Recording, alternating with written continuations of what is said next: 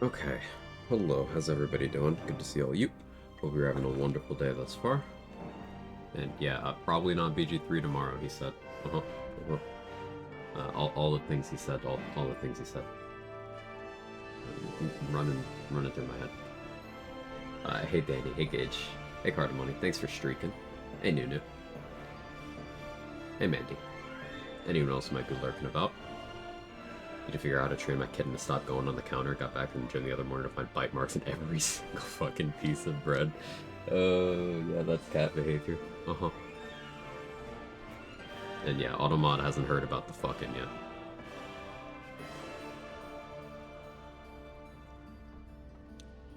Thanks for streaking is great. You're great.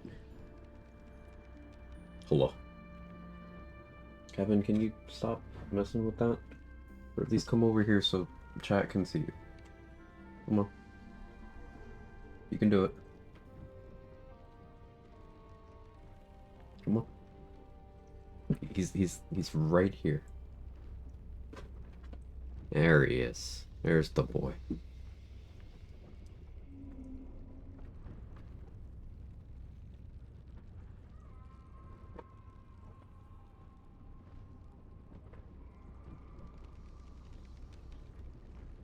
Do you hear something? I believe there's a Kevin near you. Hey, Mick. There is a Kevin.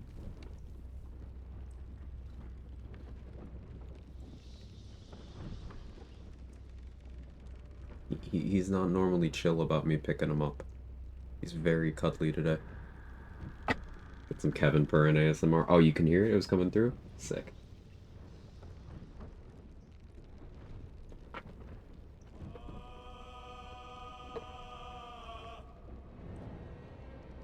Hey, Momentsley. Hey, Jester.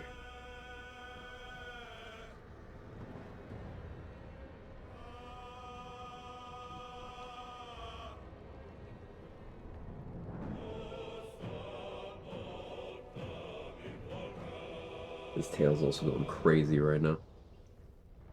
He's a good boy.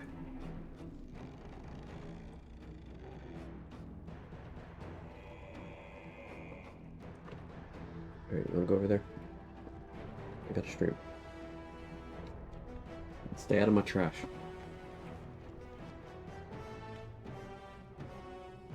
He went directly for the trap. I keep moving it and he keeps going for it.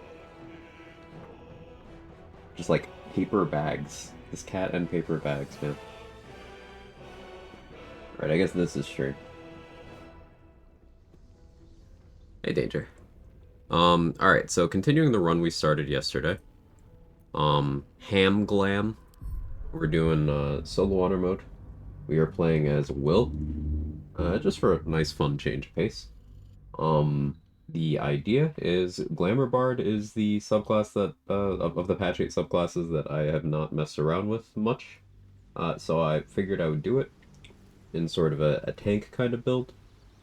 We are using Heavy Armor Master, and the idea is things hit us, and that triggers the charm from Mantle of Inspiration on them, and they can't hit us until the charm is over.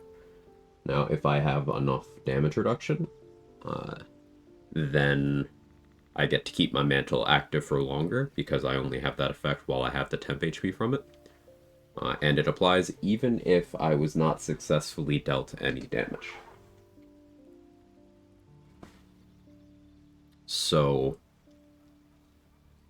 the long-term goal is to get a second druid level to get Symbiotic Entity going and merge that temp HP with mantle to keep it alive a little longer. Then we go back to taking Bard levels up to at least 6 for our Bard features. Hey Irish. Hey Chaotix. Is Bard secretly good? Uh-huh, secretly. Thanks for streaking.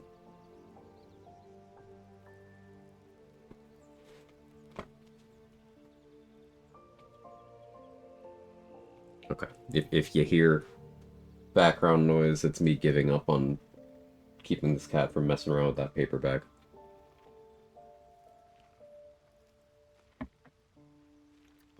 Alright. So, we're also kind of doing this as an evil run. Yes, that is the Infernal Robe you see. Leave me alone. But now we're cleaning up more things before we get ready to raid the Grove, which is something that we'll be doing. Pain. We did investigate Kaga. I guess I haven't rescued Halcyon yet. Or killed him. Probably want to kill him, huh?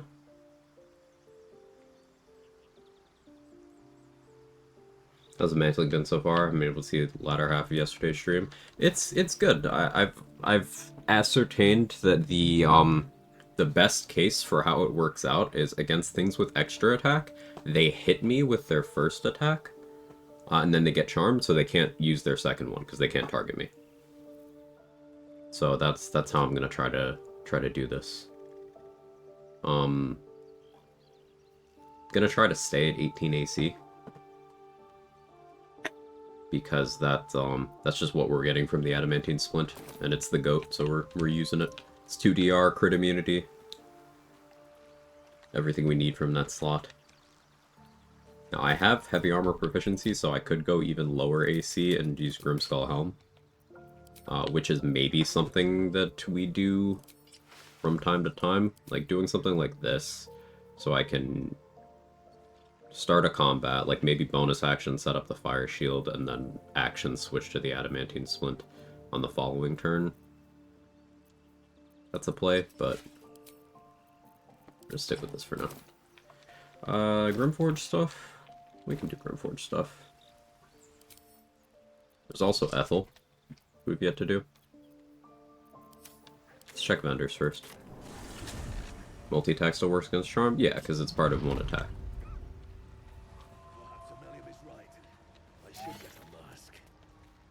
If I may. Welcome back. I do enjoy a good bargain. If anything in my private collection is to your liking. But I could see this this charm approach working really well against anything that attacks you a lot individually. So think like Orin and Saravok. They make a bunch of individual attacks at you. The earlier in their turn that they hit you once, the sooner their turn stops.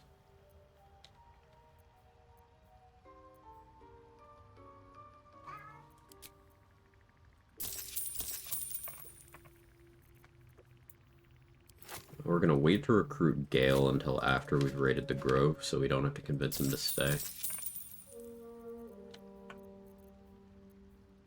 I'll take another enlarge. Can use that on Brithvar. Remove Curse in case I start eating life drains over in Act 2.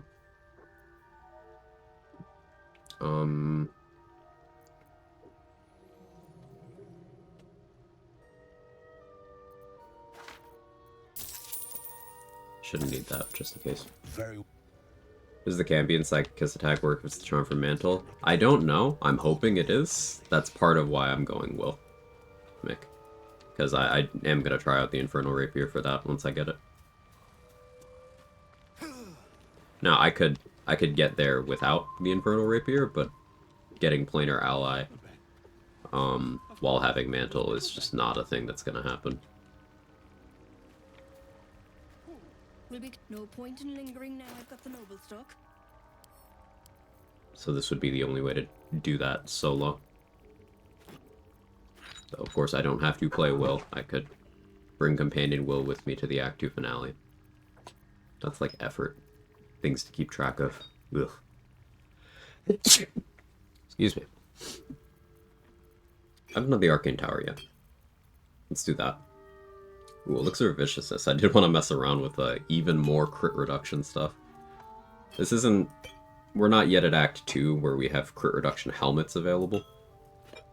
But running around, critting on a 17, attacking with advantage in Act 1 is pretty nutty.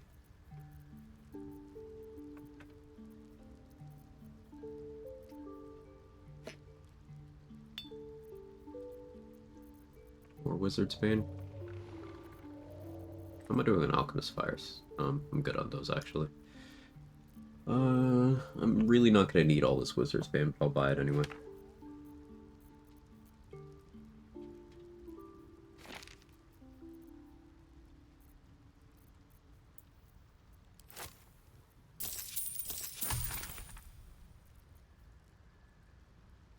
Caustic Band.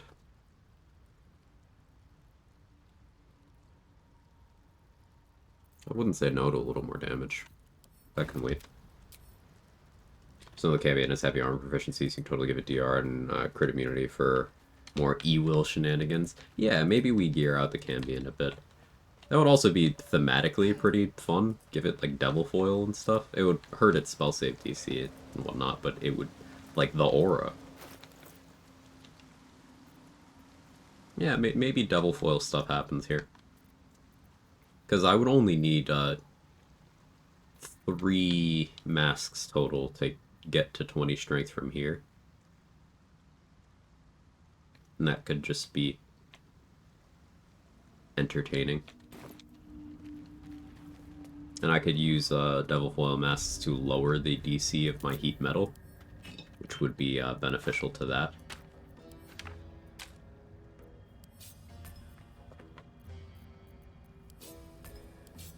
So maybe there's something there.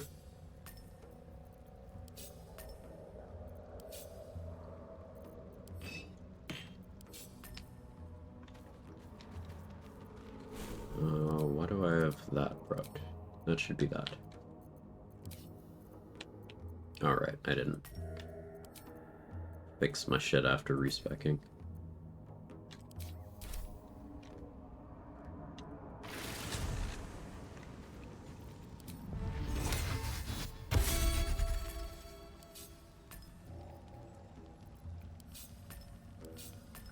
Shillelagh won't be relevant for a while, but it's good to have. Right, I did grab calm emotions from Murkon.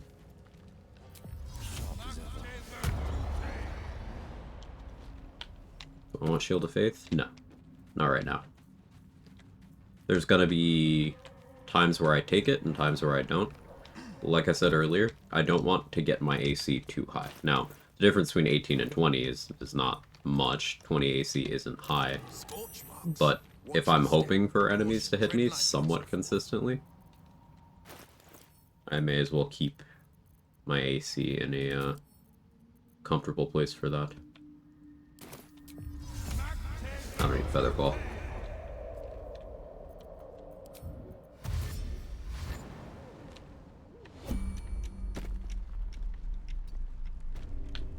So why didn't you shoot? Okay, there it is.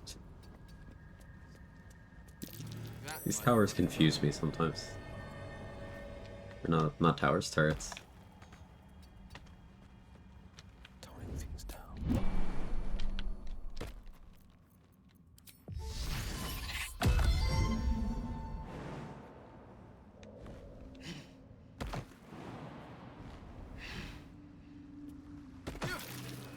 That's curious. Yeah, I almost did Expedition 33 today. But couldn't stop thinking about this, so here we are.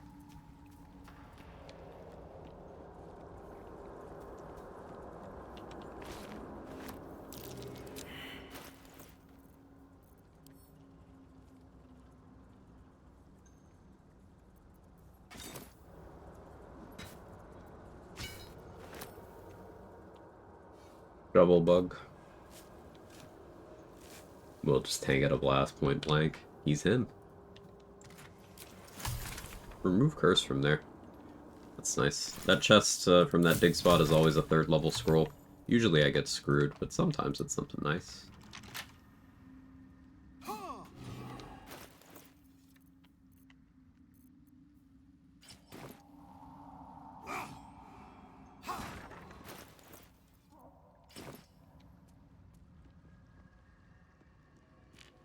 Well, both spectators. Though that's not something I feel a sense of urgency about. We're not hitting level 7 before wrapping up this act, I don't think. Well, maybe if I full clear Grimforge, we could.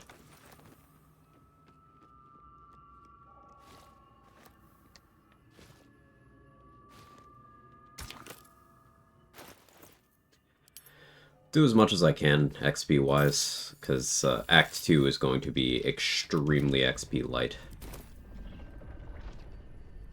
Remember, we're not going to be able to save the tieflings. So we're going to miss out on all of that XP, which is a lot.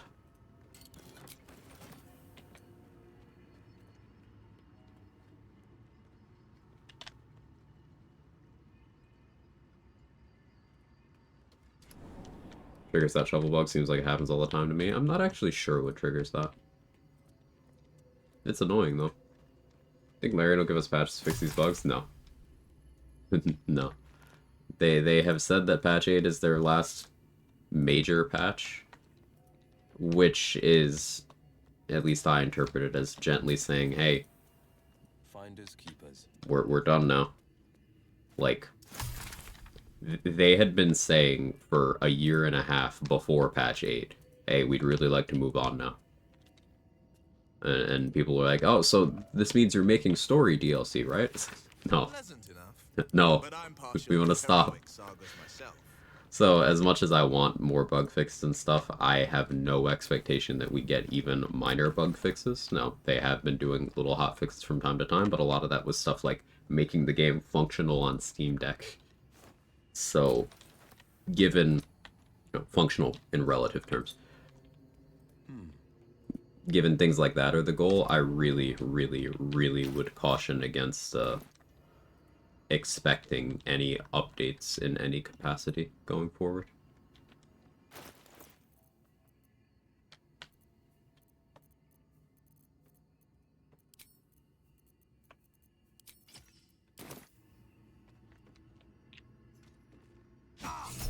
Just want the game fixed. I feel you.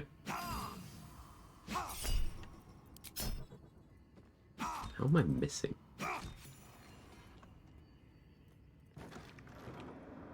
There's magic nearby. Ethel and Zarel still broken. Lurthendor is. Zarel is not. Ethel, I've heard sometimes still breaks on current patch. Now she's worked for me This could be almost every time on patch 8. So there has been some kind of improvement there.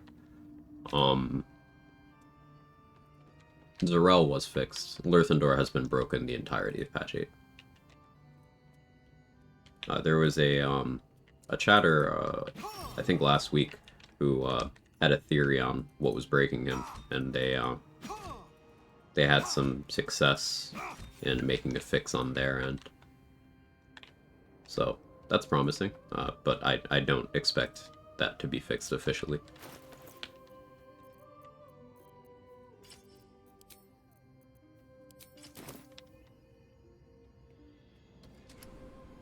It is calm, Enika. Which one of my favorite modders put out a mod that fixes a bug, never even knew it was a bug? The love test is supposed to give you a buff, apparently. Is it?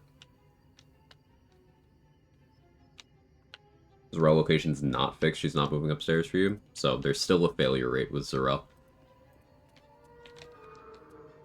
Sorry to hear. Ah, it was you. Ziphius Rex. Ziphius? Correct me. I like getting names right. Good to see you again.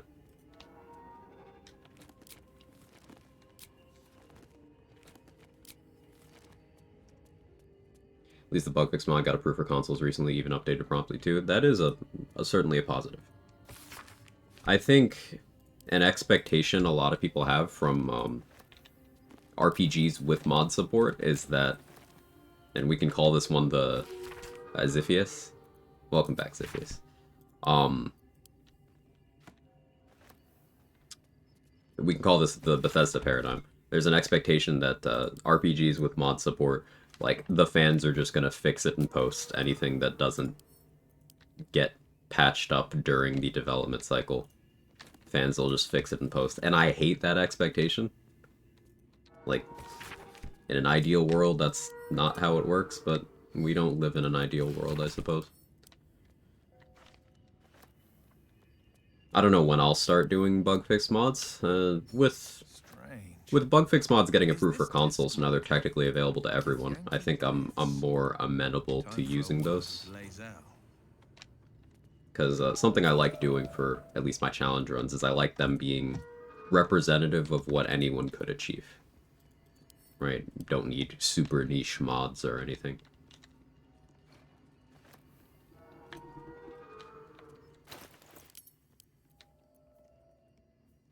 You're using the cipher you have the scare but off its lays. Like, we're lucky there's people out there making mods, for sure.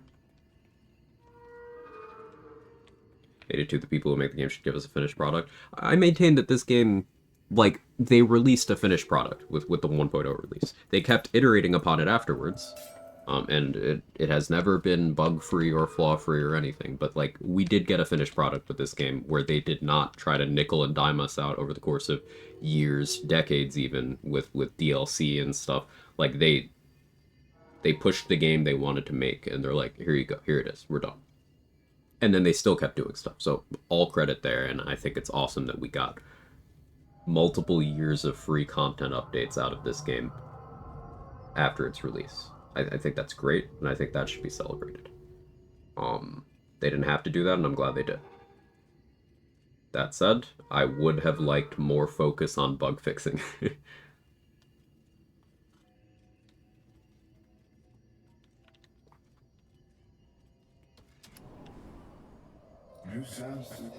It gives more than any other game, yeah. Long hours spent studying it.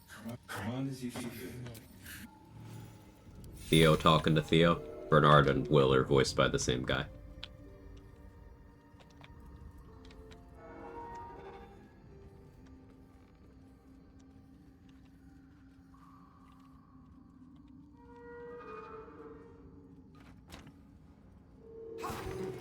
That chair leg might be good for smacking monsters around. And I'm off.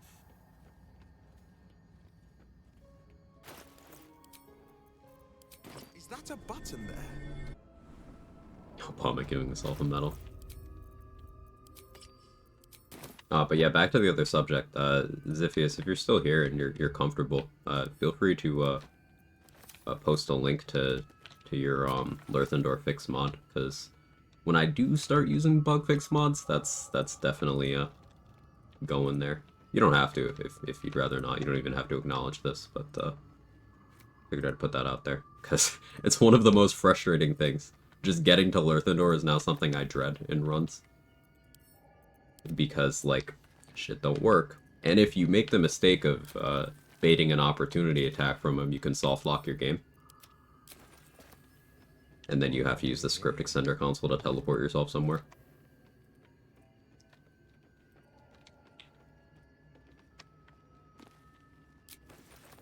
What did that turn to a link? It just does that when you use extensions at the end in Twitch chat, Mick.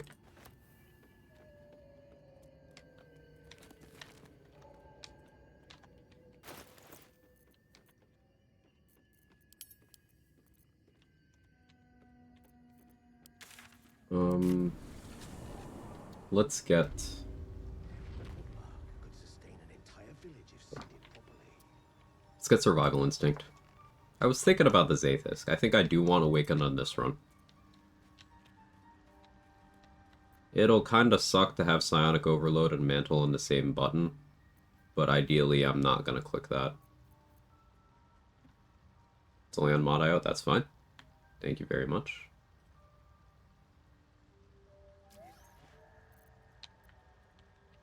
I appreciate you doing that. I do enjoy a good bargain. If anything in Yeah, things like to your liking. core functionality are something that I am interested in running the fixes for. And I think I've reached that critical mass where I'm frustrated enough with the Amulet of Baal not working that I'm finally gonna install fixes for that too. Because it'd be really cool to build craft with that, and I don't particularly enjoy being stuck in Amulet of Greater Health jail in Act 3 in 90% of runs. Because it's like, well, what else am I using here? Hey, Exile. Very well. Welcome back. Have you made any new I started modding discoveries? mostly to fixes as a way to learn. I think that's well, at least anecdotally, everyone I know who has started modding learned that way. So, Yeah. I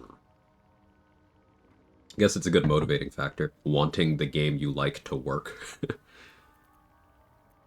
But Michael, it's curious to find truly remote. Are you looking to have Only it 20? extracted? I thought you were more committed to streaking, Danny. Gotta get those numbers up. Open your mind. As it fit. That's the lava. No, and even without. But not to worry. Should you transform, the design was. But there may be a way. But Timusks cause confusion in those that are. You must drink the. The world loses its edges, its finer boundaries. You dark fear pierces your mind like knives of ice. The parasite digs deeper. Forgot about streaking, let's do it. Hey, thanks for the 15 streak, Jester. Good job streaking. That lava, such an outcome. I would offer it as a gift. A fascinating topic indeed. What can you tell me? A bard who isn't good at performance. Hey, I passed all the rules here. That's abnormal. I greet you, son child. Okay. Can I afford all this? Yeah. May your I rarely use the reverb boots, but they're just one of those things that's Welcome back. nice to I do grab. enjoy a good bargain. If anything in my private collection is to your liking. Dark vision scrolls I have to keep an eye on because human.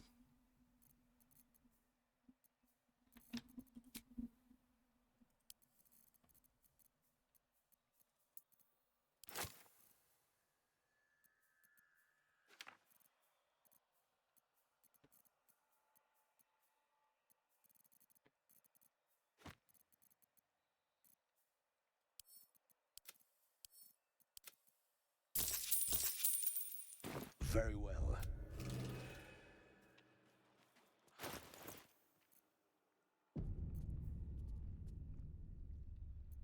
Probably worth burning the fire shield on Murkon.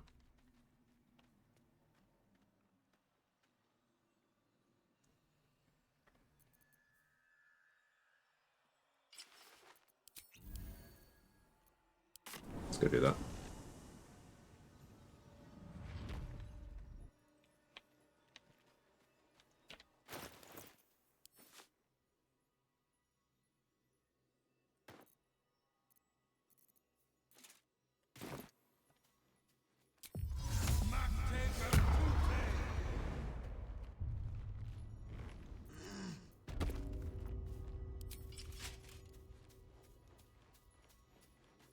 I was gonna kill her, but she's gonna die when I raid the grove anyway. I don't really need to be thorough with wiping out tieflings, do I? In fact, it'd be better if I didn't, because once I kill enough of the named ones, they leave the act early. Which basically just removes them from the game, and means I don't get the XP.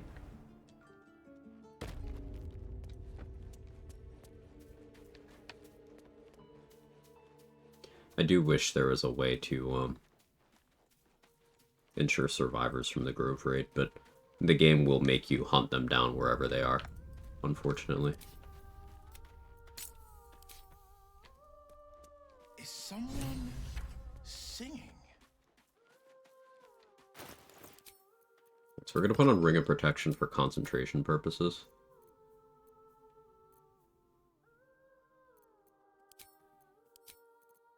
Missile snaring doesn't make any sense here.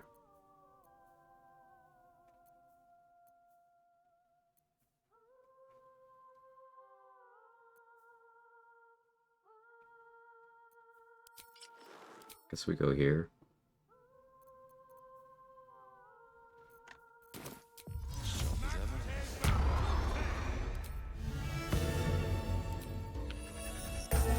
Until I get Bard 5, my mental charts are very limited.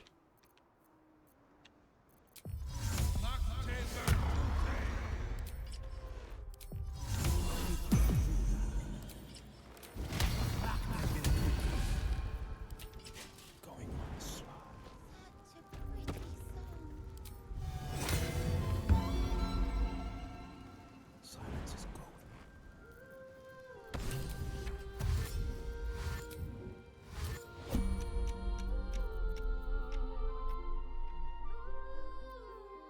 Caustic Band would ensure that the offhand hit here knocks him out.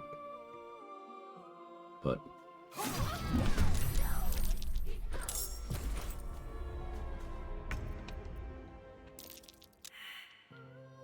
Alright, since I have combo motions on, I don't need to attack the singing one. Let's see if I can make my way up here. I don't know if the deep water will prevent me from having enough movement. Okay, no, we're good.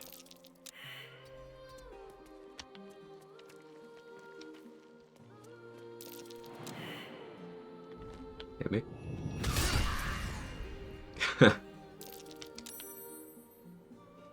DC 10. Alright, that's certainly not ideal.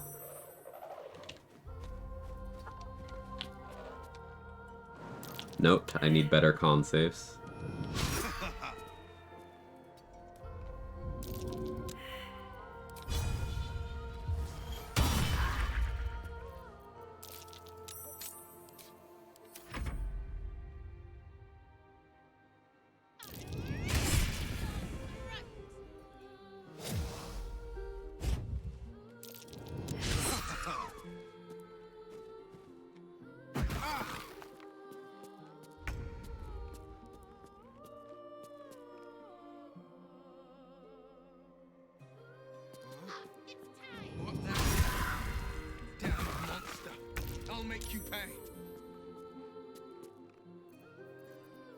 It could have gone worse.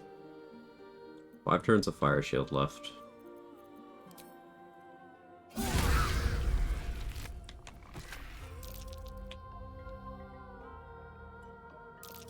Today you fool. Should have baited a hit for Fire Shield before attacking there.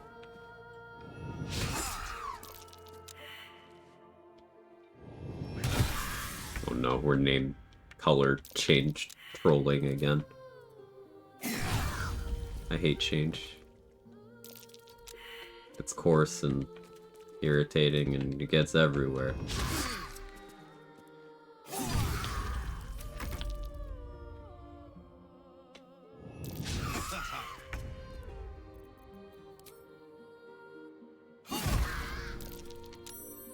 Just like color spray. Uh-huh.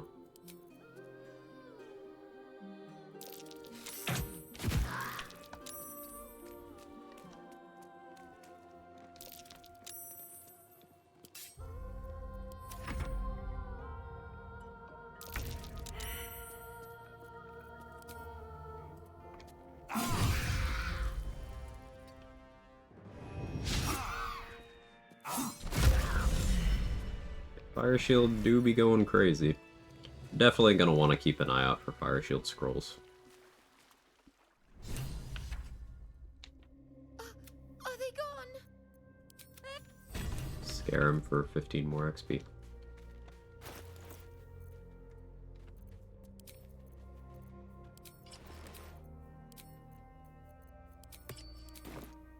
So as usual with retaliation builds, I'm gonna want advantage on con saves at some point.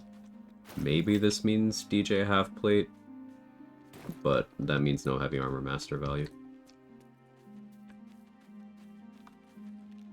So more likely we go Shade Clinger. What were you thinking? I was trying. Double Undermountain Knife's the slay for real. It's pretty good. No, I didn't elixir up for that fight either. Let's pop Viciousness, I think that'll be fun.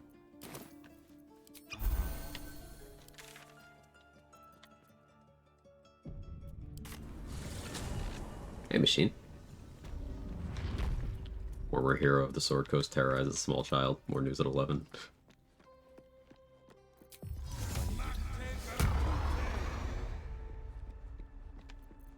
I could probably justify not running common motions anymore, so we'll swap that out the next Bard level.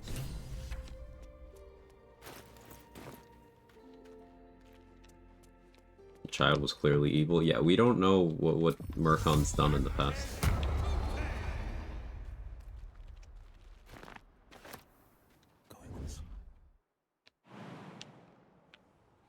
That's gonna live rent-free in my head forever.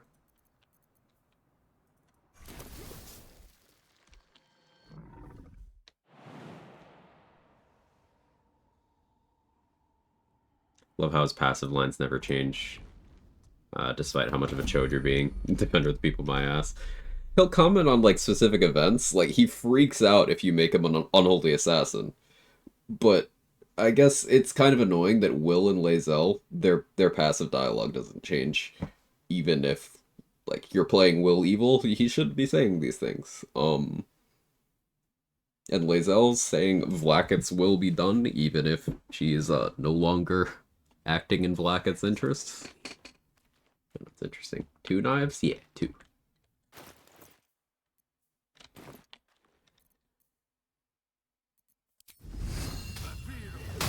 Thorn Whip for the action refresh opener.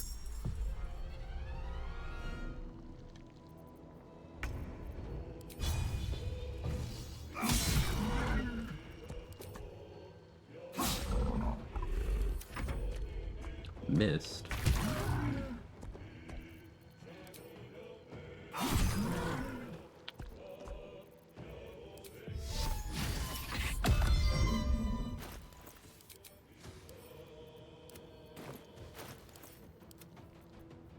I don't want an instrument, makes the animations too long. How? I mean, better question is how do I have one at this point? There's a way to get one from a Dwergar and Grimforge by using a hireling. And level 2 Trickery Clerics can duplicate items.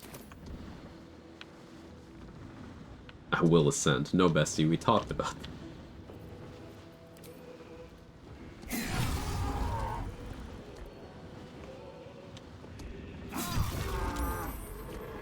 Here we go, crit on 17.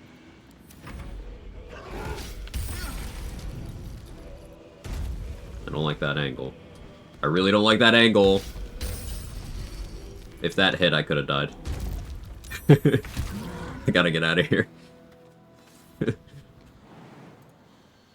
Never punished.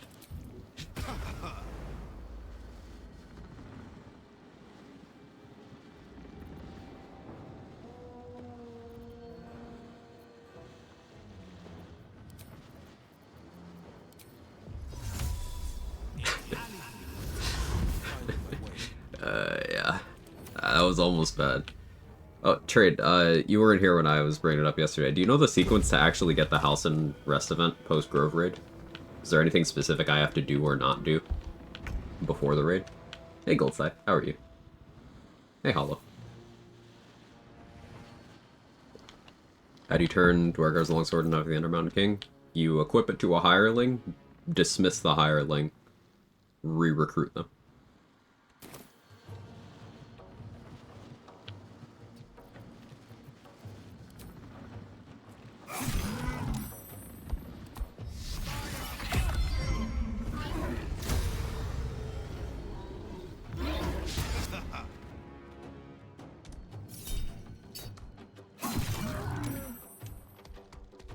Don't 100% recall. Okay.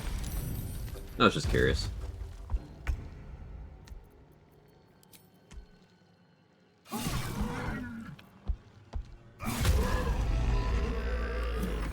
I don't expect the wiki to have this information, but maybe I'll look at a couple wiki pages in a moment.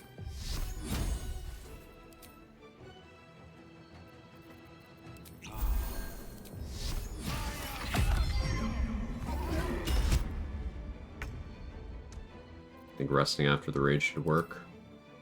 Do you remember if you saved Halsin in the prison or not on that run?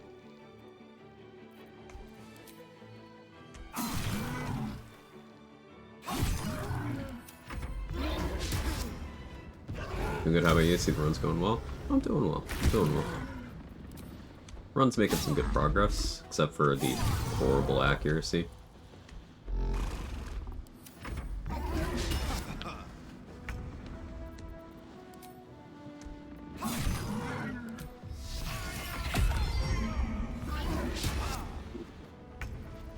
Even with Adamantine Splint, the damage output of the Minotaurs is something to be respected.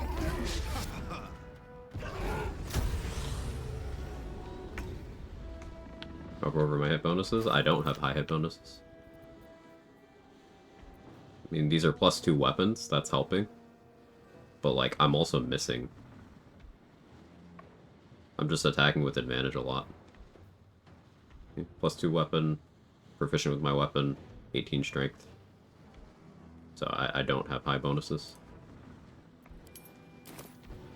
Hey Wrath, how are you? Insert ham glam was my heyday. Hey Remus, how are you?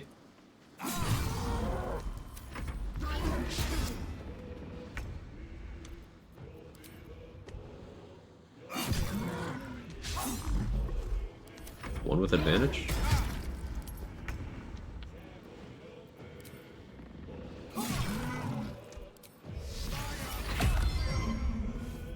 How you doing? I'm doing okay.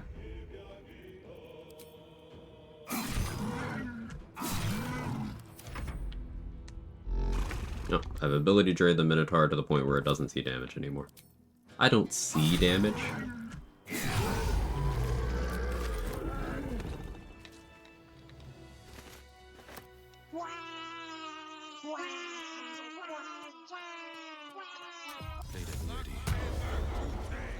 Let you asshole. I'm trying to mock my Virtute.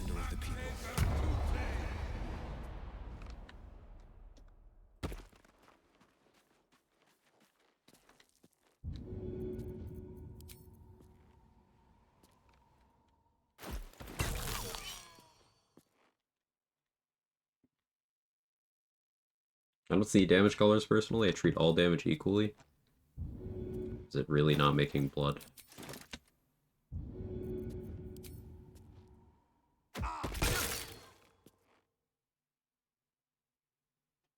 It's not how it works in combat. Sure. Blood the dragon. Could come in handy. He puts his whole Willisy into that Mock Virtute. I almost want to, like, just base boost that one line. Because he really goes for it.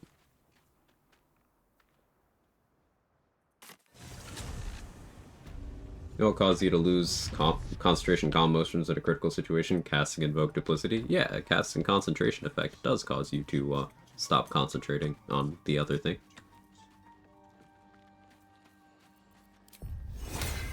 And the game does warn you. Will break active concentration. Will break active concentration.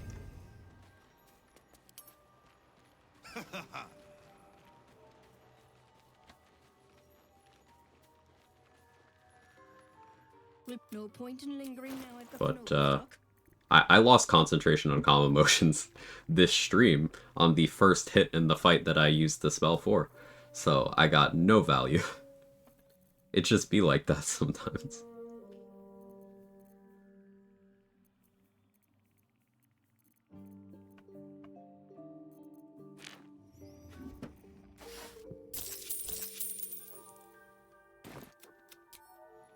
This'll do wonders for the shite.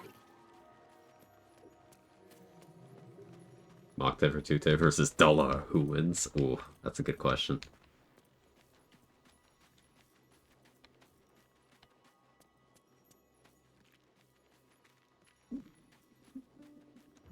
What do you want?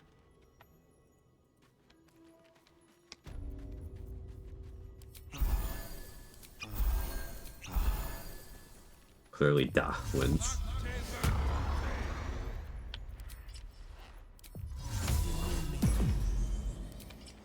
They won't see me coming.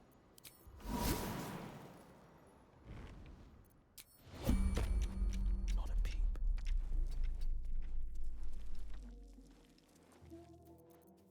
My gear's correct, right?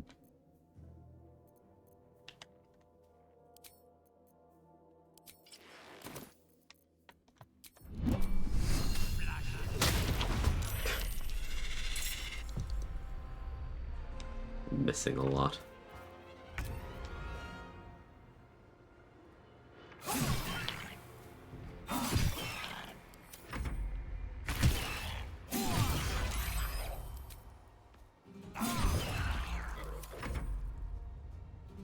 Rolling 20s. Sure. What in the... Oh, that can't be good. Oh, yesterday the paladins that broke their oath would knock out the class change could still cast their concentration spells, lose concentration instantly. Yeah, that's not a thing.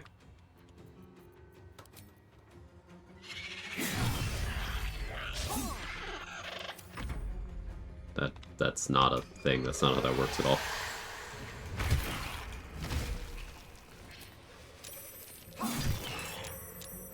That would be something else at play.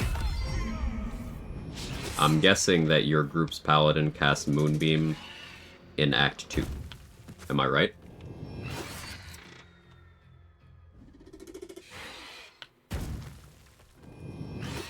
Yes? Yeah, completely unrelated. There is a unlisted mechanic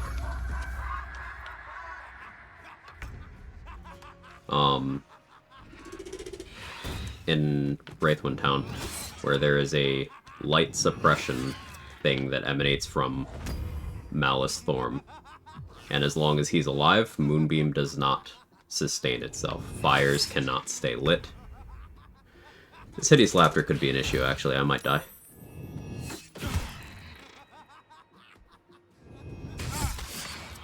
Kinda wasn't paying attention.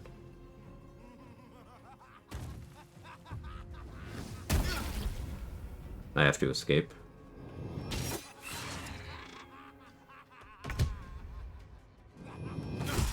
Yeah, I'm dead. I just didn't realize that Philro was as close to me as he was.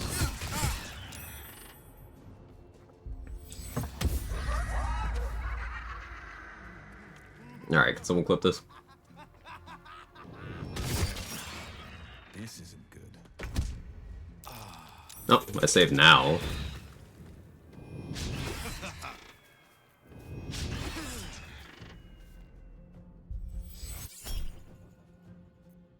That's not gonna matter.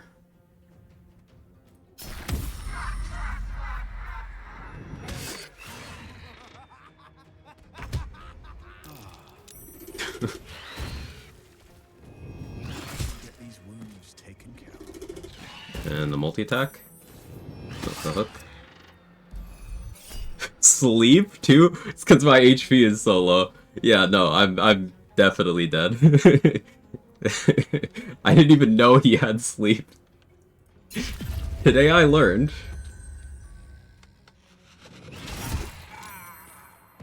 Alright, run it back.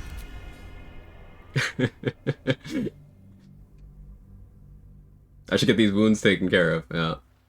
So this is what happens when you're too busy yapping and you stop respecting Philro. I'm pretty sure last run I talked about Philro's like a common run ender.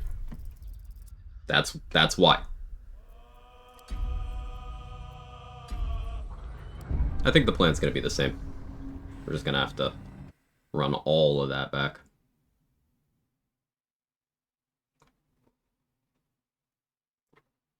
I think I'd like it more if they declared that effect somewhere. I don't agree in this instance because, like, you talk to NPCs and it's part of the, Oh, thank you for the clip. Like, the Shadow Curse is Shadow Cursing. I don't know, it's unlisted, but I like it.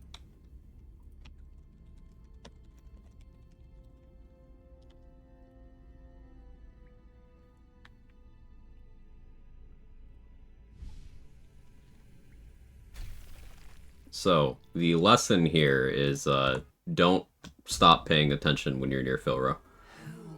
Being, Hideous Laughter stun-locked is a death sentence. And he has sleep, which is something I didn't even realize. Elephant in the room, someone is going to be like, this is why you should have wisdom. Statistically, wisdom would not have saved me there either. No, oh, there it is. Saves such a crutch for when I'm not concentrating. Statistically, the difference between having 8 wisdom and 16 is... like, 16 maybe could have saved me there, but I wasn't going to be willing to go to 16 over having my 18 strength and my 16 dex. Will Origin again? Yeah. Hey, Seth. And Will died? Yeah, it just happened.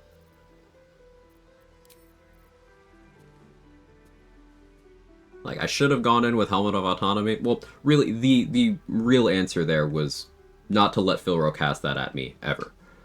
But I just wasn't paying attention. Completely avoidable. 1000% skill issue.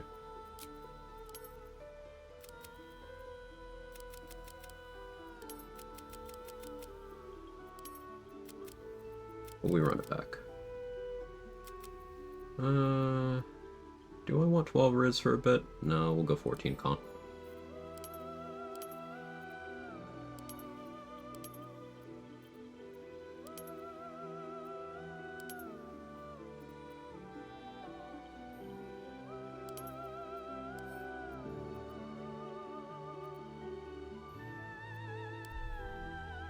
You need a guardian.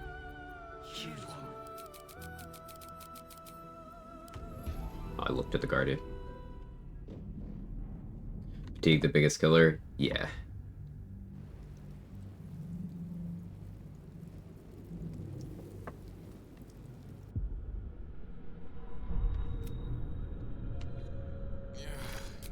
Disgusting thing. Forget it. I've got a...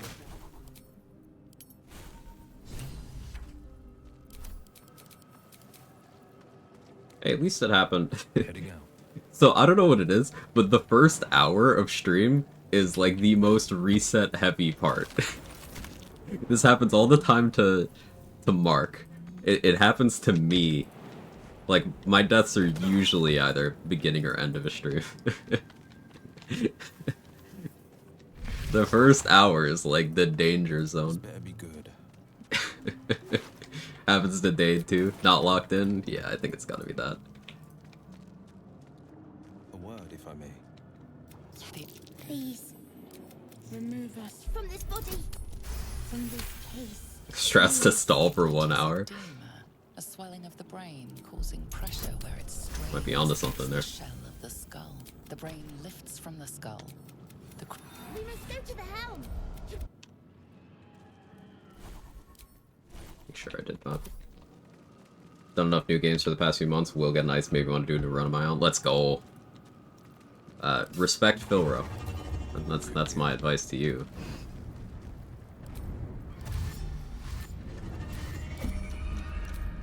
Defender of the In fact, I'm gonna go for him a lot earlier this time. That way I can squeeze a little more XP out of the Grimforge quest too. Execute low resource builds a million times better. Yeah. The groove you end up in when playing like a fighter, a ranger, a rogue, where you're just constantly set to go instead of having to balance a bunch of things. This is my time. Today, you fool.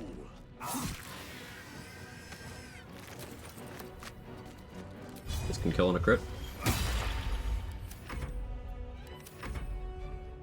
Philro scares me more than anything in the Underdark.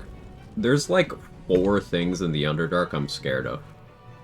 Philro, Boulette, the guy with the king's knife, I forget his name, and Brithvar. Just those 4 things.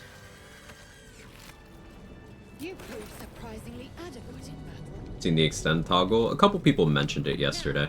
To the helm. Extended meta magic, fire surface from chromatic orb lets you get up to 20 arcane ward. That about the shape of it?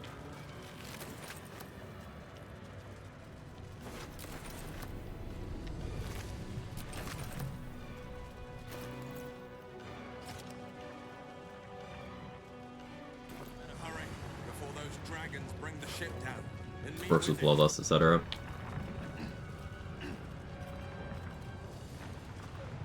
That's pretty cool. Reverb. So, finally Sorcerer stonks. Of course it would be, hey, have you heard about 2 levels of Sorcerer and then ignore everything else about the class?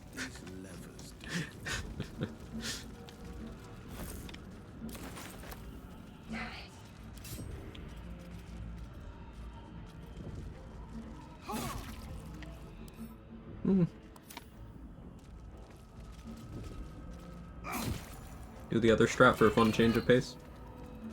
I try to keep things different.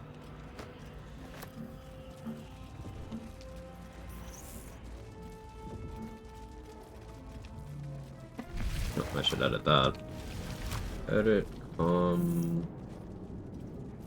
build up to 6.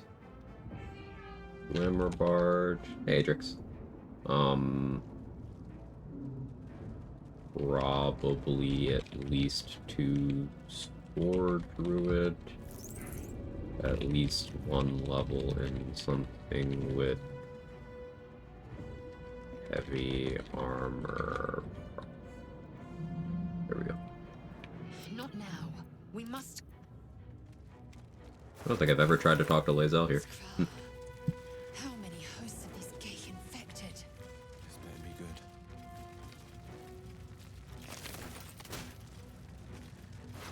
What's this? Looks like it should be plugged in somewhere. Is it weird that resets excite me? Like, part of what keeps this interesting to me is that the game can say, nope, you didn't pay attention, die now.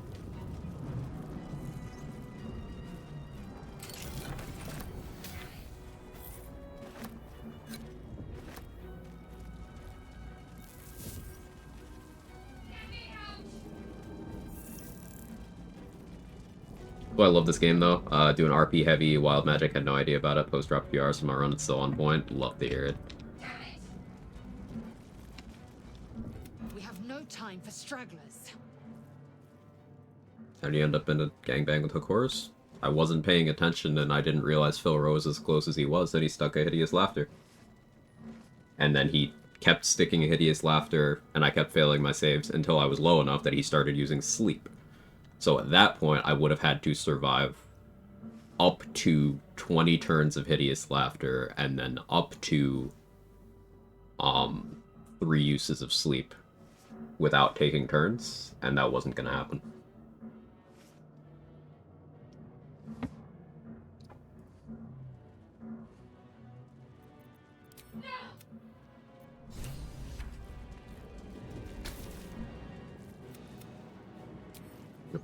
Have you do this? The console hums to life. I might try to do I might try to get Halcyon recruited in a Raid the Grove route. At last. You're Keep dangerous company. Let me come with you. She Which is possible. I've not done it, but I do have the guide on how to do so open right now, so. What was my last Will playthrough? Was that the Fire Sorcerer one? I think I did one since then. I did one since then. The Will A, Karlach B runs that I did. I played Will as a Death Cleric, and Karlach was a Rat Bat Giant Barb build.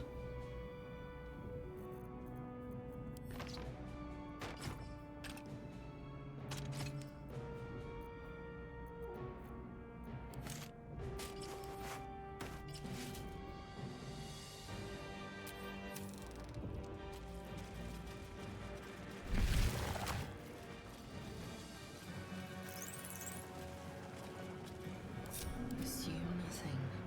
Proceeding. wits and blades always sharp. This way. Blade at the ready.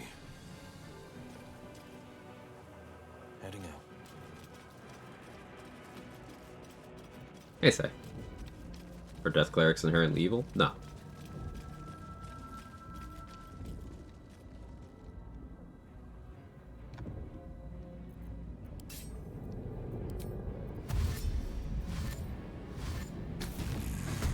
They've gone hostile.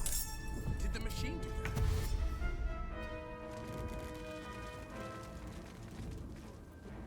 The blade will not bend.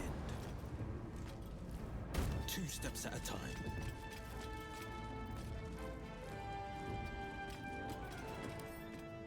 I left the wrong one alive. It's probably fine. Said 2 cases of character to an opportunity attack which shouldn't happen on an invisible enemy and disengaged enemy. Known bug that does that? Suspect Polearm Master to be a culprit? Huh. On New to me. the victor's path.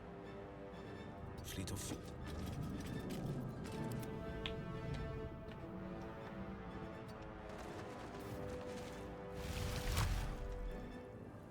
On the victor's path.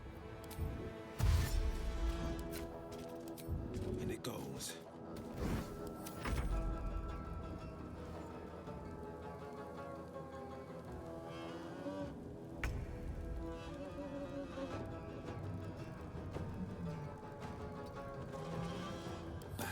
Do some texting then. Then I don't want to waste time investigating an own bug. Yeah. The max damage a Mellow Potion can deal? I don't know off the top of my head. I want to say 15. But that is entirely a number I just pulled. I'm not sure. Yabuga B time. Yep. It's always time to Yabuga B. That's close enough, right? Holding back.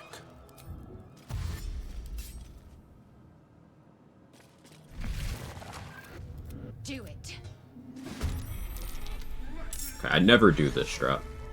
I'm doing it for change of pace. I don't like this strat. But I'm doing it anyway.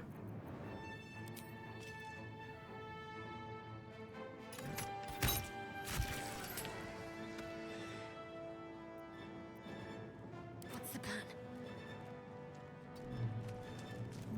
I will ascend.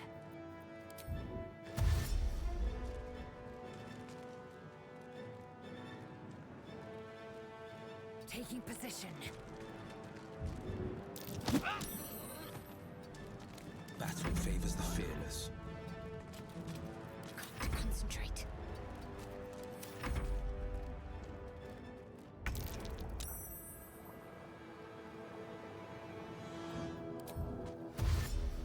What is us's? Only 14 dex, no proficiency, and this guy has still failed to stick a single acid splash.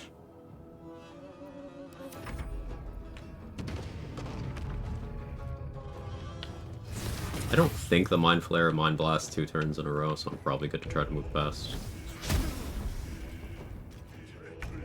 Another thing keep forgetting to ask, did we ever test if Sating Load changes Cole's zombie level? I never did, no.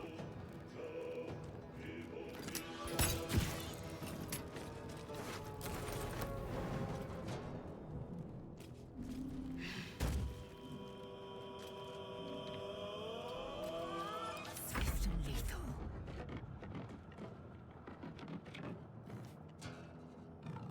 My faith will protect me. Yes, Melvin. Strat is this. If you're in combat with at least one of these two guys, and they're close enough when you start the helm fight, the Mind Flayer will be hostile to you.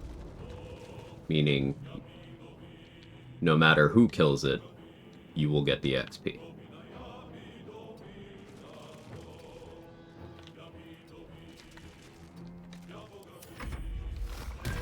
Now, I tend to prefer just, like, moving the barrels that are already here and then blowing them up to snipe the Mind Flayer when it's towards the end of its life, but sometimes I do things differently for no reason at all.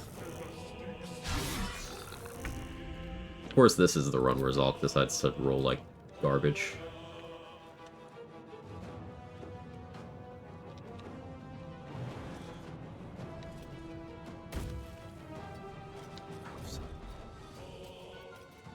I will ascend.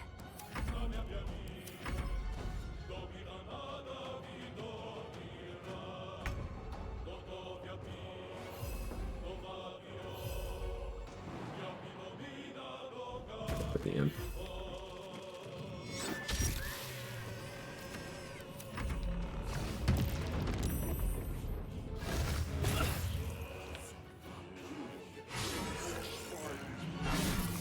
The helm is close. This will not be where my legend ends.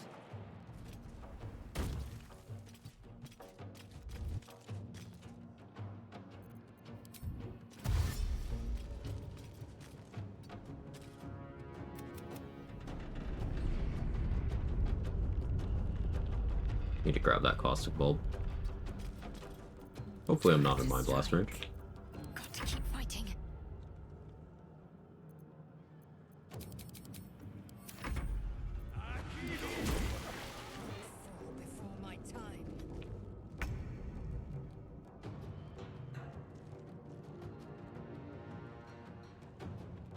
I have to get up in a minute.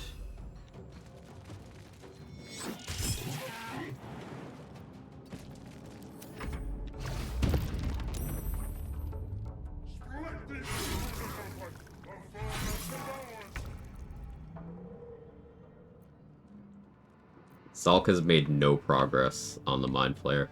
This is why I don't like this strat. It has disastrous failure conditions. I'm also in a horrible position here.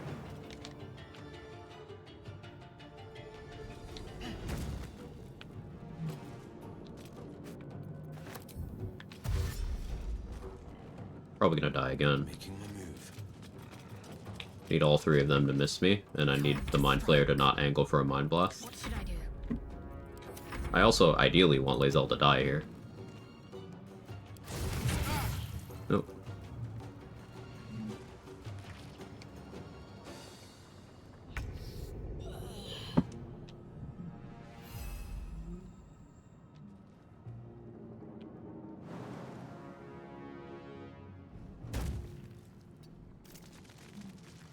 Main reason I hate this strat is unexpected Mind Blast out of nowhere. I'm not willing to play Jump Rope with Mind Flayer AI.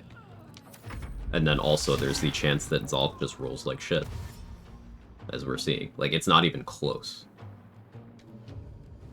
Now, maybe the Cambions will finish off the Mind Flayer, but that's a weird thing to have to hope for.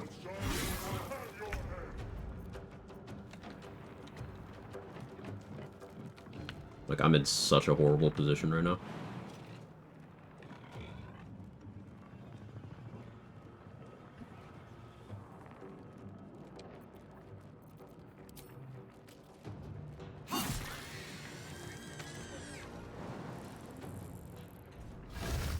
Bad day to be Will, yeah. Finding my way. Better move. The transponder's waiting.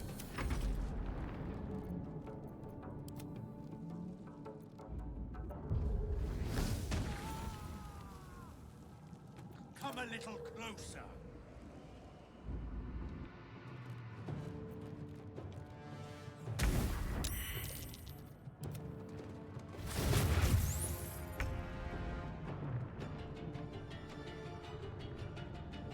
Hey Borla, good luck starting out. You just select the small races? Yeah. Halfling is trash. Halfling is actually garbage. It's a trap. It's not good for anything. Nothing of value, at least, other than being a potion crafter. And Gnome isn't as bad as Halfling, but it also just doesn't really do anything I care about.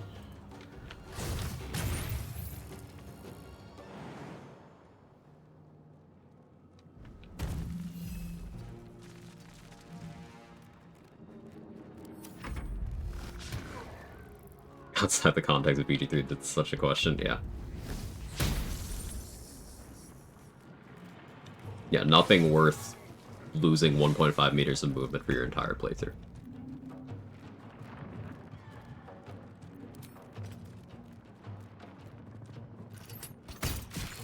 Can't even roll good there, man. Oof.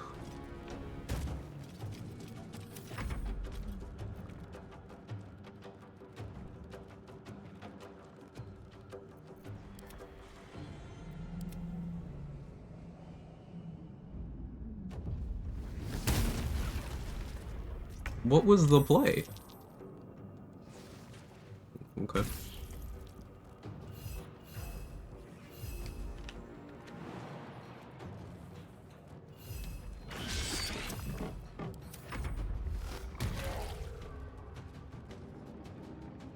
I don't mind lower movement on dwarfs if they have good features. Halfling and gnome shit all. Yeah, dwarf is actually good. Gold dwarf gets crazy HP. Dwergar has a ton of good features. Shield Dwarf has good proficiencies. Like, Dwarf is still a solid pick. I'm not getting the Hell's Wars XP. And Lae'zel's not even dead yet. What if I just hid? How much do I care about us? Zal can definitely, like, make it to me right now. So I should hide. We're sciencing this, because this is trash anyway. I don't really care if this works or not. Really like how one mod reimagines this fight, don't like the rest of what that mod does. Ooh, which mod? What does it do? Curious.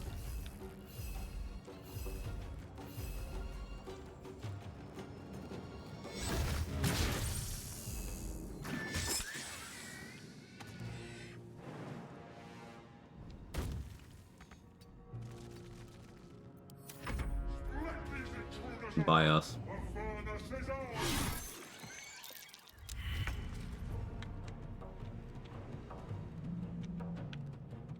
I needed the turn for Lae'zel to die for convenience.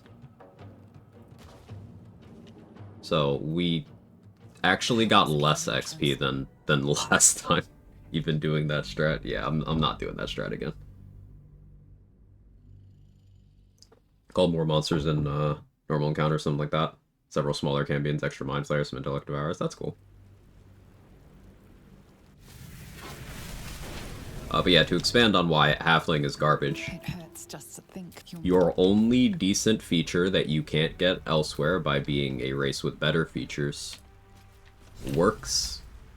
We're looking at 5 to 10% of the time. And even then, it does not guarantee you a better outcome. It's something that makes you do marginally better in cases of statistical anomalies. And that is at the expense of not getting any of the other good race features. That is at the expense of having forced stealth proficiency in one case. That is at the expense of always having worse movement speed. So Shadowheart gets revived, even if she was fully dead. Lae'zel doesn't. You're alive. We might have escaped. We need each other.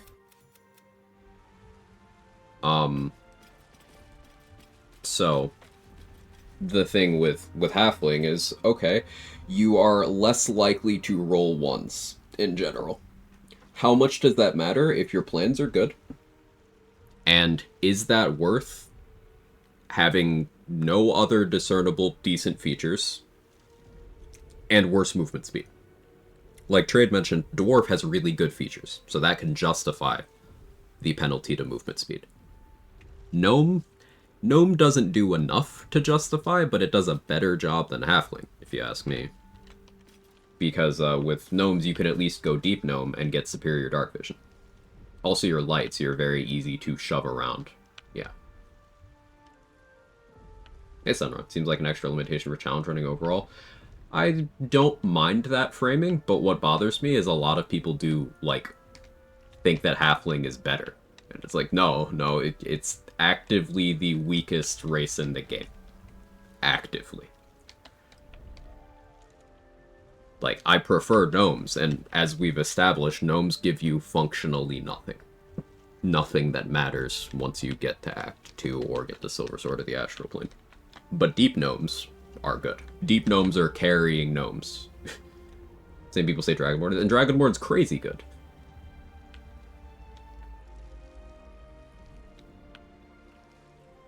The fucking Gondians. Amount of Dwarf talking makes me want to do the Swarmkeeper run. I was thinking, you should do it, Tootie, dude. You should do it.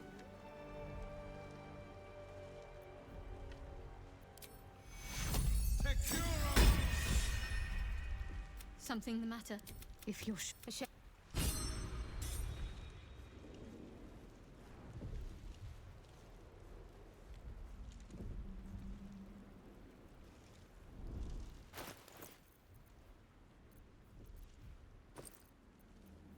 Let's reframe the halfling thing another way even. And yes, I'm really harping on the movement speed. Movement speed is that good. It's that impactful. It's that important.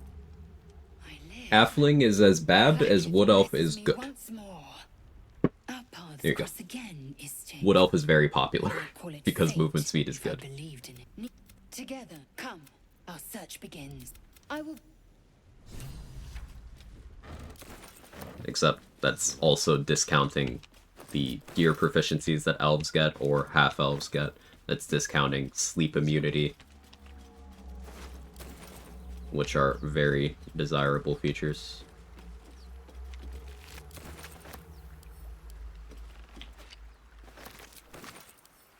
I like Dragonborn as they awaken something in me. I like Dragonborn because they're strong. I'd know those clear waters anywhere.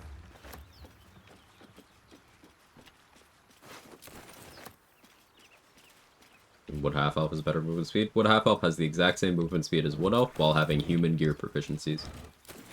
Many contend that Wood Half-Elf is like the most powerful race choice in the game, and I can't really argue that a lot of the time. I'd say it's it's competing with a few other things, but I'd say Wood Half-Elf is one of the most powerful choices you can make. Because of the mix of elven defensive features, human gear proficiencies, and extra movement speed is quite strong.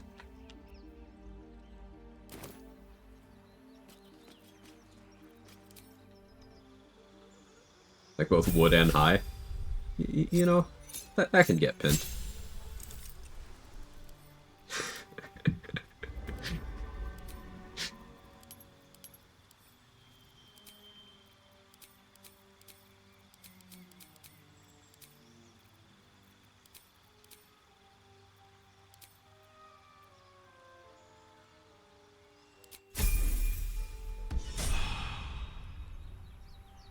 If I want to pick up Minor Illusion or Blade Ward or Booming Blade, and I'm not getting it somewhere else, then I'm more inclined to go High Elf.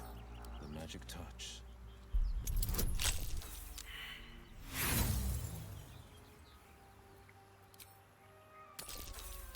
Oh, okay. Game really said no.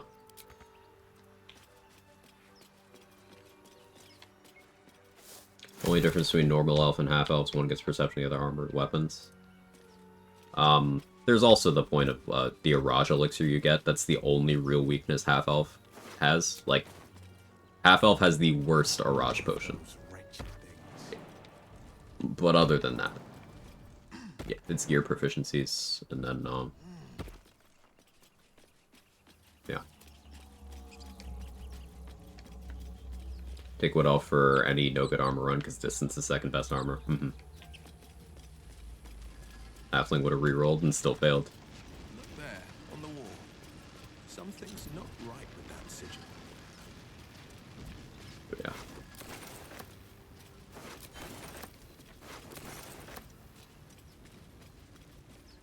Does half Wood Elf get stealth for free? I don't know offhand. Stealth for free is more like a downside imposed upon you. Monster. Death is too good for it. And it once again says a lot about the value of increased movement speed, that I'm willing to suffer stealth proficiency from Wood Elf to get movement speed from Wood Elf.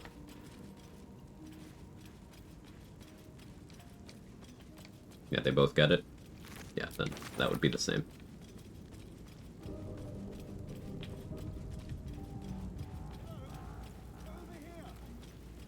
Having perception proficiency at least doesn't hurt you. In the grass. There. Just a Having stealth proficiency can hurt you. And to think. My name. So. Although. It hasn't happened yet. All.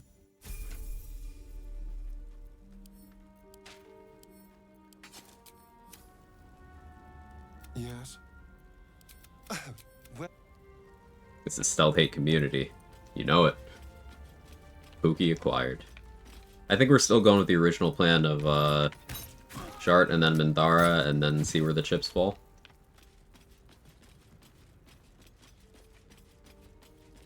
Hurts you by taking a slight, otherwise we would use for different proficiency? No, hurts you because rolling good on stealth is often a bad thing.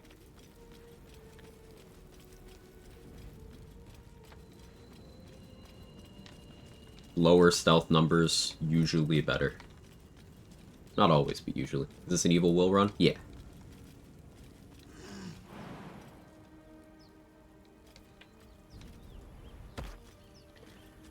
Specifically, if you're trying to initiate combat against a group with a surprise round, and you are in a position where you are not immediately, like, noticeable. Like, let's say you're trying to start a surprise round with something from range, and the area is not brightly illuminated. You're likely to have to roll a stealth check instead, and failing that check would start the combat. Succeeding that check means the combat doesn't start, which means you're likely to be put into a position where you've blown your action, and then combat starts. You don't get your action back, and they're not surprised. That is something that is directly caused by rolling well on stealth. This is why armors that give you disadvantage on stealth, this is a buff. That is more consistency for your surprise rounds.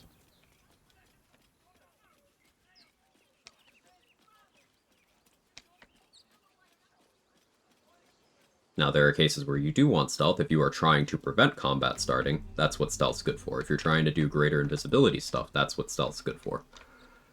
So there are builds where getting stealth is good. But in terms of general gameplay, no, it's detrimental.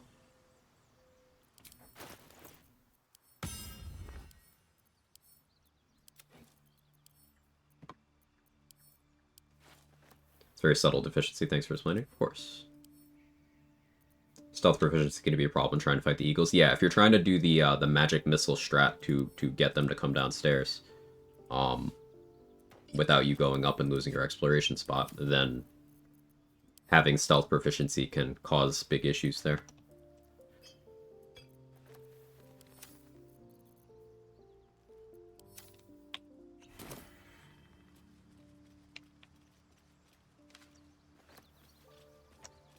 Stealth value is also obviated by visible sight cones in many situations. Many, yes. You can still get value out of stealth hiding in sight cones against things that don't have dark vision as long as the area is at least partially obscured. But that's such a niche subset of things. Like, I got real specific in what I was talking about there.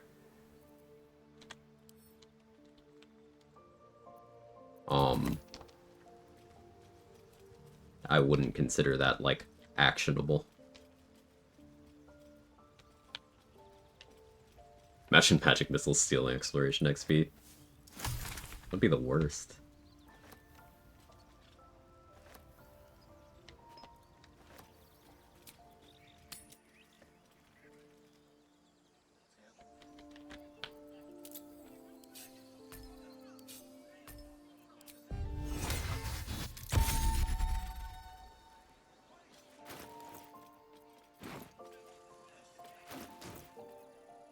Yeah, I don't plan on doing anything in this build differently than the last attempt, other than paying attention when Filro is involved. Still gonna turn to a gnome here.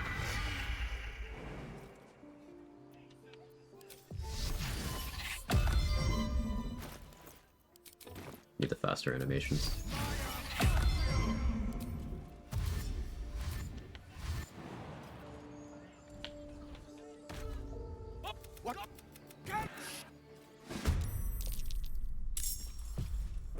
Zevlor top of the initiative. That's rare.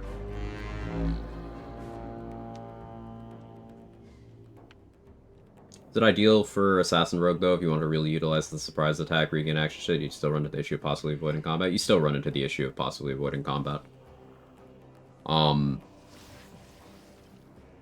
On Assassin, you have the action refresh regardless of how combat starts. You always start with all of your actions and bonus actions available on Assassin, so you would not run into the issue of not having your action point, but you could run into the issue of the enemies aren't surprised, which means you don't get your auto crits from your Assassin class. So you could, from a certain angle, make the argument that Assassin wants to have as little stealth as possible, even beyond what other classes want.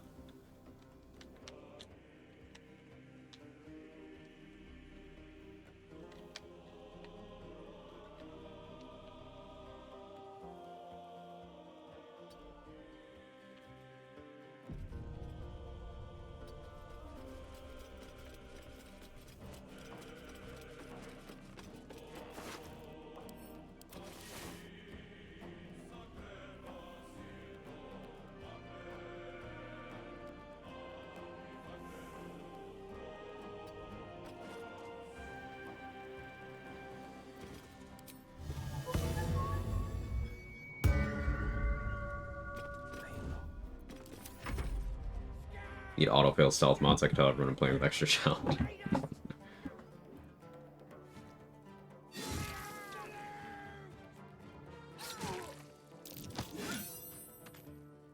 That's the smartest Ramira play I've ever seen. Oh, never mind. She ran closer to the archers. She's still her. She ran the other way. She might be alive.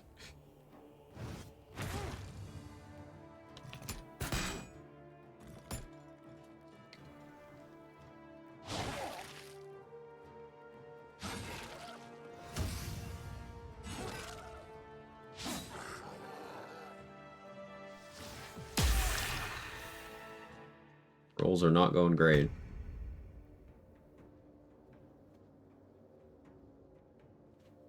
Hang on. I'll be right back. Let me just do this first. I gotta step away. Alright, now BRB.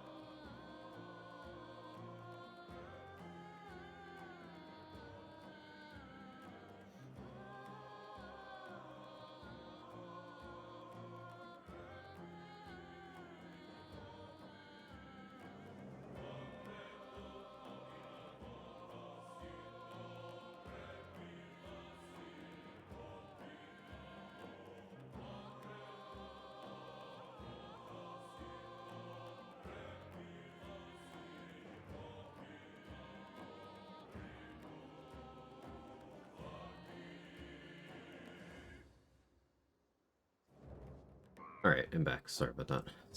Stuff at the door.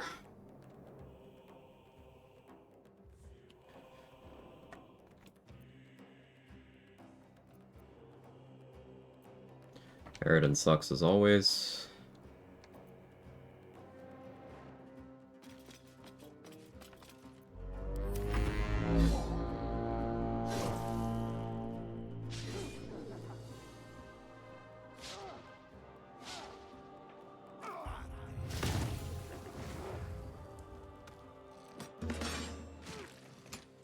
Hey, he used the Bardic Inspiration.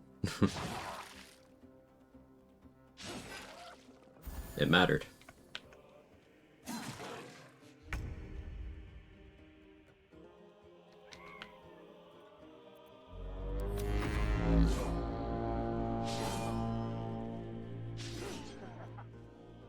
He's a fighter using a great club. Great clubs are good. What are you talking about?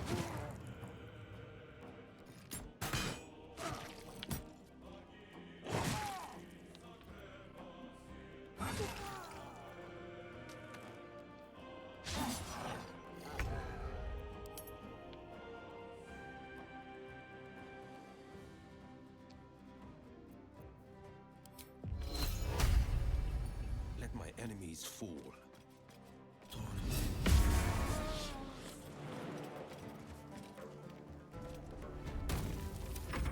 One for Dissonant Whispers there, because I figured with the Bane I had pretty good chance of sticking that. Would have been a 50-50 raw, but I guess a little worse than 50-50.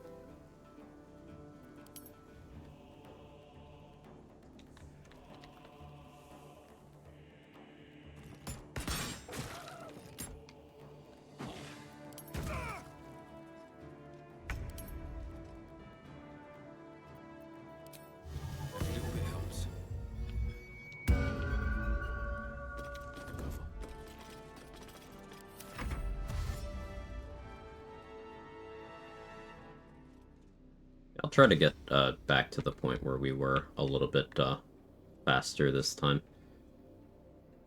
I don't want to spend the entire stream recovering. I can do better about XP this time. I can make fewer errors. Okay, stop doing that.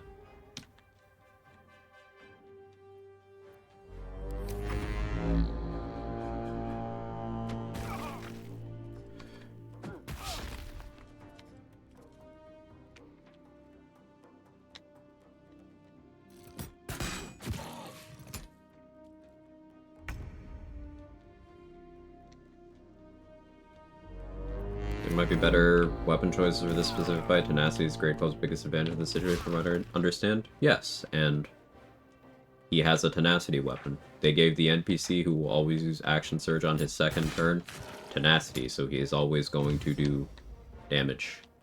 Every turn he makes a weapon attack, he's doing damage. That's more than you can expect from most NPCs.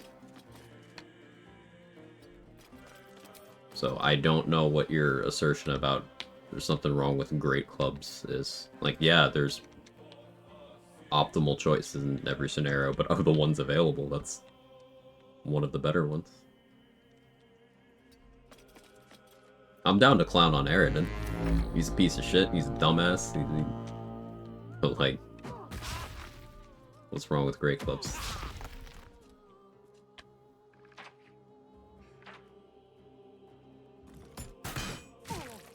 He's racist, yeah.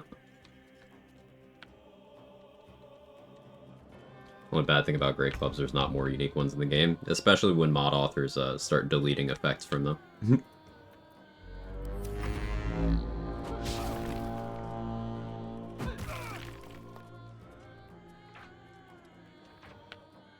Take every opportunity to punch him. He usually doesn't live long enough to be punched.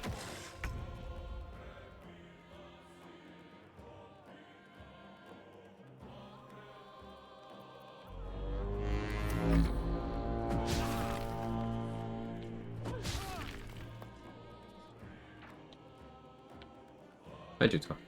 What happened to last run? Death clip right there.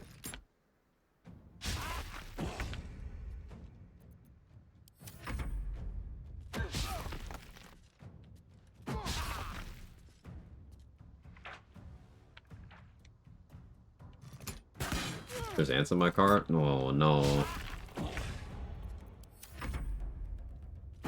How feasible is it to just like leave the car somewhere and never touch it again?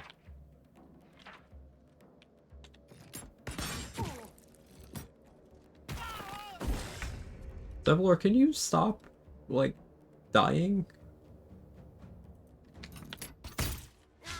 Oh, of course I missed. Devilor, like, yo, you gonna help or what? I tried and I missed.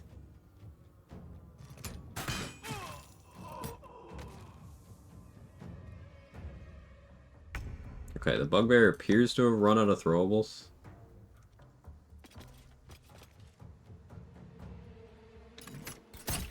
And he's having trouble getting an angle. Okay.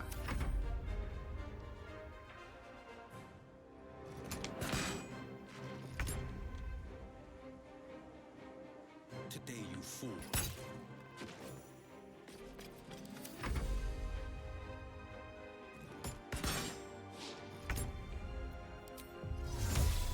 Yes, I'll use an action to change back. Ramira used up the Fury of the Small in those two, so...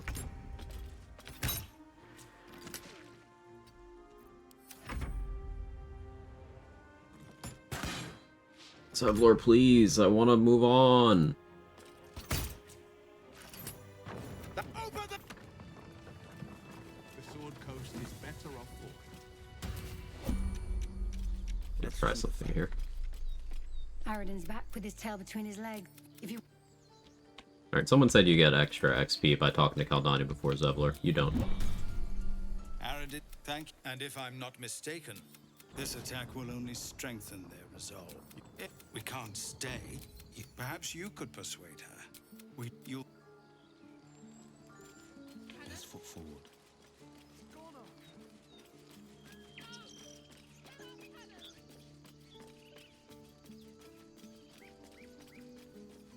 Yep, choose option 4, ask her who Halcyon is. I see. You ask her about Halcyon? Gotcha. That information was omitted. But now I know. Learning. No, you just care about your stupid apprenticeship. Hell. Oh, yell louder. That's fine. Thank. You can get that XP from Volo too. I think you can also get it from Apicus or whatever her name is. Another one. And I cannot even eat it. Sometimes. That might be different XP. That ox. It can't keep its eyes off me. He stares right. As you turn back, the child slips between the rocks. You find Trivial amount of XP, but I'll be sure to be more explicit when I notice such things. Something we were talking about yesterday is 5 XP there, 10 XP there. When you're doing your loot loop in Act 1, it can seem trivial, but if you are doing 10, 20, 30 different interactions that work out that way, glyph scroll there is crazy, actually. That adds up.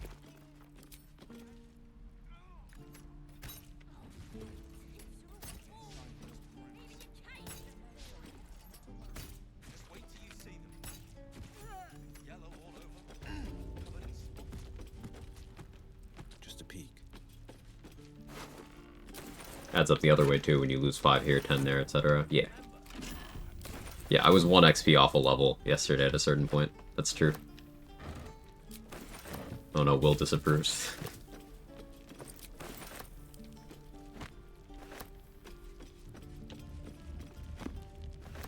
Not me reading books in the wrong order, missing XP. I messed up the Blighted Village apothecary basement too. That reminds me. So we have an opportunity to do that better.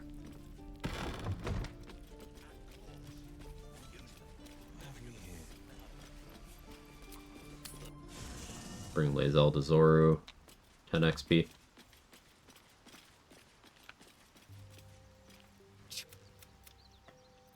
It is. If you go in the front door of the ruins, click the door, no lock, no handle, you get 5 XP there. If you click it before you use the lever to unlock it, you get that 5 XP if you click that door before completing the Investigate the Ruins quest, to be more accurate. I usually grab that XP at level 10. Lower.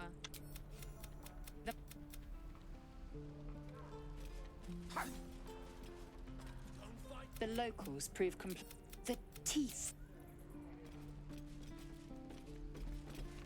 Replay through, I run through the same problem where I don't know what to do in early act 1. Every fight just feels too risky at level 2 3.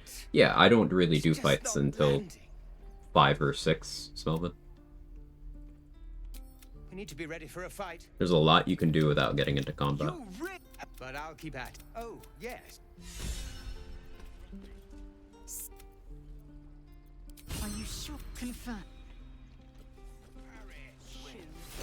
Where are my boots?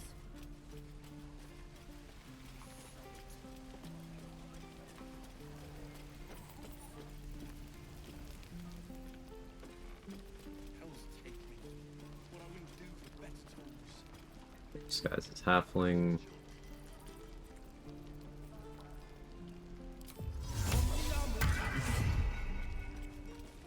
Small fights level 4, bigger fights 5+ crit immunity. Yeah. Best to fill your belly now.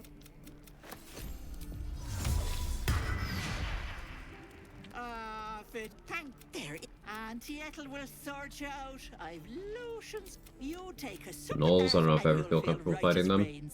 You do if you do math. Look at how much damage they can do. Get crit immunity.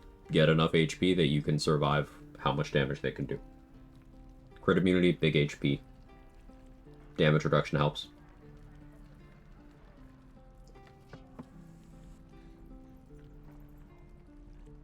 It's a preparation thing. Hey, Mark. The 1 hour curse, buddy. I'm sorry to go on about it. But are you all right? What is it, Peckle? as you. I've ne'er a potion. No, do you need anything?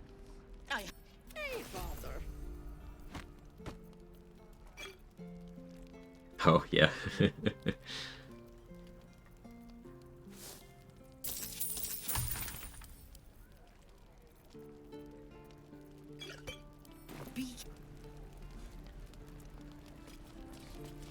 Thank you. Trader has no problem with you in. Lotions and potions? Yeah. I had Ethel lotion me until I produced potion.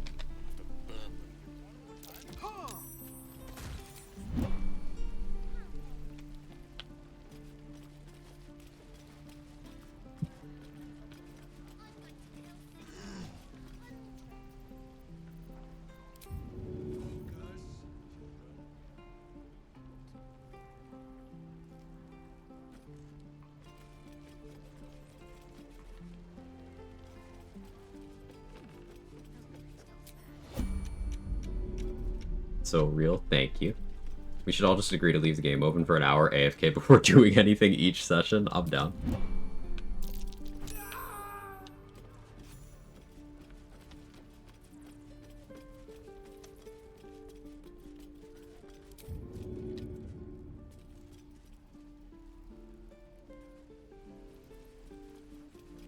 .5-hour shopping episode. It's okay, I can try something interesting. I have open in a tab here. Is it here? Where is it? Don't tell me I closed the window. Oh no, there it is.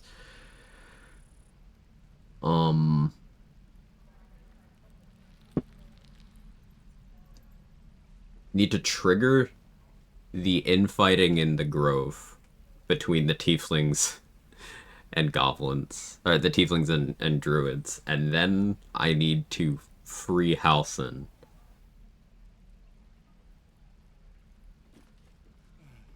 I miss my forge.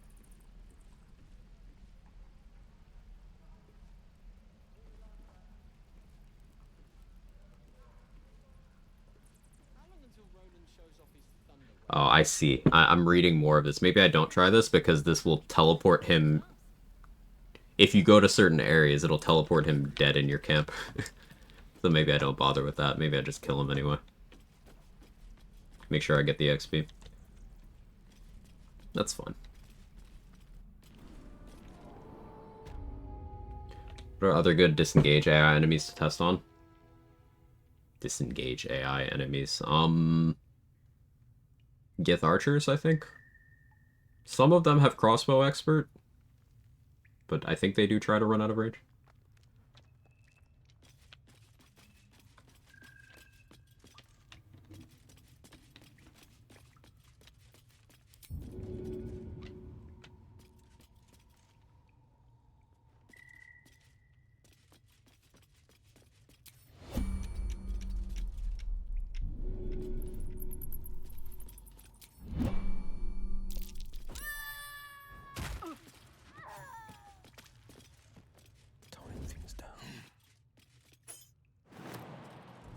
Yeah, I don't think I'm actually doing anything different house and routing wise.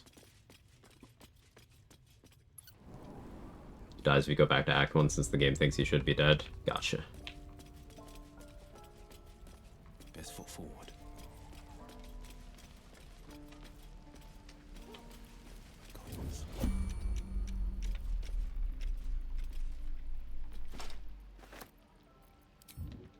Quiet as a moonbeam.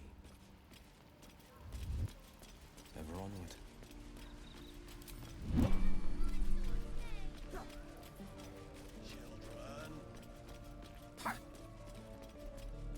Finders keepers. It's just a bit of crime, damn it. Just a little bit.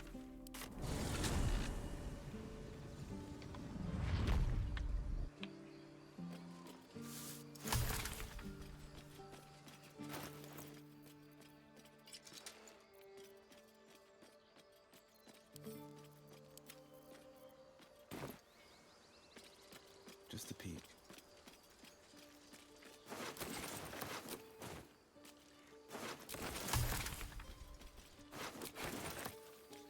They won't see me.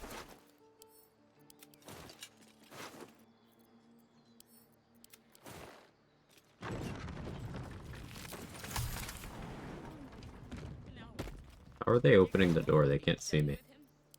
Every step counts.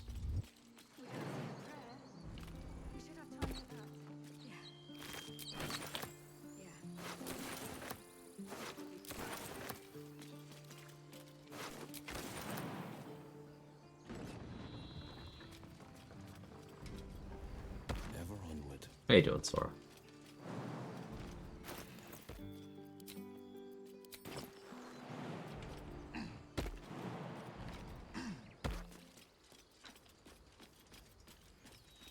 There for the taking. So quite amazing people found a way to keep House and Karlach, Will alive already in the Grove. Getting with Minthara. Yeah. There's the workarounds people have discovered for a lot of conditions, a lot of states the game ends up in. Very, very fun. I still love the OG Sheep Thara the most. Wow, getting a bomb there is crazy, actually. What did Raphael not trigger? I haven't progressed the quest. Raphael will only trigger in any of his spawn points once you have been doing digging on the parasite. I've not been doing that yet. That might be worth a look.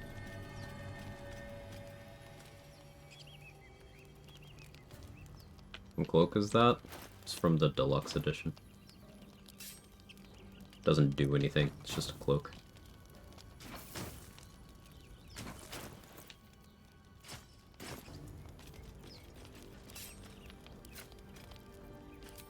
A quick dip.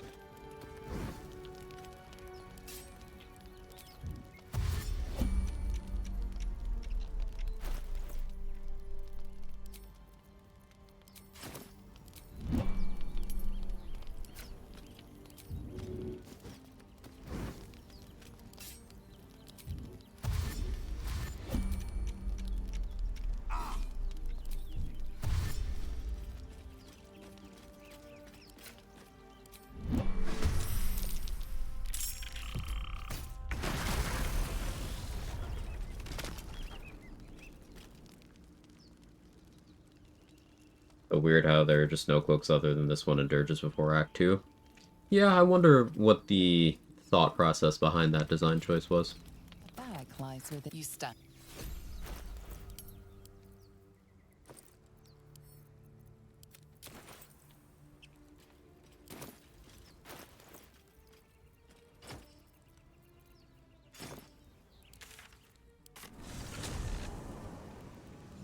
Either in Mountain Pass? Yeah, she did say before Act 2.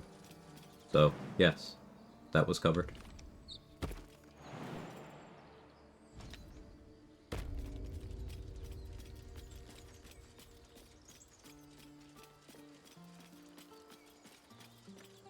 Feel like we're being watched.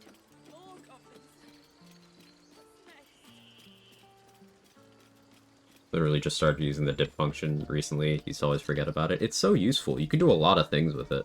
Like, fire dip is the most common one, but you can do other weird stuff. Like, did you know if you have a lightning jabber, you can dip it in water to electrify it?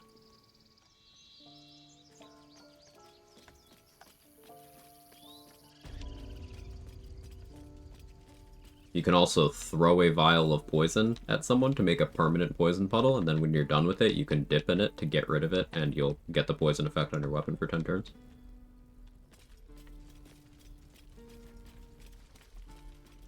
That dip used to last until long rest, but they patched that. Understandably. Remember, you have teeth and claws.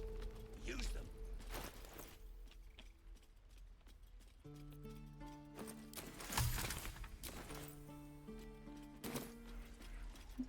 Dip this.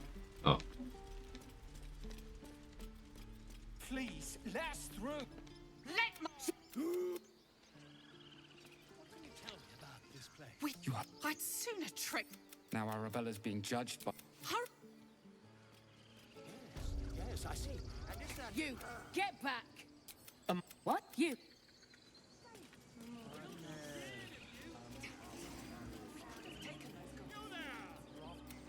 A few questions, if you please. You search your mind. Success.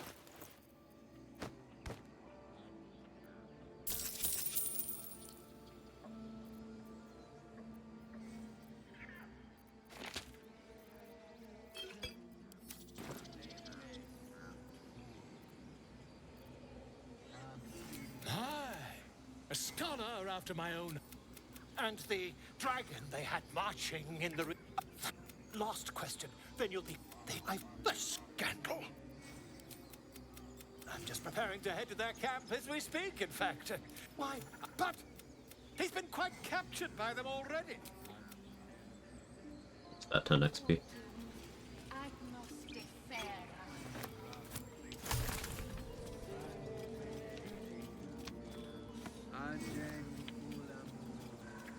Always learning new stuff in Quag streams. I'm glad. Yes, I see.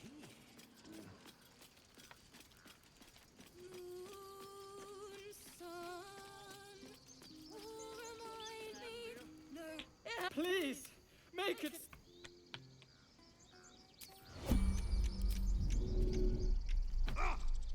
There's a mostly inconsequential 5 XP that I could show off for the fun of it. I have to level 3 to do it though. Dance upon... More like butchering at the hands of this blood... Wait.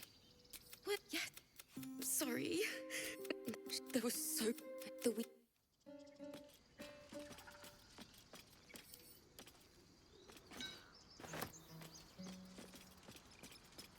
Learn this. Oh.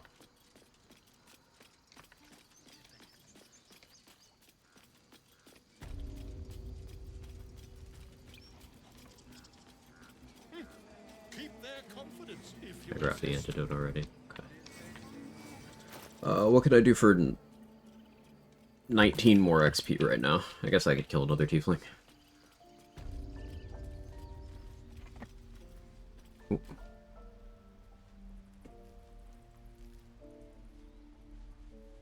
Got it. So, is it Polearm Master that allows you to opportunity attack on invisible targets? Confirmed?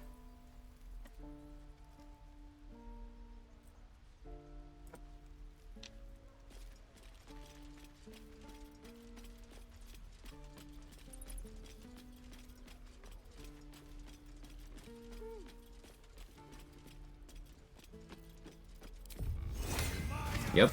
That's really useful for fighting Dwergar, actually. And in Act 2.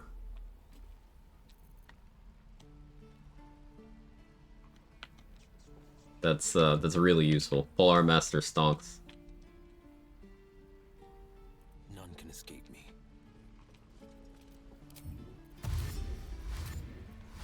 I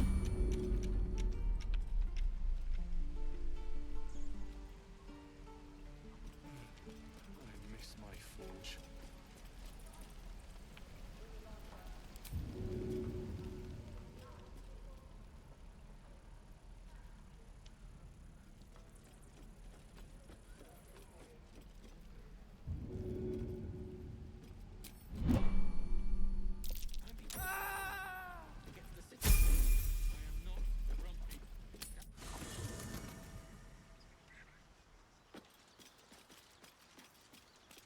Alright, I'm taking advantage of Origin Mirror unlock here. In thy camp, should thou or any of thy a matter...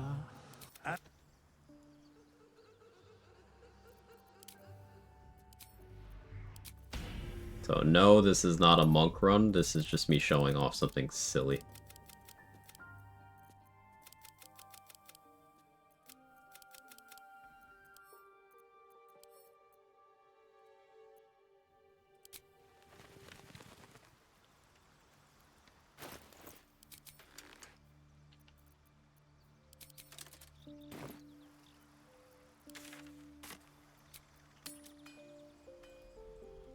I gotta reduce some factors because I replicated Giant Barbarian Skin Burster from the run where it happened. Gotta rule out the most likely irrelevant things. Gotcha. The scientific method. Gonna be a monk run though. Run after this one, I probably do a monk run. Probably. Hello, pet. Hey, bother.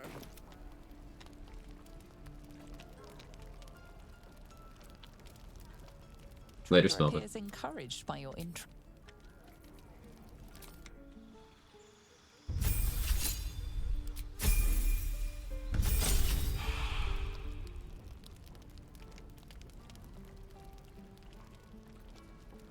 Until Roland shows off his thunder wave. Trader appears encouraged.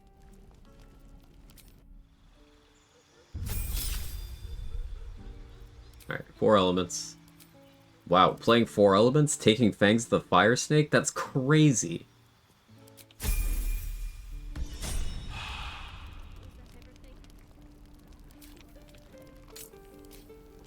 What will they dream up next? Hello, Petal. Hey, bother. Trader has no problem with. The waiting's getting to me. If we left.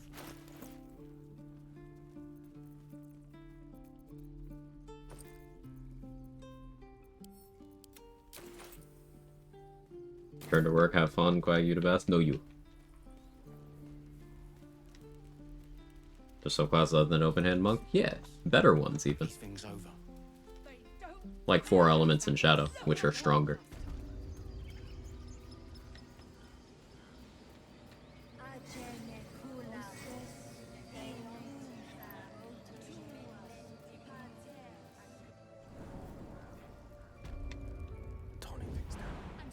Now, I'm using stronger in a disingenuous way. Open hand, it's by no means bad, but damage peak. Both 4 elements and Shadow have a claim to it. Alright, so, see the snake? Let the devil be an example. We will tolerate the standards no longer. The grove will be made safe. The circle will be closed. I'm going in.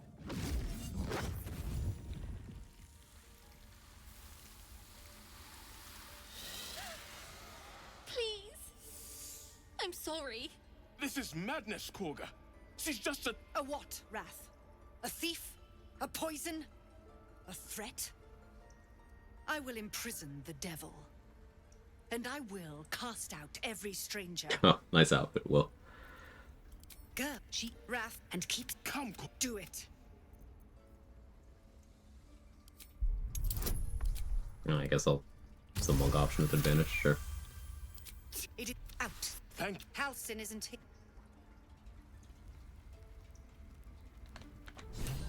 So, knocked out the snake. I don't know where that 10 XP came from. Maybe that's from just starting the dialogue, but the 5 XP is from the snake itself. 2 steps at a time. A word, if I may. I know of no other way to get that XP other than exactly what I just did.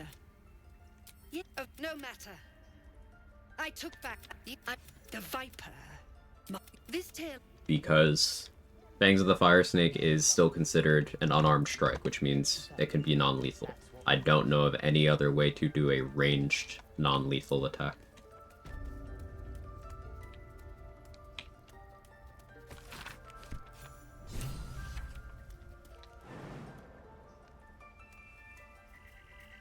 Well, I know of other ways, it's just they require you being in combat. Like, you can deflect missiles and return the missile, but that has to...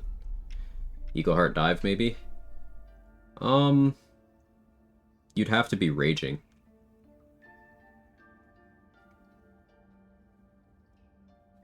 Charger type attack? Maybe Charger or rushing attack could work? Maybe.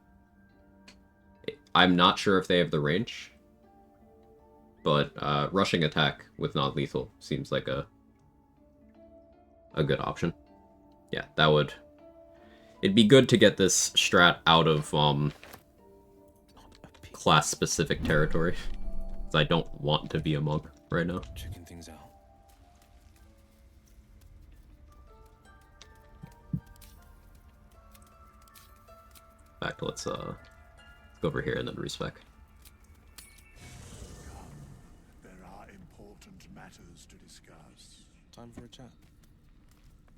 Distance spell booming blade. I wish that worked. Not this one. For a mere pittance of Not want to be a monk? I don't understand. I always want to be a monk, but it's not the run we're doing.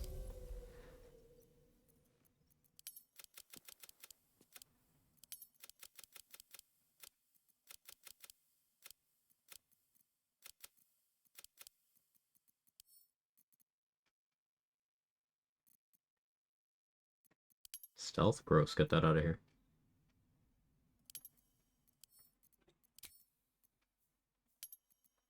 Hi, Kevin.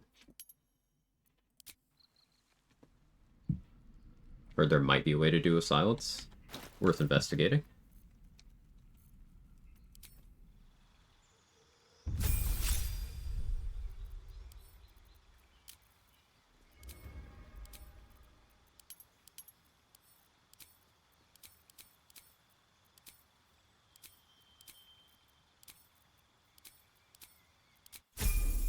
Always want to be a hunter, for real.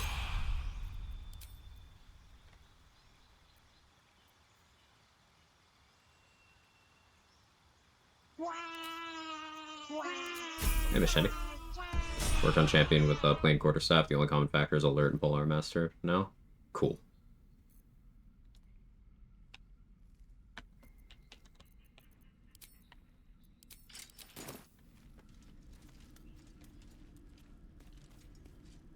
What have we here? Hey, Mac. How are you? Love a bard? Bard's great.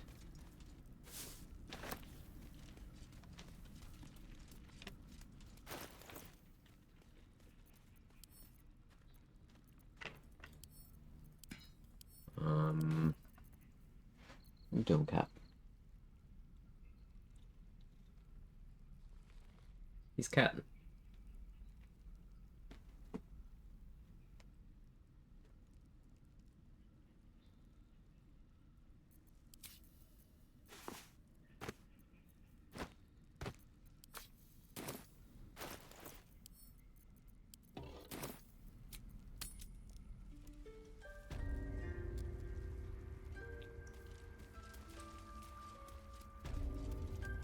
Dialogue can't activate, and you have a brief moment to kill the snake. Proceeds as if you saved Arabella.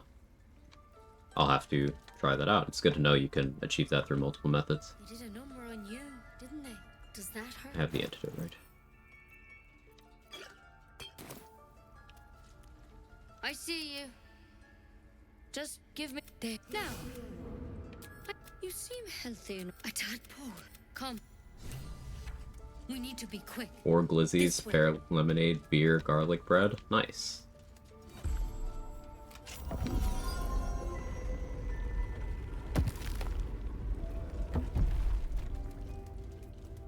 There's something in that vessel. Take a closer look. This tadpole crawled out of his head. All right. Let's see what we can do. Of course. Nothing? Give me your arms. Hold out your arm. Be careful. Grab the branch. Truly. Leave. There. All right. But first. One. Not yet. If you don't have to have the polearm in hand. Oh. So, like how Moonrise Paladins can hit you with opportunity attacks even when they have their bows in their hands?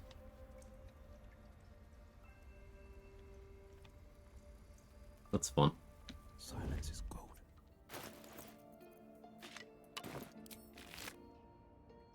take it one step at a time, Nettie. Come on.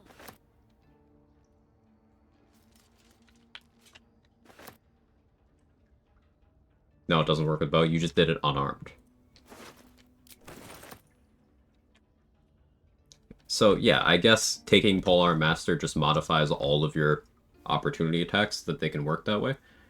Did you try it? You said you have tried it in combination with Warcaster, right? Did it work with Warcaster opportunity spell?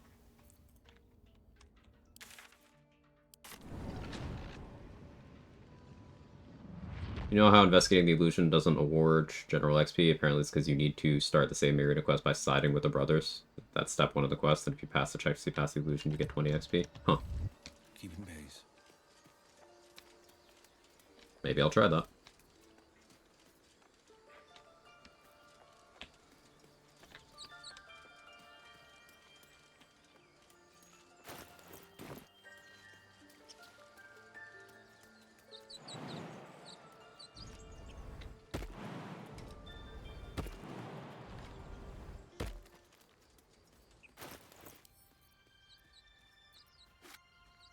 It might seem crazy to get excited over like 5 XP here, 10 XP there, but we've been having this conversation a lot. It adds up.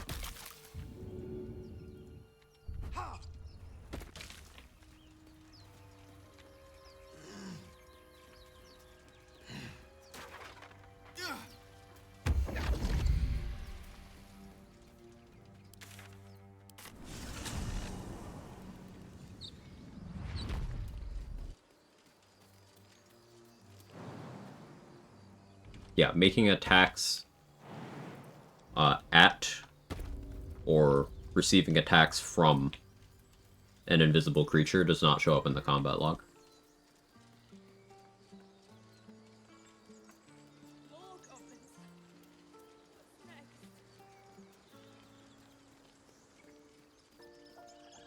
Which does imply that the combat log is something your character can see. If you think about it too hard. And that's funny.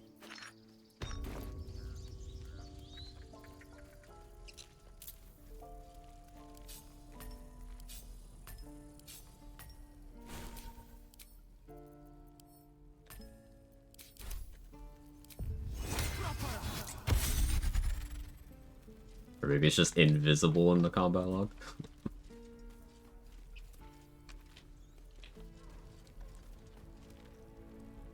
Followed up by getting 60 XP talking to Ethel. If you pick this lady, doesn't seem to be enjoying herself. Dialogue is normal 60 XP in the log. That 60 XP I don't think is connected to that. That is, as far as I know, you get that without having that quest.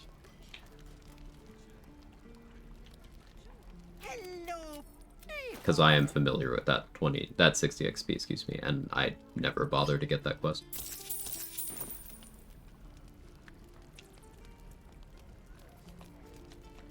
Trader has no problem. That stacks up to 13. I went to level 3, I maybe shouldn't have. My selection's pretty slim. I had to leave most of my equipment in Elturel. Give 300. Gets us halfway there. Now we sell things.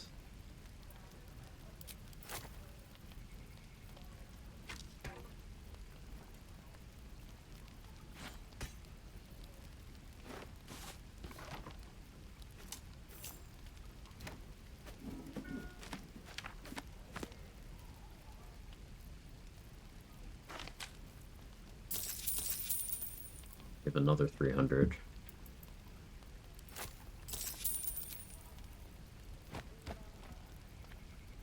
So we sell more things.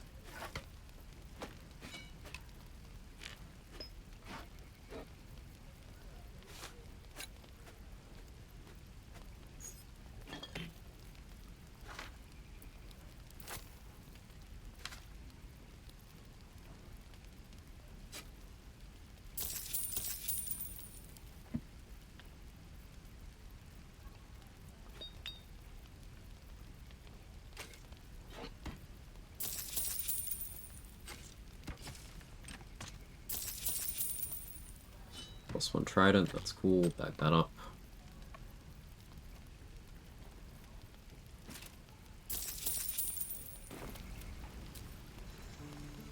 I miss my forge.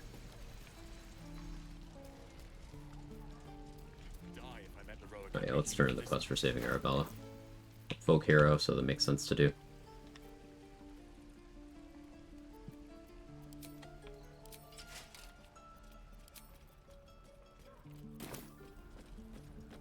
Use that too. Your entire body Sure, why not? is a weapon. Get this quest first.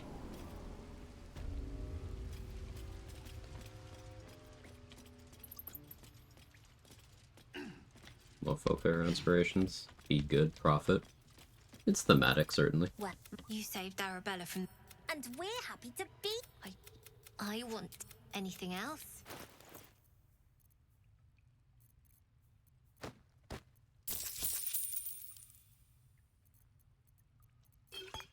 Anything else? Put that in there, too. You've been a friend...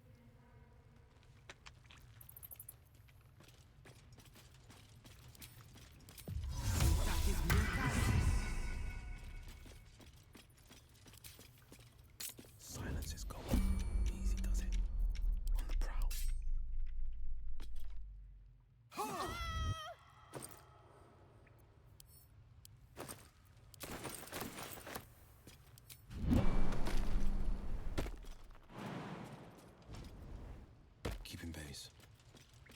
Decided I'll start routing that in early. Same setup, no Polar Master, no opportunity attack, with and without Warcaster. Okay, so that confirms, almost certainly, that it is Polar Master. Which is cool. Like, that feat's already good, and underappreciated. It having more effects is pretty cool, if you ask me. Our little heli... Think.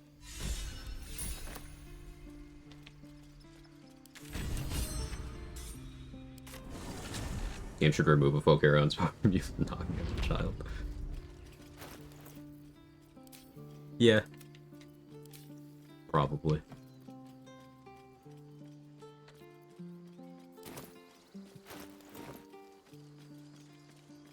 No, you aren't a fan of version for valid reasons. The inspos are fun for similar reasons. They're all just hang out and do kid stuff.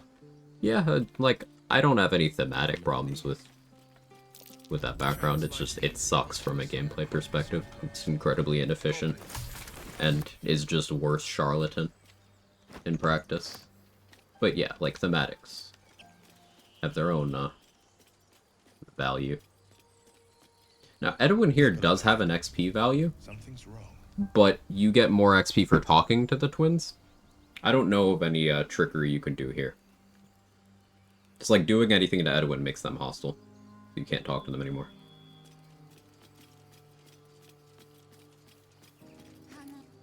A strange symbol glows, marked on the injured man locks eye. Your mum. He's your. Do you have orders for us? We were reporting to Edwin. What? You're Strange power. Your limb. Why let its Should I go for the XP by killing a tadpole here instead of using it? Its experience could nourish you. Let's do it because it's funny.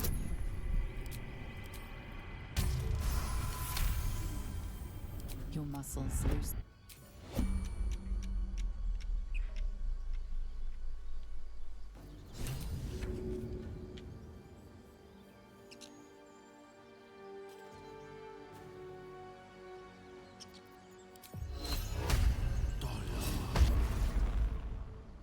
An XP.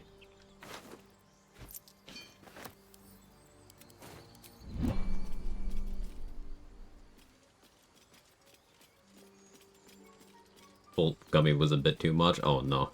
Well, now you know. Now you know. Hopefully it wasn't too bad an experience.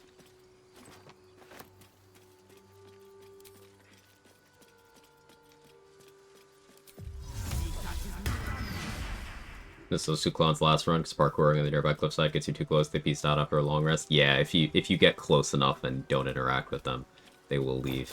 And that's unfortunate. I think I had that happen to me once.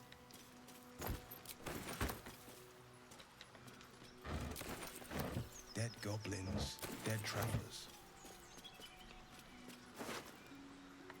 Full couch melt, ordered Wendy's, was laughing too hard for too long. Think like Chris. Okay, what's my excuse though? Because I was stone cold sober and I was laughing.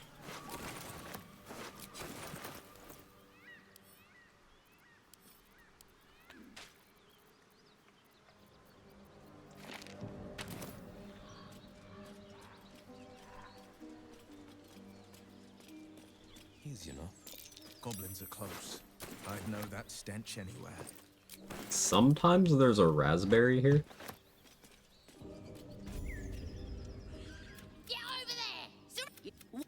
Apologies. Move it.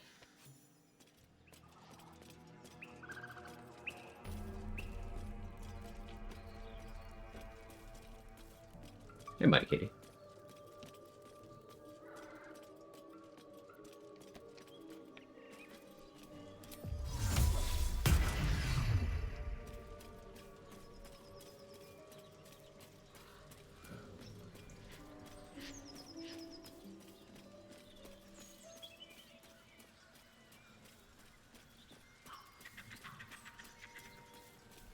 A word, if I may.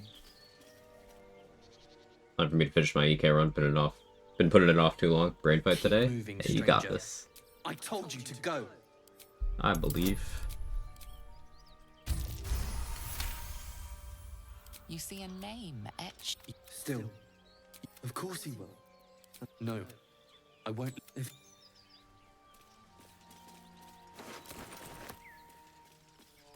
easy enough. I'm gonna leave some of the raspberries here to me-proof this.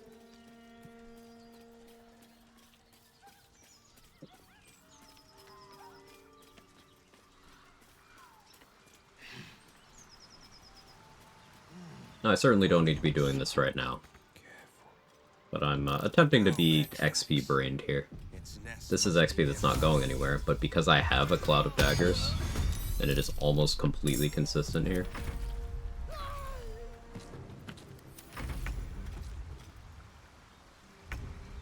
Like, the only way that Cloud of Daggers doesn't kill both of them is if it rolls extremely low on Andric.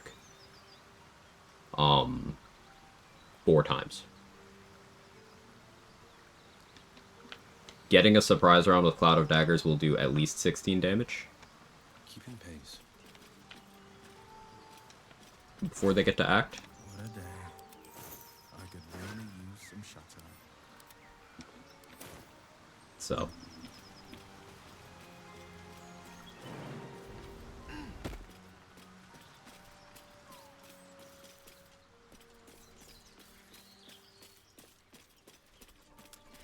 Because it ticks when applied, and then on their turn. So I guess that's at least 12 damage. But, yeah, it's still very unlikely. On 2 fire 1 barrels near the entrance to Blighted Village. 2 of those will kill them too. Yeah, I don't tend to do the barrel thing, but that's true.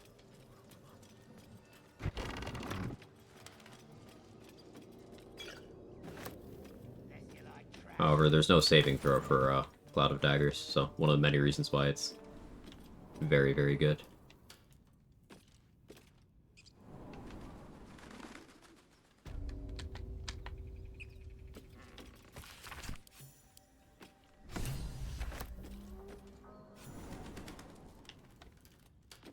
I love surprises. I didn't mess up that XP this time.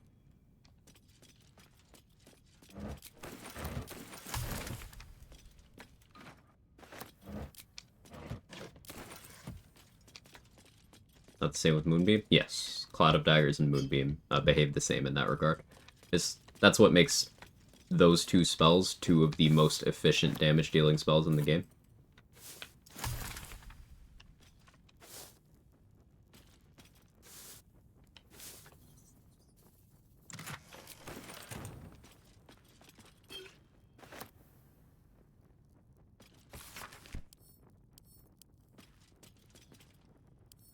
Apothecary Cellar Tango. Class better for heavy armor proficiency, fighter or ranger? Why are we excluding cleric? I get why we're excluding paladin, but you can get it from fighter, ranger, cleric, or paladin, and which one is better depends on what else you need the class to do. It also depends on whether you're multi-classing into the class or starting as it. Like, you don't get heavy armor proficiency by multiing into fighter or paladin, but you do for ranger and cleric because it comes from subclass features.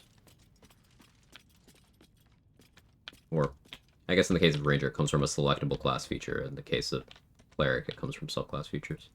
Still. I chose ranger here because it's got better saving throw proficiencies than every other class in the game. Except for monk, I guess.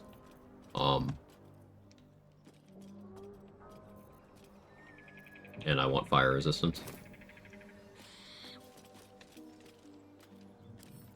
Finders keepers.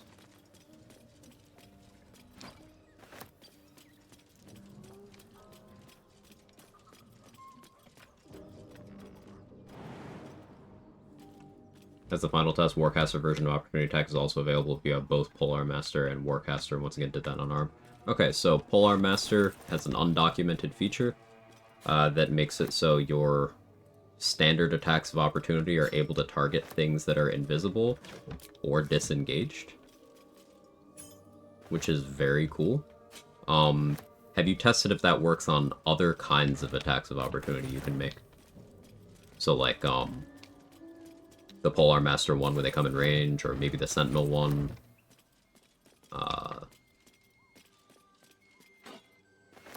Greater Kushigo counter, maybe True Strike riposte, riposte from Battlemaster, all those things.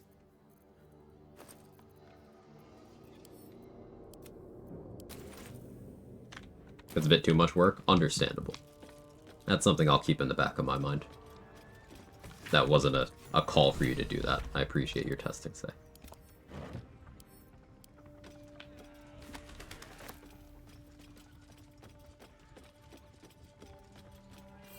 Aha! The symbol of the rising moon. A saloonite must have dropped it.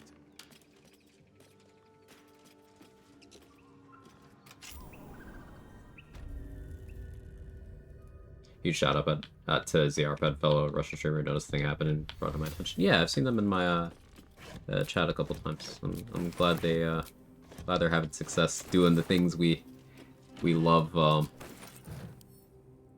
Finding new weird broken things about BG3. Because I'm playing as light cleric, need another class, so I didn't count up as cleric. Sorry, not telling you the deal. That's okay. That's okay. So yeah, if you want to pick up heavy armor proficiency for your light cleric,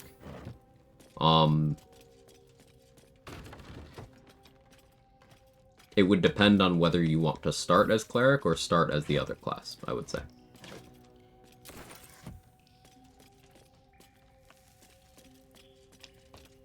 I would say you get much better saving throws by starting as the other class.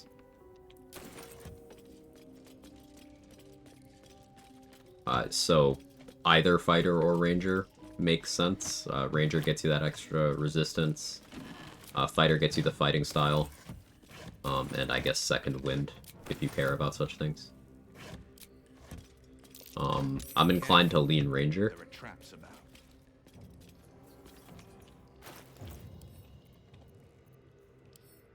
In this case.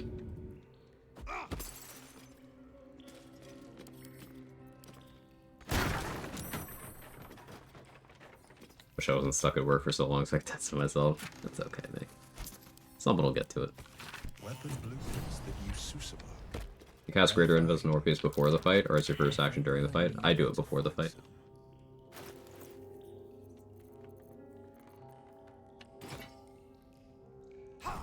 There's heavily armored as a feat. I don't really do that too often, because that's giving up your feat to do something you could do with one level instead.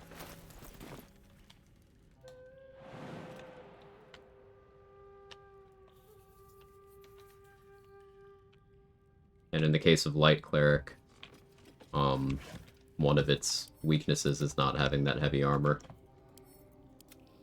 And it doesn't really gain that much by going that extra level in. Like, sure, you get the option of getting that +1 strength out of it, but you're still giving up a feat to do so, in a way.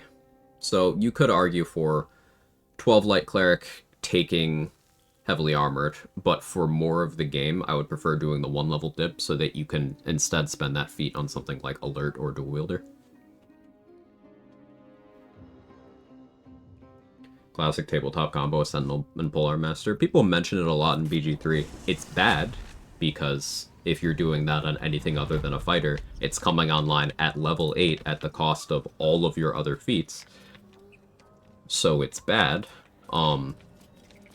but it is popular. I used to sneak out to play this with the lower city kids.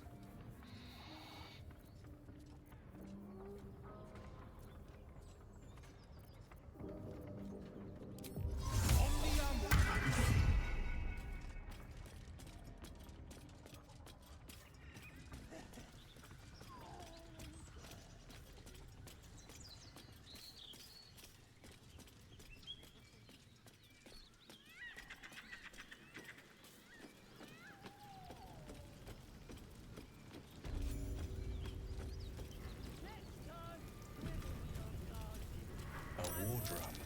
One of those. Shut up! Your, excelness?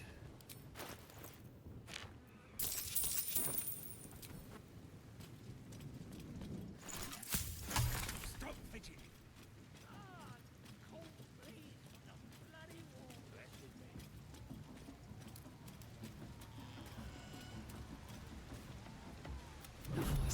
vision cloud, then the vision. My power.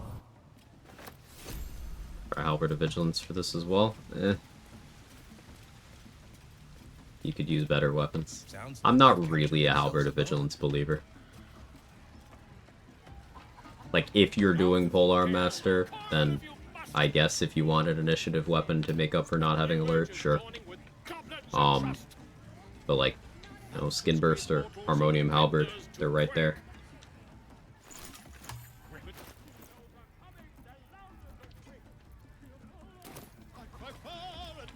Welcome, your greatness. I've got some good stuff if you're looking to buy.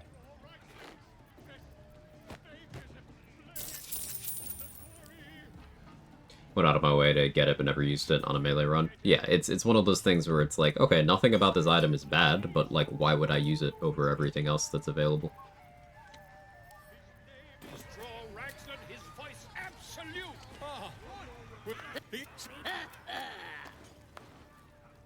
So if I recall correctly, Sentinel's kind of nerfed in BG3 because when you trigger that opportunity attack, they can still continue moving out of the way after. I mean, they can't though. If you hit someone with an opportunity attack with Sentinel, their movement gets reduced to 0. They can't move. I don't really know what you mean. I've never taken more than 10 level Cleric before, thanks to taking Sorcerer levels. Hero's Feast sounds good. See, Hero's Feast is incredibly good. You also get Planar Ally at that level too, Therapism, and like everyone knows about the Diva Summon because you got the Scroll and Sorcerer Sundries, right? A lot of people know about the Cambion because you got the Rapier from Will's questline, but the Jinn, that guy is crazy, especially if you're then also able to put Hero's Feast and Aid on him. You can have this summon that's immune to thunder damage, resistant to lightning damage, has almost 200 HP. Yes! And he says that all the time. He can make things drunk, even robots.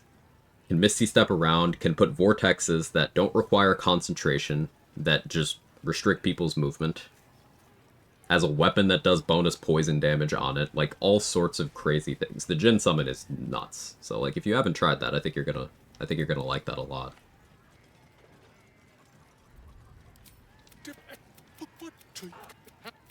Big deal, I can make myself drunk.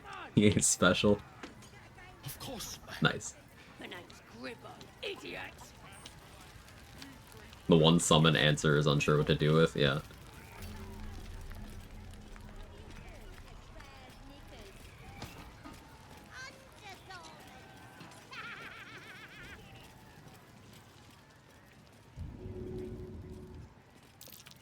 You ever try to double dip on poisoning the booze? Heard Sharp Eye Meg has to live to get a successful poisoning. I've never tried that. I could. I doubt I'll remember to do so by the time I'm willing to do that, but I could try it.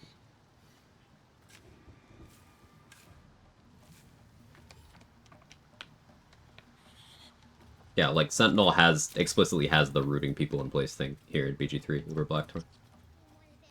It's not a bad feat, it's just the problem is opportunity cost in the feat slot. And if you're combining it with Polearm Master, here in this game where the level cap is 12, you don't have much game to use that combo on. And also the combat situations where that combo would even happen are limited.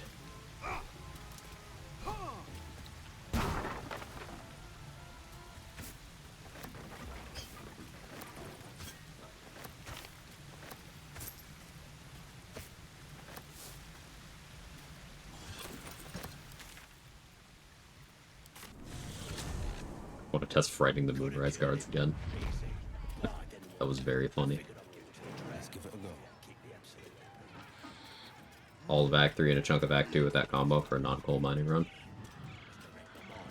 Yeah, well, like, I mean, even in a non-coal mining run, in region lock, you're hitting level 8 in the Crush, so second overworld map of the game. There's game left, but the thing is, you are still going that chunk of the game without having it online. And then you're looking at, okay, how often is this relevant to gameplay? And the answer is not often. because layers of conditionality. You need an enemy to attack an ally adjacent to you while inside of your threatened range. That ally needs to not have the Sentinel feat, and then you need to connect that attack. So you need to have two people hugging, and one of them has to be your frontliner. It's inefficient, and it's uncommon that it actually happens. Synergy is not power. And I know people are really enamored with the synergy of certain combos, things like that, that objectively combo together, but synergy is not power.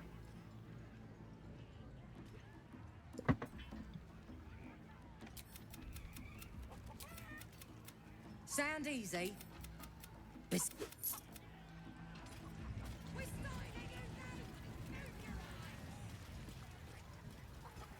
Use Mage Hand to trigger enemies' opportunity attack to trigger your Sentinel attack, but that's, yeah, like, you can involve summons, but then you're adding more bodies on the field that are taking suboptimal turns to cover for the fact that everybody is taking suboptimal turns. I know you don't need to play optimally, and I'm not ever saying that... I'm not saying that you always have to, but having to make more bad choices to justify a bad choice doesn't make it anything other than a bad choice. As the symbol glows.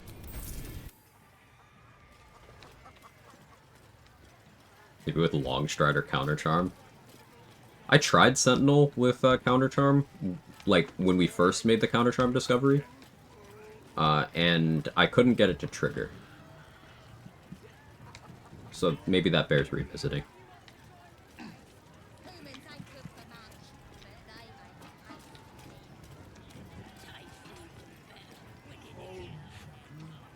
If Guardian of Faith triggers attack of opportunity, does it retaliate back? A very good question. Maybe I gotta... Alright, I'm adding this to the notes of run ideas. Oh, it's already there. It says Shadowheart Guardian of Faith build. I keep having this thought enough that it's in my notes.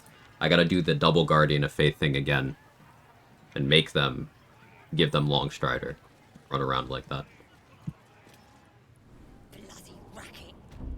Like a loop of opportunity attack to Sentinel to opportunity attack. No.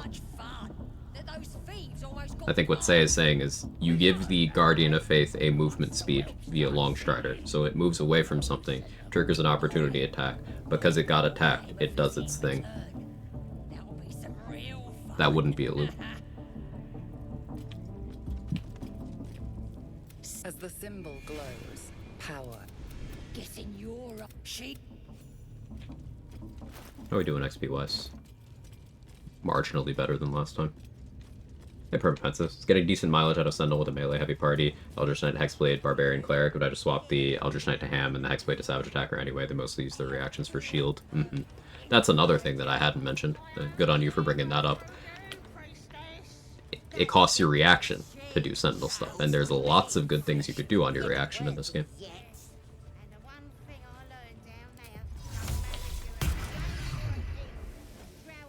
Now here's You're back. somebody special. The Absolute has touched you, hasn't she? Priestess Gut needs to touch you too. Hold out your arm so I can mark your flesh.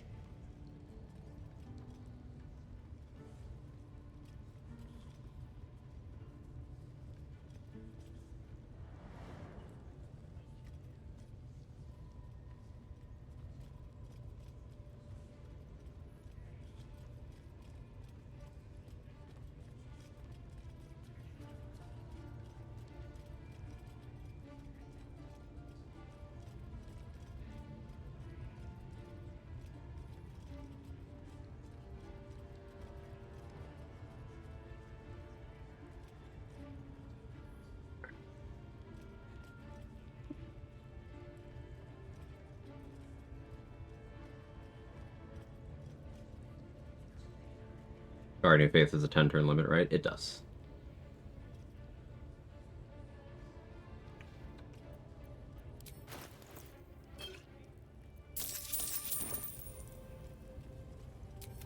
You ready? As the vision dissolves, Maybe I could have. Oi! Priestess! We want them all. Ain't we good enough for the Absolute? I leveled up a little too much, but I can't be bothered to fix it, so we'll be poor. You recognize the crest she bears. No judgment, no right and wrong, just good deals and bad. That a problem for you?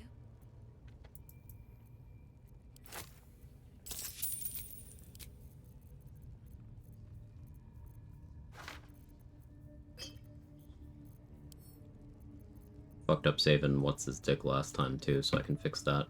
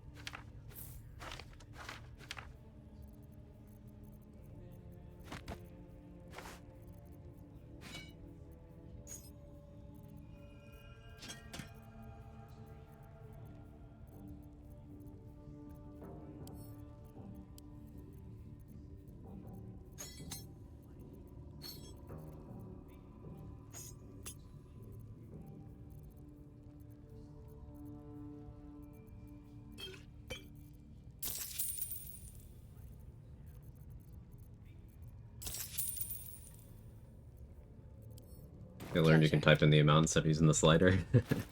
I learned that one from Kaylee. Yeah. Useful.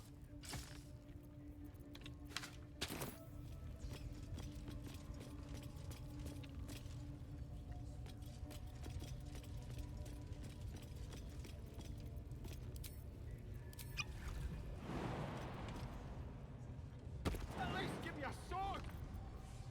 We want you dead, you dumb knuckle. Not dead and heroic. A scribe. Best to keep out of that little snitch's view or it'll spoil the fun.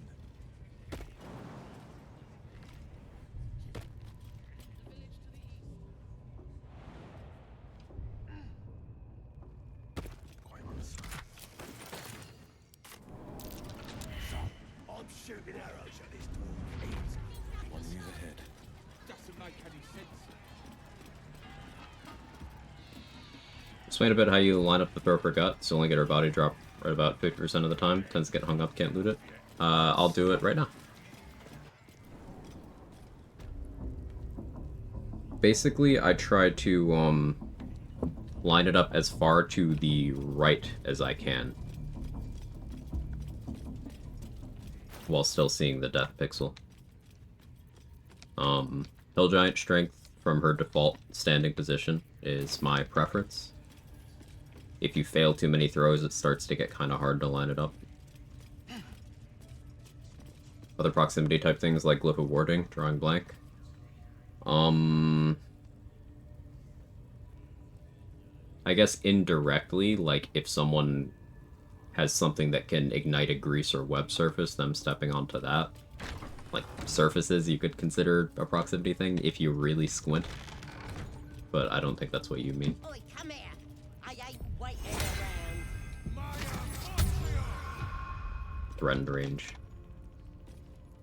Are you trying to see if the Polar Master thing extends to proximity as a whole, or? Ain't been comfortable since we've been here. I miss the swamp. Proper nice, that swamp. So, you see this rock here? I try to aim like there. So if I don't see a spot, that should work.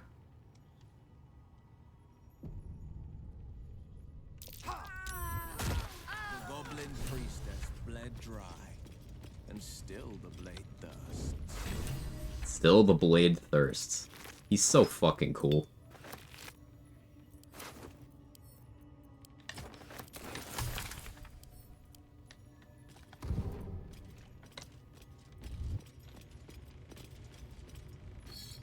One move ahead. Think of things that go off Ethel's copies. She just She doesn't place them in Caustic Brine. I see. They won't see me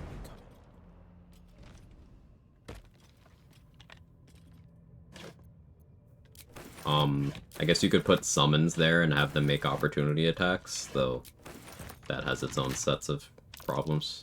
That might be worth a look.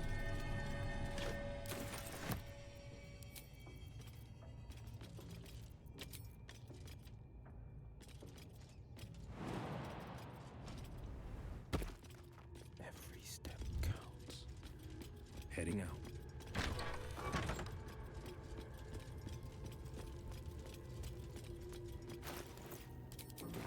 Get Leviatar's love over here. And save Volo, I guess. I don't want to talk to him in camp right away because I already have 4 inspos.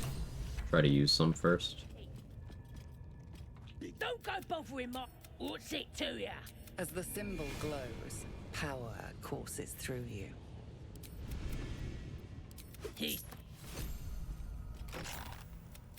I guarantee the story of your death. We mustn't tarry, but... I've never tried to... Like, he drinks an Invis potion there. Is that one he actually has? I gotta try stealing that from him one of these runs.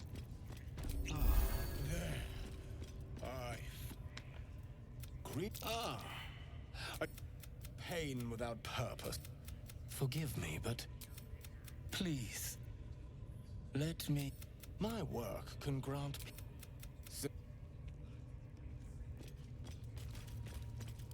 Yes. This will do nicely.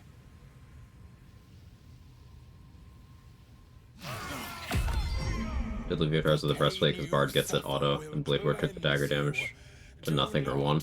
Clever. Yeah, I don't actually need to get naked here, because Bard. Your voice sounds so sweet, dear one. Keep going. I guess that padded armor +2 is also good here. That's 2 bludgeoning DR. Pain is proof that we live. That's it. You could wait to do it till post Hell Dusk in a normal run, I guess. Sweet. I am proud. What's wrong with me? Why is he hot? I could see it. Sorry, he crit me twice last time I did this. Either that or he rolled good. He can't crit. It's not an attack roll. Agony's Caress. It's an action, not an attack roll. He can do up to 7.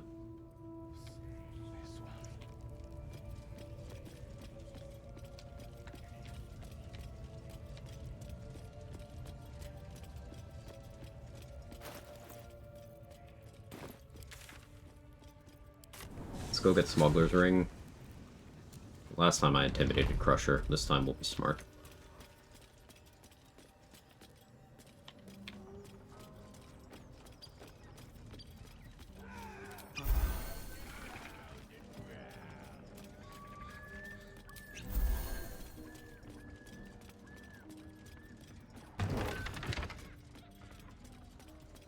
Kinda reminds me of the old Vampire in the Underworld series. Shit. I know exactly who you're talking about. I don't remember the character's name or the actor's name, but I know exactly who you're talking about, and I can't unsee it either. Beast fit for an ogre. You notice a peculiar dagger protrudes. Was it Marcus? Yeah, I think it's Marcus. You notice the blade is at an thanks to you.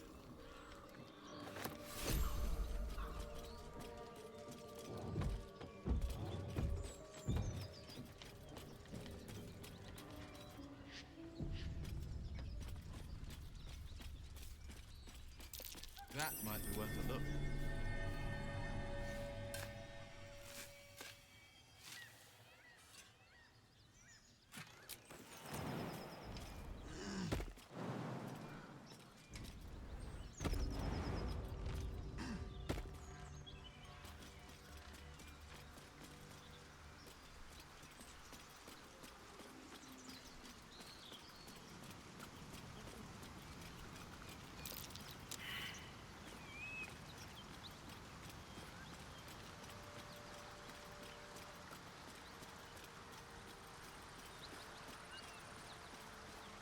Just a peek.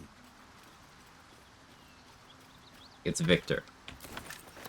Yeah, it's been too long since I've seen those movies. Although I did rewatch the first Underworld movie, like, not that long ago. I want to say it was in the last, maybe the last 2 years, 3 years. It hasn't been that long for the first one.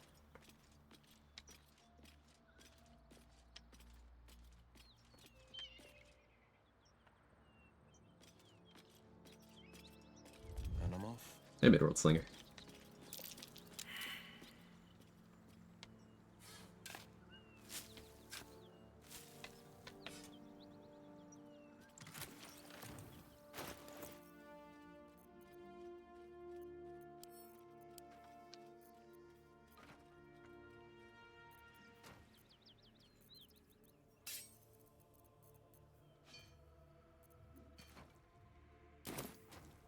Very too many chests. There's sort of movies I just watch mindlessly to enjoy the spectacle, then promptly forget about. Yeah. Also to ogle the actors.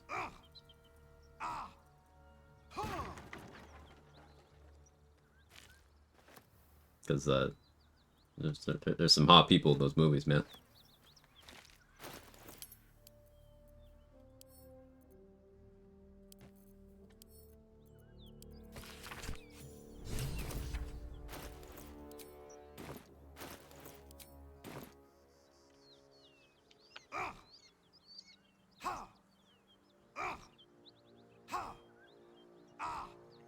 Do I need two-hander here?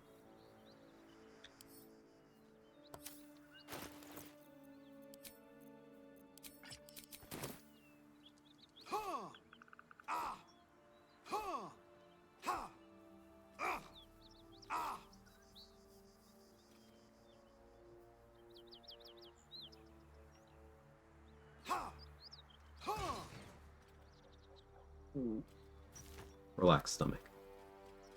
It's not time to eat.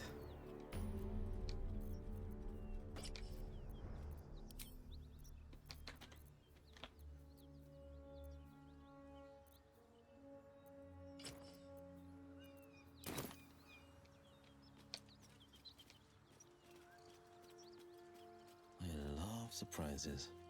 Can I post a link to the pic of the actor? Yeah, sure.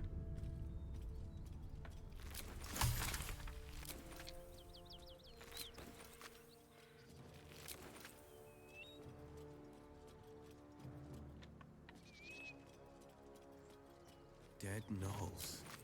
And is that sulfur I smell? Sorry, Will, that was me.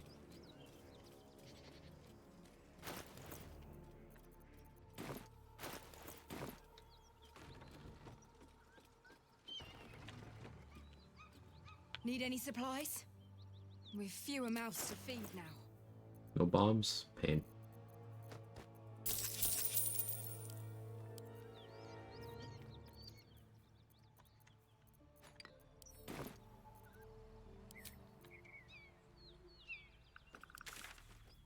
Should loot the toll house, but I can wait.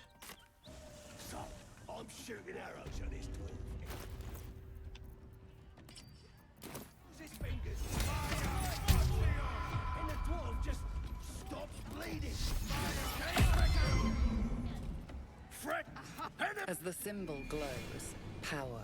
You goer, or I'll wipe that nasty look. What was that? That's more like it.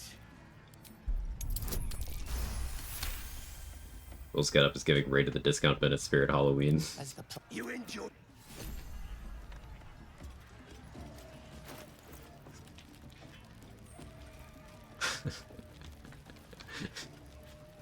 Yeah. Yeah. I forgot to grab the poison raspberry. It's fine, I don't need it right now.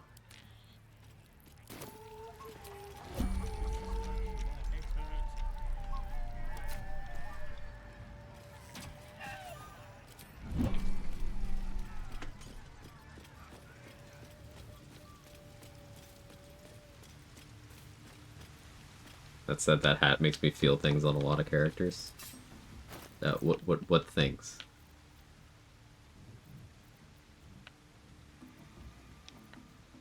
I'm unfamiliar with things.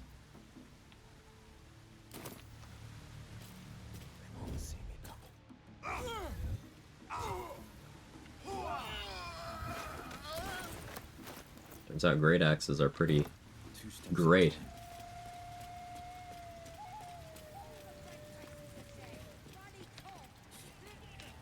I said it turns out great axes are pretty great.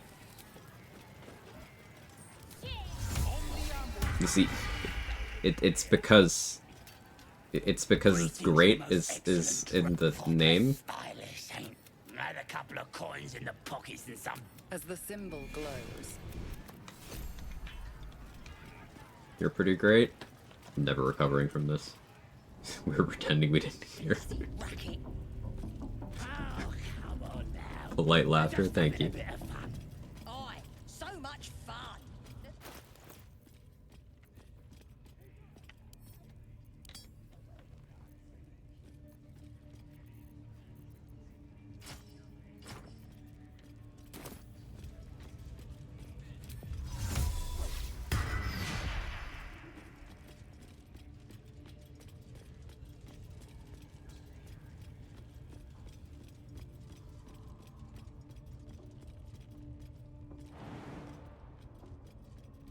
Does Dwarf Poem do anything or get XP? It sells for... It's got a base sale value of 100 gold. You can get it for free as a drow.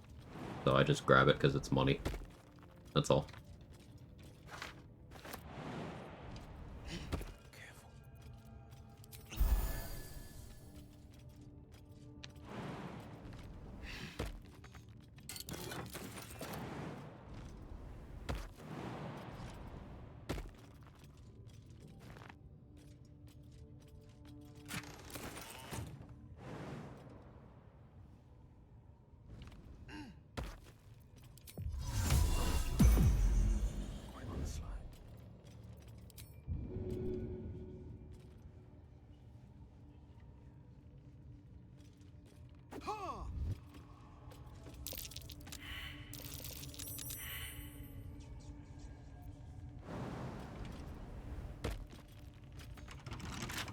Not grab the key. And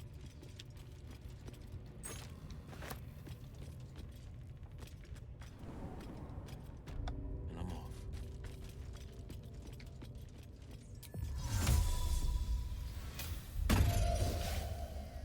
Silence is gold. Not a peep.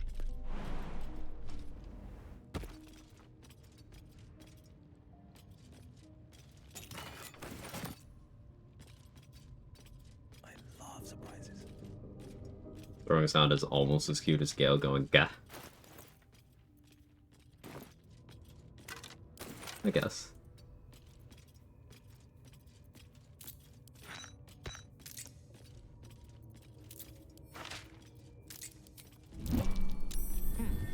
What's that?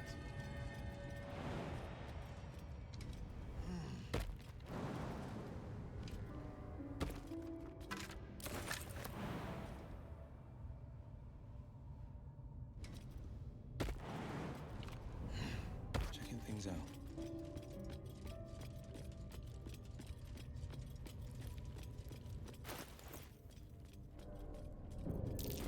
Tainting plates. Might as well give them a turn. Ooh.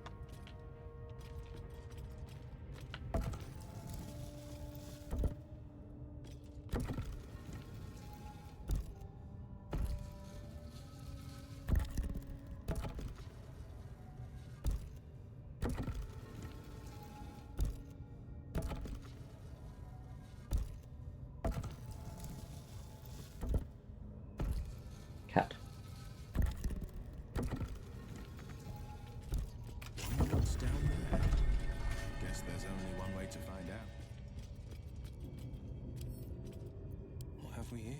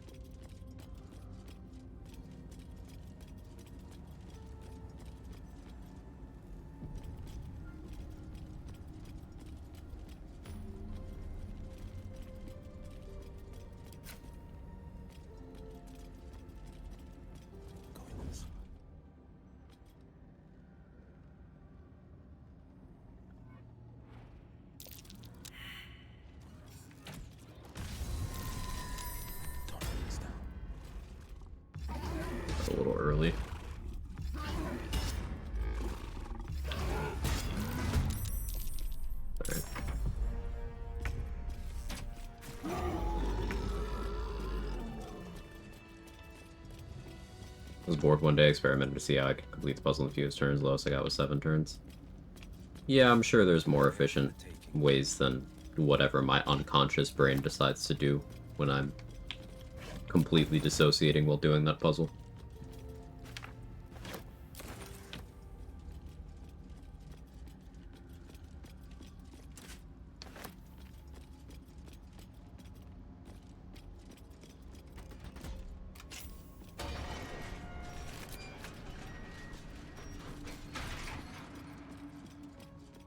My least favorite puzzle in the game. Do I have one? I don't know that I have one. Spores, and they're everywhere. They're all pretty manageable. I guess the Faith Leap trial, if that counts. Slender drow blade impales the stone before you, keeping a silent vigil. No matter how you grip or tug, the sword remains firmly lodged in the stone. Won an Era of Aberration Slaying for my first solo honor win. Let's go, Atrix. Congrats on your W. Momentous occasion.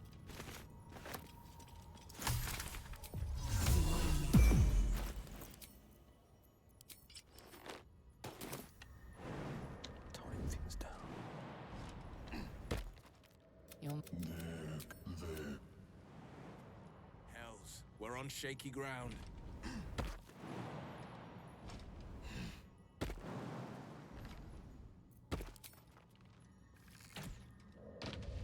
Say that one, that's the Invisible Path one, right? Yeah. Silence is good. Careful. Even the mushrooms down here can't be trusted. Quiet as a moonbeam. Ever onward.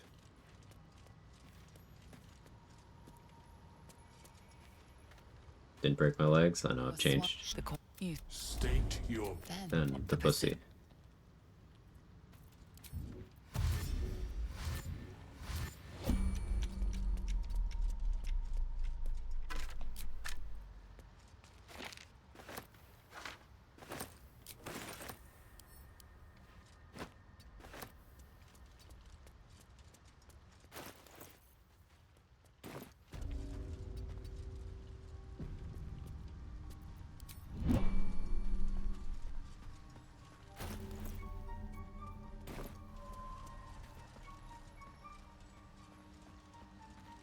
Let's chew the fat.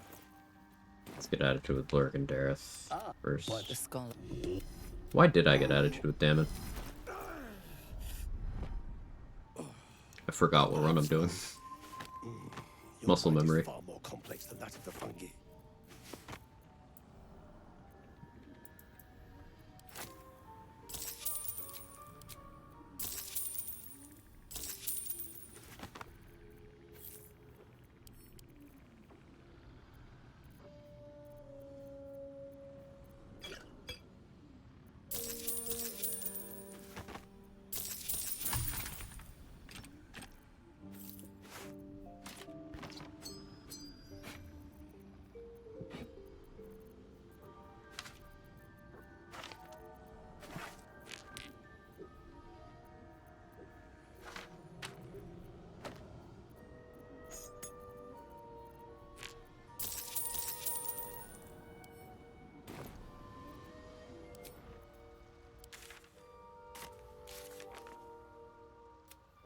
Stain an entire village of I progressed that properly.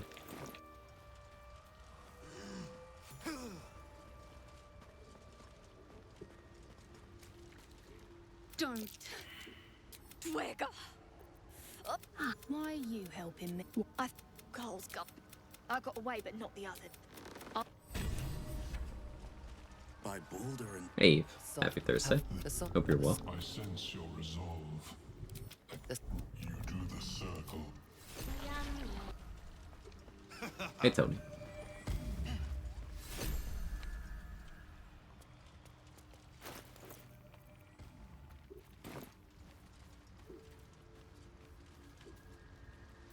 Reach into It revealed.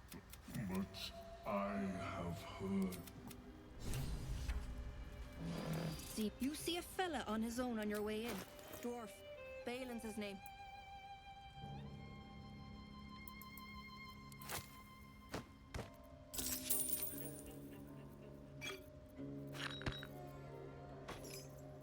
Or that yet.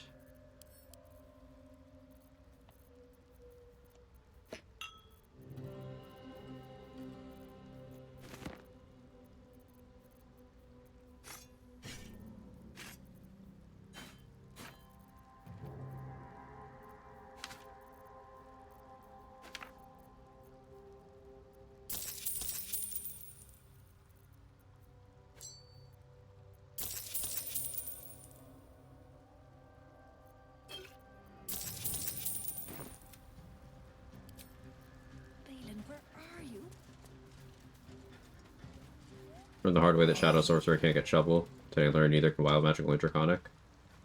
Yeah, that's only partially true. Those classes can get Shovel as long as you talk to her in Act 2. I've verified that one personally with both Storm and Shadow. Shadow uses a lot of Storm's triggers, but...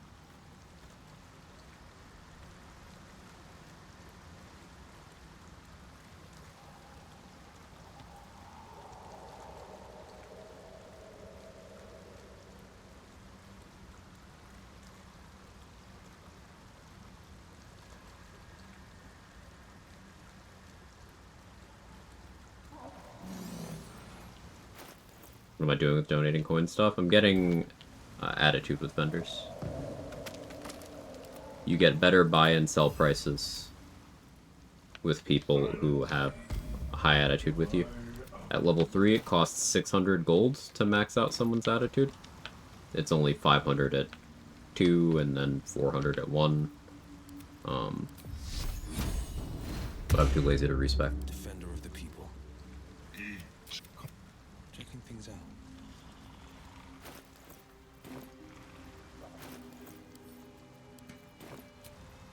And because it's buy and sell prices, with anyone you are going to be making a lot of transactions with, or even just a couple of expensive ones, getting attitude is a good idea.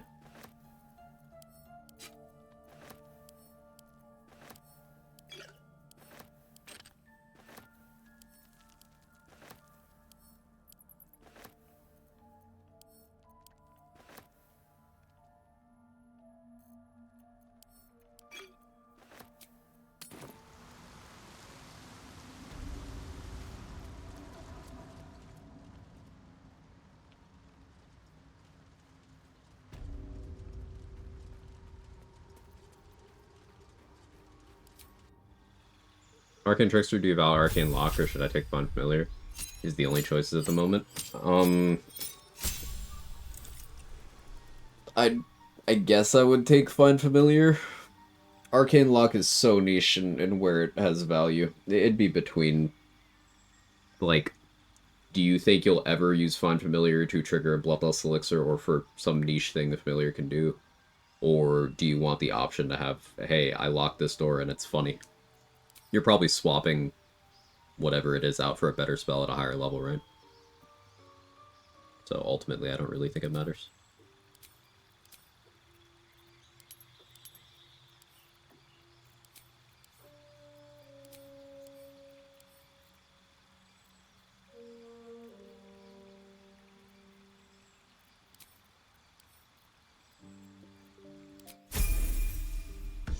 If you wait on Shovel till you get to Act 2, turn reload Act 1, you get Earn Storm or Shadow Sorcerer, yeah, you just talk to her in Act 2, and then you'll get the Spell Shade dialogue.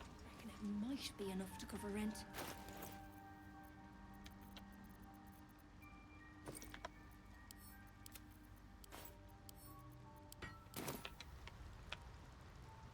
Well?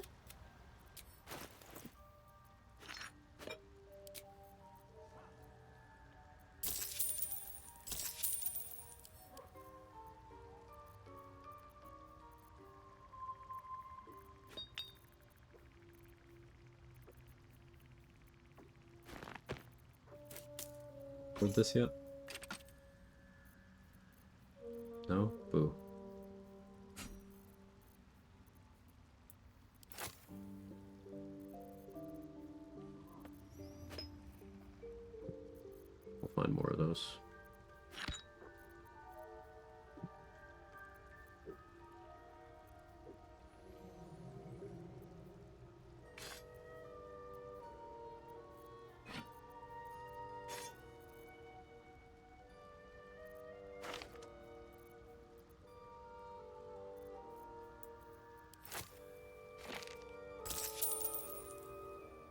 not close.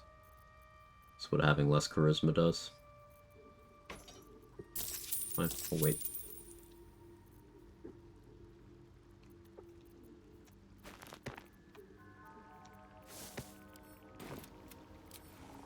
Balin, where are you? Got summon a closet spell 1 Act 2 as well. That shouldn't really matter, but sure. If she's telling us not to linger. Good.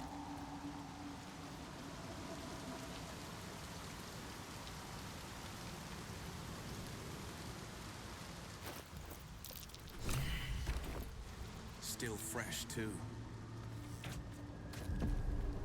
I'll show you still fresh. I don't know what that means.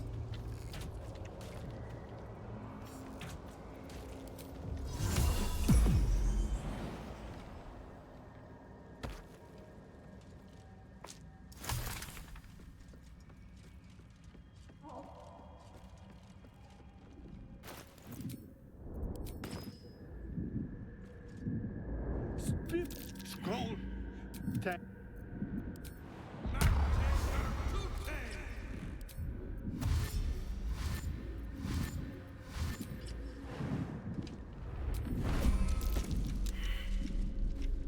Triple dash, enhanced sleep, jump. A triple dash, click heals, enhanced sleep, jump with Swarzy shoes, enter turn base midair. I still have 118 meters of movement to work with here.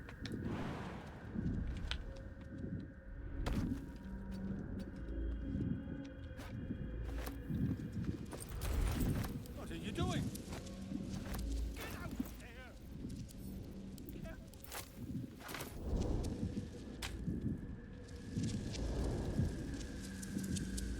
Rescued Balin by boosting my barbarian's movement speed a bunch, picking up improvised weapons, swinging him at blood station back at safety. I tried that once and his AI didn't recognize he was out of the field. It's good to know it worked for you.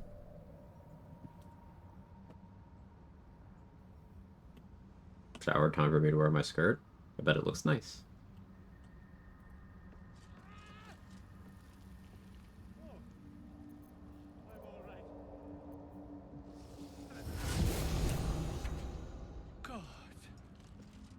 I can... Ah! Right, as... yeah.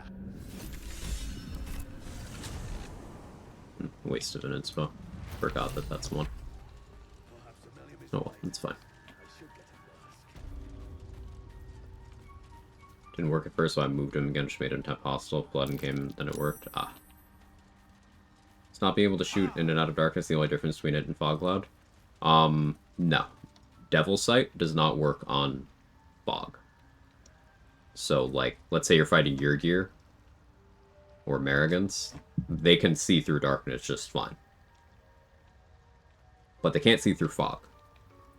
Now, they have dark vision, so, like, you'll still need to probably roll to stay obscured and stuff, but, yeah. Look at that. His hands are I can't see empty through as a fog. whole. Devil Sight is Defend them back in explicitly soon enough. immunity to magical darkness. Fog is not magical darkness.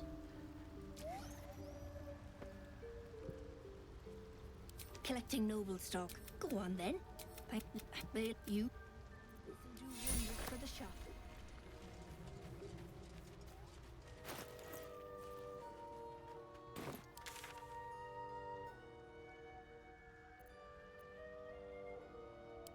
But the blind immunity ring is good for that. Right, because the blind immunity ring gives you immunity to being blinded. Not immunity to magical darkness.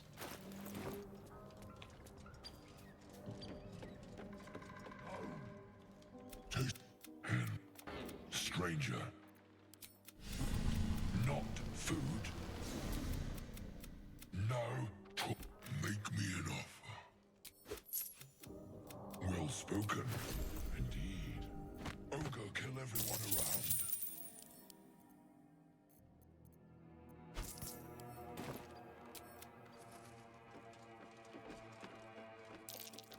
Read on Reddit Sanctuary can protect from the arcane turrets. I tried it, still got shot. Yeah, people just blatantly lie on Reddit about shit they've not tried. Like, I've also seen people on Reddit say that, Globe of Invulnerability does not protect the platforms in the brain fight, and it's like, why would you lie about such an easily verifiable thing? People just do it. I don't know what possesses them to do it, but they just do it. They make up a story in their head, and then it has to be true because they're the one who thought it up, I guess? I don't know, man. It's so strange. Where are my idiots?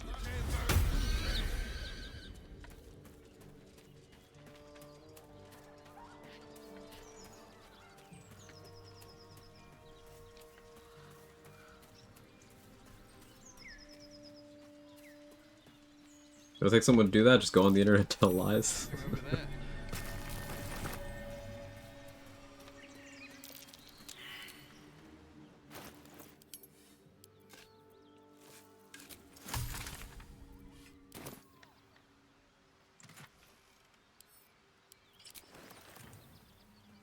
Threw hammers to the turret slowly went to sleep. Barbarian is really nice. Ludo narrative resonance going on. I just get a lot of movement speed and run and jump past them, usually. If you're really afraid, you can always just invis. That works. Please, we just want Marina back. Just let her. Thank God. Stop this. We won't ask again. Kev, enough. Where is she? Bye-bye.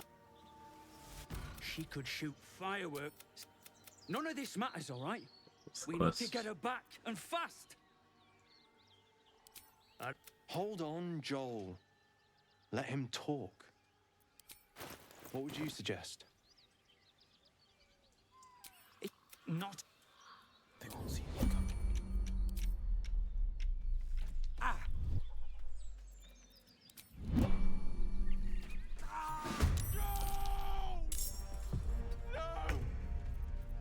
I still want my XP.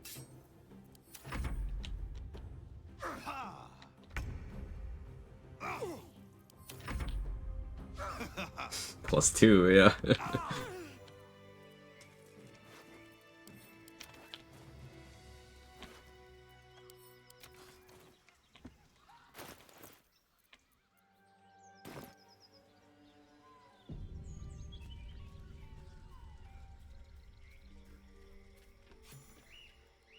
See if I can get some Chill XP out of runs this. up your spine.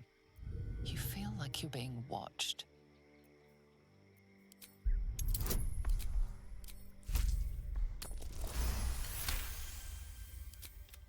There it is. You blink and the Good shout. 10% of an owlbear. Joel's scream is so good, his rent was definitely due. Yeah.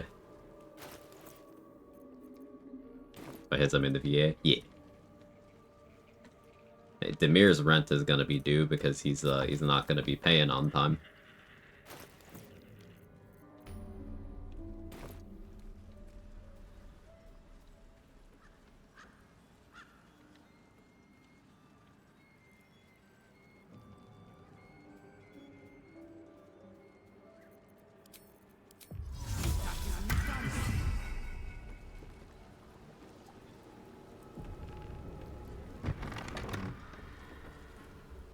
I don't. Auntie, don't make. If it is, you'd best have one hells of an apology for another bad, you know. But I think God's grant me patience. Eat up, Marina. I won't say it again. Do I want Coralline's Grace? Can't afford it anyway. Buy that.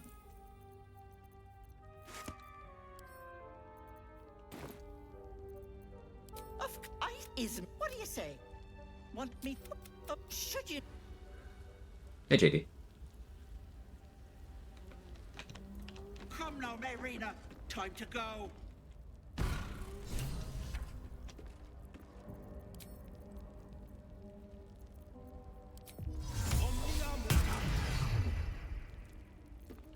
Hang on. Which eye?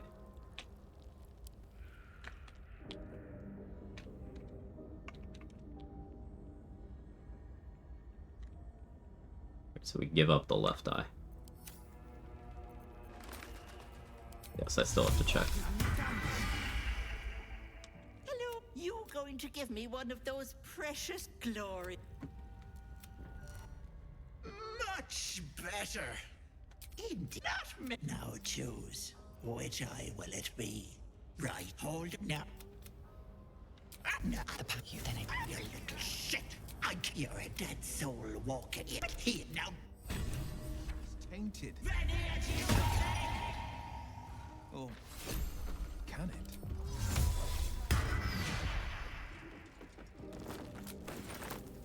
I wonder where she's gone off to.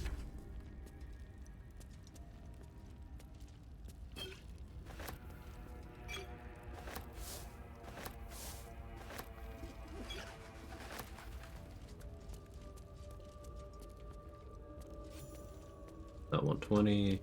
I could sneak down there and kill the people that are cowering, but I don't actually know if going down there is a trigger for the red caps getting mad. I think it's just like actually fighting Ethel, but I'm not positive, so. Didn't look like I got the 60. I got 100.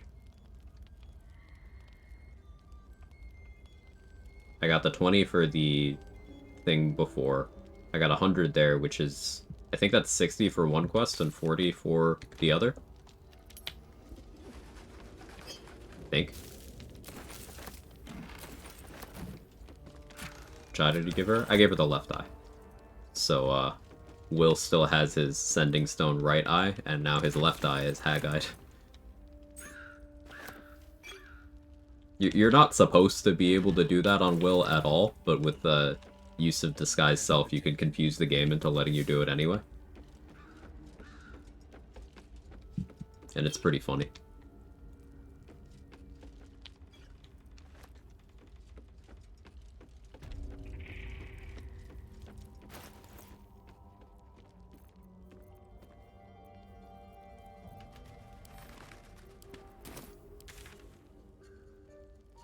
Is it possible for Will to have all three of his eyes replaced? I couldn't get the Volo Eye one to work after the Ethel Eye. I haven't tried in the other order. So, thanks for testing. Do you get the negatives of having the Hag Eye? Yeah. But those negatives don't really matter. Perception is a garbage skill that almost never matters in this game anyway, and having disadvantage on attacking hags matters for 2 fights in the entire game. Both of which are easy fights. So it is more upside than downside. Silence is gold. Like, I actually can't think of a single perception check that matters now. Because there's always a workaround. I think it's 60 for saying ladies enjoying herself, 100 for giving up the eye, and 120 for behind the fireplace. But does the lady isn't enjoying herself, does that trigger the fight? I was unsure about that, so I didn't click that. Gives me another way to try it next time. Like, all indication, based on what you're saying. No, it doesn't, but...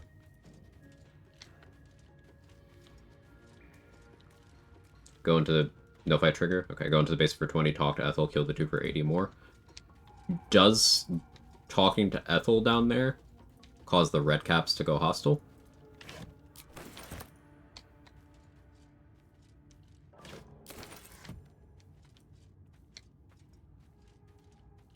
Hey, thanks for streaking, JD. No? Okay, I'll go back down there. Thank you. See, this is exactly what I mean when I talk about how a lot of the stuff you see in routing in this game is collective knowledge. And I love learning things from other people who nerd out about this shit. Streaking it? Thanks to 20 streaks, Sora.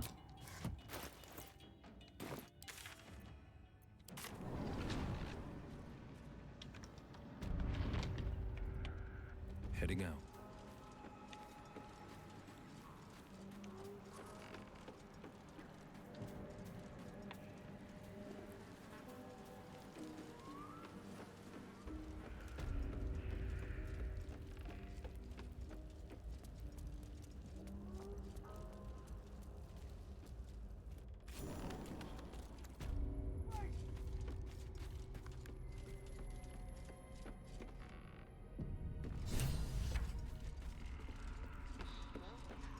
You. This is my person. You. Well, isn't this a cheery place?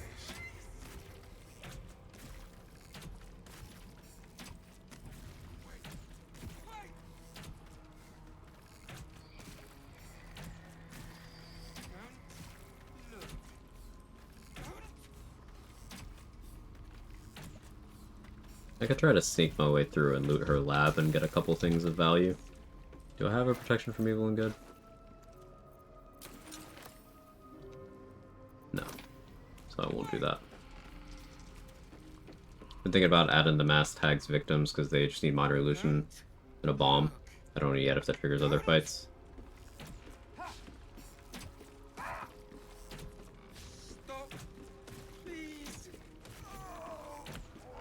Cloud of Daggers is also good, but you'll want to make sure that you're not concentrating on protection from evil and good to give you immunity to the mask when doing that. Waves of as she flee.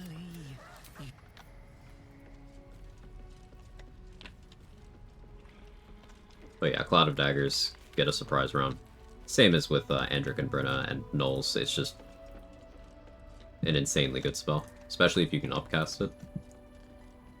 Played some Hades 1 yesterday and missed the double dash so much, it's crazy. Yeah, definitely a different flow of gameplay. Alright, cool. I can minor illusion and throw the red caps, but that takes a bit, so I'll wait. Aspect of Demeter Fist with Dionysus called it the Drunken Harpy's Fister. Aspect of Demeter was my favorite in that game. Missed the 5 dash on the fist on, what was that, Gilgamesh?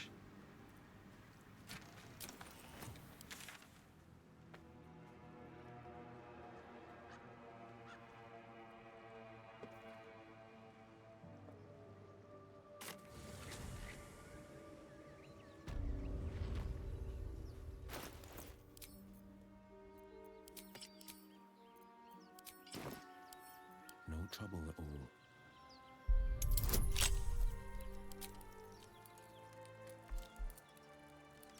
Do I need Foxes coming for anything else right now? No. Thank you for the tip on knocking out Mercon. Works super well. Hey, I'm glad. Always happy to exchange ideas. You're always helping me figure out XP. Least I could do is share degen strats.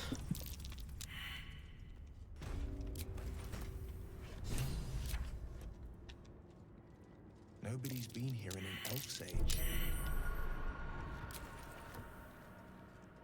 Never saw a coin quite like this. Fancy. Watch yourself. I spy a trap.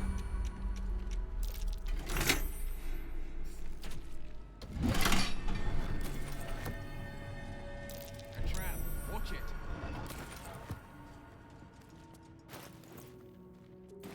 Let's see.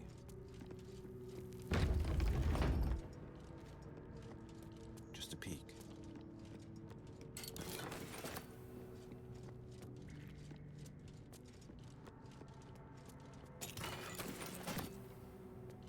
Elminster might be getting tossed this run. The more I think about it, the more I'm like, Could come in handy. that XP would be nice. This crypt is dank, yo. Yo, it's dank? You're telling me Withers was hotboxing that sarcophagus? The whole time? For scribes, wonder what happened.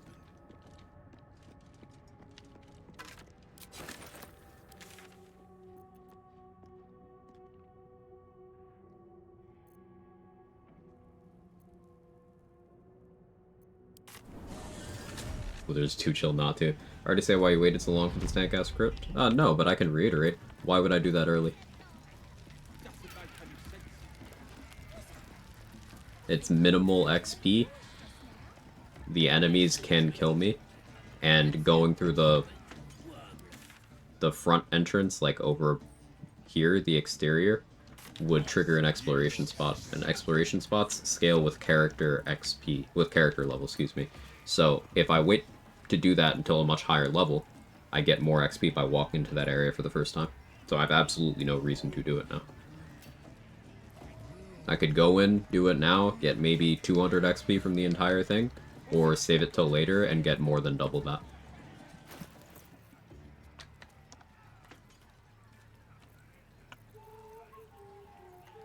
Now, I can go through that door that I lockpicked and fight the skeletons, but again, that's minimal XP, and I could not clear it efficiently right now, so I'm going to wait until I'm a little bit stronger.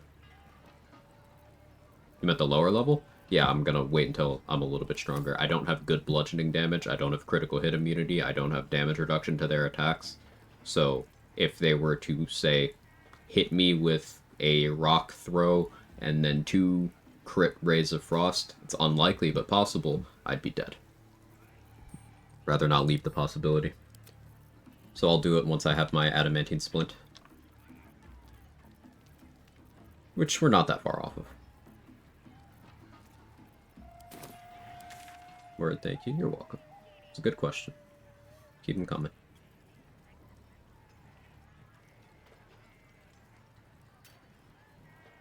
I shouldn't do the Findal thing right now.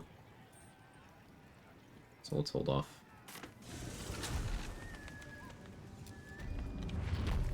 Is that fancy hat? Cap of Curing? Just sitting right next to Alfira. Let me not mess up Fezzer this time.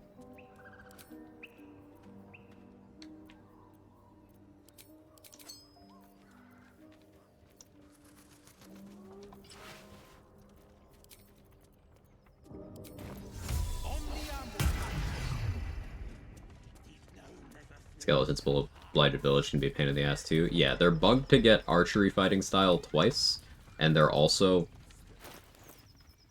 archers with Colossus Slayer.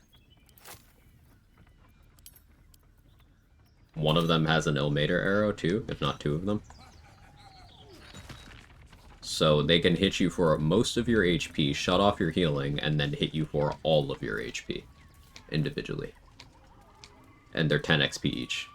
So that's a good example of the risk is not worth the reward. So I end up doing that late.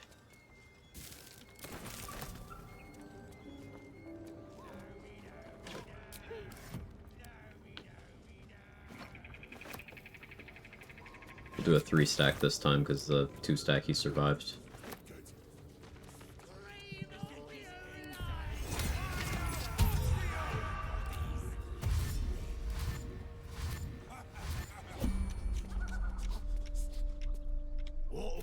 The goblin. What do you... As the symbol glows, power courses. The goblins slink. It's another waste of an inspo, but something I gotta get done.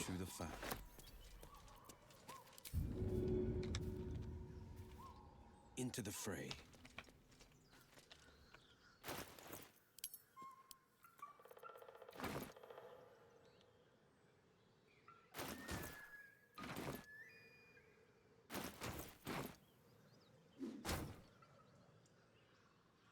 That's very cat. Quag, you're awesome. Hope you see, know, and feel that. Thank you, Tommy. You're awesome.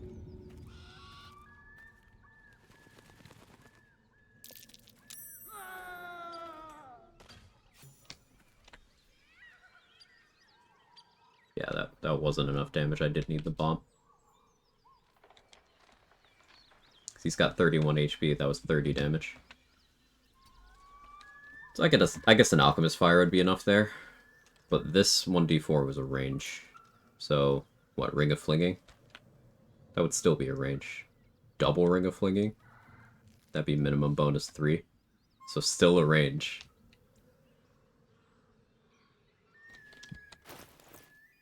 How do I make that not a range?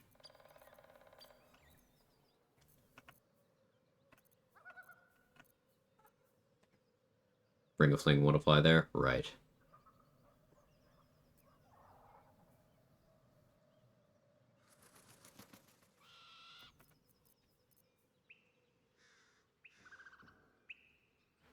I don't know how I would make that not a range. Or use somewhat consistent with 18 strength. Like, the failure rate on this is low. I guess that's 50-50, actually, on doing enough damage, which is why I use the bomb. Because it's net neutral on bombs. He has one, so I use one, I get one back. But I don't like using one there. The bomb is so that there's no chance of failure. Because he's going to take the 28 damage at least. The bomb is doing more than enough. An Alchemist Fire is probably fine. I can probably transition to using that. Especially because there's 2 Alchemist Fires here, so net positive on resources, but... You lost the XP that way too many times. Very infrequently has that happened to me, but the way I view it is like... Even if I lose the XP from that, we still get his replacement, so it's still more XP than if Fezzerk gets away. Not by much, but... You spike growth the landing spot or something, you have access to it. Yeah, that might work. Spike growth might be enough. Though that's only a D4, isn't it? What's the damage on spike growth? Am I thinking of rupture damage? I don't know what the damage on spike growth is off the top of my head.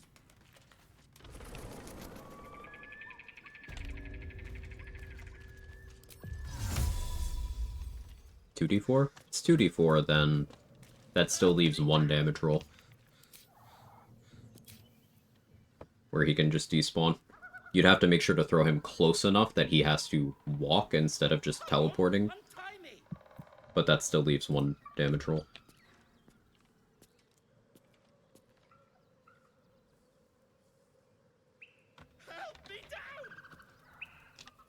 Lightning charges on the thrown enemy. Having lightning charges would be hard. You could technically do it if you went out of your way to, like, get Connor first.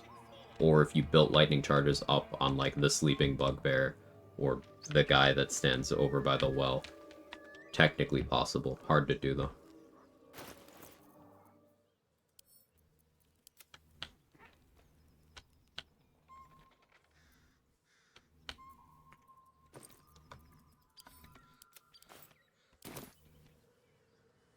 Could negative healing word, Fezzerk? That's my goat right there. Use the bonus action to negative healing word to ensure. I love that. Sauce. I wonder how many places we can implement negative healing word, and it's not a meme.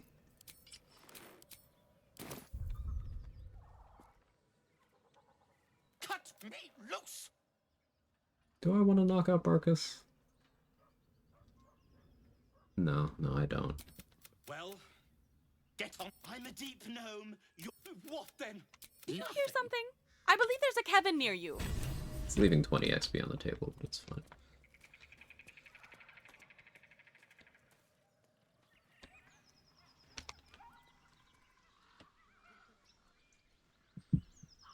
Cats. Well, where are you going? Okay, I can hold off on saving Liam and doing Joaquin's rest. That's 2 bankable inspos. A bottle of wine, and a rare one at that. This book's owner had excellent taste. Although it's a shame about the book, no amount of wine is merrier than a roaring. Still have a cloud of daggers, so I can do the second group of gnolls somewhat safely.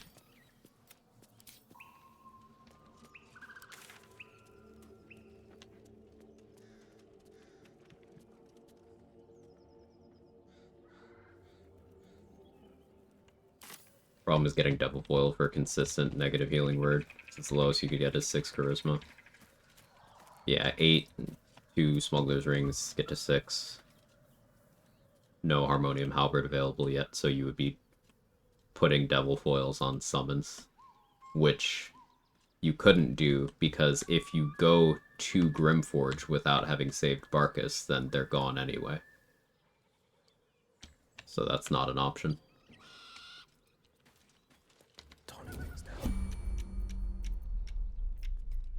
Might be cursed at death's door strats.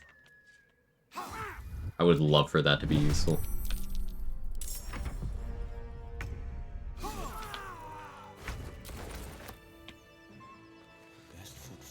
Now I want that.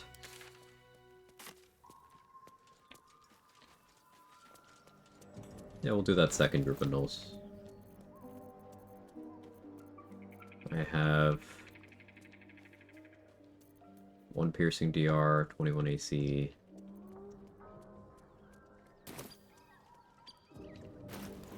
Switch to Bow of Awareness. I'm spent. I should unwind in camp.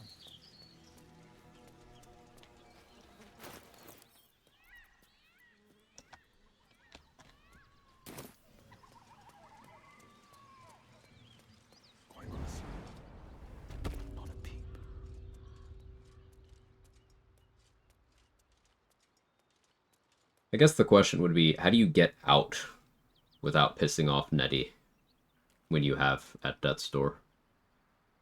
Because you'd still want to, like, clear it for the XP. I guess it doesn't matter if you piss off Nettie, you just have to route in a Nettie kill there. Or maybe you just have Findal's hat and you sneak out.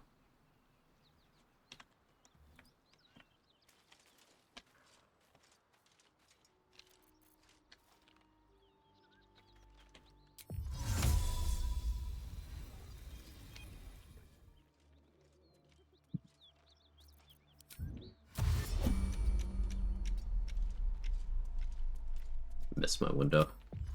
That's just a melee one, so it's okay. Finding my way.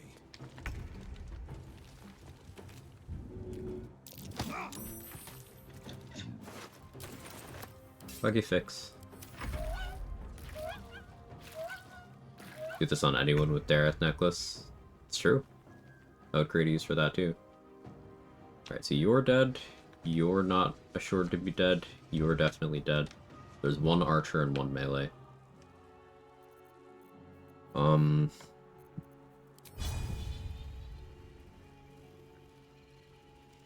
Might will prevail. Unfortunate.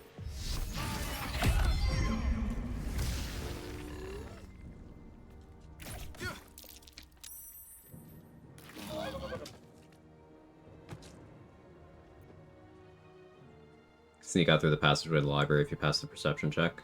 It's an option. Did the Bard Flint option telling her a joke? It actually worked out for me because kept them all stunned for 2 turns. Attack, give me time to deal with all the nulls, deal with Flint. I haven't tried that. I usually just go with... Oh, I guess the AI got very confused there. Huh.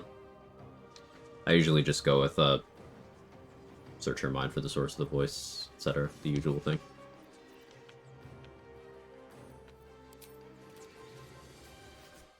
Six.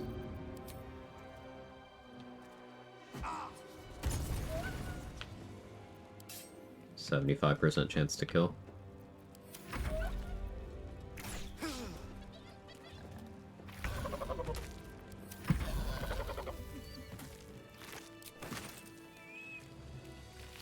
Unlucky, but...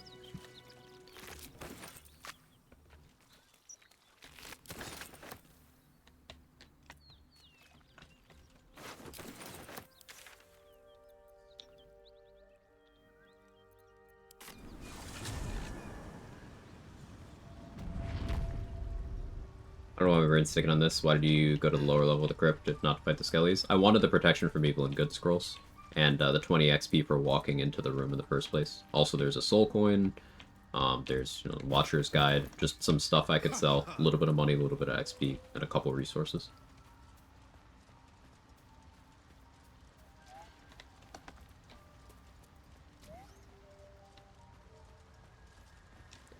I tend to concentrate as many non-combat things as I can into the first 5 levels, so that I ideally hit level 5 with minimal or no combats before going to Grimforge, allowing me to get a little bit extra out of the exploration spot that you hit when you go to Grimforge.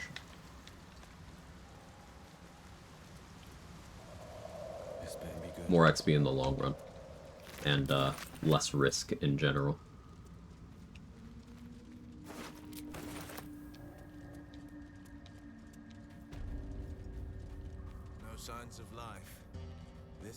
long been abandoned.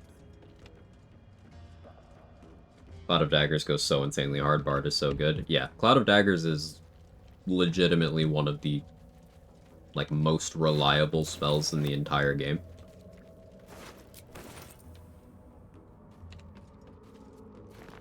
Like double tick damage with a high floor that upcasts well, that's available in scroll form from level 1 that has no saving throw.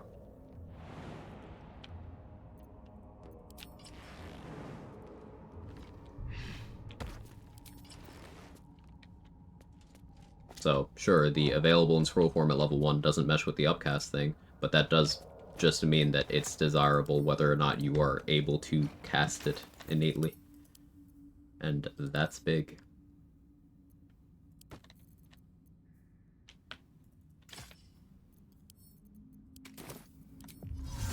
Guaranteed damage. There's some exploration XP down there making it worth waiting a little. No, the exploration XP that's in there does not scale with character level. So, the exploration spot that's in that region that I was talking about, Elfia? Did I get that correctly? Elfia? Correct me if I'm horribly wrong. I like getting names right. Is if you approach, like, as if you're walking over there from having just recruited Gale or just saved Lae'zel, you know, that direction, you'll hit an exploration spot. But as long as you go through either lockpicking the hatch that's on the far side or the door on the beach, you don't hit that trigger, and you can do almost everything else.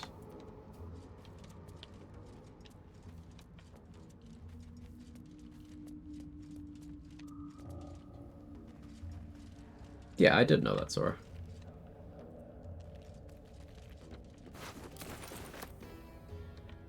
Very cool. I watched part of an interview where he explained some of the process behind the song. It was cool.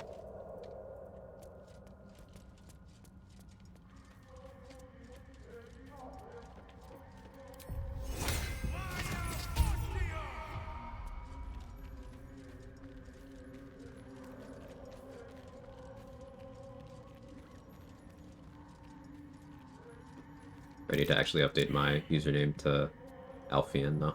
I can still refer to you that way, if you prefer. What? Gek! Got someone sneaking up on us.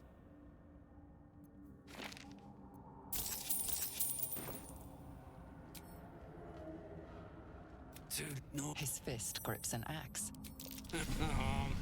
But spoil my hunt. Gotta kill a slave. I'll wait here. But that comes later. Boots first. Then you'll get what's coming to you.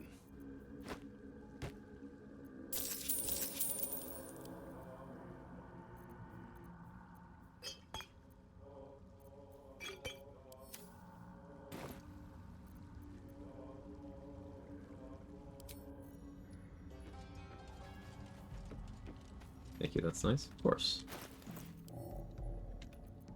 It's no trouble.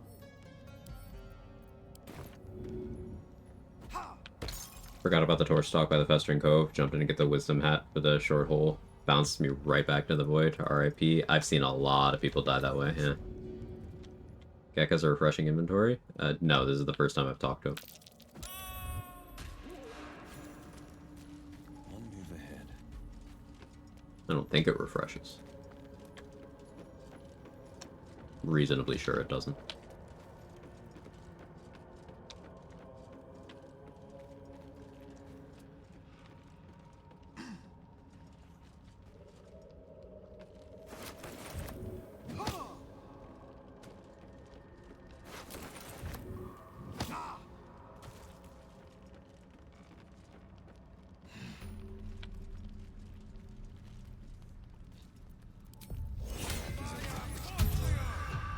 Hitting some of these spots is going to be difficult now that I paid the price, but that's okay.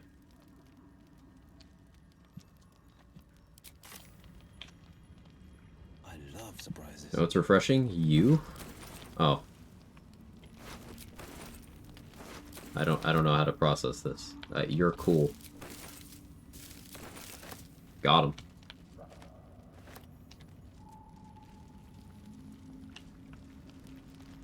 Level 5 Hexblade Pack Blade with Shadowblade Savage Attacker is kind of silly. It's not. It's Quite good. the lake, but I'm not up for a swim.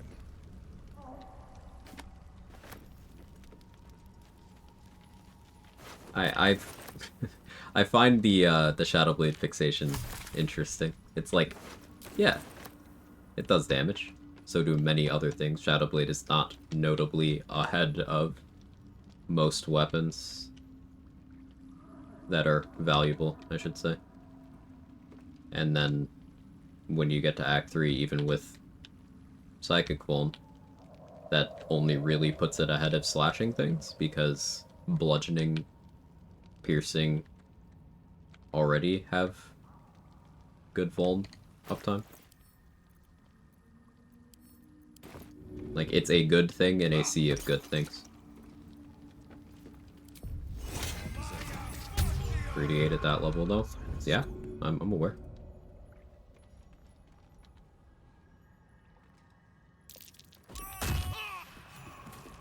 Two steps at a time. I can get Knife of the Undermountain King inside 2 minutes of having access to Grimforge. You can get Silver Sword of the Astral Plane, also in Act 1.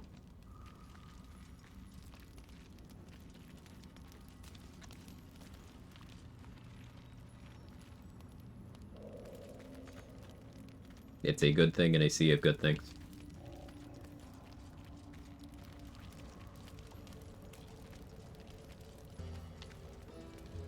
I feel like we're all excited about having levels of Shadowblade that aren't only level 2 or relying on a ring slot. The beautiful thing about the Shadowblade ring is you don't need to keep it equipped.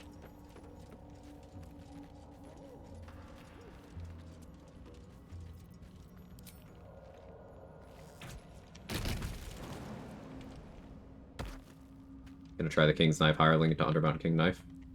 Yeah, I did that on the last attempt. I was running around with 2 of them. What in the? I think tunnels everywhere. Not sure I want to know what dug them. Yeah, the Shadowblade Ring is an interesting case. They didn't update anything about its description in patch 8, but they completely changed how the Shadowblade spell and the ring work.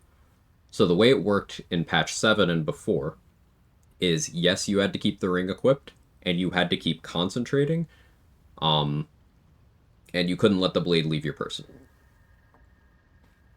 But as of patch 8, the ring version, you don't need to keep equipped. You don't need to concentrate, although, as a vestige of this, unequipping the Shadowblade ring will break whatever active concentration you have going. Just be aware of that. And uniquely, the Shadowblade you get from Arabella's ring does not have to stay on your person. Meaning you can sell it, you can put it on the ground and Drake Throat glaive it, you can give it to someone else, you can throw it with Elemental Cleaver on a Giant Barbarian to have, like, full damage as Psychic, which is pretty cool. Like, you can do all sorts of cool things with it.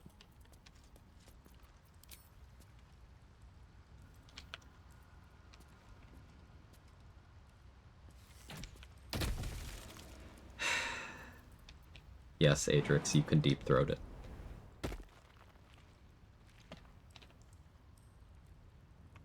Would only give you mildly more psychic damage than Deep Throating other things.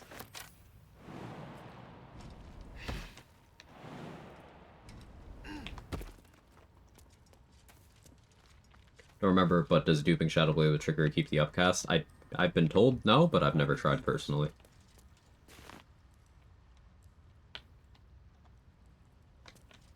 Learn 2 Trickery, Cleric, 3 Warlock for Shadowblade can dupe permanent copy with Invoke Duplicity. Didn't need to dismiss the Hireling. Yeah, that's fun. They did. Well, I suppose that wasn't an upcast, so that doesn't answer that above question.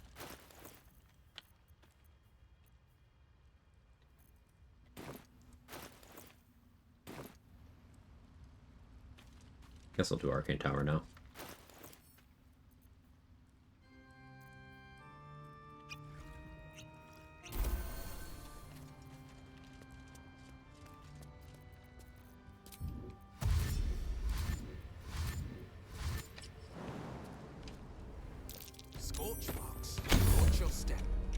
tread lightly and so forth.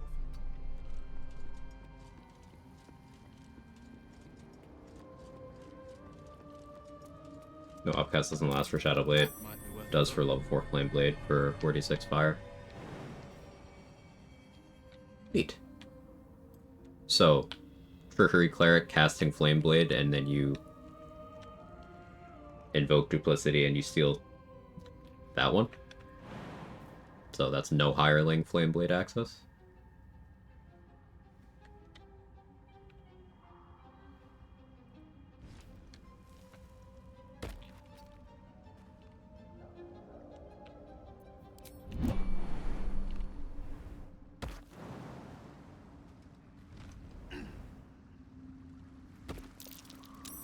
I think that should work. Worth confirming, but that's cool.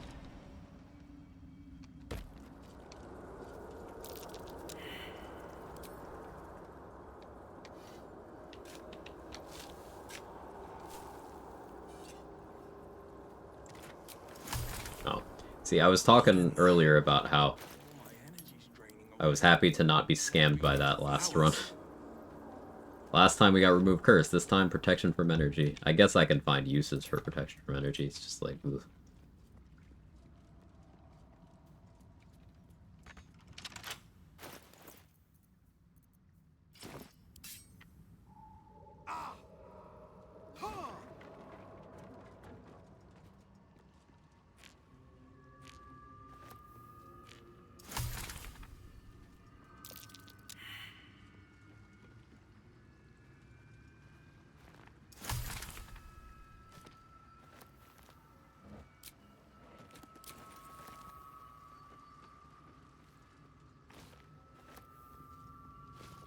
Remove Curse is so nice to have. It'll be especially nice on this, where I am trying to get hit. So, like, eating an opportune life drain from Shadows in Act 2 and not having Remove Curse around would be a problem. It's one of those things you have too many of when you don't need them, can't find any when you really need it. Yeah, yeah. So I try to split the difference and always have them.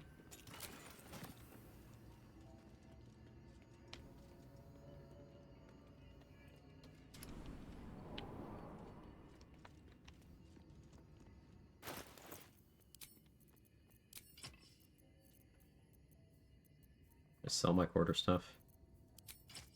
No. I was just looking for the goblin one. I guess I did sell that one.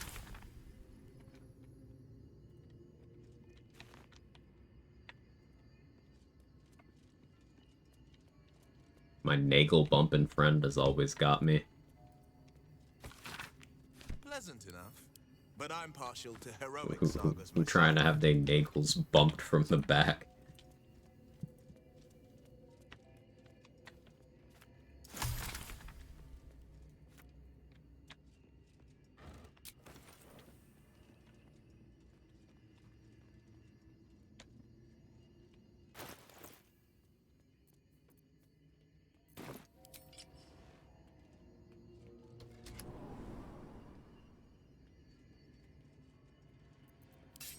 Let's get it done.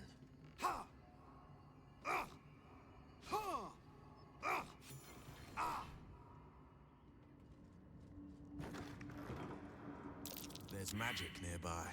I can feel it. It transforms. This could be fun.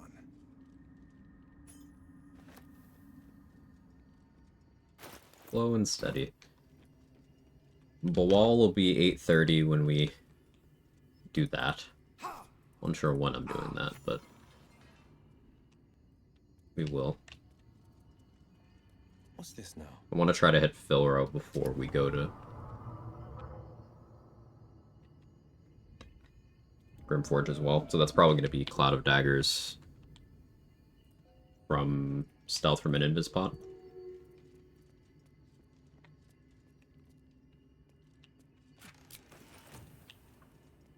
He's aware of magic, but he's not a barbarian. He's just him. I don't know what to tell you. The blade stands ready.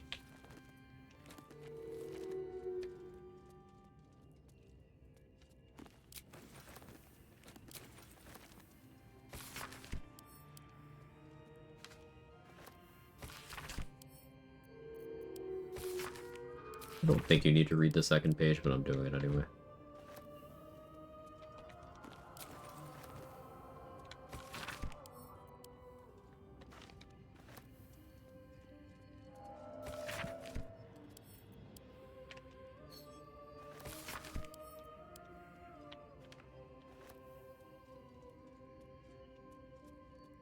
You're using the cipher of the skin, but all its layers. Is this disc marked with Githyanki glyphs? Time for a word with Lae'zel.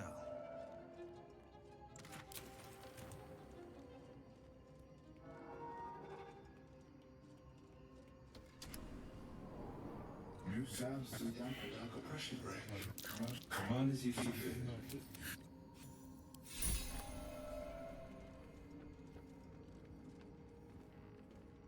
Remember when they moved the stool? So then very briefly we were like, oh no, it's gone. That chair leg might be good for smacking monsters around. Is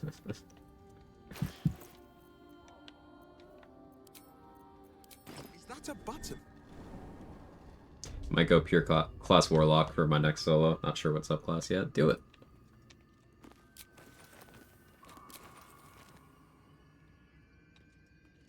Very proud of Lenore for making her robot boyfriend for hugs and encouragement. It's very relatable.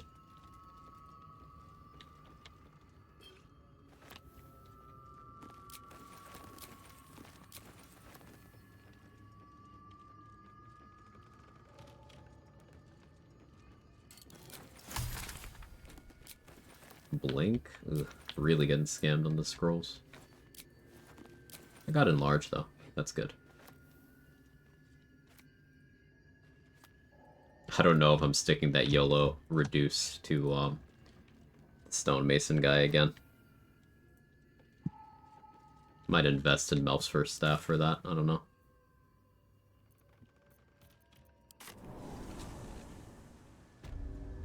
So that reduce was clutch. It allowed me to throw him for quite a lot of fall damage.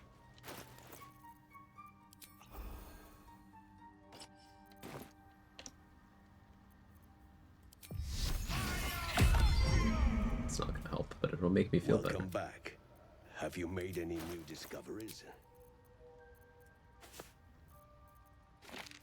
The Cloud of Daggers, we like those. Flaming Sphere, I could get value out of.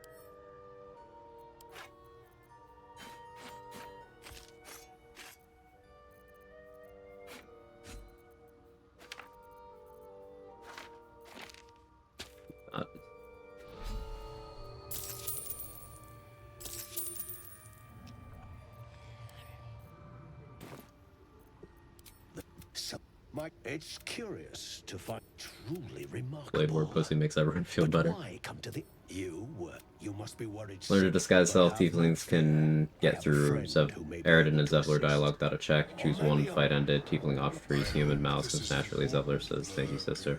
Do you get XP for that? No. Are you looking to have it extracted? And do the humans stay or leave? Open your mind to me. But the lava is infused, and even without, but not to worry.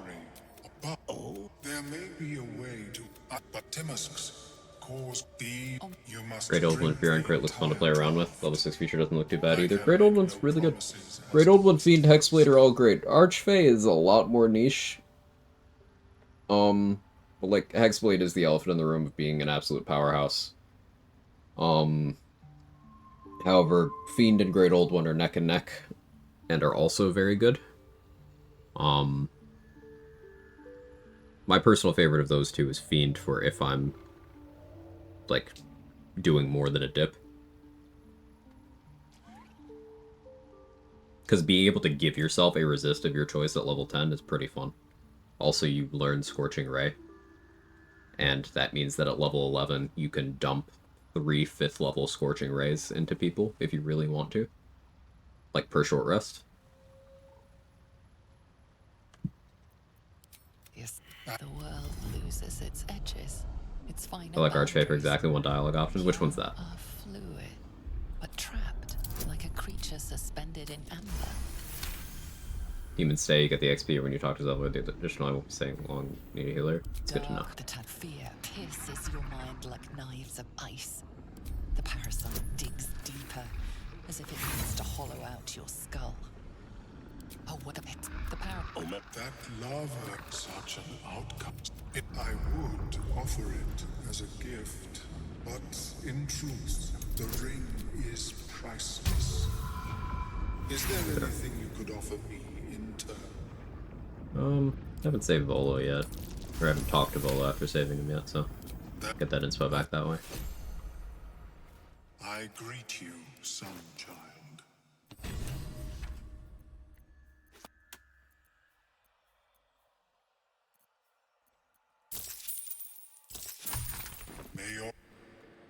Welcome back.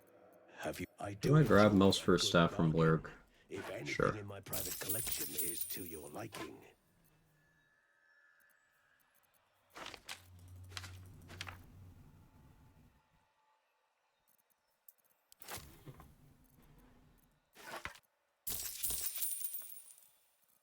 Very well. I have never seen anything like it. The Circus in Act 3, you can threaten to bring down the wrath of the whole Sealy Court. Oh, Great Minds, yep. Alfian and Fries. But at such an accelerated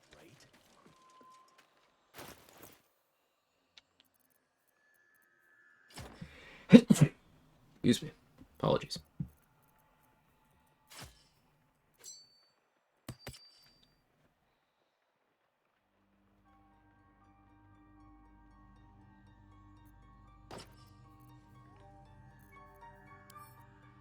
So I could sell that too. 24, thank you.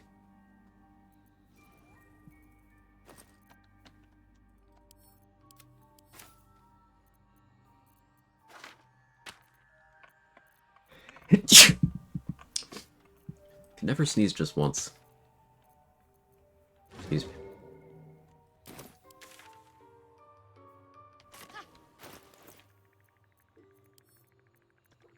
Alright, I gotta buy an Invis pot.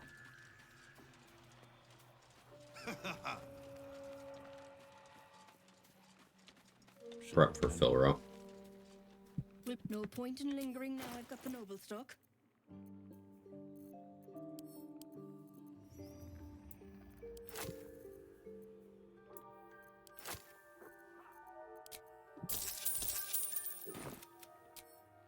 Have I got everything then?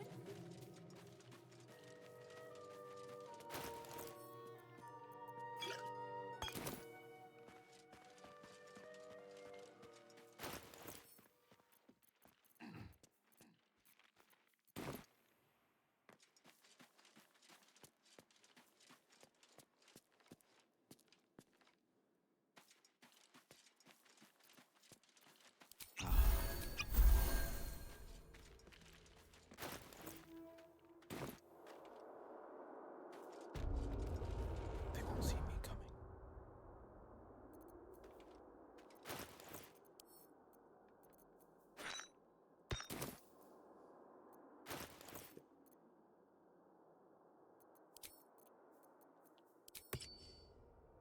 We're cooldown right now. Awake and alert.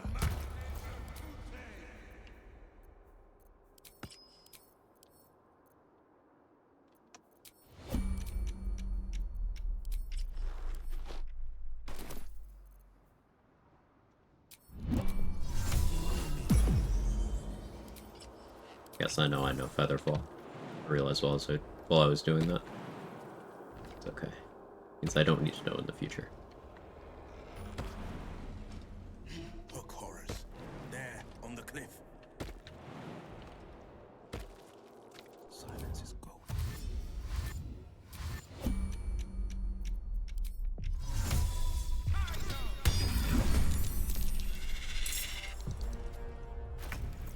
terrible roll.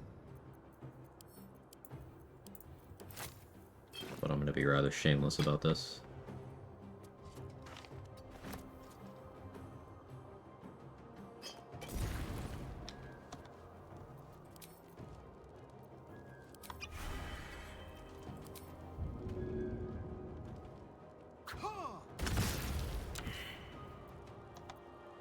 No time to waste.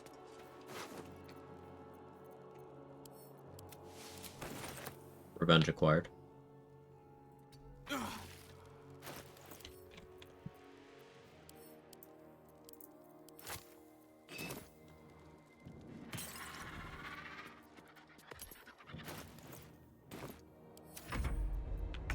he okay? Yeah, I think so.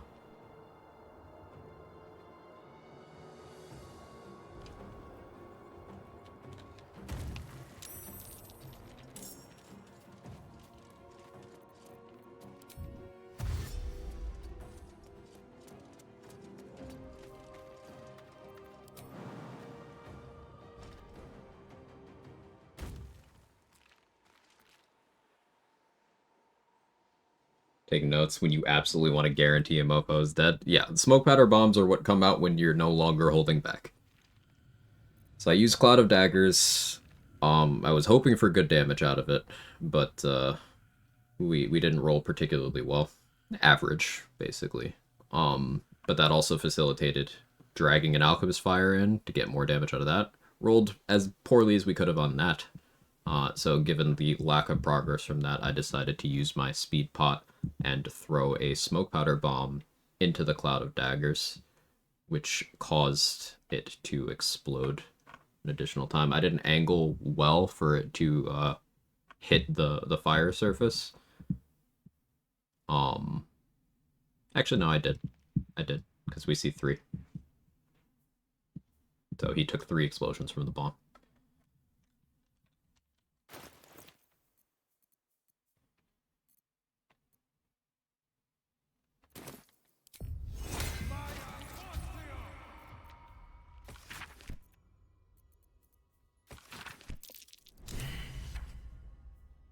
I think just getting the quest is enough.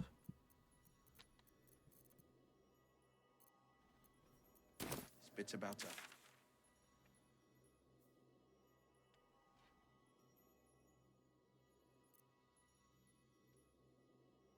Alright, what else could I be doing? Oh, where was I gonna get this inspo back? Talking to Volo.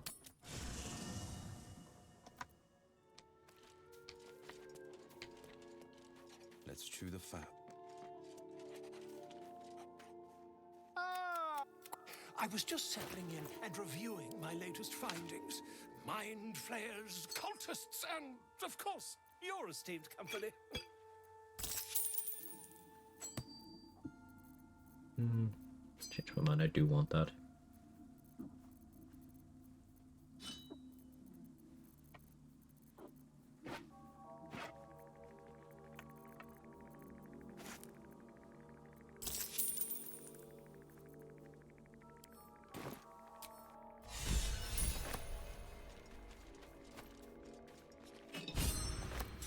I know. It's just something I have to live with. Must we? Thank you. I know. It's not the sort of thing. The best I can do is to stay. I don't know what you mean. It's nothing, really. Yeah, I lost the most runs to 1. Still 1 after all this You're not time. going to let Still this 1. go, are you? You might wish you had. Speaking of explosions discovered, it takes about 2 dozen barrels to blow up the Oathbreaker Knight. No combo with camp if he dies in one shot. It is my I mission to oppose made a strat for dealing with the Oathbreaker that doesn't require Barrelmancy or anything, and all you need to do is have, I believe Now that you it's have the truth, please don't make a big fuss about it. 21 HP and fire resistance.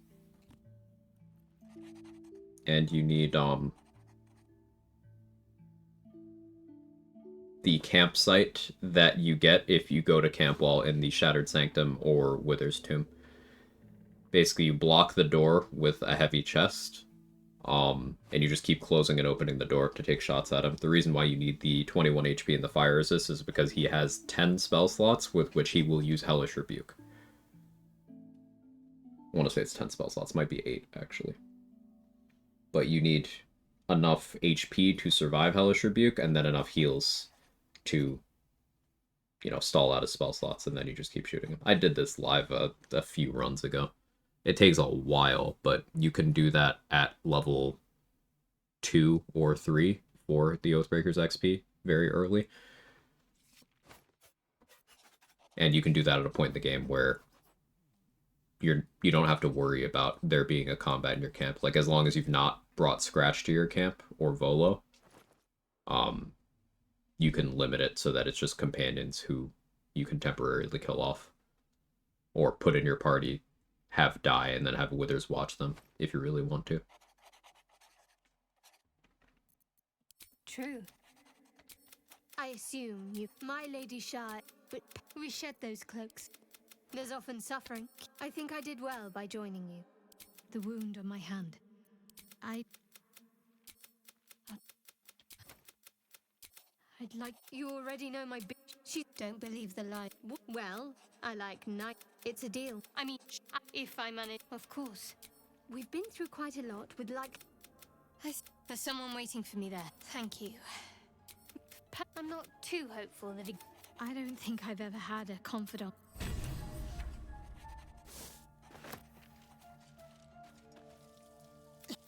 A vampire?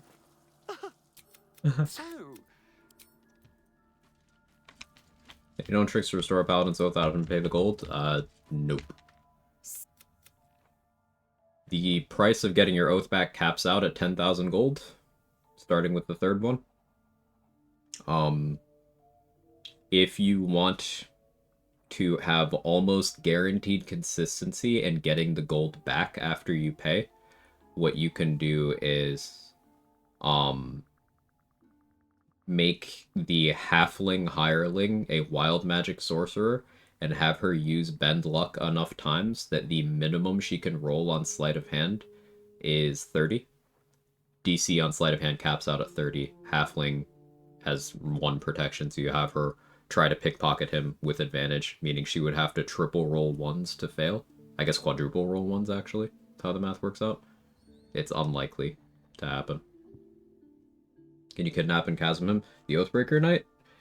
You can't kidnap him out of the camp. You can't kidnap people to or from the camp. And as Danny said, the first campsite that we know of that has a chasm is the Last Light campsite.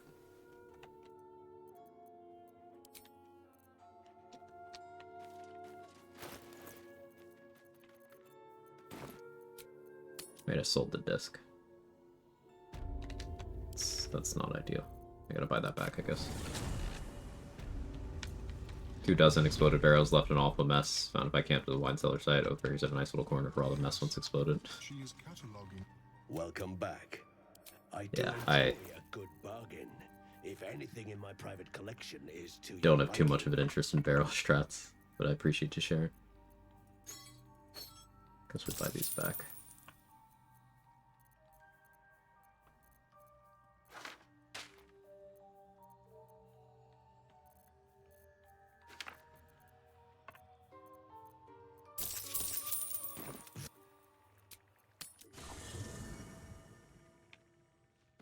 Keep my camp clean.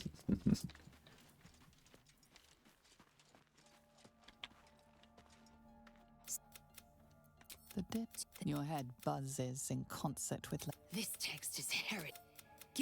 Or disregard This text is hair. This drivel. It is imperative we locate a creche. Or then you have ceased to exist. What with the first symptoms? Fine. The library was... Yet we still collect. I expect I am your you that large. No matter. I do not.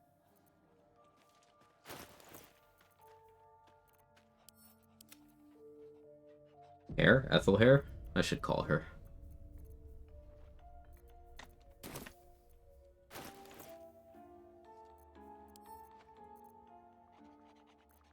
We have a glyph if I do want to fight more things that are super dangerous, but no. That won't really work out super well with that other null encounter. I'll save that one. Joaquin's is an option.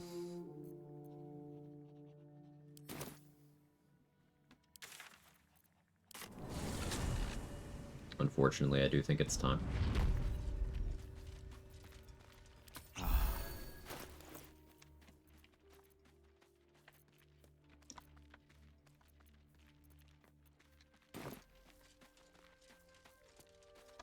Obligatory, don't you fucking call her.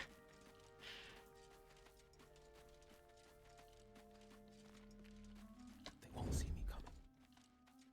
Hope she wins. Valid.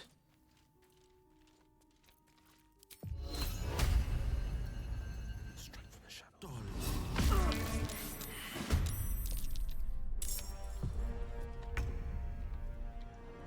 Making my move.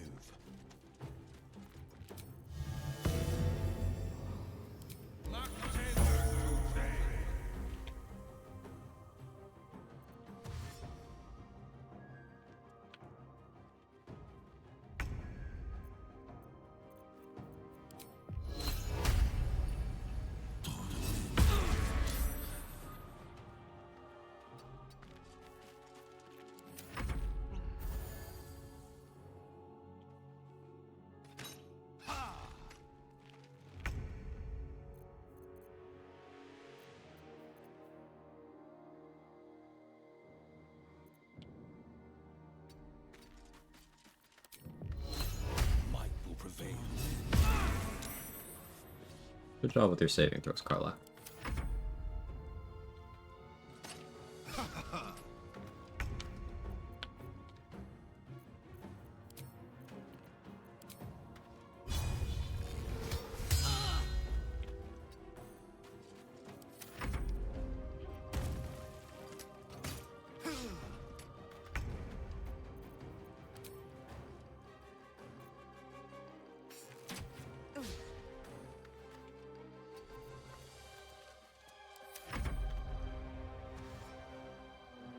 The reason why I'm doing it this way is so that she doesn't rage.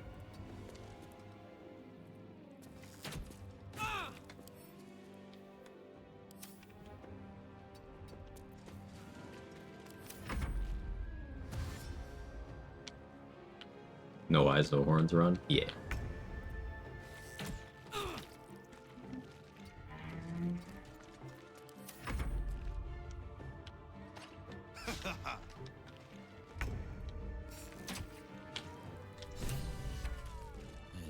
Surprises.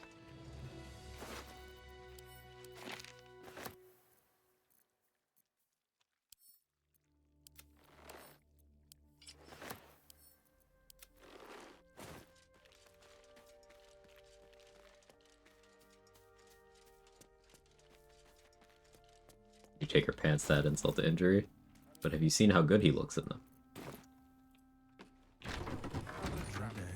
With that, that's easy. I could really use You're some welcome to shot. rest here. Sure, why not?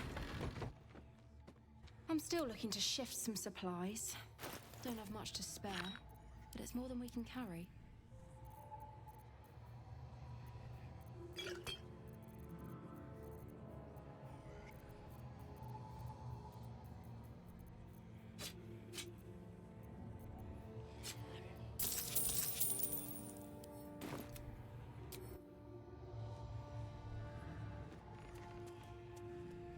May her memory be a blessing.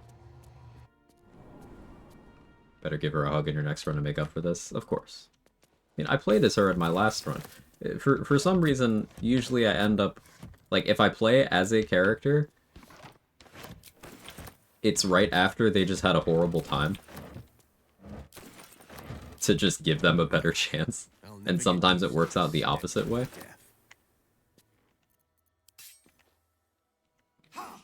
Or you can dupe camp clothing too. Yeah, any equipable item except for... Yeah, any equipable item actually.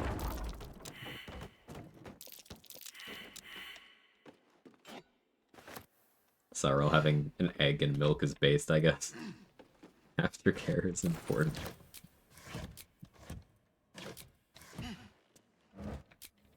had too much of a good time, you need to die. Me to characters between runs. Don't let the game thinks I'm over there.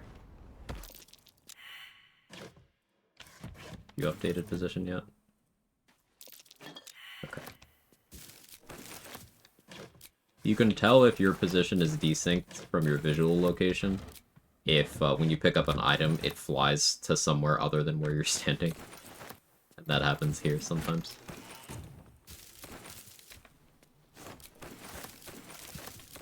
This better be good.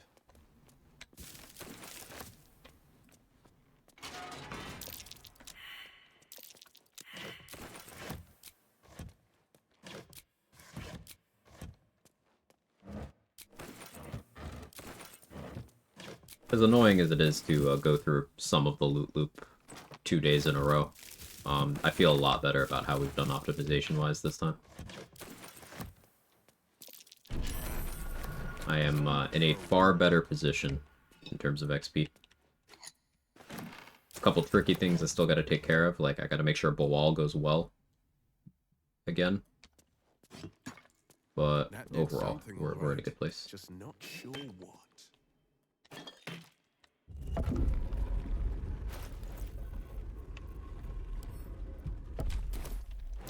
trap. Watch it.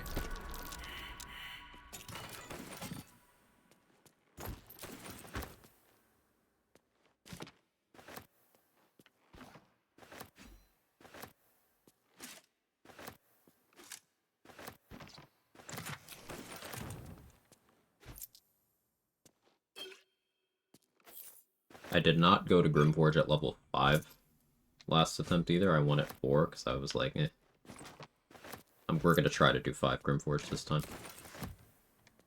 I might end up needing Joaquin's Rest for that. But we'll see.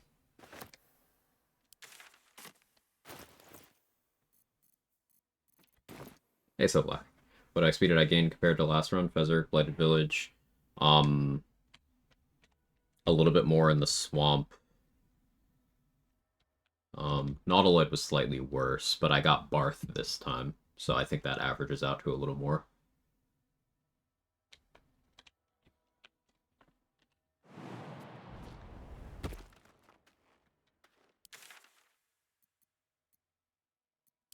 Did some thinking today. I think I know where 20 effective stacks limit for everything comes from. At least it's a very good assumption. Ooh, nice.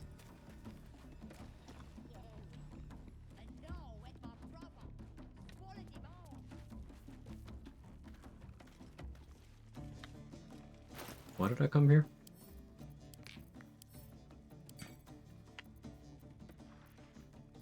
I don't know. Maybe I was thinking I'd sell to Roa. What do you consider criteria for fair game design if you even think it's possible? I think fair is subjective to a degree where people who have decided they don't agree will never agree on what fair is.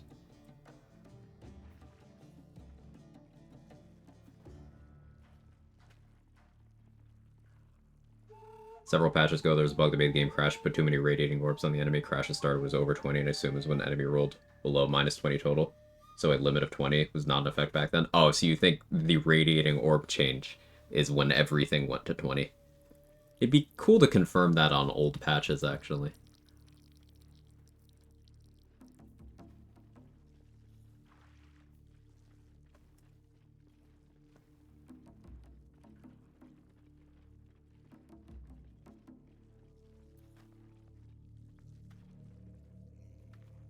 Like, Bawal gets almost half of what I need.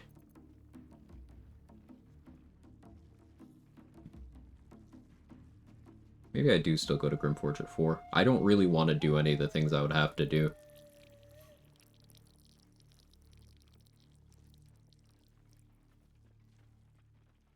Like, I'd prefer to leave the Githyanki so I can get Kodenos XP later. Toss red caps. How hard is it to downpatch the game? I wouldn't know. There's a limit for statuses. It uses something called multiply effects by duration.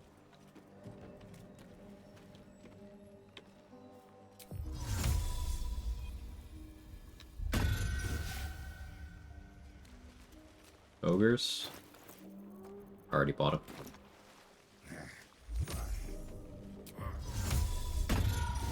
Quinoa XP. Could go for some quinoa.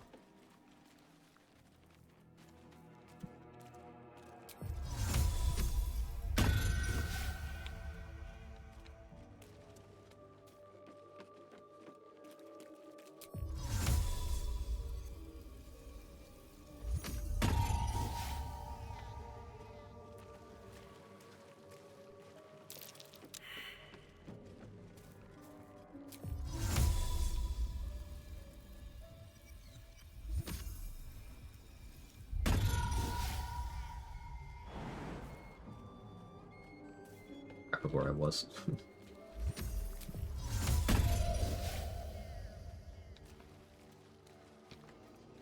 Radiating Orb does have that flag, so it would be limited to 20 stacks. Yeah, it didn't used to, as Say is alluding to. And over time we've confirmed that basically every stacking positive condition on the character that like operates on a stacking strategy like that, and even detrimental ones you could put on enemies, they'll have like an intended cap, and then they'll have a soft cap in terms of you can go to this number and still get value, and then they'll have some of them will have a hard cap, some of them won't. And it happens to be 20 for like a lot of them. So like momentum, you're supposed to cap at 5, but you can get the benefit of 20 stacks, but you can go beyond 20 and it's just more duration. Arcane Acuity, you're supposed to cap at 10, but you can get to 20. Reverb, Encrusted with Frost. On enemies, you're supposed to cap at 5, but you can get higher. Or you're supposed to cap at 7 for Encrusted with Frost, 5 for Reverb, but you can get higher. Radiating Orbs, you're supposed to cap at 10, but you can get higher. I don't know if you can bypass the lightning charge cap. I know you can bypass the heat cap. Did Roa used to sell bombs in patch 7? I don't remember. This conversation made me think about fandom and anti-fandom as well. Like, I talk critically about the things I like, so I want to share those things with others. But what is the motivation in negative fandoms? To reinforce a feedback loop where they can feel validated for complaining about something. Like, hate and love are not opposites. They're more cousins than anything. So those negative fandoms, they love to hate the thing that they love. And that's what they choose to connect with each other over. The negativity.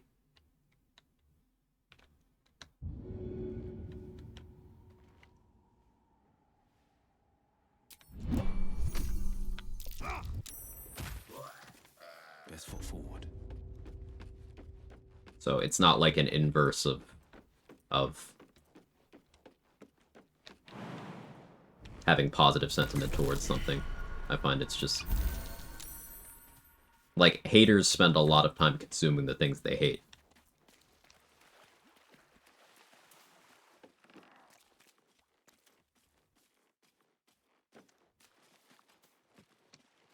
Collectively shitting on something is fun, but like we don't have to convince the other side they also have to shit on it. Right. Rage Frenzy attack is multiplied by duration. Apparently at Barbarian level 9, and someone did look into the code and confirm this. Apparently at Barbarian level 9, you stop building a Frenzied attack. You stop building the penalty from Frenzied attack. 20 is a hard cap. Any statuses use a hidden technical status that will set the duration of the main status to a shorter limit, like match momentum and match momentum duration technical. It's fascinating to know how it works under the hood.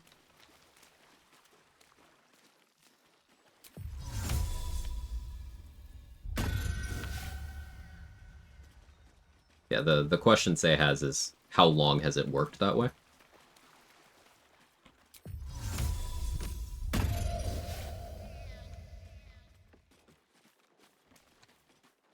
Echo chamber through the form of trauma bonding, but trauma quotes because really the traumas are on self-channeled hate. Right. Criticizing something you love is also part of loving something. Yes. For some people. And I think healthy criticism with the intent of,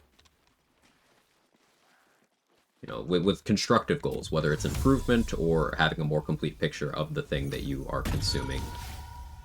I think that's healthy.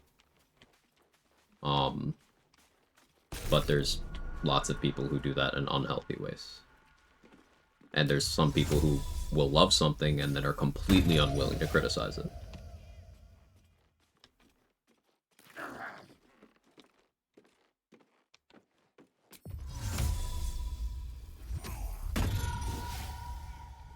Like, it's a meme, but there was a lot of discourse about how apparently, I have no stake in this, but apparently Taylor Swift's latest album was so bad that even the Swifties are, like, entertaining discussion about it not being good, when that's something they would totally be unwilling to do before.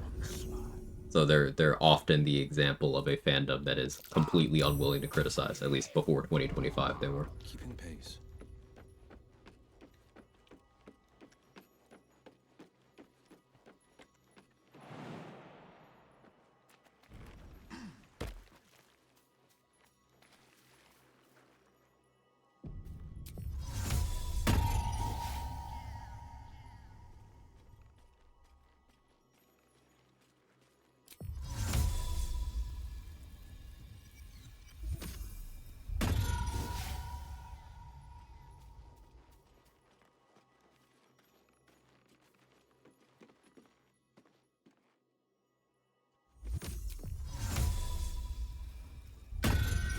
So what I'm doing here is I'm using Minor Illusion to lure the red caps over to the water and then throwing them in, so I can deal with them without fighting.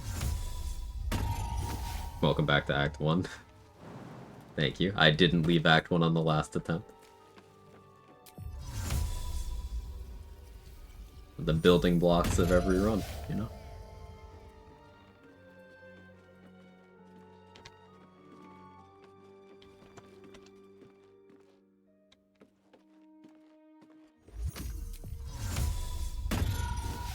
Was supposed to be a reply. I was very confused about how those things connected, Danny. Good stuff.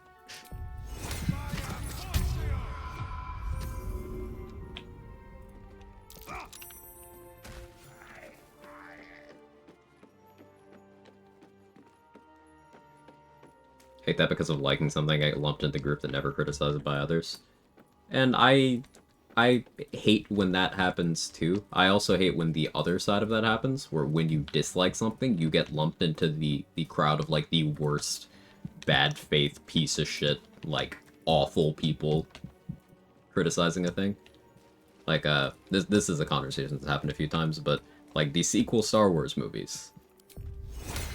Criticizing those gets slippery because a huge driving force behind some of the most vocal criticism of those films is they don't like that the leads were a woman and a black guy. They hated that.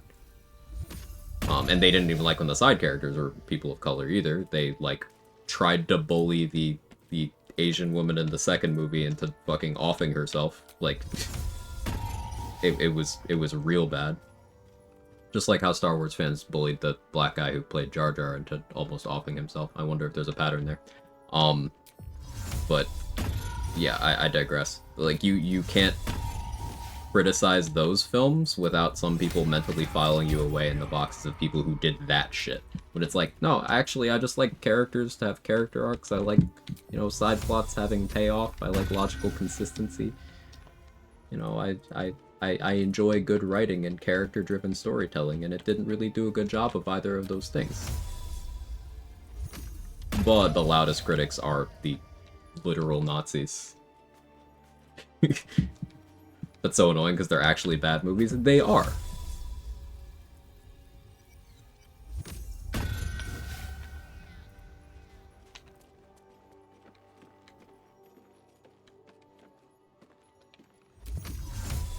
They're not very good films and has nothing to do with the superficial aspects people brigade about. Exactly.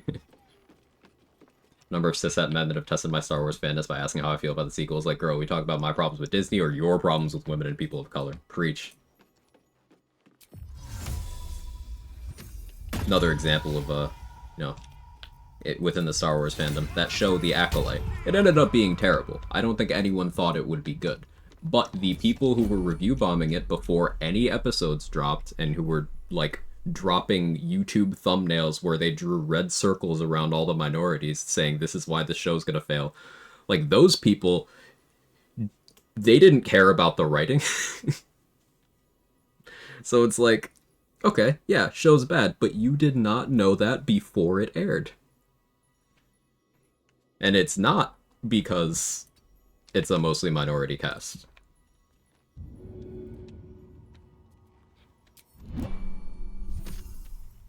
So that's the difference between good faith media analysis and bad faith media analysis. And unfortunately, the bad faith stuff goes farther because of our engagement-driven internet landscape, where the currency is outrage.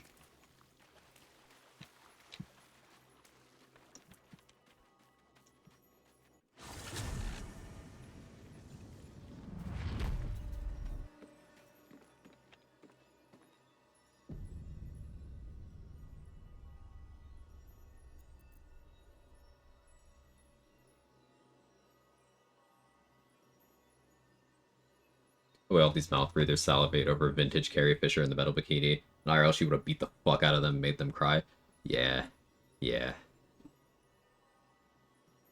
But they don't like Carrie Fisher. They like the part of the movie where the character she was playing was forced into a situation where she had limited agency,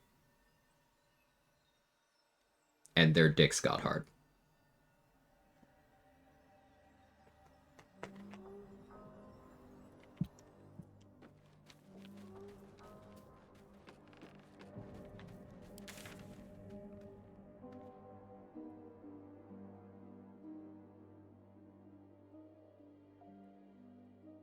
I'm quite confident they don't even like that character in the entire rest of the 5 movies she was in. Precisely because most of the time she had agency. Fellas, is it gay to like women?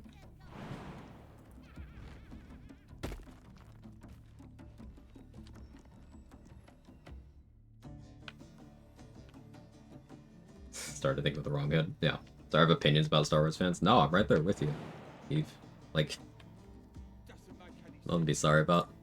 I got opinions too. What do you think about the idea of a game mechanic being punishing for no other reason than world building? I think that, like anything else, it's a spectrum, and like the execution can be good, the execution can be bad. It depends on what it's trying to do, and like maybe it serves the narrative, maybe it serves the genre of game. Like, if the entire premise of your game is like, hey, this is supposed to be really hard and you can't ever let your guard down.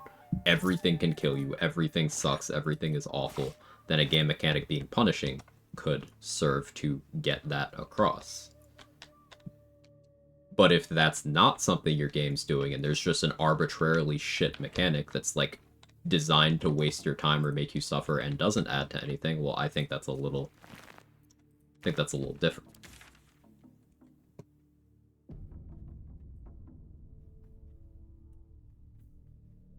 Star Wars AFK, I heard Star Wars had to run any app. Were you talking about BG3 Redditors or something? No, we were just talking about...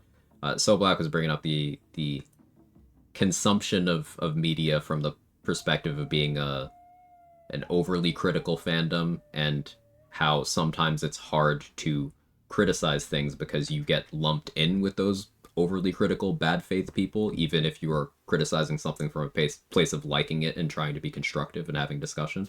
So then I gave Star Wars as an example of a fandom where that's also true.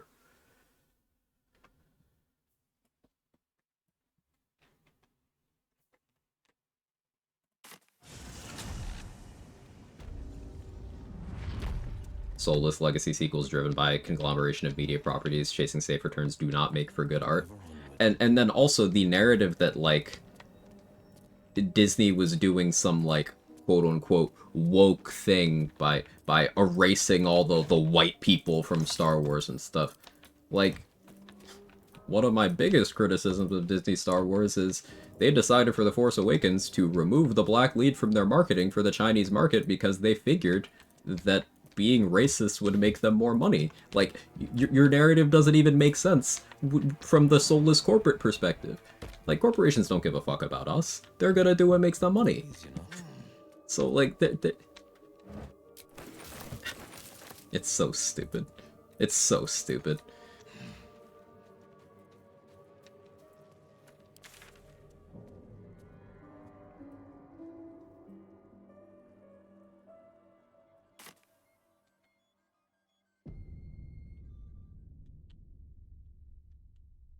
Bomba for the Flaming Fist up there. I don't want to do that yet, but that's something that I could do, yeah.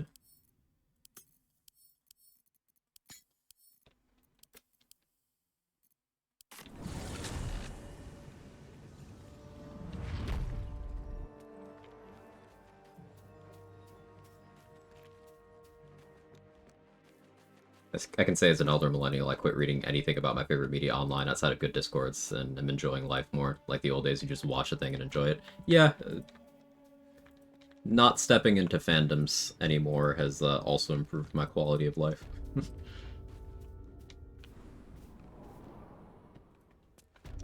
Toning things down.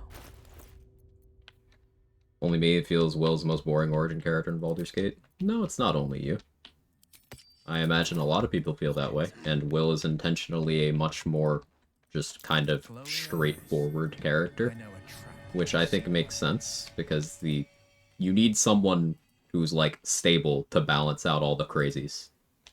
It makes their characters work better by contrast.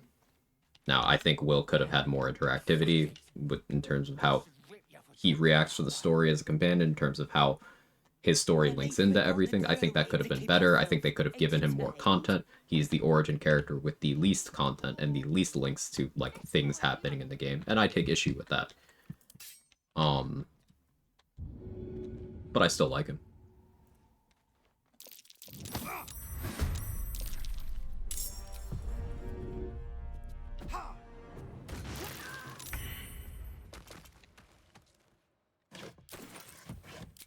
Just a peek. I think that ultimately having a bunch of, for the most part, morally ambiguous, extremely damaged people in the cast of companions, and then having a classic hero type who has skeletons in his closet, but he at no point is anything other than, like, the classic hero. I think that works narratively for me.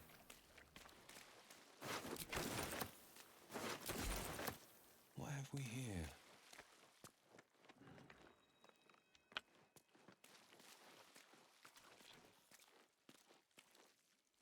People go into discussions with their minds made up before they've seen, read, heard the thing, because their worldview's already told them how to think. I don't think that... I think that even... I suppose there are some worldviews that work that way, but I think that even across different worldviews, I think having the ability to... Like, I think you can learn the ability to think critically about media and keep an open mind and approach from at least more of a good faith angle, even without completely shifting worldview. Now, maybe that's hopelessly optimistic given the landscape of humanity in this cursed 2025 we live in, but I do think that it's something that people can still learn to do.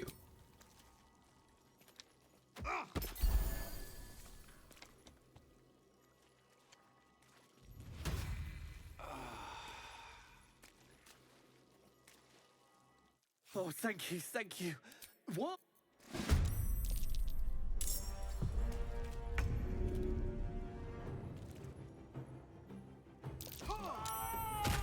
Funny like that, Lae'zel's the only companion who isn't keeping a secret from you. I mean, Karlach isn't either, really.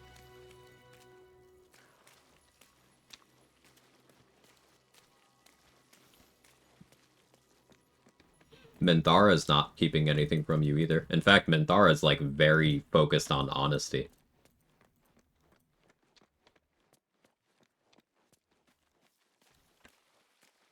I don't think Halsin's hiding anything because there's nothing to hide, because he has nothing going on. Narratively or in his head. Every step counts.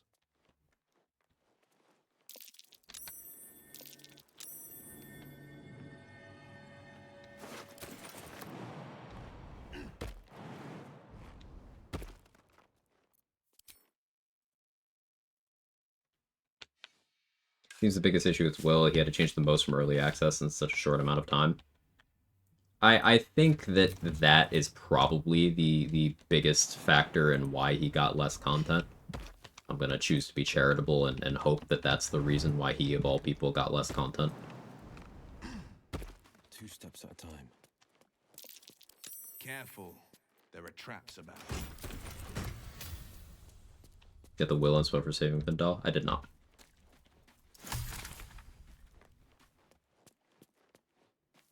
Not familiar with how much changed from early access. The loose outline of Will in early access was he's a fraud who just kind of constructed this Blade of Frontiers legend. And he's a bit of an asshole and he really wants to kill goblins.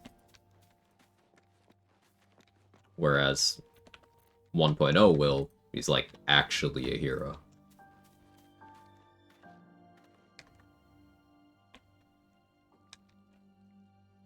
Problem with Will is I didn't see any character development really went from one title to another. Yeah, Will very much is the same person at the start and end with only slight progression. Like, you can get some insight where if you play Origin Will and you talk to Minthara in the epilogue camp, she will mention that, like, he's kind of learned the difference between playing at hero and doing the real thing.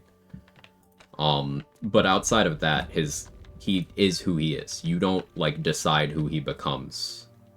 Same weak person, that doesn't make him a weak person at all. At 17 years old, he gave up his soul, his home, his family to save his city. He's not weak. You not liking a character doesn't mean you have to make shit up about him.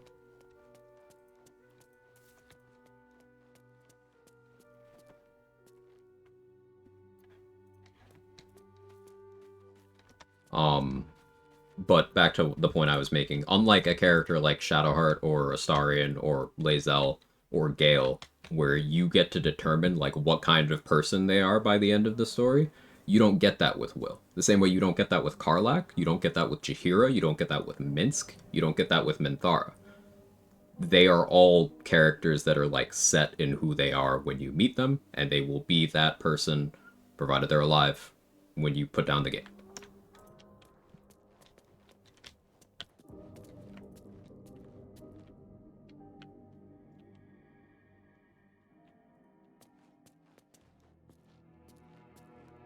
I'll be uncharitable and admit that I strongly expect that Wizards of the Coast push back against rehabilitating the character fully because of demographic reasons. That is a thought that has rattled in my head from time to time, Wrath.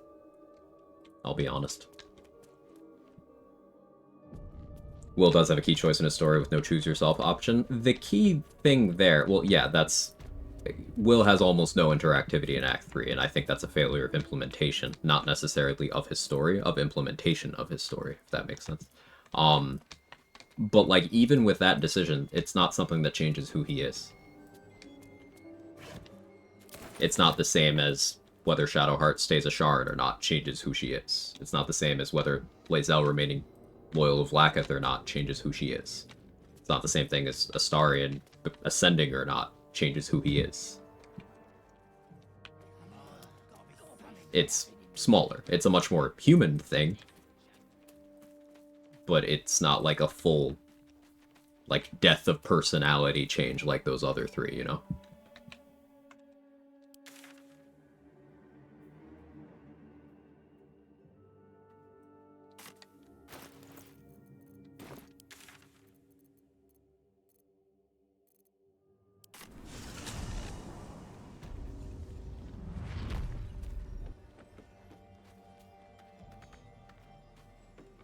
Will is the embodiment of somebody who would sacrifice themselves for the greater good, because writers turned this epic showdown to answer its Balder and ooh.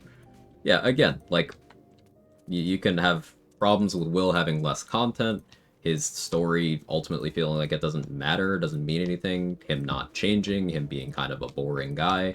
Like, all of that is valid, but he is not weak, nor is he spoiled. None of that. Like, he is the classic archetypical selfless hero. And if that bores you, that's okay. That's a matter of preference. But, like, once again, his storyline is, at 17 years old, he literally sold his soul, gave up his relationship with his father, his status as a noble in the city, all of that. He gave all of that up to save a bunch of people who he knew would never thank him for it. And then instead of being bitter about that, he maintained that he made the correct decision and dedicated his life to helping more people to the best of his ability.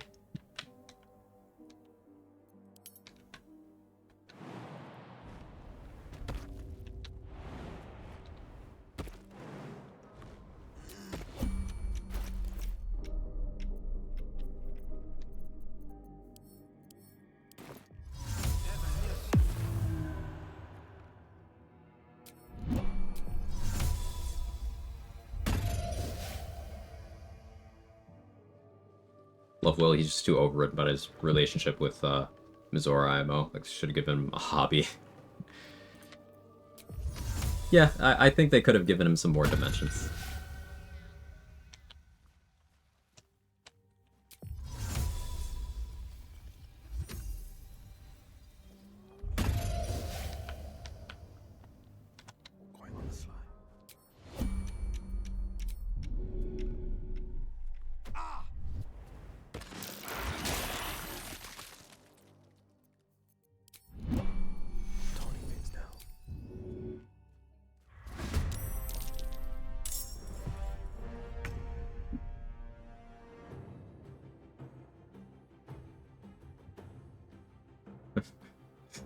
But obviously a daddy's boy, because the only commander brings up his trauma in dialogue frequently. Sarcasm, by the way. Yeah, Danny's making fun of that was an actual take that someone said once, and it's like, what? Will being a daddy's boy who complains a lot? What do you mean? Like, it's literally a conversation you can have with him where he's like, you know what, I don't regret it. I did the right thing. Any consequences that come from that are my fault, but I did the right thing. Like, what?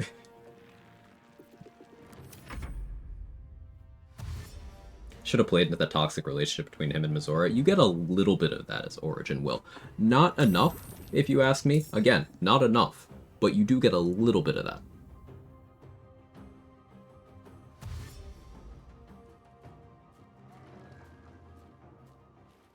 Arguably, Shadowheart doesn't see it as trauma unless you push her in that direction. She can still partially see it as trauma. It's just she loses the memories, so she doesn't know even everything that happened. Which, I suppose you could draw a line between that and, like, sometimes with traumatic events, people repress things. So it could be an allegory for that. Also not a fan of how his relationship with Karlach is written. Like, how many times have you heard people only doing his quest to save her?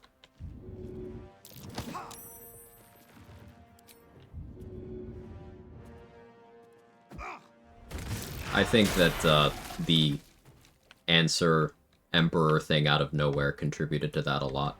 I don't think that had to be inserted into Will's storyline, but I think they did that because they just didn't bother coming up with anything else for Will to do. So, you stand closer to the front edge so they don't fly up. Yeah, I mess that up often, but there's no consequence, really. Thank you, though.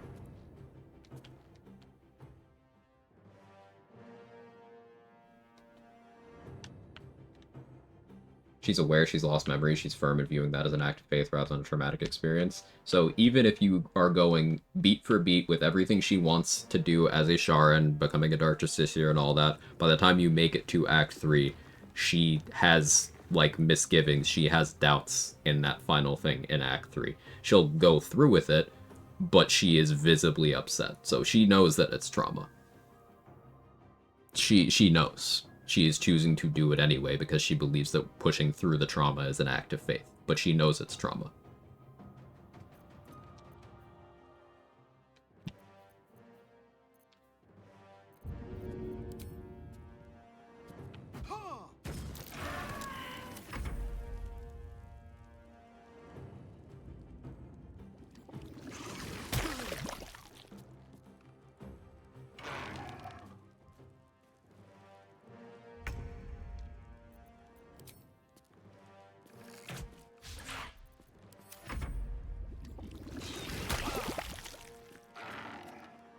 Consume a lot of media, obviously the scholar of literature and mass culture. I just focus my research and writing on literature and media do not originate in the Anglo-centric literary traditions dominate my field, though I'm very learned in the history of the United Kingdom, European colonialism, imperialism in general, and the Western canon. There's so much art and so many ways of knowing, being that Anglo-centric mediascape displaces.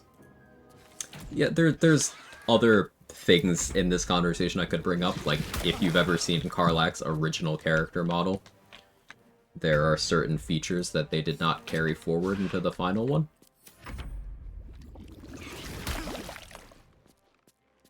That suggest that they considered it too easy to dehumanize a character who has facial features and structure you would traditionally associate with a person of color. Even though she's red-skinned fantasy horned lady, so like none of that should apply, but fundamentally people are fucking racist.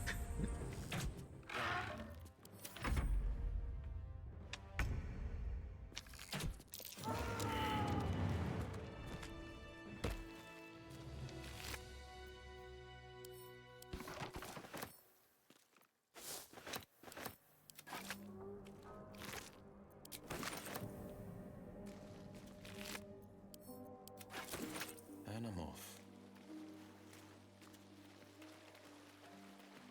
Easy enough.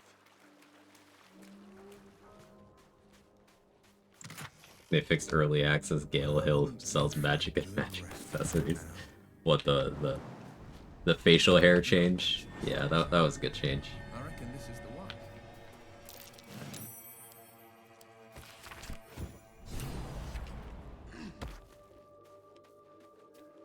Are you trying to tell me Karlach ain't black? No, I'm not. I'm trying to say that they changed her facial features to be more ambiguous in terms of if you were to try to be absolutely silly and ascribe real life standards of race and such to Karlach's face, you would be less immediately able to clock her as a black person with her current face than you would with her old face. Is what I'm getting at.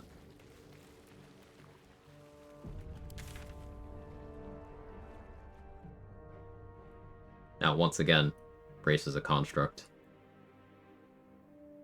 So, none of that shit's fucking real anyway. But operating within the bounds of the very flawed human condition, there are certain facial features you would associate with people from certain backgrounds. Often unfairly. There for the taking.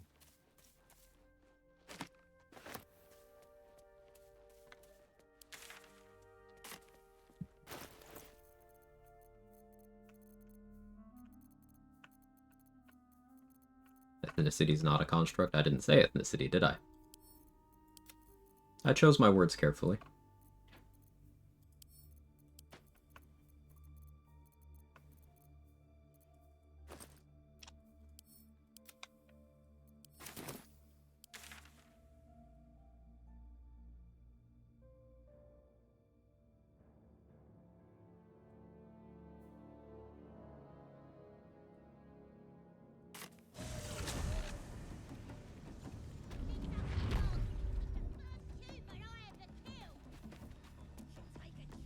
Well, that's not the way I intend, but I do prefer Karlach as she's now. She looks more unique compared to early access. That makes sense. No, that's totally valid to say. She's definitely got, like, more of a different appearance than, like, regular NPCs you'd find throughout the game. Yeah. Like, they gave her more main character energy, if that's how you want to put it. I don't think that's a problematic thing to say.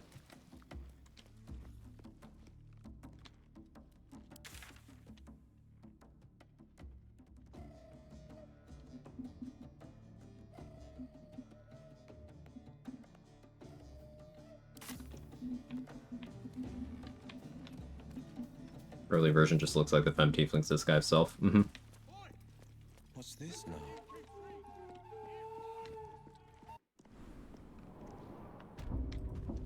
Could probably handle the spiders.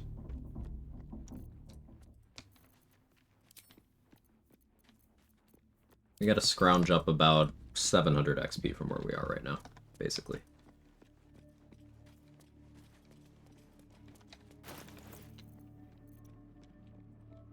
I could probably handle talking to Duraxlin.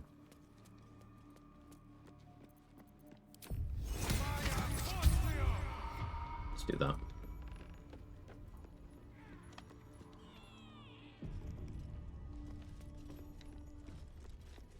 Spy. The hobgoblin, you taste the vision of the elves. If it is, He doesn't. you ever talk to a dead squid? Damn, You saw the artifact does not want to part from. Then You read Yeah, one day I'll learn the his options I have to do here. rises, tentacles writhing. Ragslet, the creature. I saw it too. Get on that. You see the scope. Suspicion floods Ragslin's mind. Your brain howls as you consider your final question. You see Ragslet. Yeah, it wasn't that one. So. Yeah. The court. No. She's mounting an attack on that blasted grove. Tell her you'll join Fred. They're after a weapon. Surely they don't mean that strange artifact of ours. I think spider is a fractional number. If you think it's not, then explain. How could you round it up? That's good. I like that.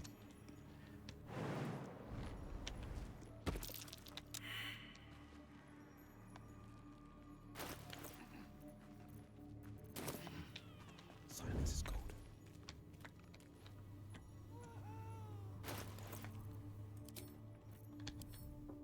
Beasts, not monstrosities. Let's do Gloves of Power. Forgot to get the Poison Res Ring again. That's kind of an issue. I don't think I need to do that, but I am going to just do that anyway. This makes me feel a little more comfortable.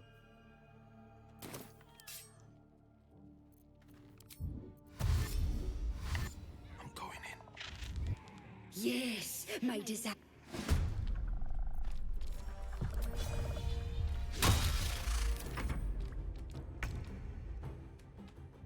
First answer, who killed you, will just be seeing Holy Darkness. Okay, that's what trips me up every time. Thank you.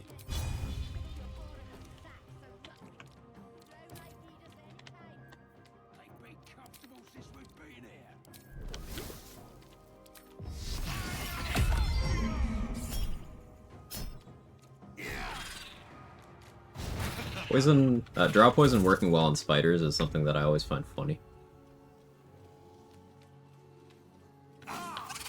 Sorry, butt plug solution. I gotta call it the right name.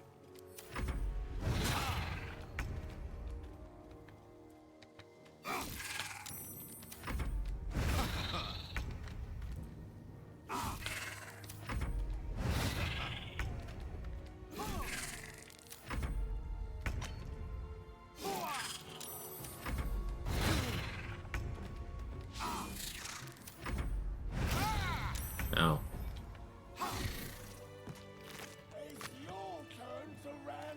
Does this go in the spinneret, or...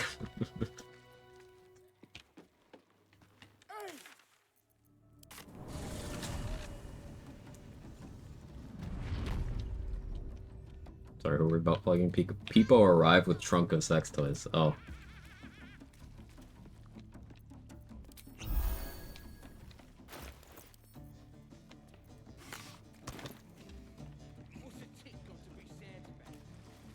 Yeah, is it your? Someone ought to roast that chicken.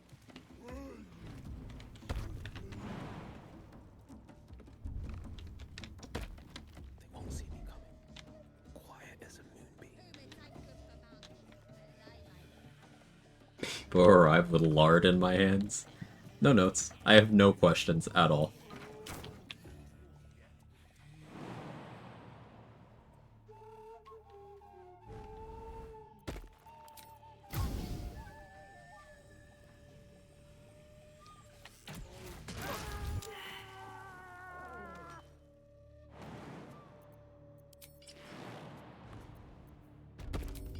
One move ahead. That might be worth a look.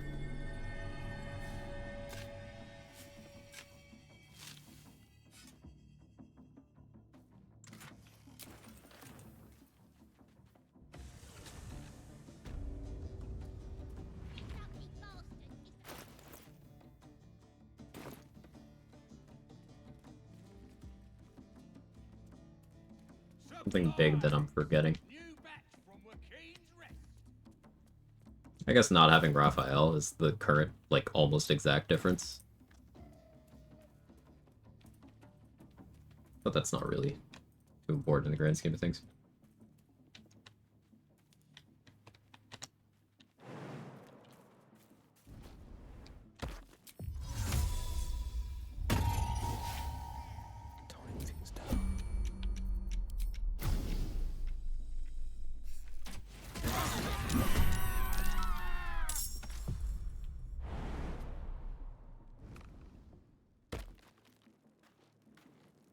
Zombies lying comfortably around minor illusion. I need that emote. For those of you who don't know, if you use minor illusion on the zombies that are in the morgue in Act 2, the ones that are just lying there waiting for you, kind of, they'll, like, get up and walk over to the minor illusion and then lay back down. It's so incredibly funny.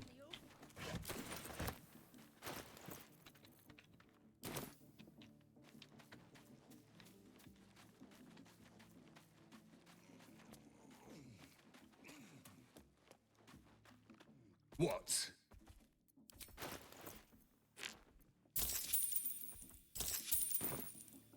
Make a whole series of around minor illusion emotes. Me when I try to get out of bed in the morning, then just go lay back down.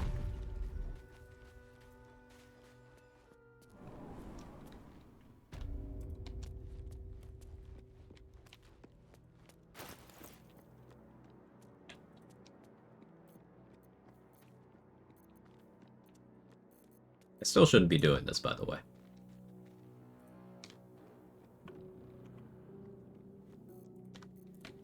This is very minor in terms of what I stand to gain by doing this. I should also buy Ring of Flinging for this. This is not doing that either.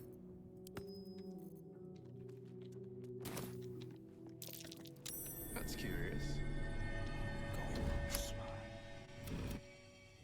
Oh, hells. Something just woke up. A lot of effort to hide one sarcophagus.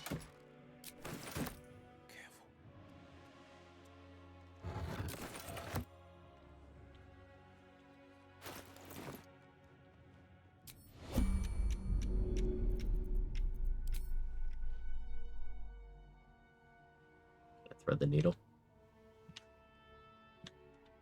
Come on. Come on.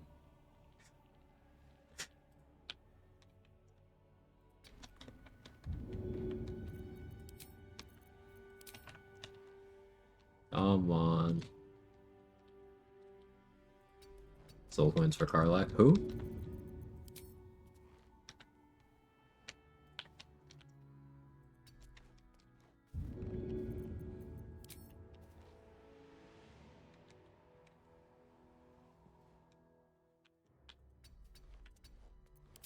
Wait for a better angle.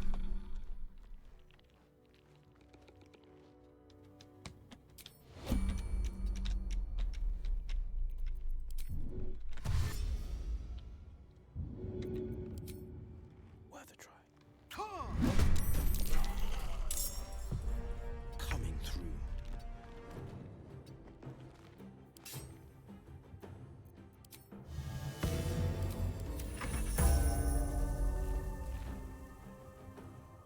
Zombies waiting for you around what in Act 2? In the morgue?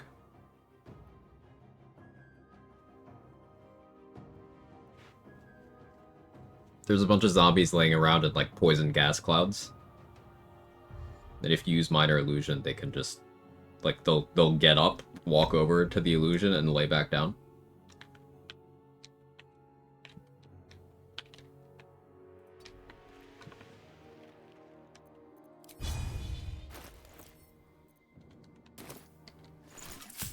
Actually, the means for this. Yeah, we'll do this.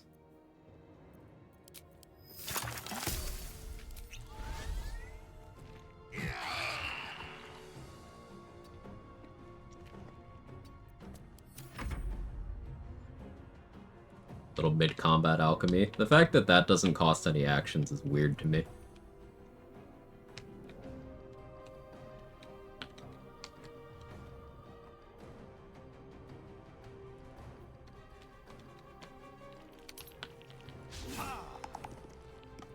Any outcomes for Origin Carla completing the game without consuming a soul coin? I don't think it's accounted for.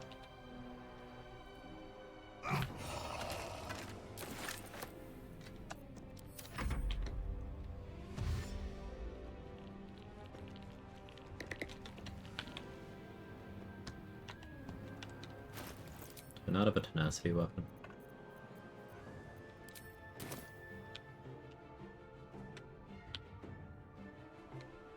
Really like a way to swap weapons mid-combat, other than equipping them.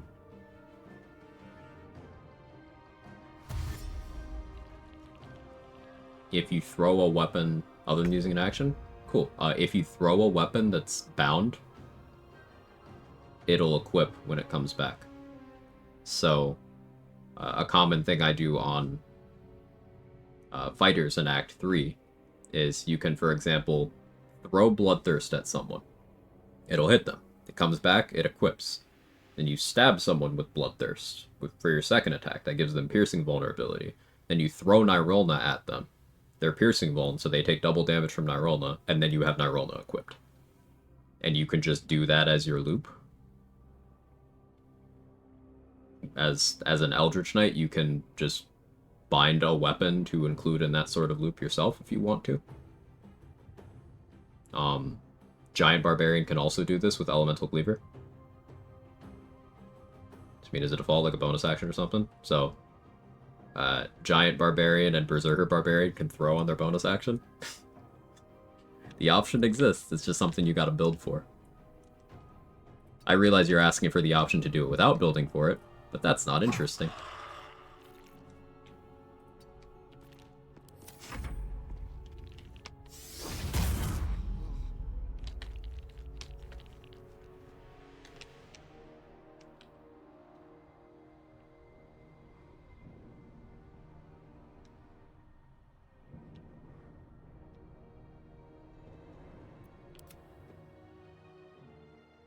Enemy's a little confused. Suppose the answer is always be throwing. That's an option, but you can also just strategically do it. Like a weapon you might want to switch to situationally, just bind it on a DK. So then you reduce the cost of equipping it from an action to an attack. And you get 3 attacks per action at level 11, so kind of works out.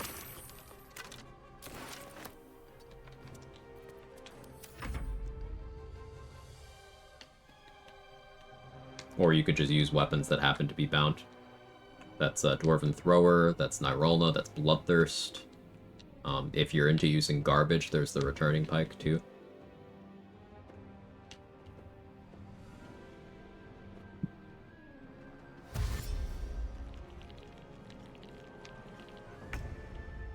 I found my mark.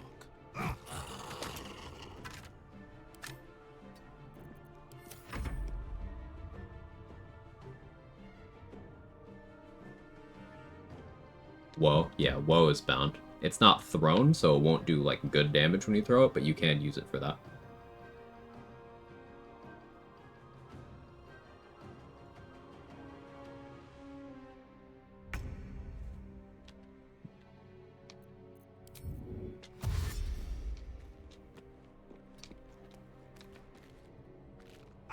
They were fighting to protect something dear to them. I can always tell.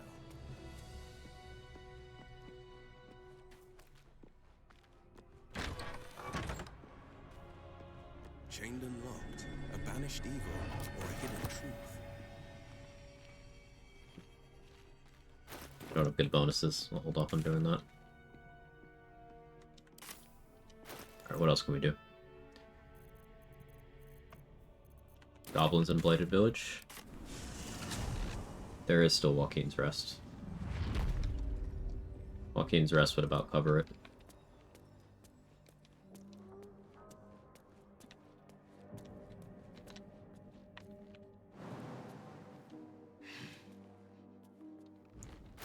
Supposed to go buy Ring of Flinging, but I don't have that much money right now.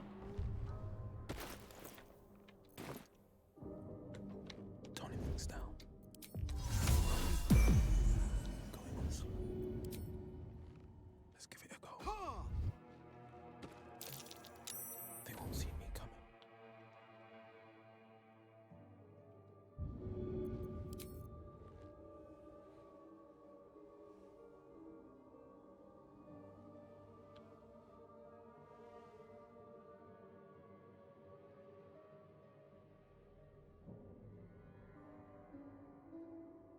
Well, what could be dear to skeletons? I mean, he's not wrong, though. They're defending Jurgle's crypt.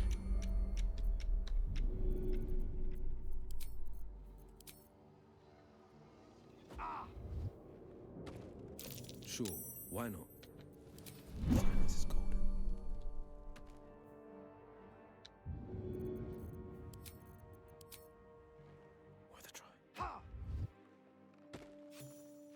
Rare stealth skill actually helping.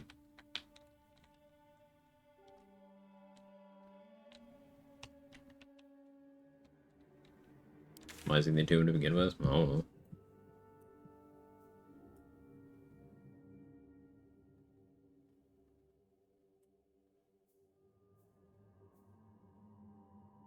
Could confront Kaga. I don't really want to do that without my adamantine. Beauty sleep for Jurgle. He's recovering after having the big naturals installed.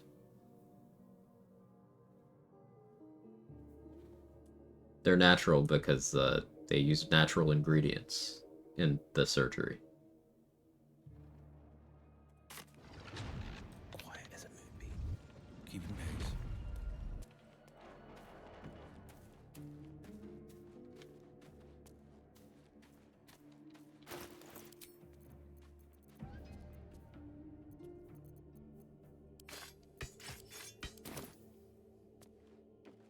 Big organics.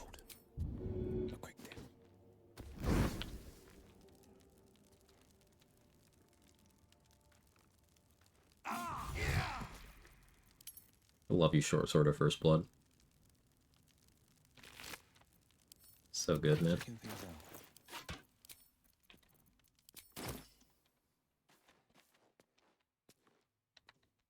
Did do that.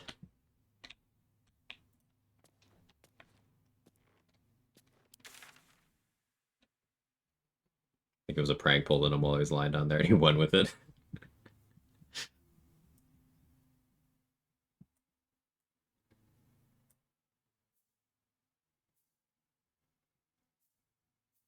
Forgot I knocked out Mole. Mole is still unconscious right now. So I'm gonna need to do a long rest.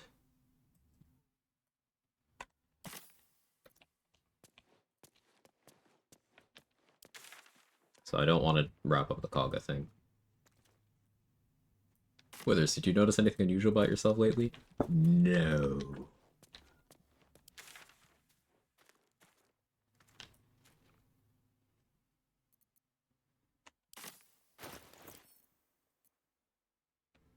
Petrified Drow an option. Just lack a summon I want to use on that right now. Could go buy Enemy Dead. Respec for Shovel.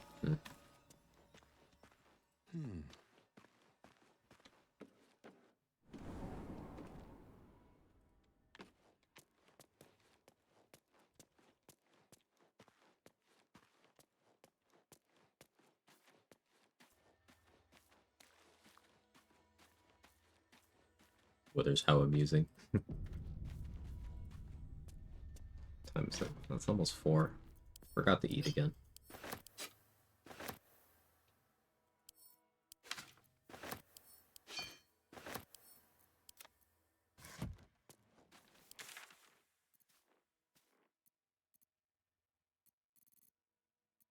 Surely there's something in the Underdark I could do. I could probably take the first Hook Horror, but any more than one would be an issue.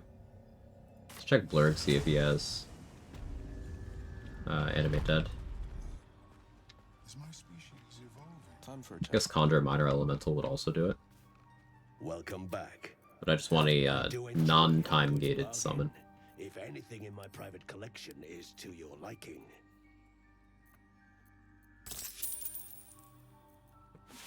Sound a little too much to Blurg. Guess let's check Aaron. I can buy Ring of Flinging while I'm there.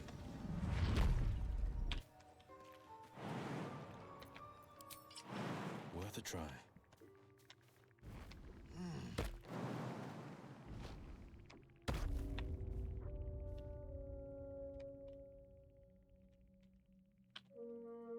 not feeling confident enough for that yet. I only have just enough HP that I can't be one-shot by the bugbear.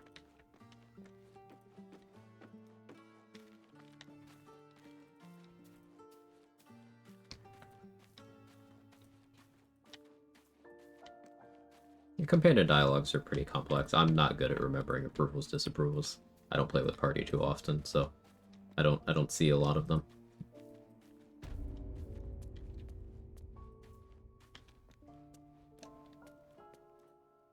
Well, is there anything you need? Just some bits and bobs I no longer need?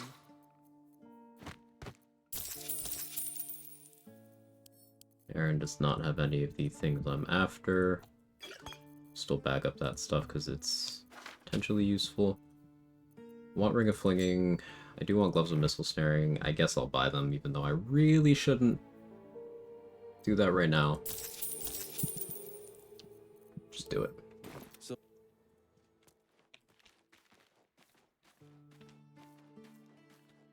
I can sell some to Damon. I got Attitude with Damon just out of muscle memory, not realizing that, hey, that's not gonna matter very shortly. Suppose not very shortly. End of the act, almost. Well, something close. Do want the Roaring Thunder arrows.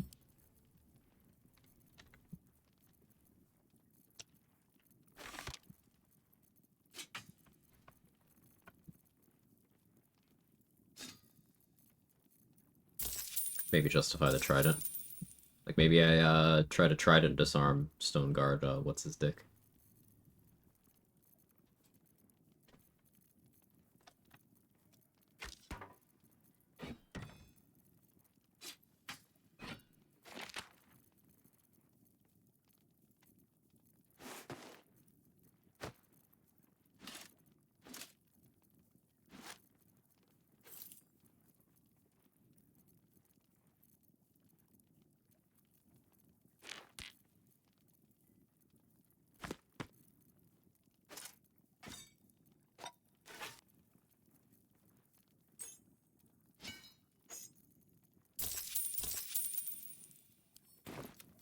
Is that everything? Evil Will? Yeah. I think that's everything. Damn druids. Who uses wooden tools? Guess I could kill these two.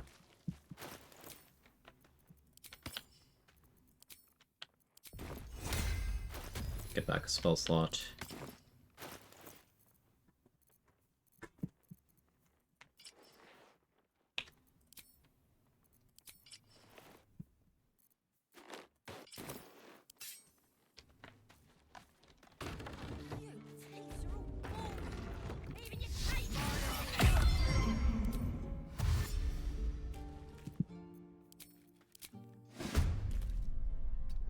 Arca's the priority because she can crit me.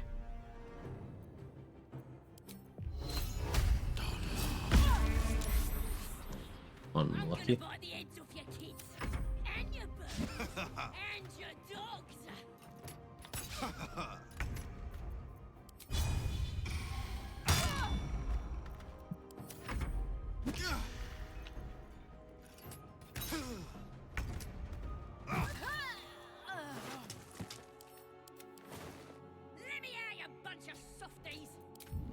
Could be a help.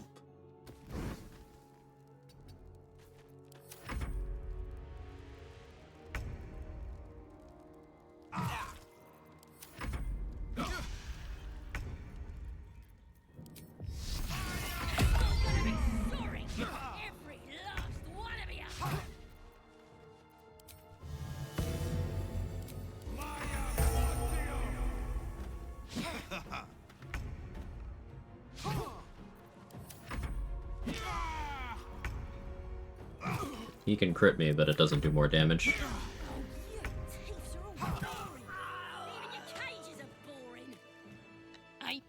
They're gonna could probably stick. Get me out of here. Then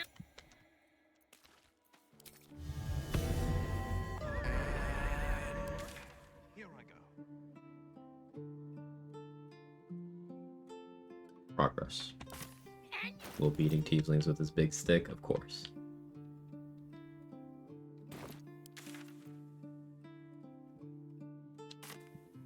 Having a cleric level for Bawal makes the most sense. Also having spell slot for enhance ability. I don't have any cultivation elixirs to get that back, so maybe that's gonna have to wait until after a rest. Like, I don't have to do as much on one rest as I am, but the ideal line would be get to level 5 before going to Grimforge so that I can go to Grimforge at level 5, maximize that XP. Then I can go get Adamantine Splint, then I can go do Flind so I can dupe that Tadpole too. That's what I'm kind of working towards here, slowly.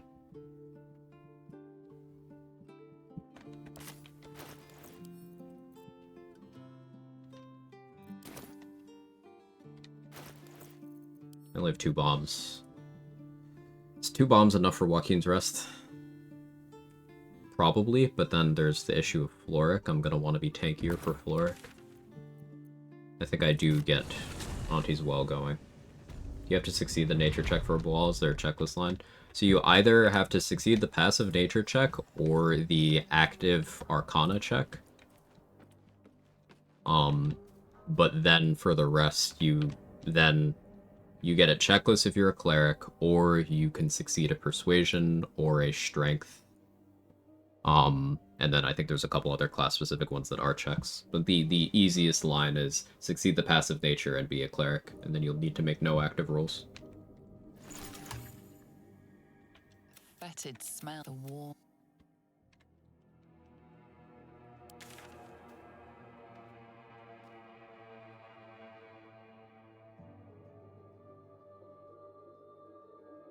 I could find a couple more goblins to toss. Well, I think.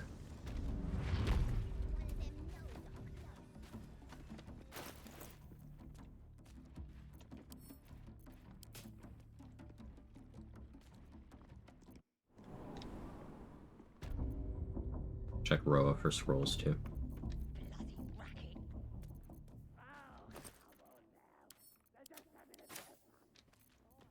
Hope everyone's having fun.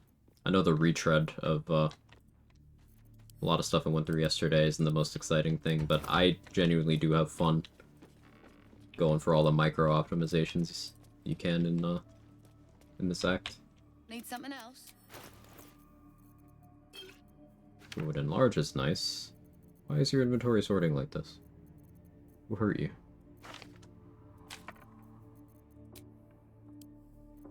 This happens sometimes and I don't know why.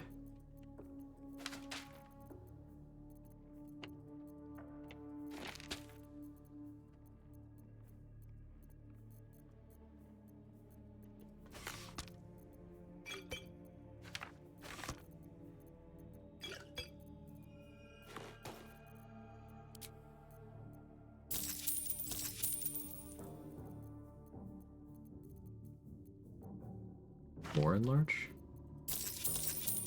Yeah. Loops are part of a balanced stream schedule. I like that.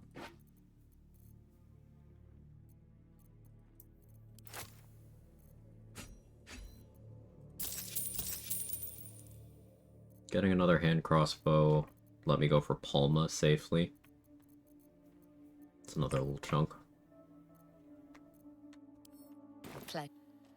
I got a little chunk for you right here. I don't. I wish I did.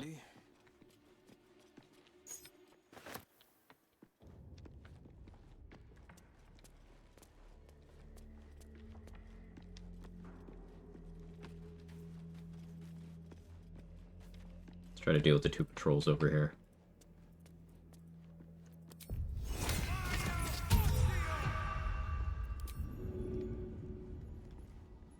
Unleash the legend.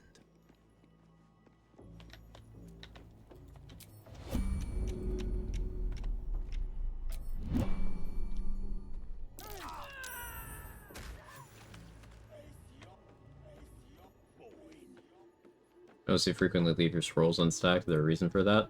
The game doesn't stack them for you automatically in many cases.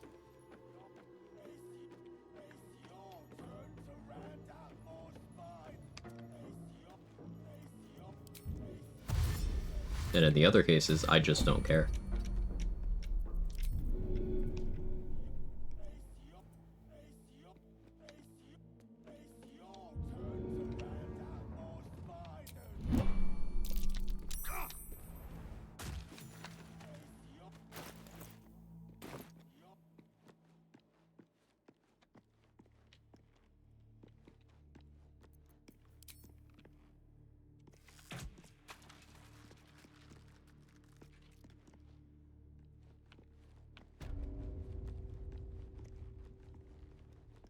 An act of vandalism. You've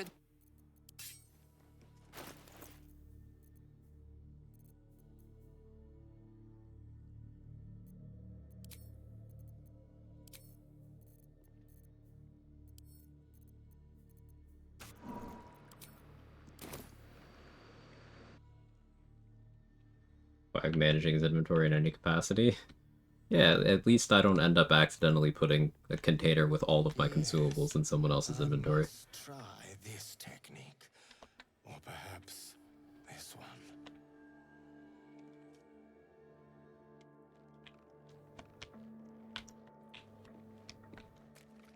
See why problem, not mine? What's the problem I've never had?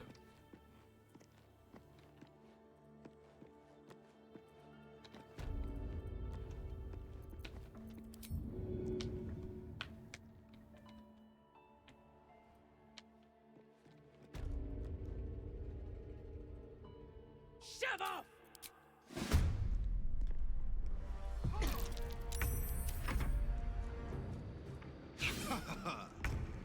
Game doesn't like organization anyway. Yeah, a lot of effects will, or a lot of things will be unavailable if you have them in containers. Like if you put your special arrows in a container, you can't use them with extra attack. If you're trying to use scrolls that have like selectable options from a container, a lot of the time it won't give you the option until you try to use it more directly.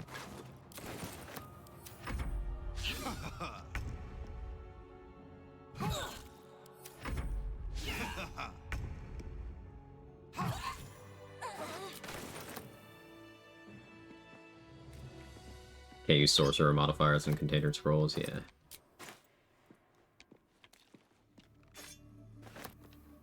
Modified a mod to have 2 auto-sorting containers. I like 1 scrolls, 1 with all consumables. Those 2 stack items properly somehow. That's interesting.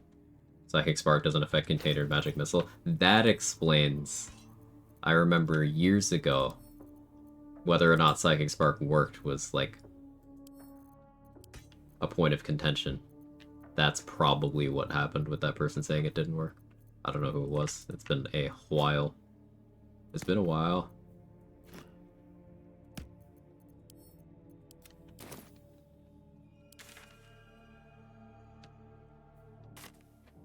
You guys remember the Alchemy Mats tab we used to have before they took it away from us?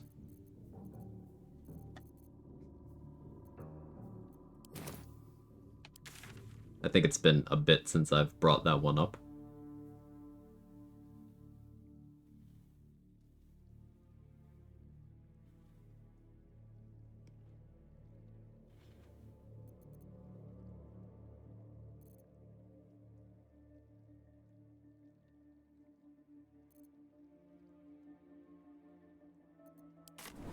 So I want to get a 2nd level elixir so I can use enhance ability to give myself dex advantage.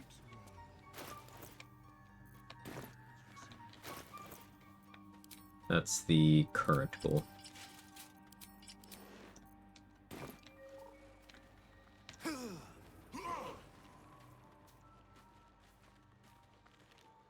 We'll be clear. No point in lingering now I've got the noble stock.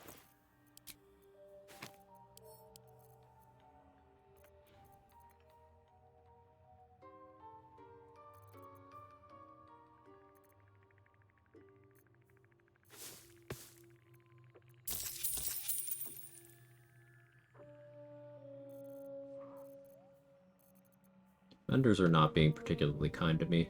That's what they're stocking today. Starting to notice.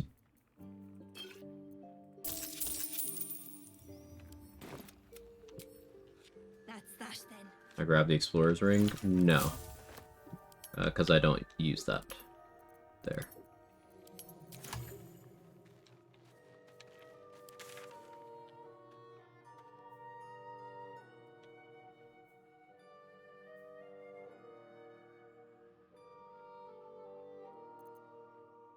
I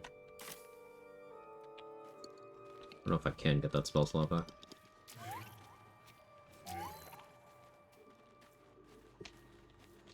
Don't have Gloves of Thievery.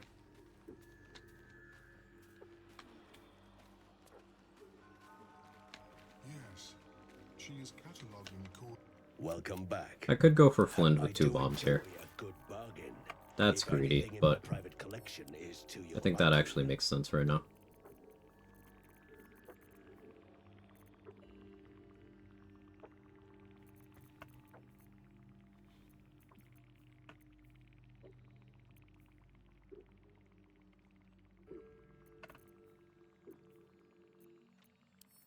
very.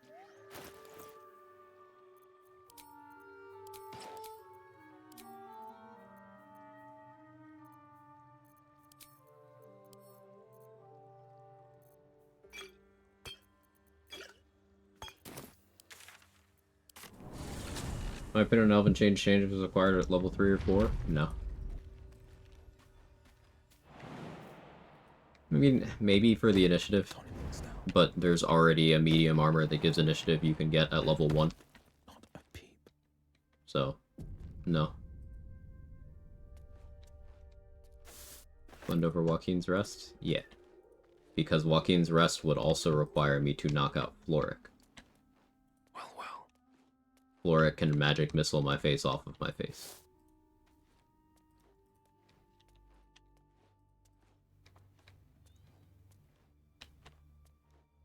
That's the symbol of the Absolute.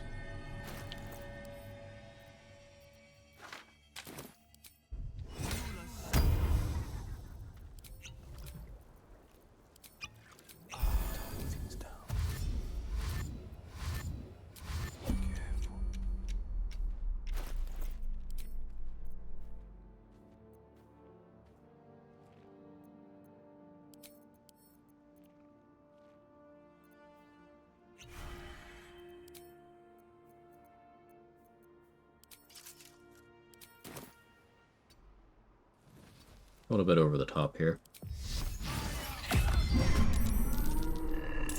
Good initiative. Shock of psychic pain, the pack leader. You see yourself through her eyes. A memory buried. As the symbol glows, power courses through you. Authority. Sense it's her ship. 315. Yeah, Bulwall gets us there. You'll see the problem with Floric magic missiling your face. I would really prefer if she did something a little more physical. That's the problem, I think. Making my move.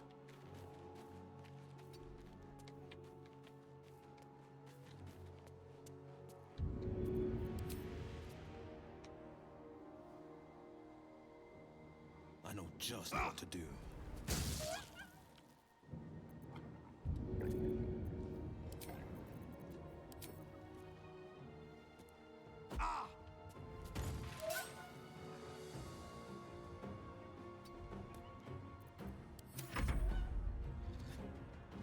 Blade Ward action refresh, yeah.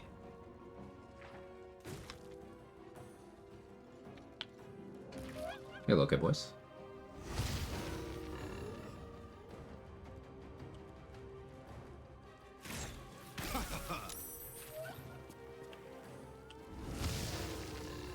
How's it going? It's going well. How are you?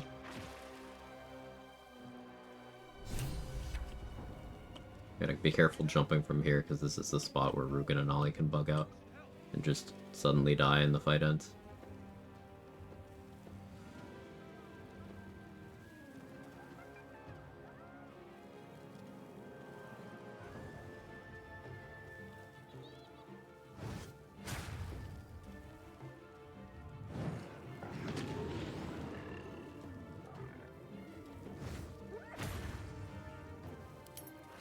Pick a random between 1 and 3.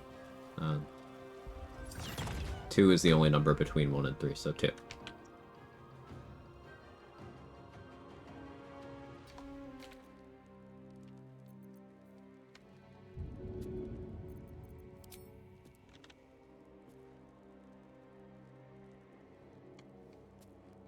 Deciding what game to buy came down to 3 games. Gotcha.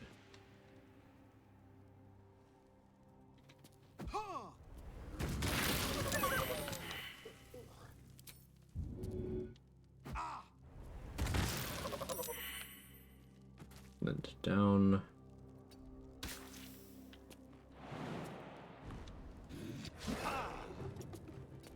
Go up here for high ground.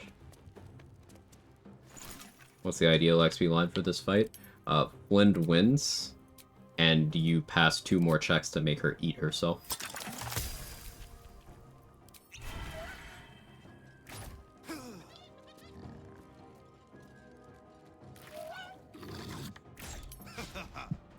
I don't ever go for that.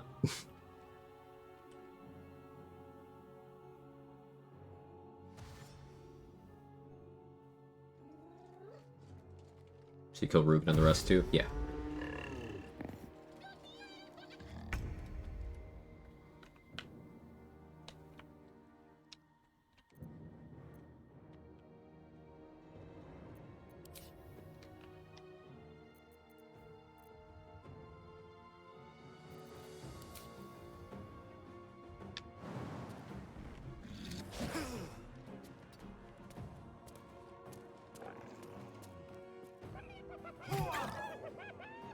It.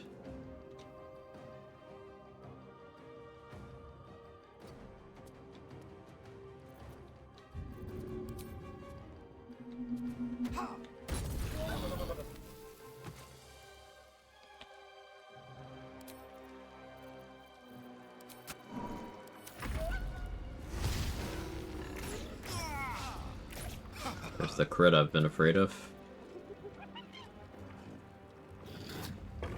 Crit through disadvantage, everybody.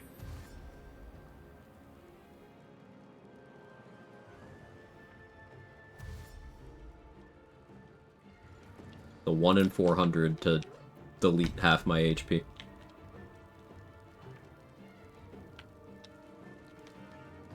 Can't you throw them down yet?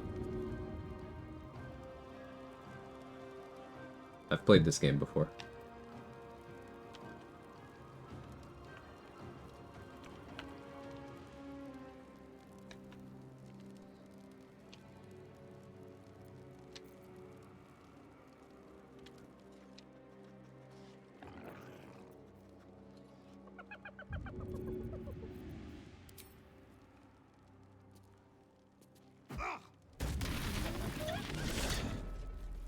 Just asking.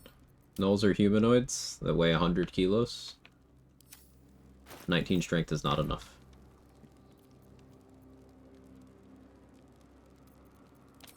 Didn't want to use this.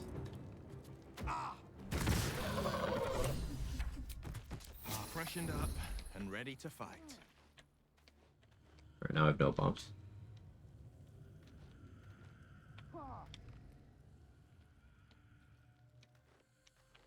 Why do I compulsively collect my free games in the Epic Games Store? Amazon Luna used to be Prime Gaming every week because getting free games is cool. And there might be something you really connect with in there. I've mentioned this before, but I got Remnant from the Ashes from a free Epic Games weekend thing years ago, and I ended up loving that game. So, yeah, grab them while you can get them. This resin road's more dangerous. We're bound for Baldur's Gate. It's fine. Checking things out.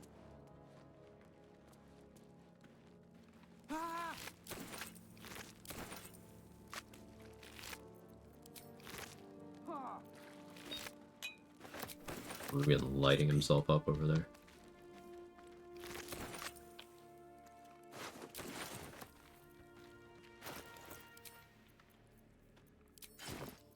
They won't see me coming. I'll be glad to Keeping base. nothing but rotten luck since we left Eltegard.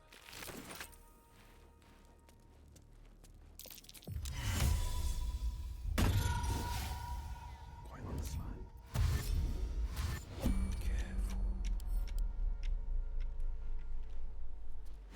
Now that's what I call a chase. The prerequisites for druids, not to aggro you hitting the snake. Non-lethal. I don't know what happens if you miss. I know if you non-lethal and you hit, it's fine.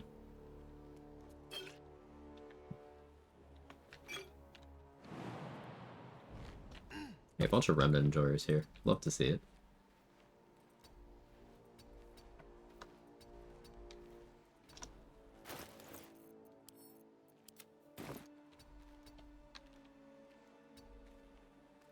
Kill Rugen at the hideout later.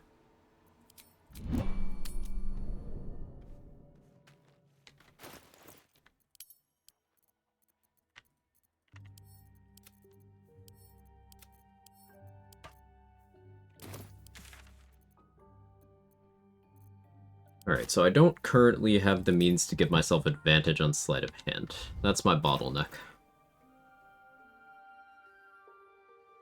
I should have saved a spell slot for enhance ability, and I failed to do so. Guess let's check Cyril one time, see if I missed it. Knocked it out, that broke dialogue, they attacked. 2 steps at a time. So maybe the range does matter. Because the way Fangs of the Fire Snake is working is it's happening before the dialogue starts, but I guess if you're doing the rush attack or whatever it is you're trying, maybe the dialogue is starting and then you're hitting it.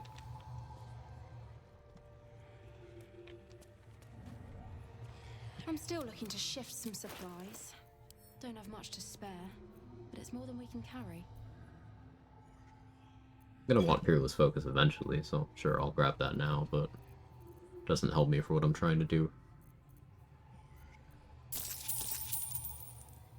Let me run to the bathroom and think.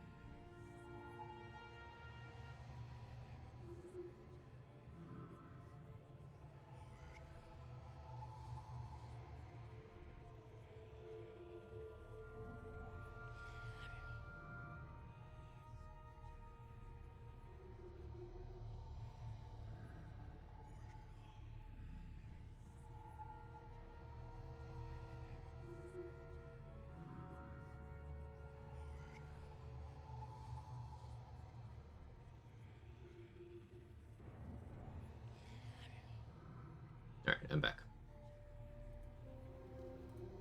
Try the dumbest thing, clicking attack and then clicking Tila, starting with the simplest solution. It's wise to start there, yeah. In tears.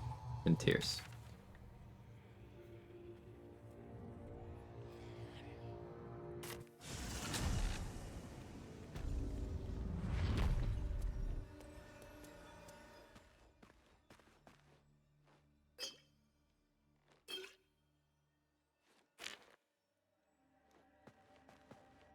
And maybe craft one myself. I grab that. Also looting some other stuff here real quick. Now if I go here. This is a fun mental exercise. XP maxing. Doing a few rests. I believe there's one more behind the Arcane Tower. Oh, there's one over here. This is what I think it is, right? Yeah, it is.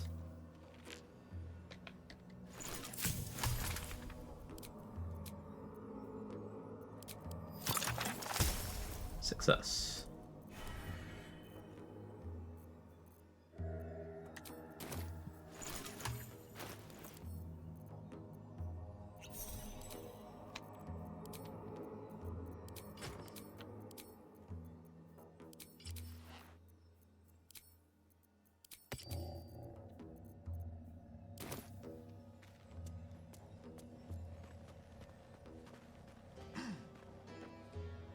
I should go get early Shapeshifter's Bone too. And I should dupe the Smuggler's Ring here. But I'm gonna do none of those things. I popped a Vigilance, so I feel safe.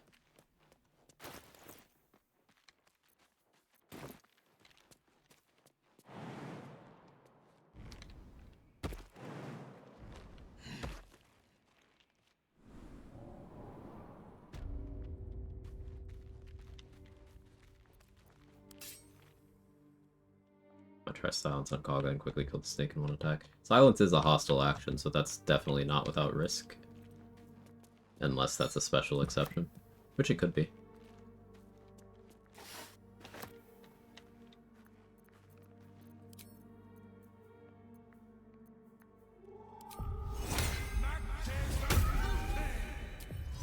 Cat's Grace.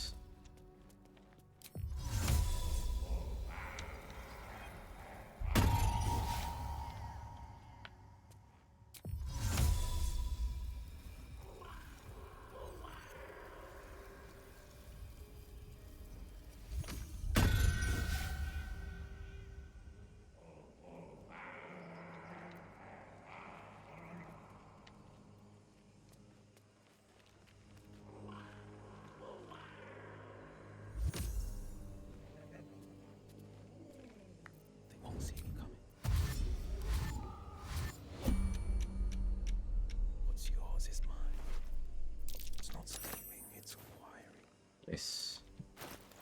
We unequip that.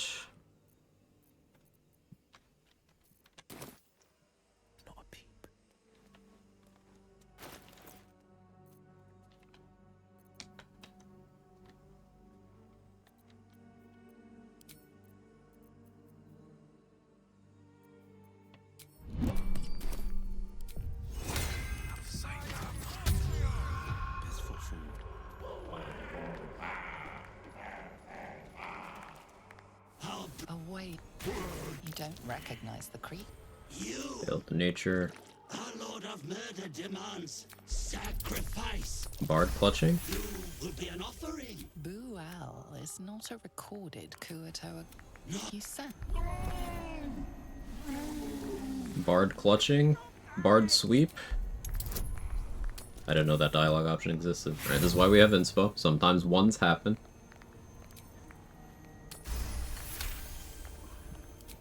You feel the present. Don't do it. Shut it, you. You love surprises. Yeah, I rolled a 1 on the nature check too. No amount of bonuses would have helped there.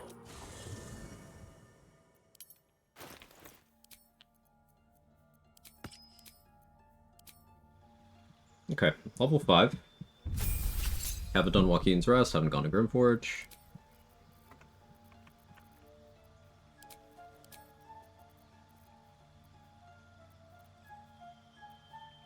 Let's pick up Calm Emotions. Let's swap out Featherfall for Cloud of Daggers. We'll pick up Heat Metal next time we get a Bard spell pick. Mage Hand for XP over by the Githyanki. Pretty smooth shift from Smuggler's Ring into Guidance and Mage's Friend. Thank you. I had the thought that I had probably enough time to pull that off. So I figured it's better than doing nothing.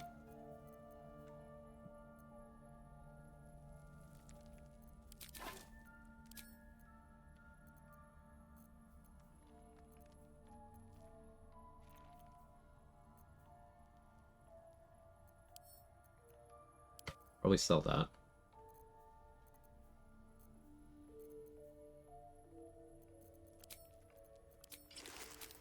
Switch to that.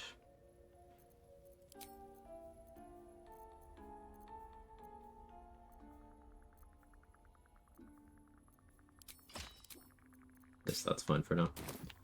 Do you have to enter the area before Pool Drip? I don't think order matters there. The minor illusion is to get Pool Drip out of the area so you can steal the sickle without hitting the dialogue trigger.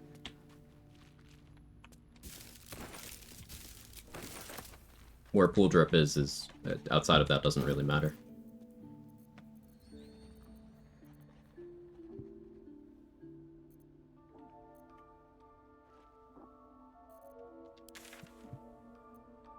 Okay, now we can go back to Underdark Beach.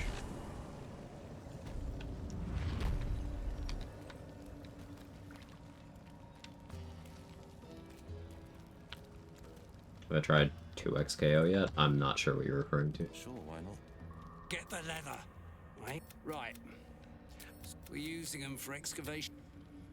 20 XP from that. What do you think would be more optimal in dual wielding Rogue Act 1 double Undermountain King like you did yesterday, or First Blood short sword with offhand Undermountain? I'd say double Undermountain. Because you get the damage, you get the second reroll, you get the extra minus crit.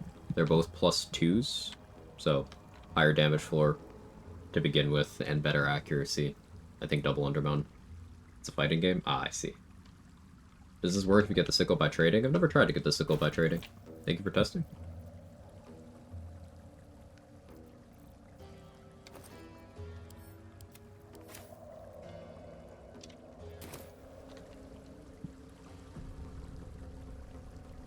A vessel wobbles on the lake's meadow.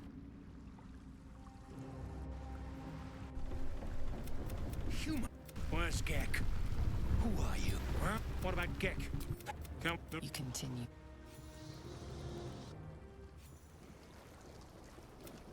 Well, I'll be. You spit it out. Drugno.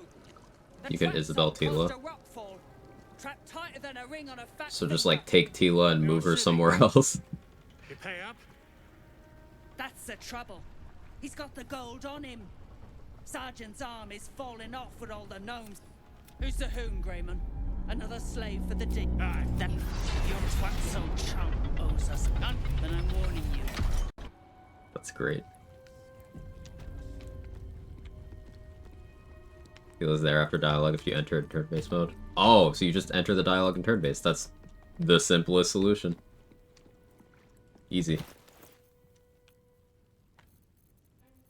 Incredible. I'll have to start doing that.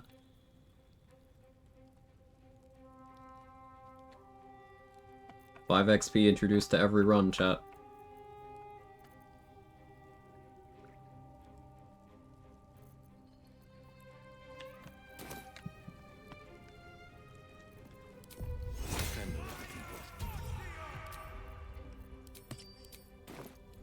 They won't see me coming. A stroke of fortune. Alright, I got the bomb. Let me think. Get the bomb from the guy on the other side, too. Ever onward. Prime response over here will trigger while I'm over there. So I'll fast travel to a third location after I'm done here. Message received loud and clear. Heading out without Tila's blessing. Good thing you got me. You got a death wish. Survive a 10-day on your own.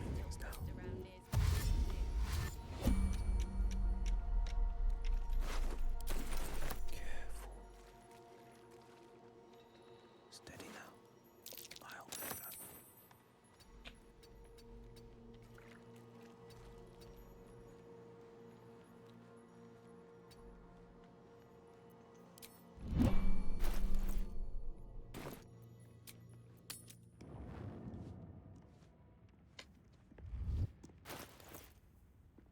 Heading out.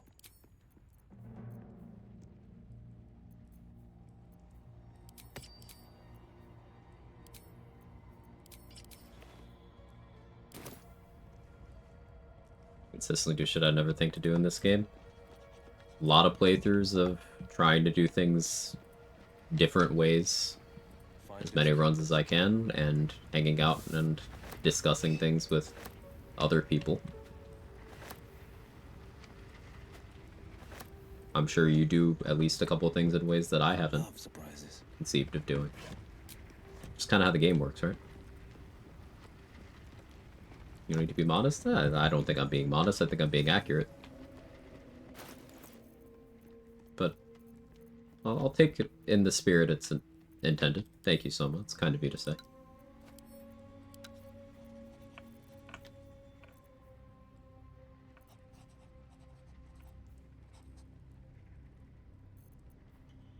Sell that now. I do the multiple pickpocket attempts at once trick. Yeah, you can spam left click spacebar and enter, so ideally you do all three and then spam as fast as you can. A macro would also work. Like rebinding to scroll wheel is probably the way.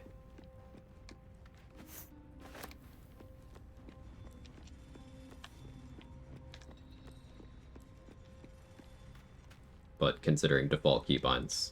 Pinky on space, thumb on enter,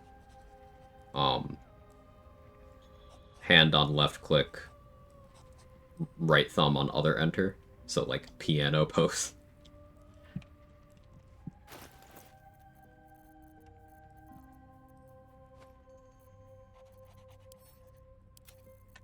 I've waited enough.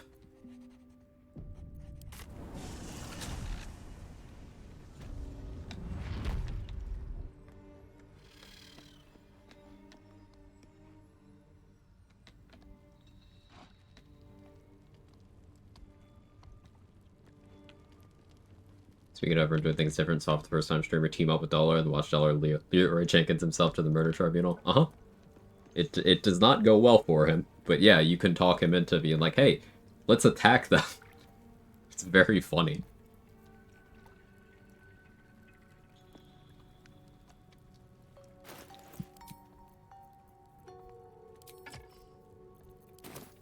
Alright, I got 3 attempts at this. Oh, just get the desired outcome. Into the fray.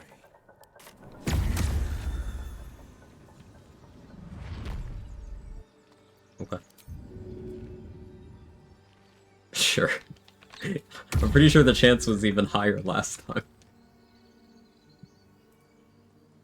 I don't see why not. Let's chew the fat.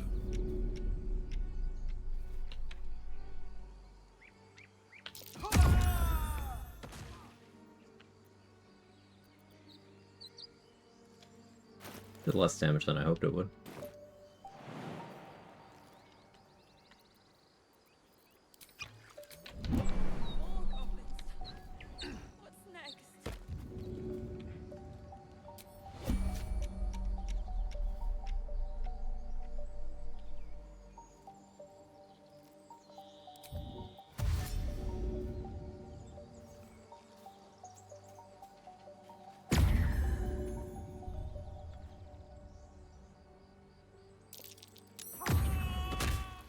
Being arrested for assault. Judging by the look on this guard's Wait, face, you're acquiesce and follow to prison? Where would that even put me? Would that put me in prison here in the Grove? I gotta try that now.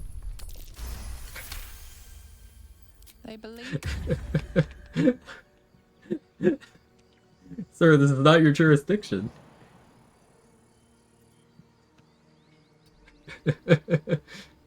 Yeah, it's area-based. That's so funny.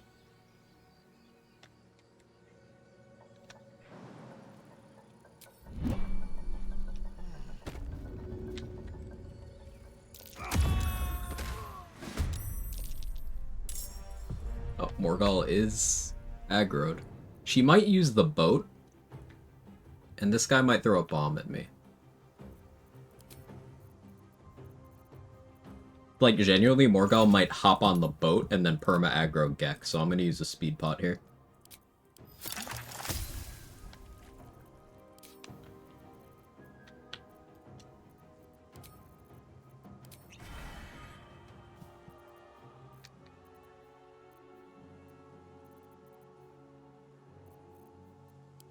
Do I have Magic Missile?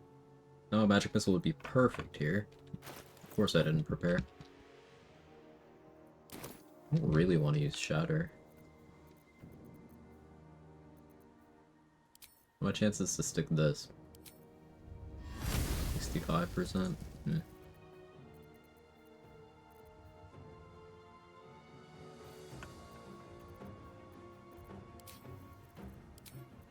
Oh.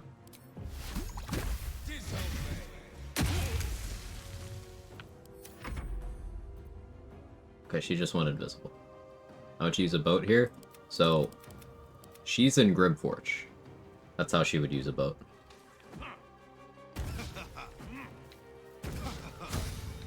Don't throw your bomb. Oh wait, no, I took your bomb. Right. Okay. So she's just kind of invisible down there now. That's gonna be something I have to deal with, but... it was worth it. Eat sunlight sensitivity, idiots.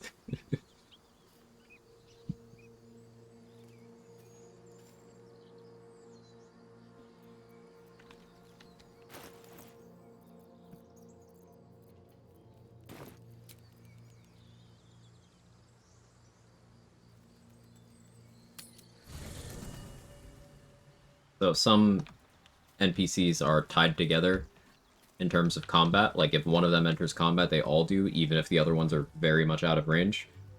The person he's tied to was still in the Underdark. So.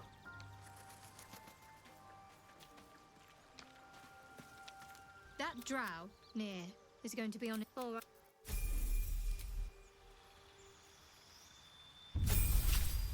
Follow up on a post, never thought about throwing an enemy up the cliff. Yeah, you gotta throw them up so that you can throw them down, right?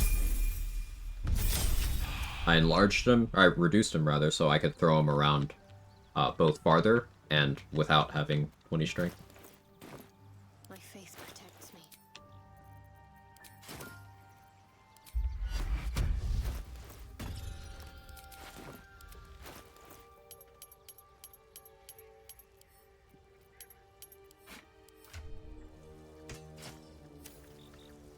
I wonder what the next move is.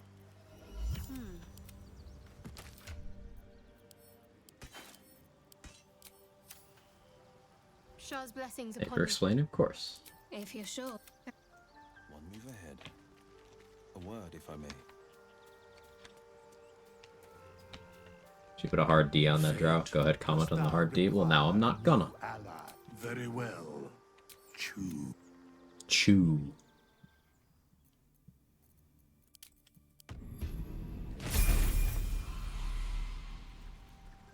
I've got a long road ahead. Spending too much time on Kitchen Confidential.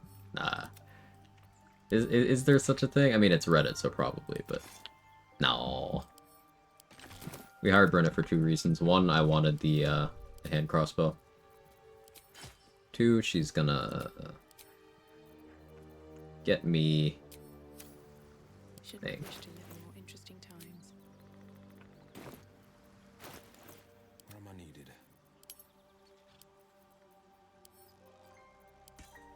Never a dull moment. Huh. That one came out as a longsword. That's interesting. Alright, we'll give her dual wielder.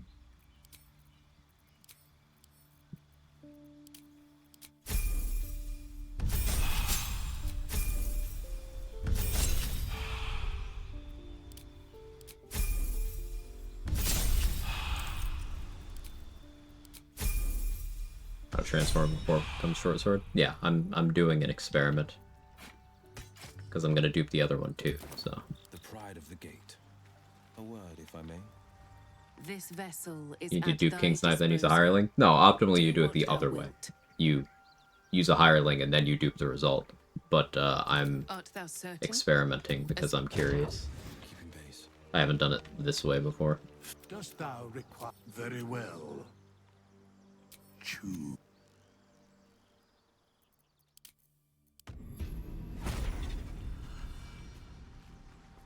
No one back home will ever believe this. Yeah, no, it works out this way too. It's just awkward to equip both of them. The pride of the gate. This vessel is at thy. Withers is a train. Very well. This vessel is Chew. at thy disposal. I need a train Withers mod. Where he's just Thomas the Tank Engine. Please. Please, I promise I won't ask for anything else ever again. Please. I'm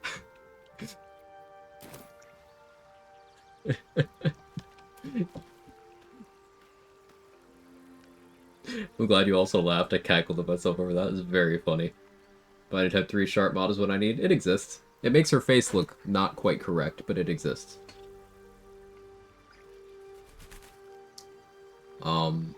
So it might be related to me saving and loading. Apparently Tila's in special retreat state after dialogue, can't be knocked out. Killed using Alchem's fire service. Everyone got temp hostile, escaped, all worked out. No kill the Tiefling cutscene. Kaga does the normal monster dialogue.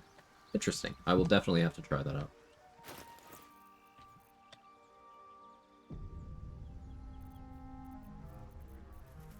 So yeah, King's Knife, aka Knife of the Undermountain King. Acquired.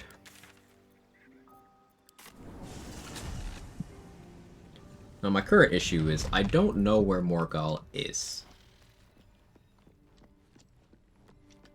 And I should probably figure that out. Oh, she's right here. Well, that was easy.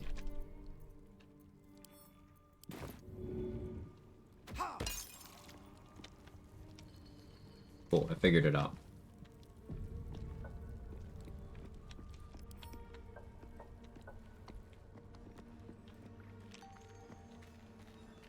Need a BG3 as a video game and not a tabletop simulator mod. I've seen buildings like this in Flaming Fist outposts. That's just an adjustment you have to make in your own noggin. How do you figure that out? So I used the movement path here to see it bend around something. See how it's bending around this guy? I just looked for a spot where it bent. And because I know there's no obstructions there, any bending like this would be a person.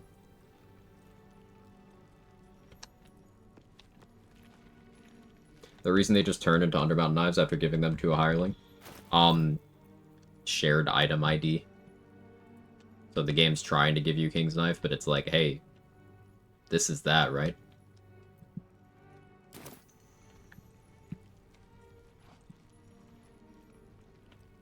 A sun dweller in these parts. Look here, my topside friend. I need fresh eyes, and I doubt I'll find fresher.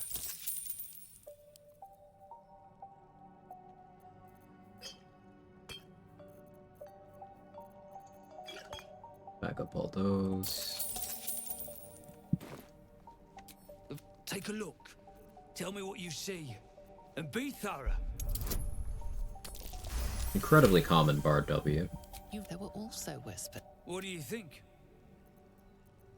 Bard can just get this with a low DC history check that they have advantage on. It's just, it's so free.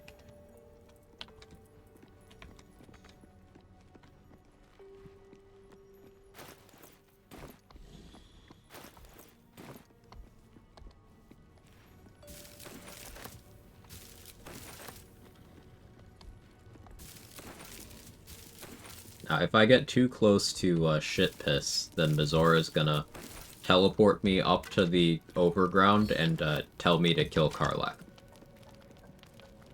Now, a few points with that. I'm in the Underdark. Karlach is dead. So you look at the skeletons, But the game doesn't quite account for certain possibility. Like you having already dealt with Karlach without long resting or going near any act exits.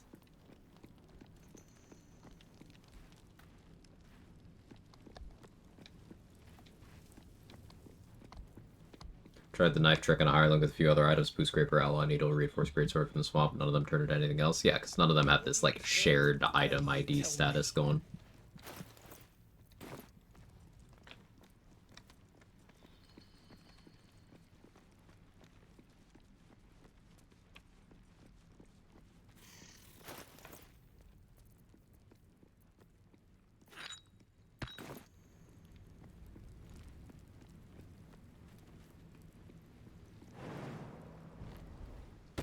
Easy enough.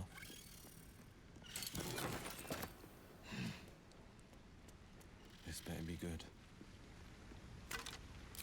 Going over here for a couple reasons. One, to get the shield mold.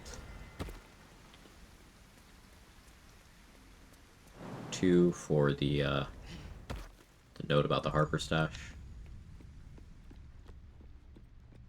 Double Knife the Underground King is nice for this early. Yeah, it's nice in general. But I think it fits this run pretty well.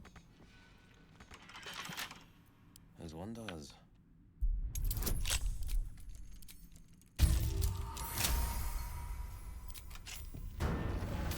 I'm still very happy to that you know the confirmation yesterday that the organ rearranger rerolls do in fact stack. I'm super hyped about that. That's so good. Lux Splendor. Hey, animate that. A light spell should disarm the chest.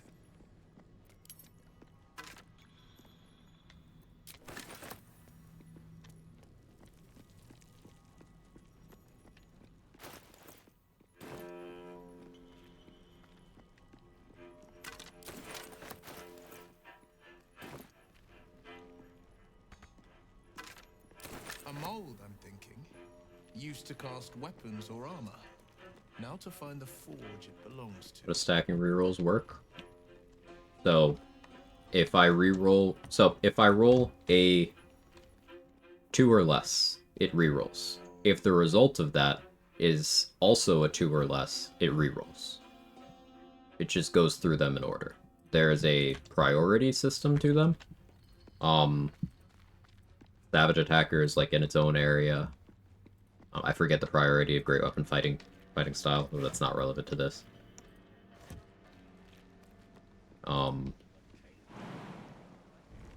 But yeah, rerolls happen sequentially.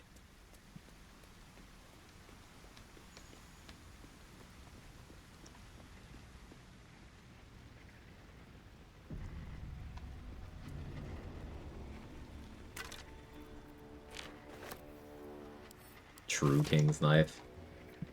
That goes so hard as a name.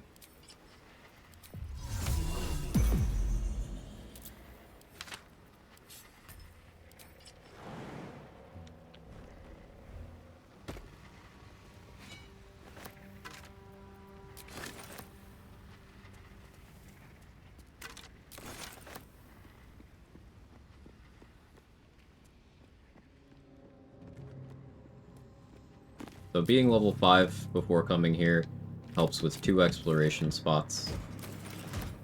That optimally you delay for as long as possible to get more XP, but that would mean doing a significant portion of the run without critical hit immunity, and like, I don't want to do that. You know in which run you played Nature Cleric? One of the co-ops with Danny. I played some Nature Cleric. Played as an archer. I think I changed domains in Act 3.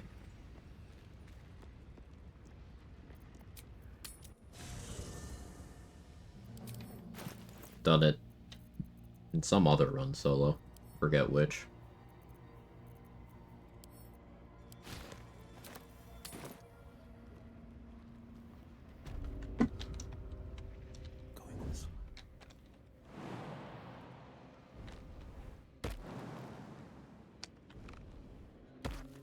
Two weapon fighting style worth it for Swords Bard, maybe? Eh. Think about the impact of it. Power over synergy. 2 weapon fighting style, picking that up in your fighting style slot is like, okay, you get to do for your offhand what your main hand already does, adding your ability score to the damage. In most cases, you are looking at getting 3 damage out of that. You know, assuming your attacking stat is 16 towards the start of a run, you know, you're looking at getting 3. That can eventually become worth if you're attacking with Vol and then have like Cloud Giant Strength or something, you know, you're really, really getting mileage out of it. But in general, I think 2 weapon fighting style is one of the less desirable fighting styles for melee. For hand crossbow builds, I think that changes, because you're already damage deficient compared to other bows, so every little bit helps. But for hand crossbow builds, I'm also more likely to just go for offhand Crimson Mischief in Act 3 and pick up the fighting style that way.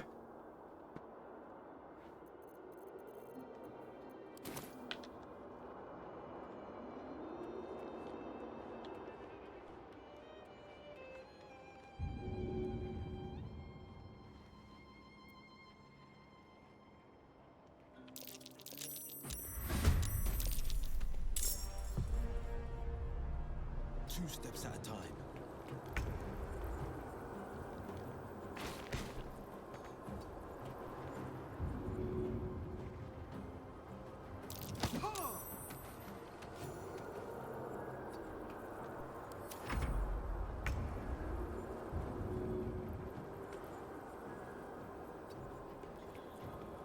What other choice of swords get? Dueling? I think it's dueling.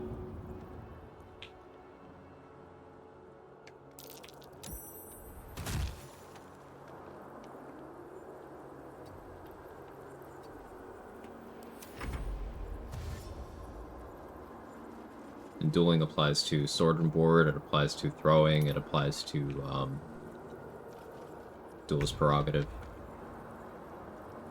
I prefer dueling application than two-weapon fighting application. But that's more subjective territory.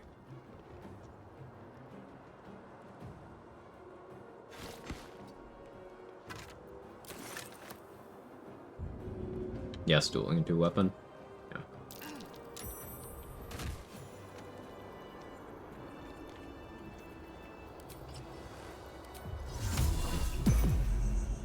Not being able to get defense, archery, and great weapon fighting is a tragedy, but is what it is.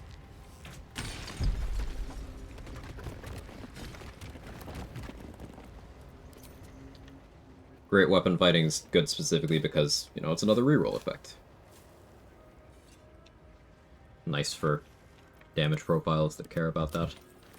Dueling is good because it's AC that you don't have to equip gear for. So, AC that's almost without a trade-off.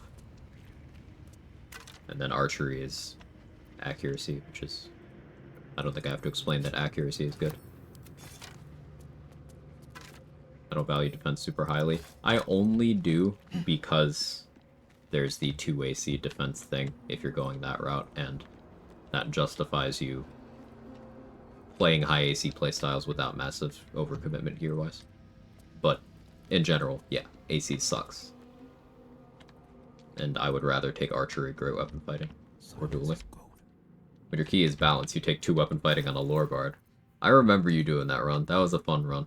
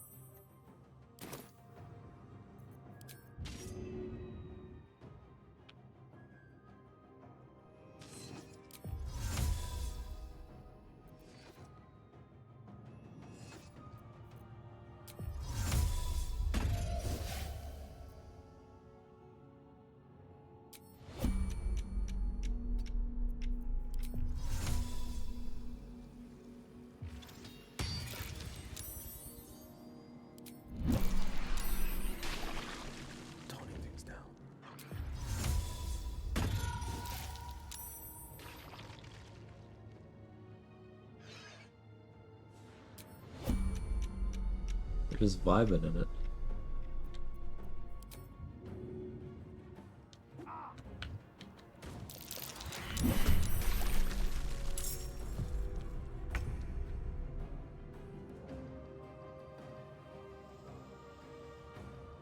Finding my way.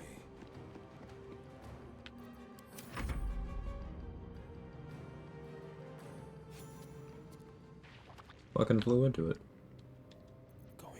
I love Cloud of Daggers.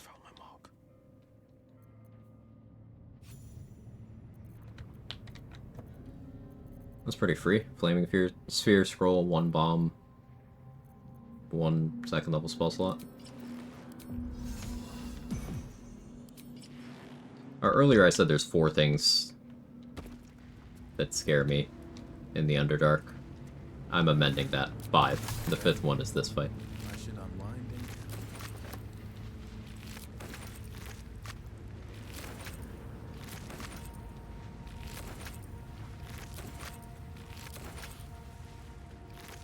Best foot forward.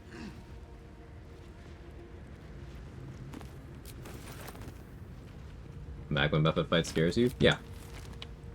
If you get surprised here, you're most likely dead if you don't have critical hit immunity, fire resistance, slashing resistance, and high damage reduction, and high HP. You're most likely dead if you don't have all of those things. Even if you don't get surprised, they can just chain heat metal you. They explode when they die. Like, their damage output is quite high. They're not very tanky, 15 HP each, so if you have, say, a high call to weak threshold, you can mow through them with a couple casts of Magic Missile, something like a Shatter, and it's not too much of an issue, but, like, their damage output is high.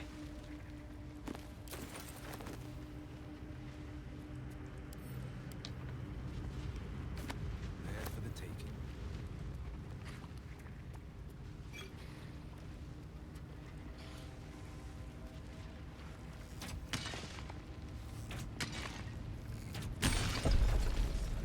Once again, this is a point I've made a lot lately, but I'll continue to make it. Act 1 is the hardest part of this game because your player power is at its lowest. The fights in Act 3 are, by and large, harder than the fights in Act 1. But the reason why they're easier to do is because you're stronger. Must be the forge. Damn impressive. A lot stronger. Impressive.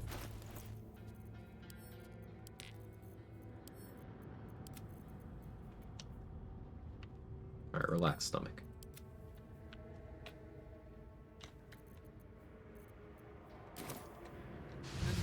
Make the splint first.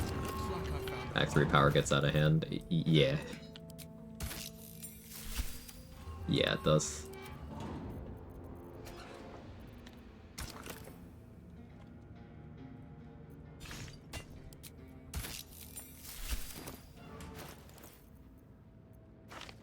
Ticket of Flight scroll, beautiful.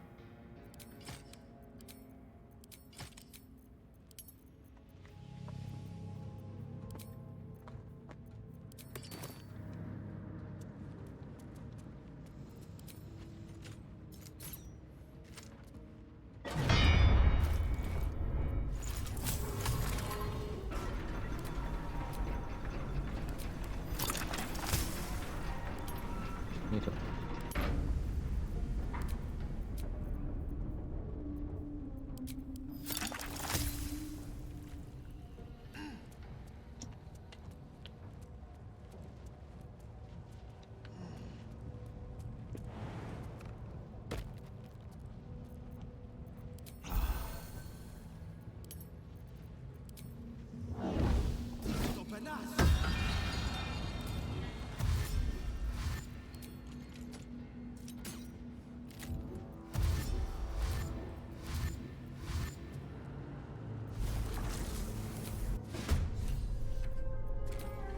Do you hear something?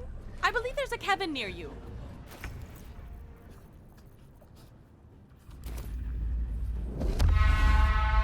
Not enjoying this game anymore? Oh, I'm sorry to hear.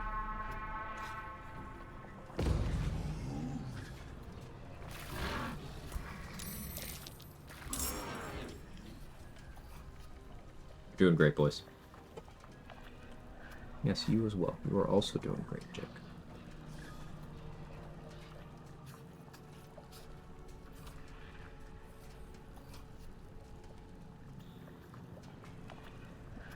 You guys want this?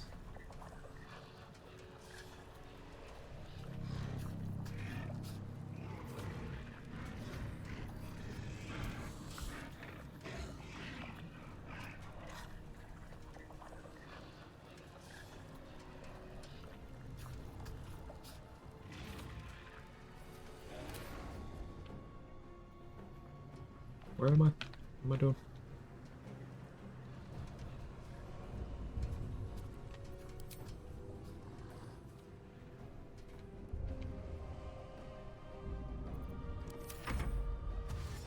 ASMR purrs are strong today. Yeah. And another fire alarm today? Another one? Oof.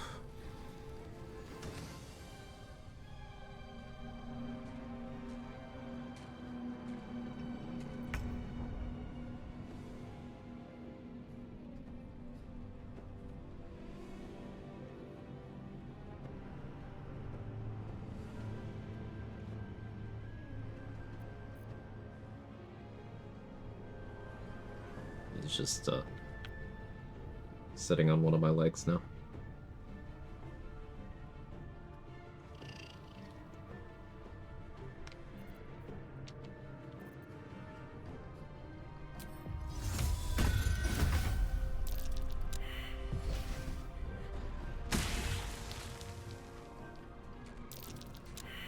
The motor's running.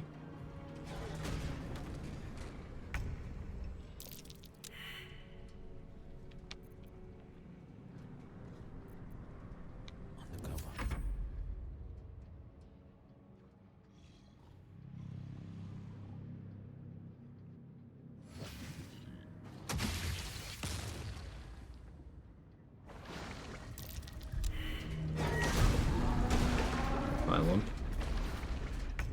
Ooh, that worked out perfectly. I can go right into this.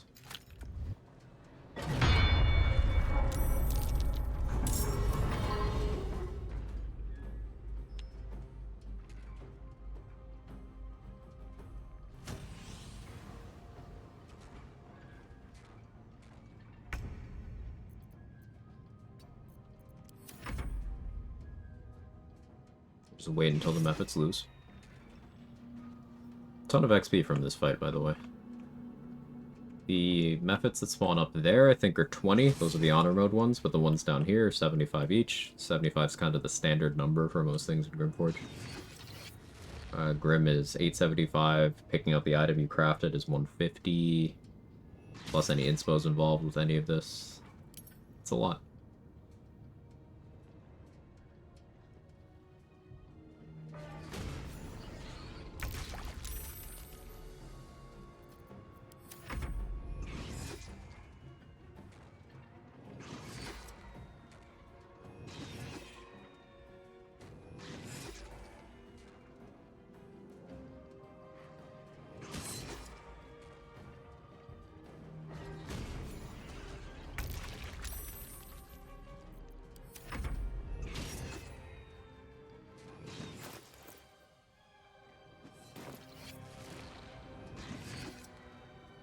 By the time we're done with stuff here in Ancient Forge and Grimforge that I can do low commitment, will be what, 2,000 and change off of level 6?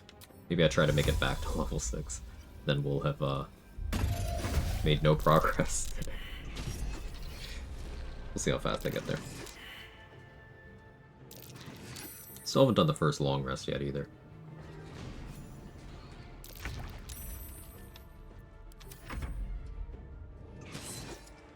Mizora watching me try to go to the mountain pass with my 2 Knives of the Undermountain King and my adamantine splint. Hey, have you killed Karlach? Yeah.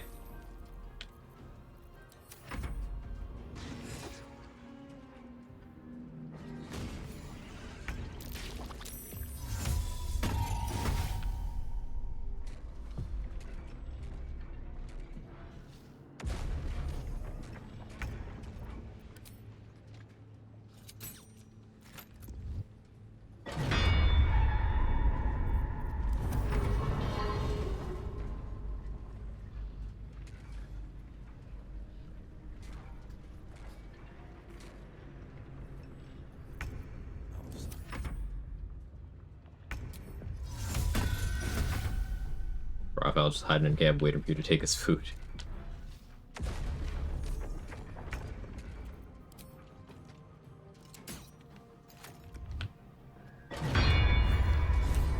Good roll there. Mizora be like, what the fuck, I was supposed to mock you about how weak you were since you got kidnapped this morning. Oh yeah, that was this morning, technically. Productive day.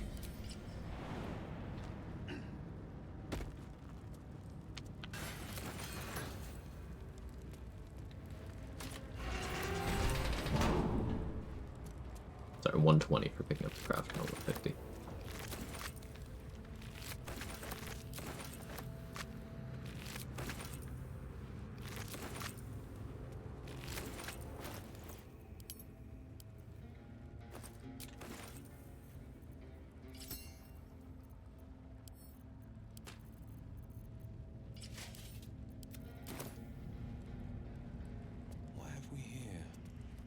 Will a real go-getter.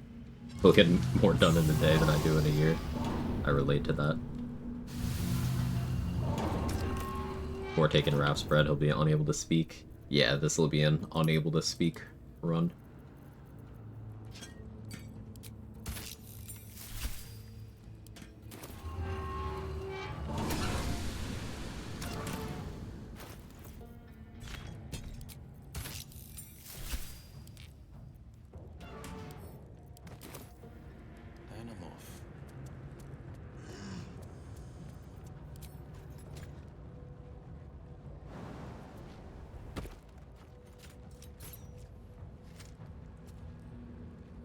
Will's so fine.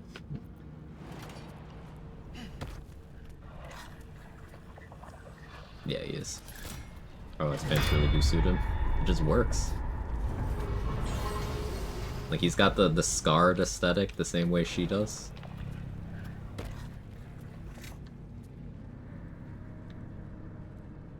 What have we here?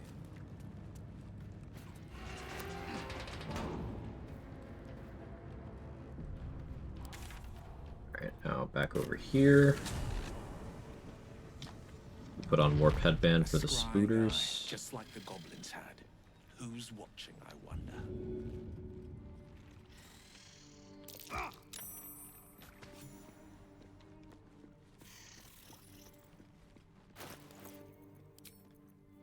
Had an opportunity there, so I figured I'd seize it.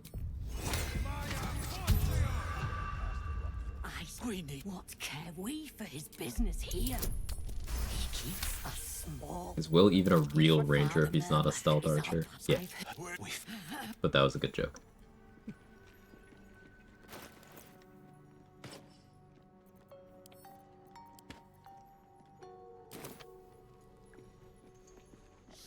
Stinky snitch.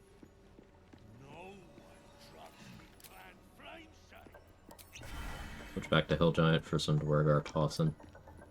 And for some jumping around.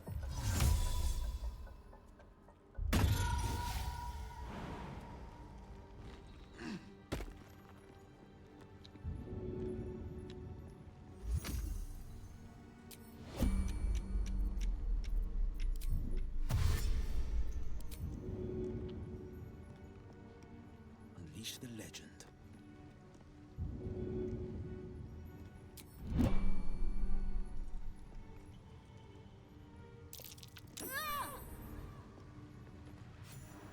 Banking snitch. No one drugs with Clan Flameshade. I've heard that.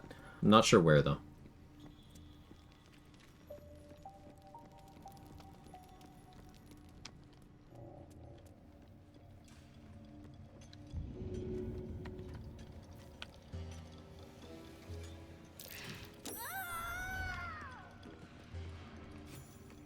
Still have 2 enlarges. Save 1 for Prithvar. Yeah, that makes sense to me.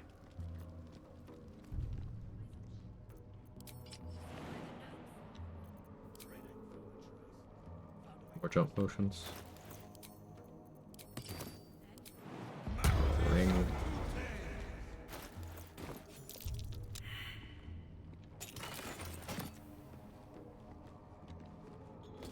An icon of Shah. Shadowheart want to see it. Danny Drugs. New name incoming. Which may have a problem with it. Maybe. Who's to say why?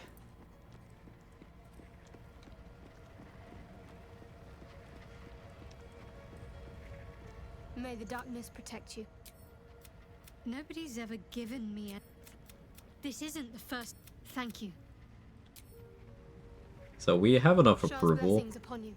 to be in, like, romance range, but we haven't done that first long rest, so we just don't have the dialogue.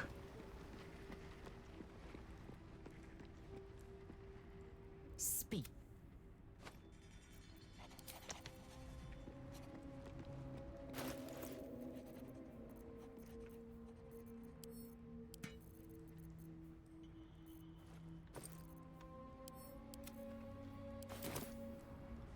Point 7.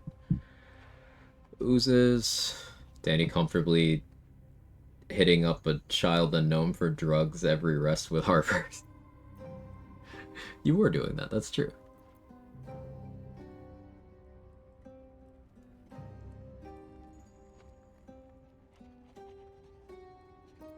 Let's check Cyril for more bombs.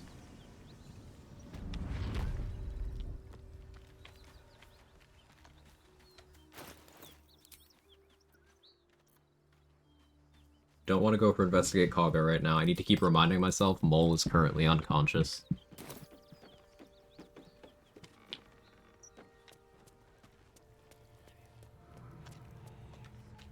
Knocked her out for some money early on. Got an extra 80 out of the Rothe whipping scene by talking to them first, tell them to go after their masters, gives you the 80 you'd get for killing them, then after combat ask them to break the roll for another 80 as well. They have to survive the fight for that, don't they? I mean, yeah, for you to ask them, duh. A little tricky to pull off, but maybe worth trying.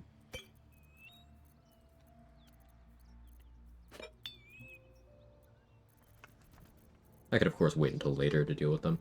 Make that easier.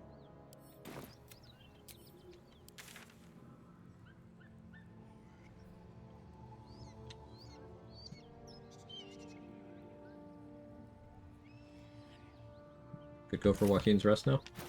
Only have one bomb, though. Let's check Dareth. Could eventually steal the stuff you put in the bag of the vendor? No. The reason why I do that is so that the items in the bag don't refresh when the vendor's inventory does. So I put things that I may want to purchase later but don't want to purchase now in a bag, so I have the option to grab them later. Now sometimes I end up stealing everything from a vendor, but all the ones you've seen me do that with so far, no, I don't have plans to do that to any of them. I usually end up doing that to Quartermaster Tally in Act 2. Because she's got a bunch of stuff that's outrageously expensive, and I ain't paying for all that.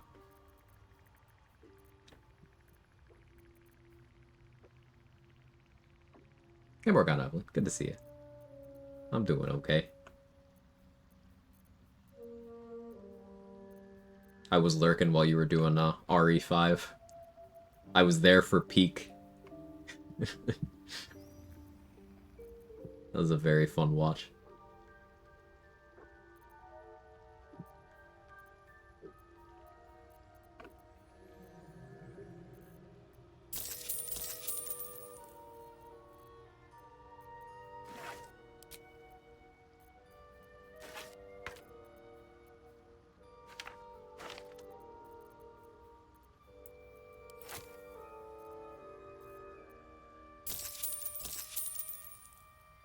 Glomp is such a pal when it comes to taking all his stuff.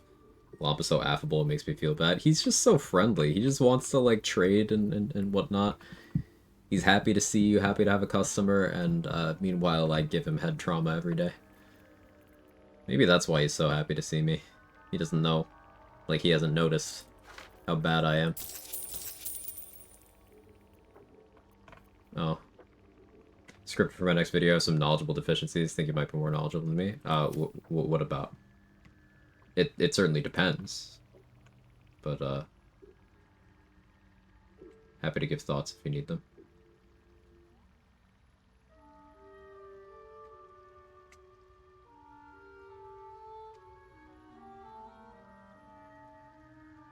So, head? Yeah, trauma. Regarding Paladin, Rat-Bat, Manual Smiting, level 4 spell slot. Okay, so, Manual Smiting, 4th level spell slot is an extra instance against any target, as long as you, like, Manual Smite, as you said. If you do that against a Fiend or Undead, then it's 2 more instances, because the bonus Radiant damage that you get, the extra D8 that you get against Fiends and Undead, will also become a separate instance in that case. So doing that with Rat-Bat is 4 instances. Against anything other than a Fiend or Undead, it's 3. Does it work only at level 4 spell slot? Only at level 4. Specifically level 4. I haven't tried using it with a 5th level spell slot or 6th, but I know it does not work for 1st, 2nd, and 3rd. Smite doesn't get any extra damage for going above 4th level, but I would assume it retains the 4th level functionality. Haven't tried that. It works with 5th and 6th. Thank you, Trade.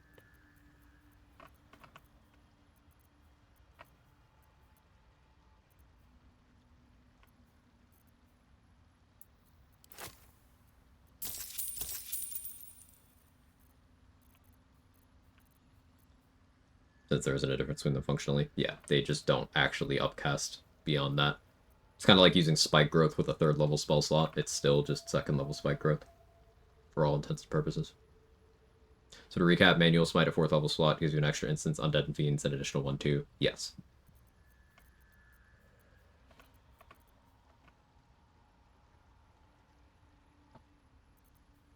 I don't know what happened. I just finished the math homework that was released today for my uni course. Didn't wait until midnight the day before. And you got your first solo honor win today, Adrix. You were locked in today.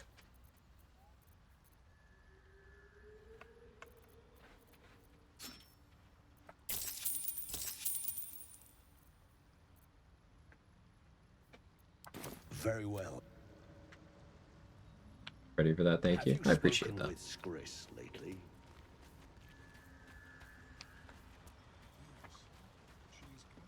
Manual smite means off the hopper, not a reaction. Correct. Divine smite acts differently when used manually and reactively, just like most things that work that way. But with 4th level smite, you also, like, 4th level smite is an extra instance when hard cast. It's an extra on-hit event either way. So if you're trying to apply, like, let's say more Purple Worm Toxin, either way works. Actually, it would be more favorable to react in that specific case.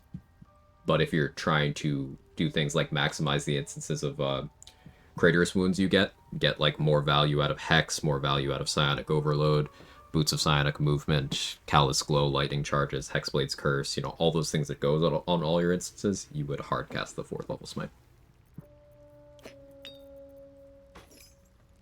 Regarding Ratbat is just an extra smite instance on all DRS. Really don't understand Ratbat meme. Every time I try to test a weapon, it feels good, not exceptional. So, with Ratbat, it's that it gets all the riders that go on all instances again. So, like, it's an extra Craterous instance. It's, if you're doing Booming Blade and have Potent Robe on, Potent Robe will go on both instances. If you have Spellmite gloves on, it goes on both instances off of Booming Blade.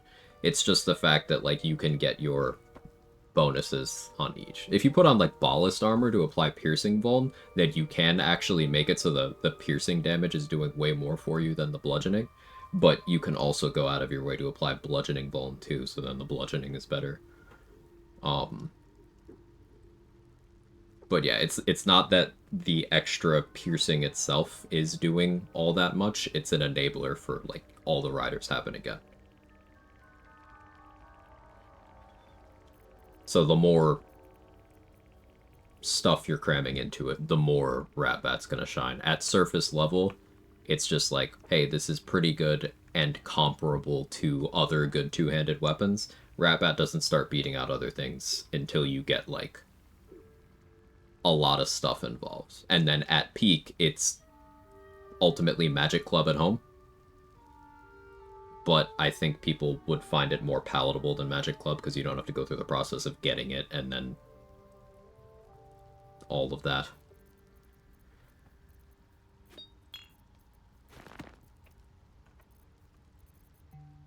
Cat, what are you doing?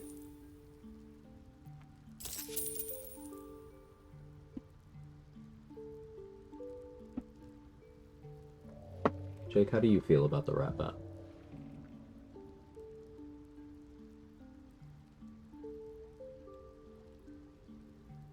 Yeah, praise be.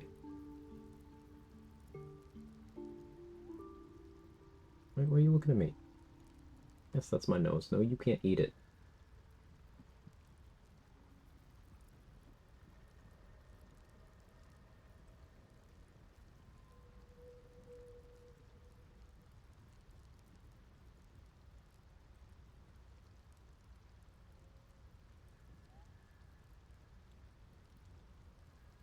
Okay, you gonna relax? You gonna stop trying to pounce on my desk? I know you're trying to stick your head in my coffee mug. Okay, I'm gonna take that as a yes. I think he lied to me.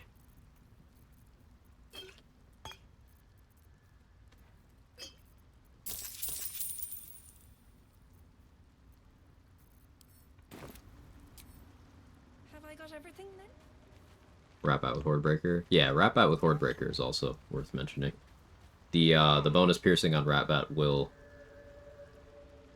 actually do damage to enemies in the Hordebreaker AoE. So Hunter Ratbat goes crazy. Hey, White Freeze.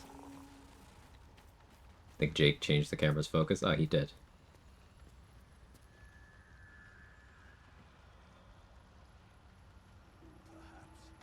But at such an accelerated rate. Does Ratbat get double coatings in instances of poison similar to Extended Booming Blade? Not across the board. So, like, you won't get double instances of Purple Worm, but it functions kind of how Arrows of Slaying do in this regard. Where if you put Crawler Mucus on your Ratbat, someone has to clear both saving throws to avoid getting paralyzed.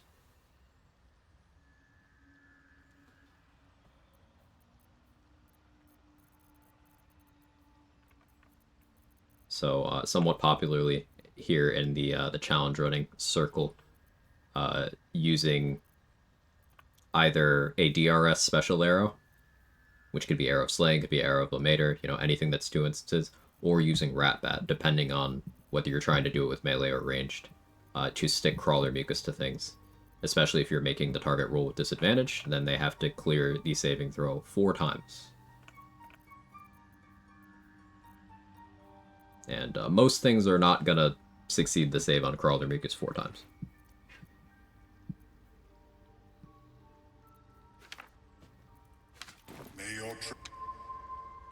Jake.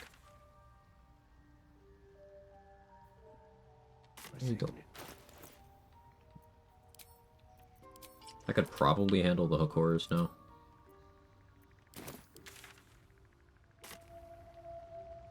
Suppose I don't need to. Worry not, friend. See a mod that restores Athena love test buff. Is that true? There's a buff. Someone mentioned it earlier. It's, you know, today is the first I heard of it, but I'll have to look into that.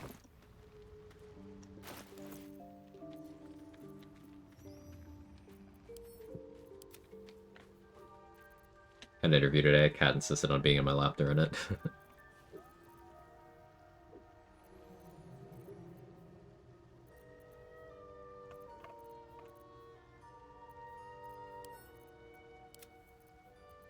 Okay, what am I supposed to be doing right now? Is there anything else I want to do before I long rest? Look at my journal. I guess Joaquin's rest. I have bombs now. Sure, let's go do that. Again, thanks, of course, always. Hey, welcome back, Smelvin.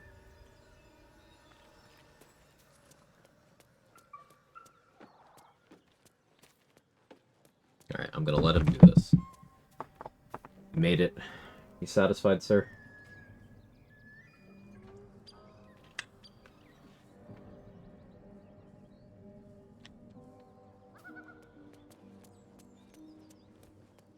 He's gonna go for it again. Do you hear something? I believe there's a Kevin near you.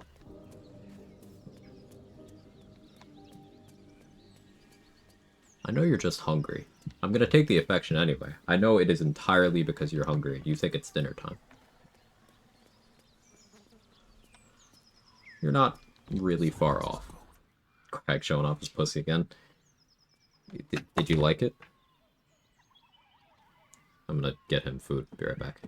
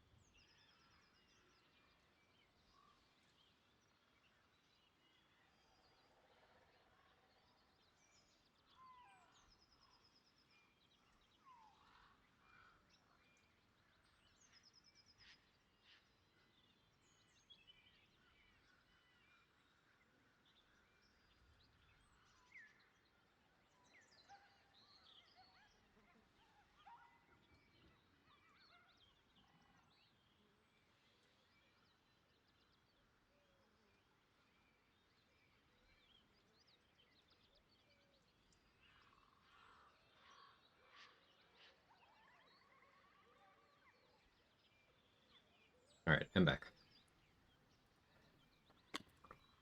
Were you guys good?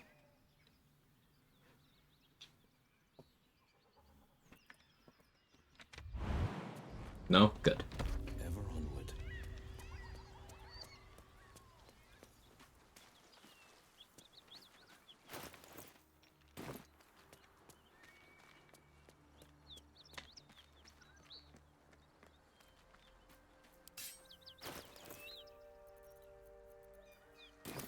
They won't see me coming.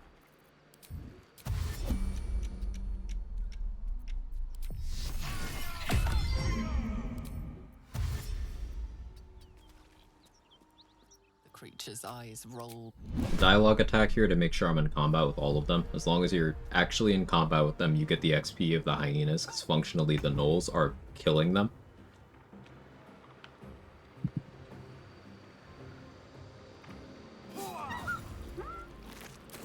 Hua. That was a Hua, right?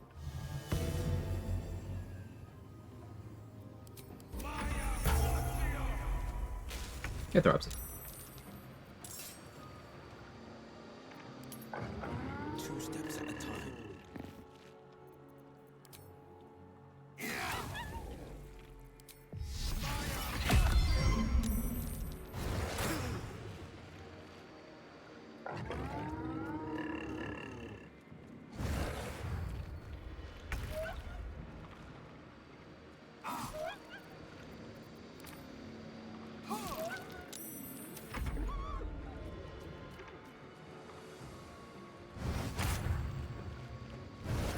So yeah, we went from avoiding fights to fully just base tanking everything. As damage reduction, my beloved.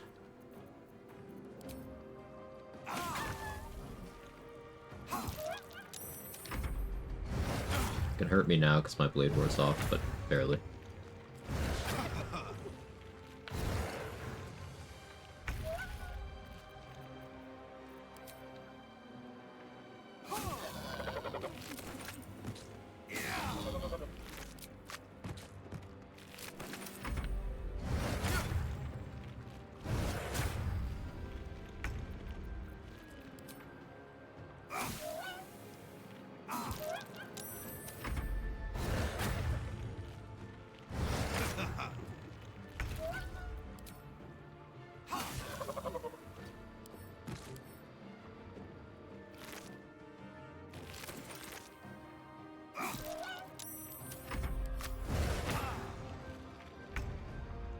Damn gnomes are everywhere.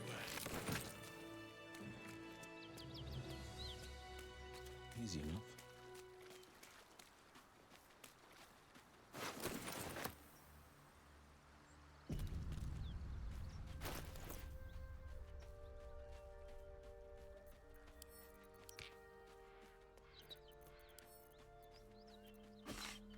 You have a fire arrow for Joaquin's rest this time, so that's an upgrade.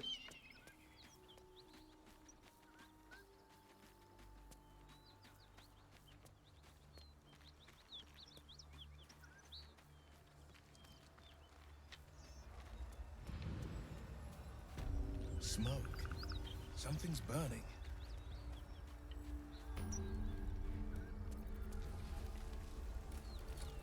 Hit him hard. I hear shouting. Someone needs help. Time for a chat. You! Make yourself useful! Push! Stop staring, start helping! Vayeva's javelins. Good night, Sora. Know about the King's Knife and a hireling getting the Undermountain King stats. How do you duplicate it? 2 levels of Trickery Cleric. Use the Invoke Duplicity action, which creates a summon that has a copy of all equipped gear. And then you use whatever tech you can on your platform to get that gear from that summon. So is it done?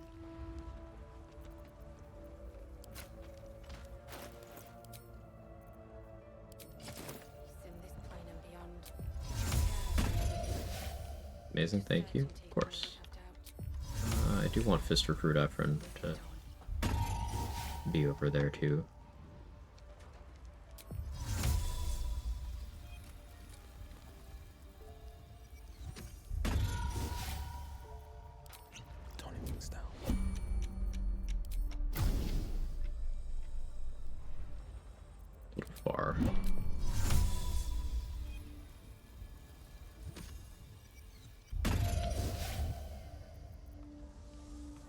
is gone. You won't feel a thing. Got the action back.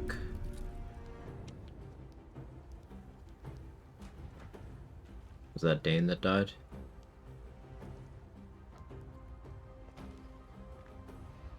No. But others are injured.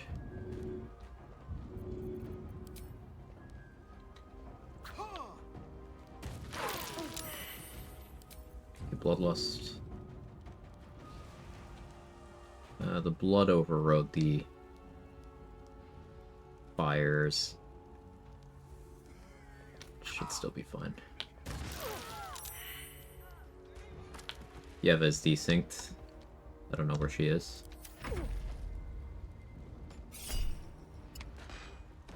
Missile snare.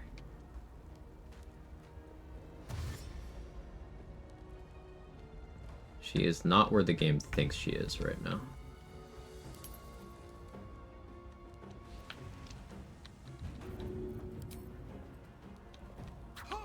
Maybe she is now. Okay, she wasn't before.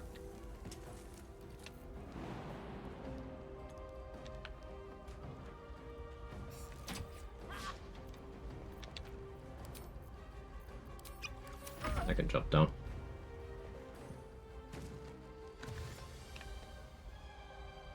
Incredible turn, Yeva.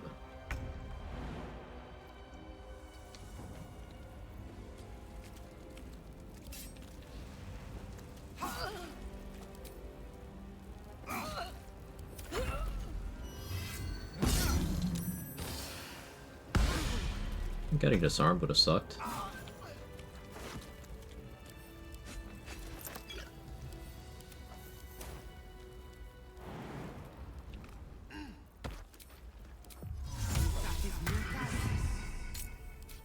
I didn't check to see if I have Wizard's Bane oil. I don't this time. Don't love that.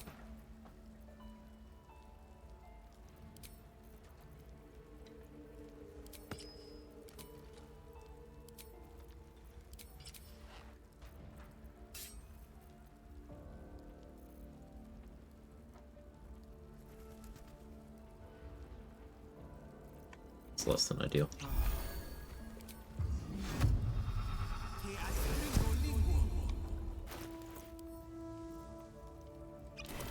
Heading out.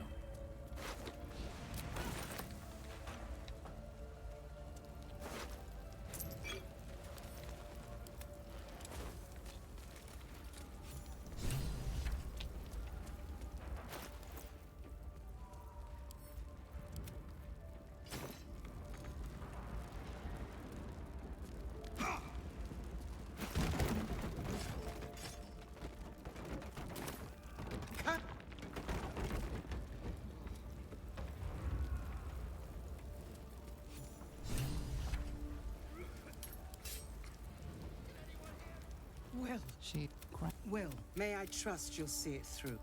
I will fist? We're talking to the Flaming Fist.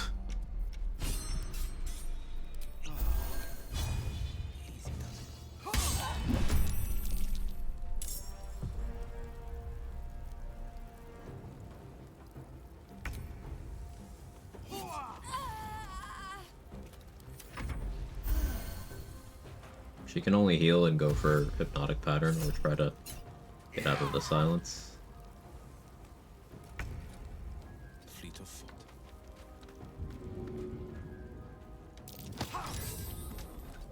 Should have gone for a throw.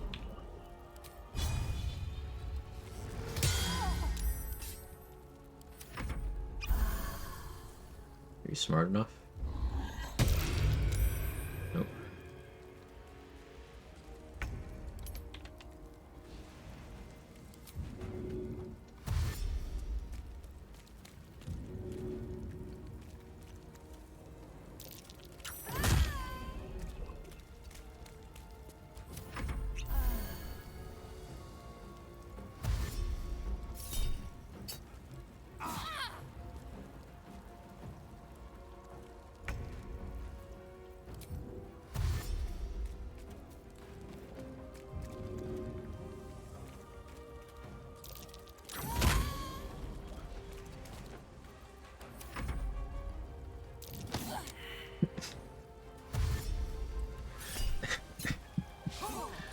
She's really trying.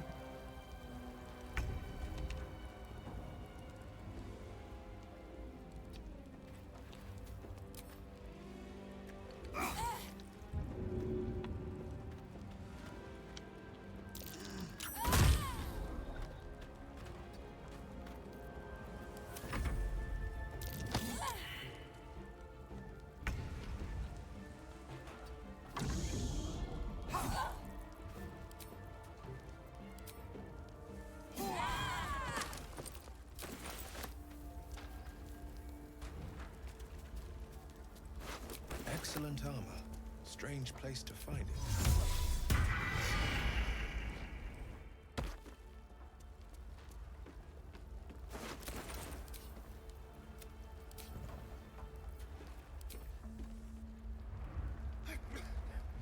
Can't move. She tried this hard to get out of the fire, she wouldn't be in this mess. Florrick just wants to die. And I relate, but come on, Queen.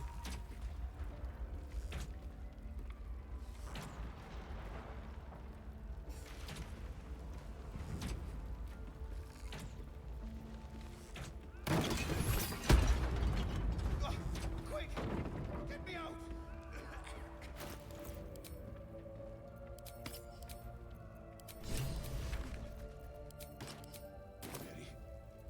Oh, Miri, you should have stayed. If I just kept my mouth. She said I'd never. Miri, could you? The dowry. Of course, regards to you. Oh, Miri. Though I have disadvantage on perception, it's possible I just roll a 1 on this DC 0 and fail it anyway. It's what, 10% chance? Something's hidden in that pool. Never punished. This better be good. Time for a chat.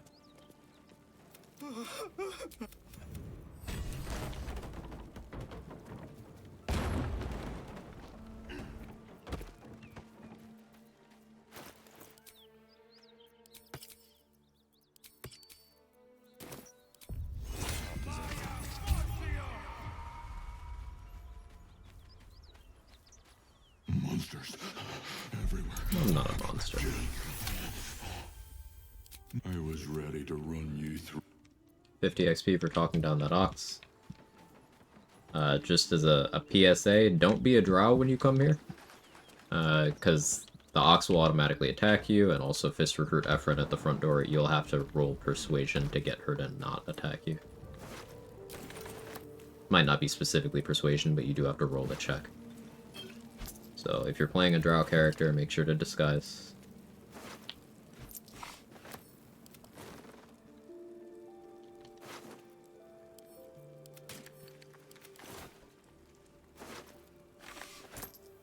I doubled back for those fire arrows. It's killing the ox give less. Killing the ox is 1. I can still get 1 for killing it now. But it's 50 for talking it down, and 1 for killing it.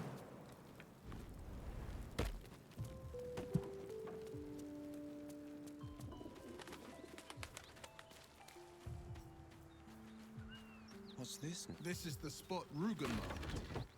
Doesn't look like much. You spot him. Bugger! Intimidation DC for Useless Fist. Thank you.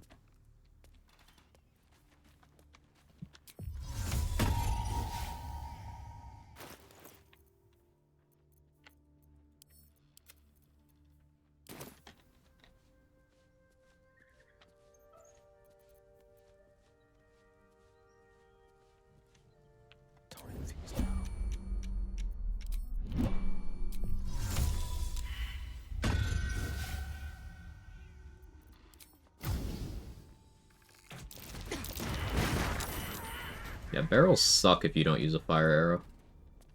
He wasn't even close to dying from me doing that with an Alchemist Fire last run.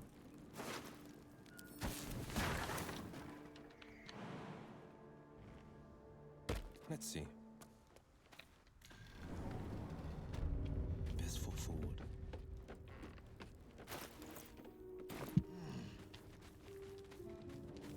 thought we'd have more XP to go at this point, but all of the micro optimizations have been adding up. This is good. Feels good. Don't have as much money as I would like to for this, but I'm hoping Persuasion Expertise is enough for me.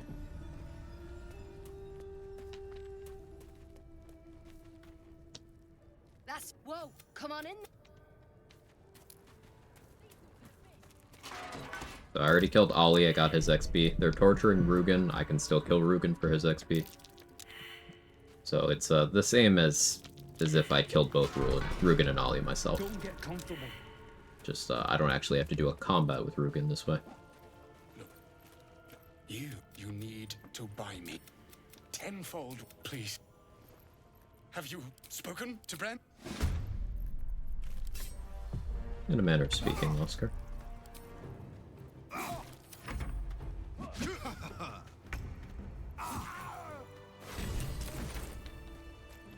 We freed him. Learned if disguise is gift when talking to Demaze and MS, so you can't persuade given DC 5 intimidation choice. Actually easier for them to walk off than any of the other options. Same with Dwergar. And possibly Drow.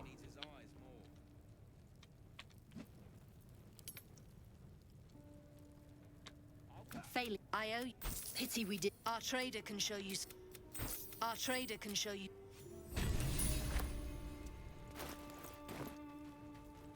$500 gold.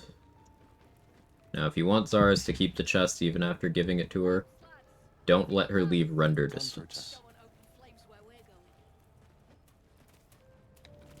Something I can help you with? Explosive Thievery. You're gonna drop the Titan String, so we buy Giant Breaker, Rupturing Blade.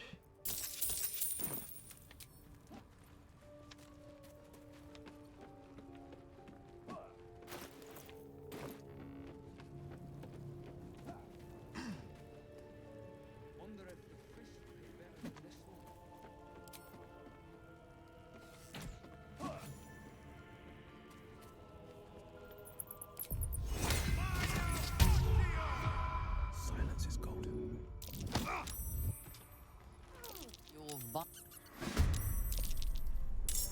Low initiative.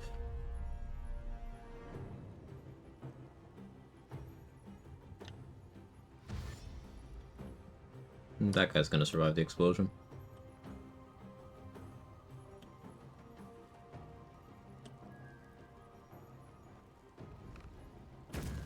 Man, he really moved.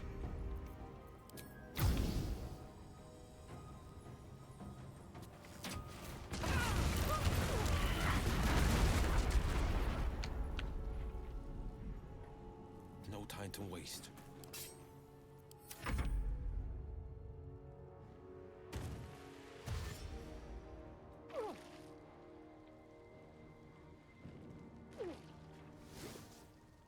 Arsonist oil? Man's trying to get rid of my fire res. Alright, thanks for the dagger +1. He wouldn't have dropped that. Yoink.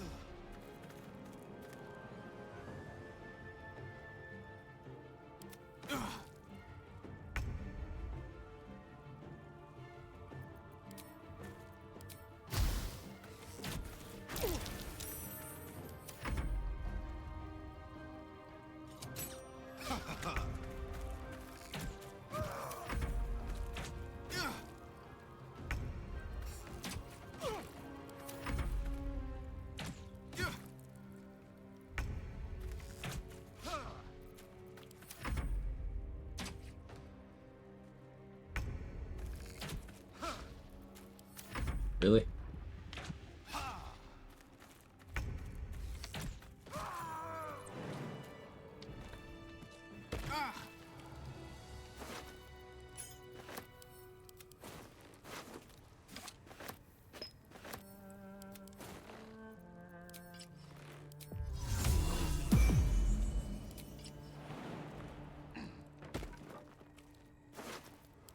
There's the chest.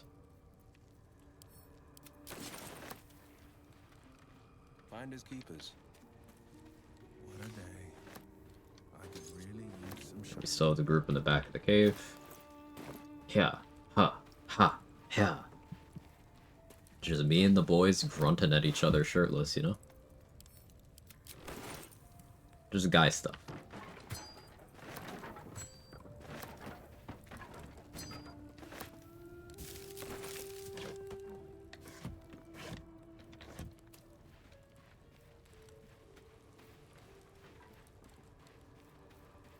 Brovulation activity. Yeah, it is a classic, you're right.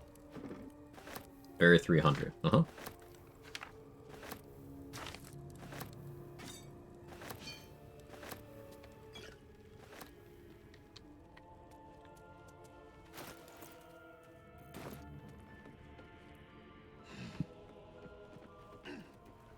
Hey, Tweedledum. We're almost caught up.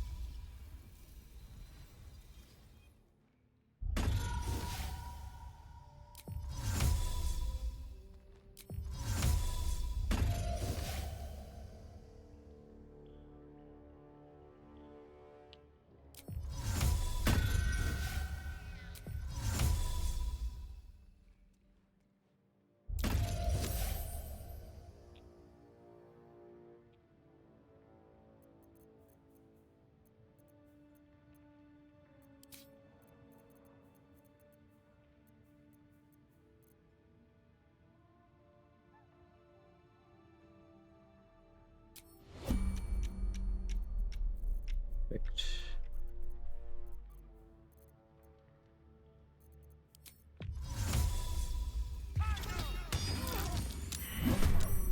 If I had succeeded stealth there, that would have been bad.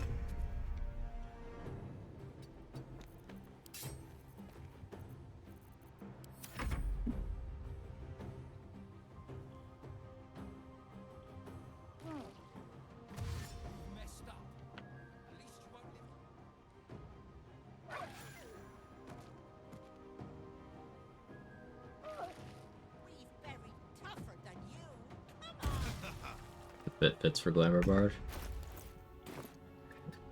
Risen people with the exposed skin.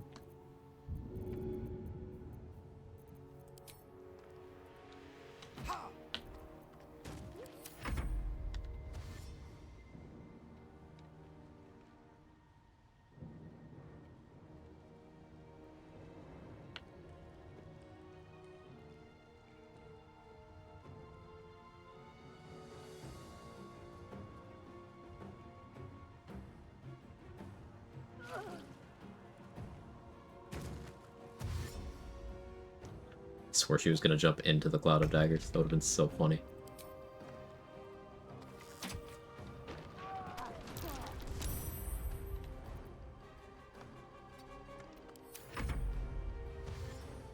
When Will brings the nips out, no one is safe.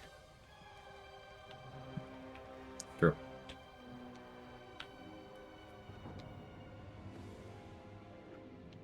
What do you...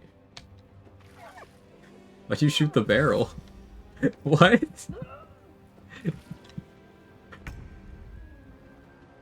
Jar used ranged attack on wooden barrel.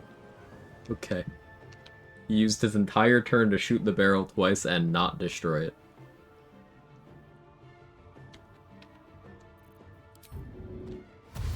Coming through.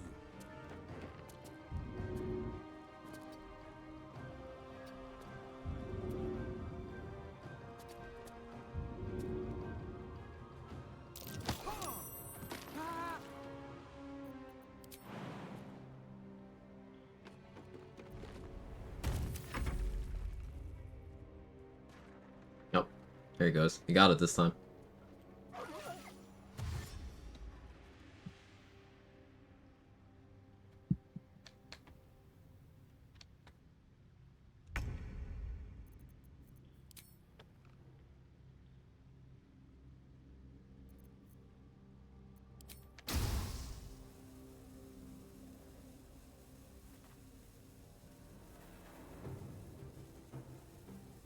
Paste.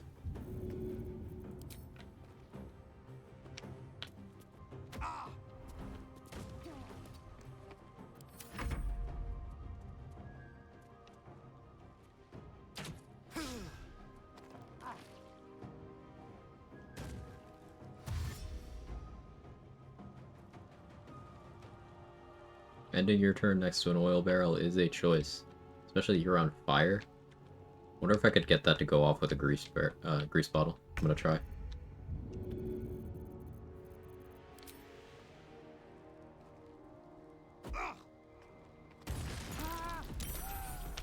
Yep. Fucking Rube Goldberg machined that guy to death.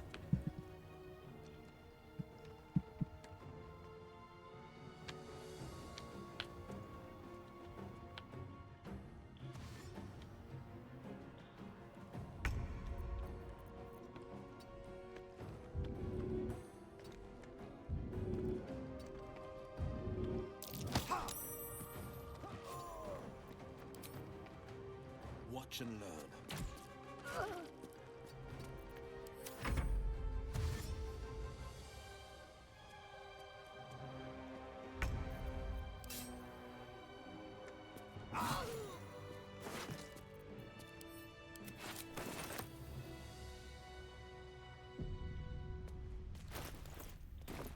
Thousand XP to go for level 6. And then we'll have caught up to where we started stream today. But with better XP routing, so still consider it gains.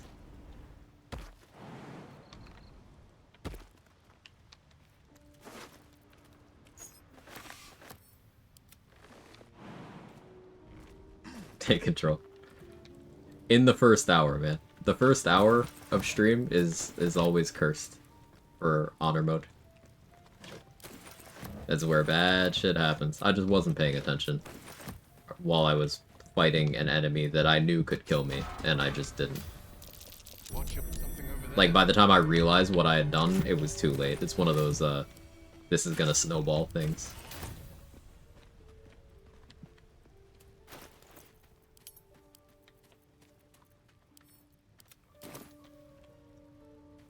The learning? Not like, I knew better.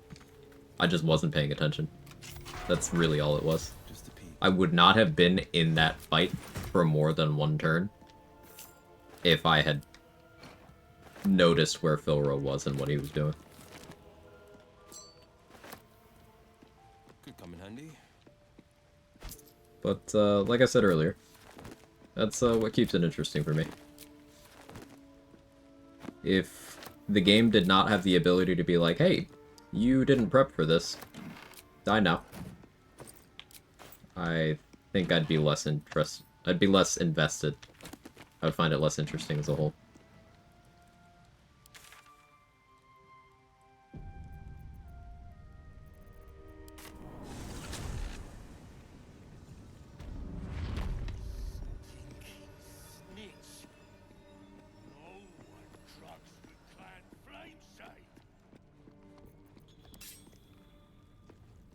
Guess we'll go for you.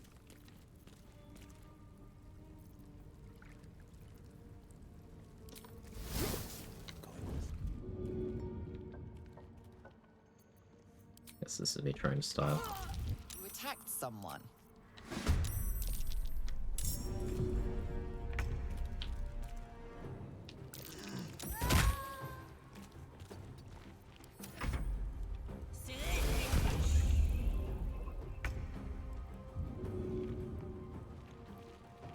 The boat actually does get in the way here.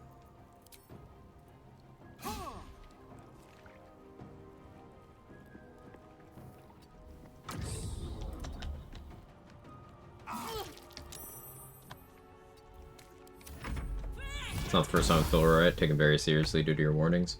I can't think of a time where Filroy has killed me, but it's come very close, and I've watched him end other people's runs. I've watched So Black lose a run to Filroy, getting Thunderwaved off the tree. I've watched Mark get killed by the Hook Horrors, I think 2 separate times. I've had close calls, and I've seen others lose runs.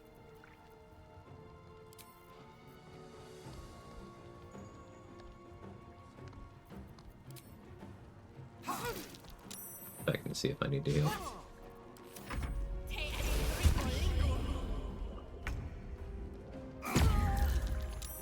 Of course this turn.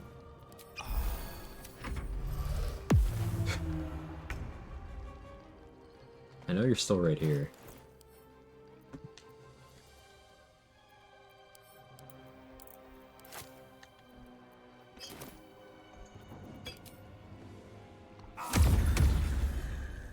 Hey, I reduced the Alchemist Fire.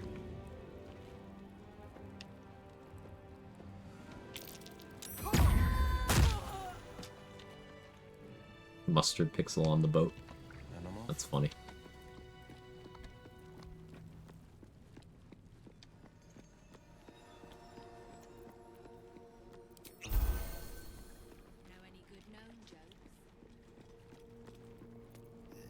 Probably open with...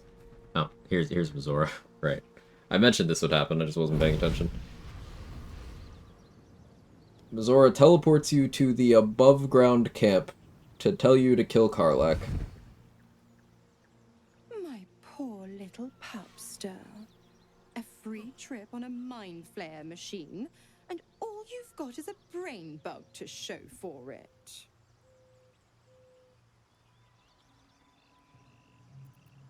No, I was just thinking about you. You missed me. How sweet. The best bloodhounds are always the most loyal.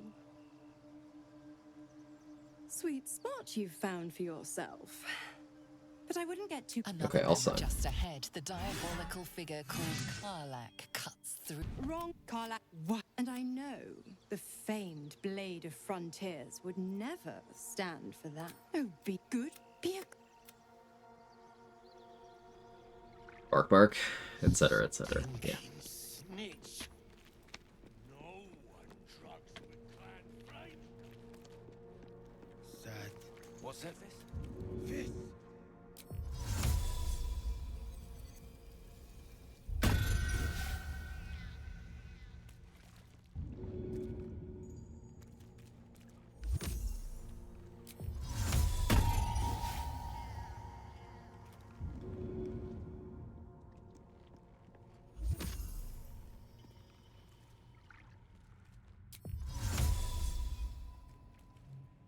Anytime you do Filroy before Minthara, don't kill him in 1 turn, you're open to bad rolls that can fuck you. Yeah. Because he's got Hideous Laughter and Sleep to stun lock you for the Hook Horrors to slowly kill you. He's got Thunder Wave to knock you off the tree. Caught in the...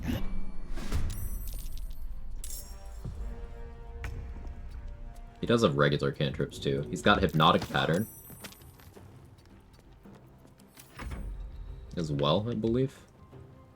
Unless I'm misremembering, I might be conflating him with Flora. But yeah. Athletics failed. It's the first one in a while. I rolled a 2.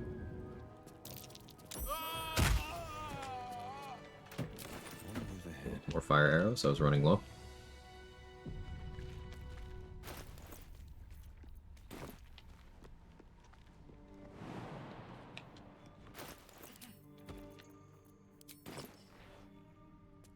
Hey, stick shit! It's stick pig, you piss pot. That's what I said! Stick shit! My mug's gone dry. You attacked someone.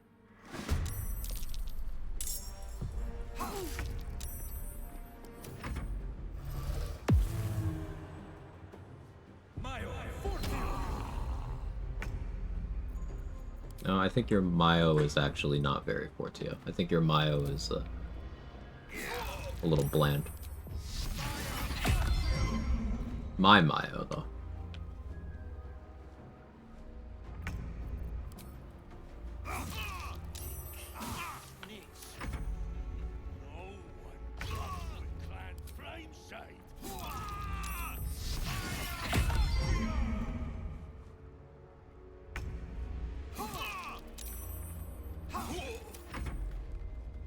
Does Minthara change that? Boots of Striding? Yeah. Because then the Thunder Wave can only damage you. It can't, kill you. Unless it kills you with damage.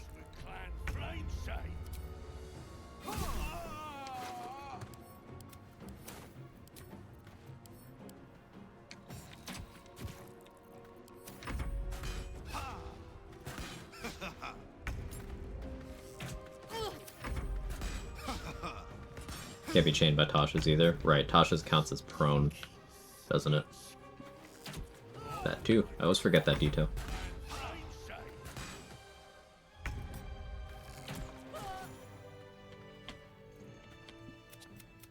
What now? Oh, you're a good one. Did you guys know I'm a good one?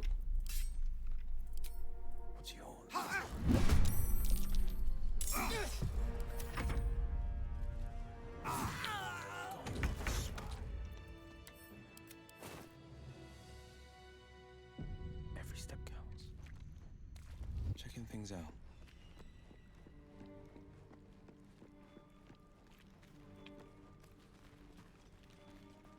Forget things? I thought you had encyclopedic memory. Stinking snitch. Nah, my memory's pretty bad.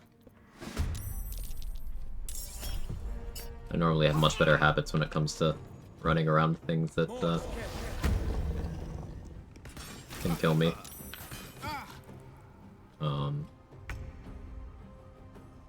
So that one was a lapse in attention, but remembering things like the ins and outs of what makes Tasha's hideous laughter good, less so. Because it's not something that comes up all that often. I'm last in initiative, that doesn't save me in action. Whatever, it's fine. I don't want to fight him near the edge anyway, so that was still correct. Stabbing the ground was not.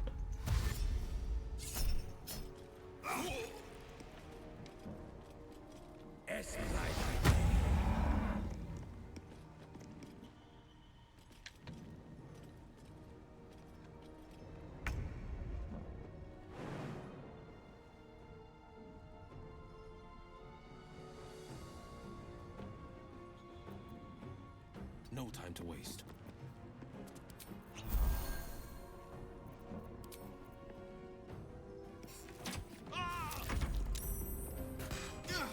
Oh.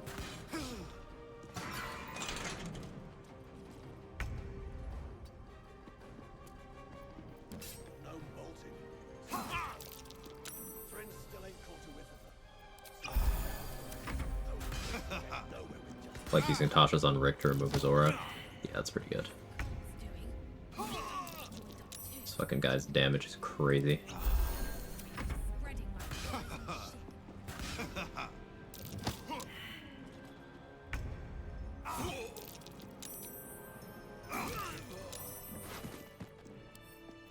Oof.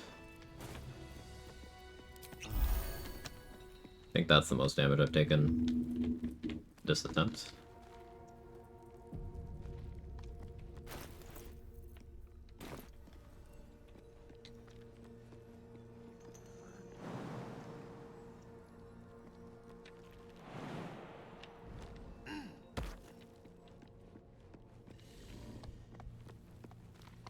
What I wouldn't give for a good...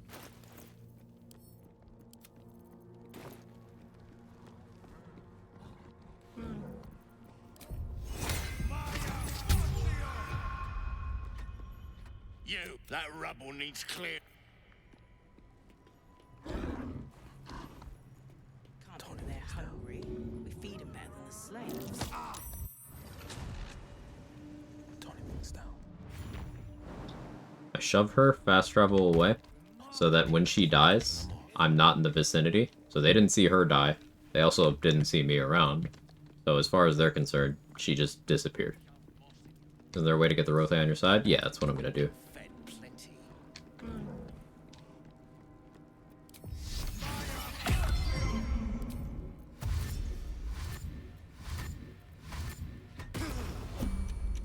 No more! No more pain, no more work! All must die! Yes. Bloody Rothe have lost it. Put him down, and the shark too.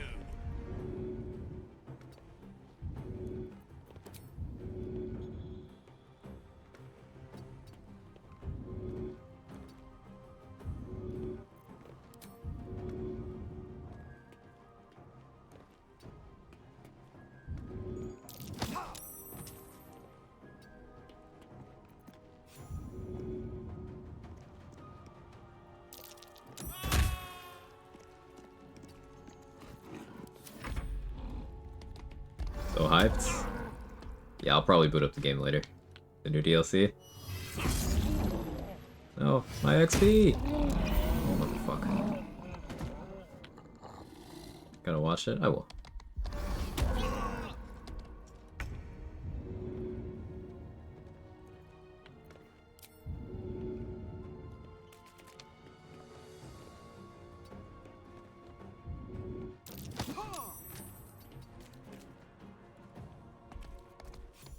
A word, if I may.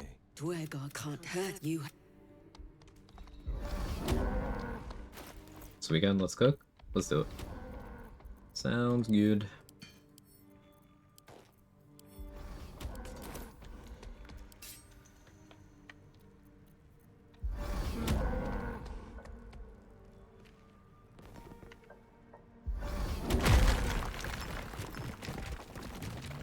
Thank you.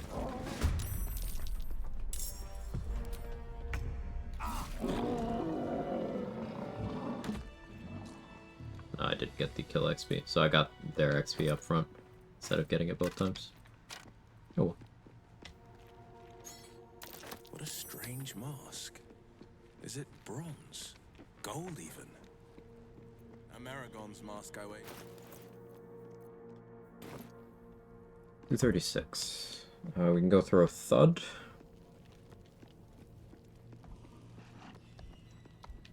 Could probably get away with killing these three. Burger, very good. Rothe like minor illusion.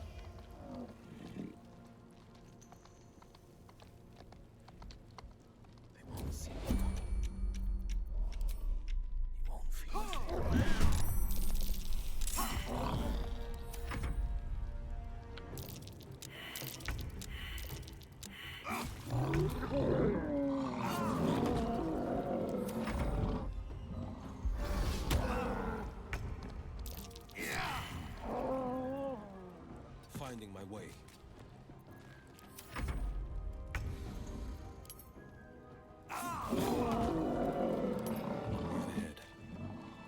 Hey, Donna? Nothing happened over here. Nothing to see.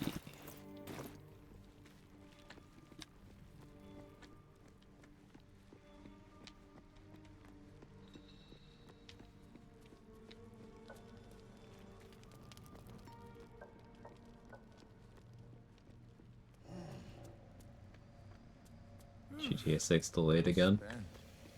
I should unwind in I genuinely don't know why anybody cares. Excitement for GTA 6 feels like one of the most manufactured things ever. People are just being excited because that's the thing people collectively agreed that they were excited about.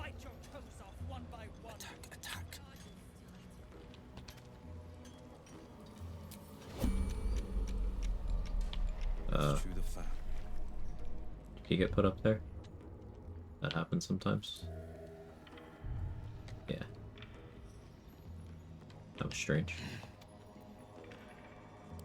You ever worry you'll accidentally kill something you meant to just knock out? No. Because I always check my non-lethal toggle. Because I have accidentally killed things before. One of those learn by experience things. They must have caught an employee talking to their loved ones over the phone. Need more overtime.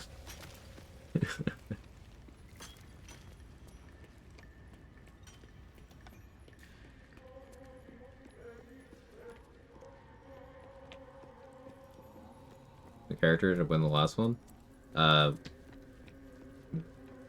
What was the last one you saw? Because I started a new run yesterday.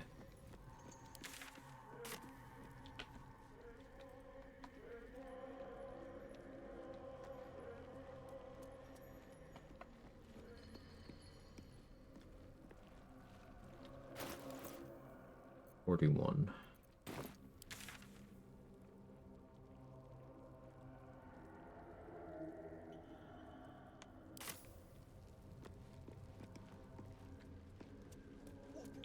It's you. Was GTA 5 really that good? I own it, never played it. Like, a lot of people really like GTA Online, and I know RP players, like the RP community in GTA 5 is massive. But like, as far as playing it as a game, it was alright.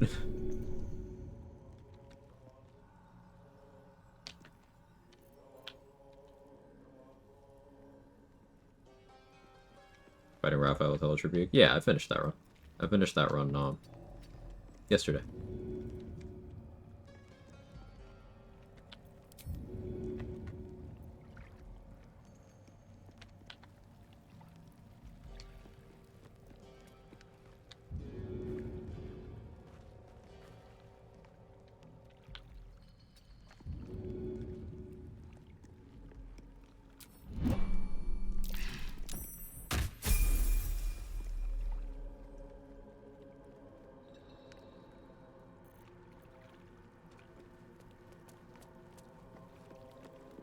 Curious what everyone's best feeling build, maybe not the most OP or anything, what you had the most fun with. It'd be hard for me to narrow that down. It's kind of fun for like a couple days, so like the older games. Yeah, it's a GTA game. It's exactly what you expect from a GTA game. So nothing that would hold my attention for very long at all. Tempest Cleric? Tempest Cleric's up there, but I've played a lot of builds. It'd be hard for me to pick a favorite. Fighter? Yeah, Fighter, old, reliable. There's some things that still kill even with non-lethal on though, right? So non-lethal only works on melee things. So if you were doing anything other than hitting someone with a weapon or your fists, or having them hit you with retaliation damage effects with their weapons or fists, basically just the short version is weapons and fists can non-lethal. Spells, no. Bows, no. Throwables, bombs, etc., no. So, you're not going to non-lethally get someone with your bow. I was going to be Rogue for me. Rogue the Goat. Shadow Monk, based. My next run's probably Shadow Monk. It's been too long since I played it. My no-hit run was Shadow Monk. My first no long rest run was Shadow Monk. My first region lock run was Shadow Monk.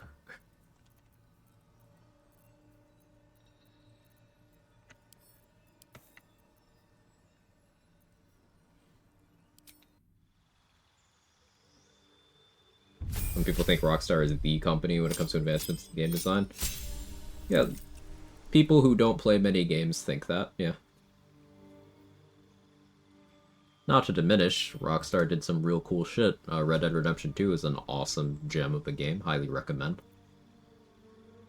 Ahead of its time in some areas gameplay-wise for the time. Again, its time was 2018. Narratively awesome. They did some cool character work. Really, really love that game. I wouldn't say I feel strongly about anything else Rockstar has done ever. The Shade? I mean, it's the same thing as the people who will say that nothing new is coming out, there's no good games anymore, while they reinstall Overwatch 2 for the third time that year, and get ready to talk about their paid promotion for the Call of Duty slop game of the year. Like, those are the people saying that nothing good is happening, when meanwhile, this, just the indie space as a whole,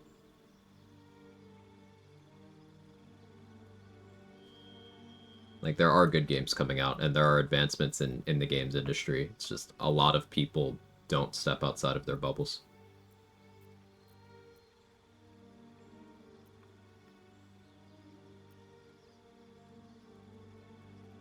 I think level-wise I would...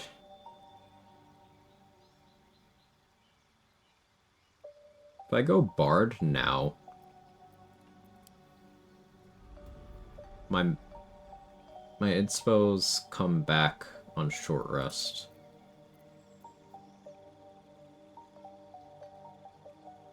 I could pick up heat metal. No, I think I go druid now.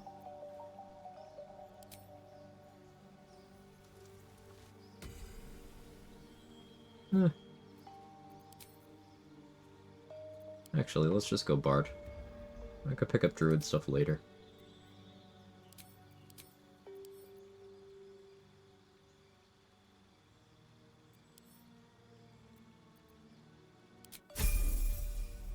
The bubble's BG3 and I refuse to leave. I respect it.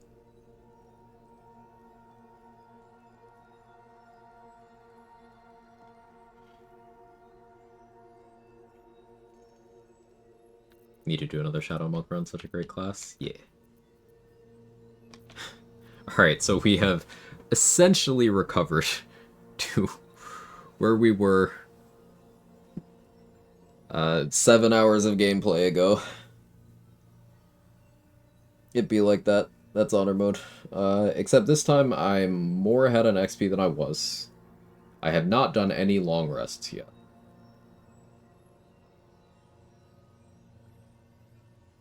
So, yeah, I think that's it for today. I've been live for 8 hours. Next time I do BG3 will be tomorrow, co-oping with Danny. We're doing randomized loot. We have to be in, like, actual physical proximity to trade items between each other, and once we equip a piece of gear, it being unequipped means we can never use it again. We got some extra enemy difficulty mods on too, so that's cool. So that'll be tomorrow. Saturday will be, you know, one of the 3 things I'm doing for my solo streams. Either more of this, or continuation of Dragon Age, which I've been putting off for 2 weeks now, but I'm still doing it. That's still happening. Or doing some more of the Expedition 33 randomizer that I'm doing. The potion economy run. Yeah. Let me look for someone to raid. But thank you very much, everybody, for hanging out.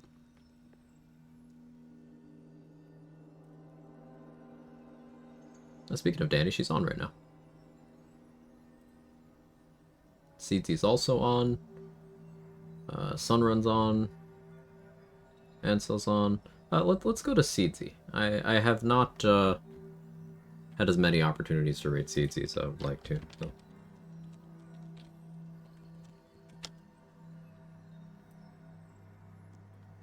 Seedsy's super chill, super fun. Knowledgeable Pokemon challenge runner. Also does Baldur's Gate stuff. Really one of the nicest people you'll bump into on the internet. He's made a bit of TikTok content for this game as well. So you might have, if you're familiar with the name, you might have seen him there. But all in all, swell individual. I sound like an old man. I am an old man. Have fun over there. I'll see you guys next time. Bye.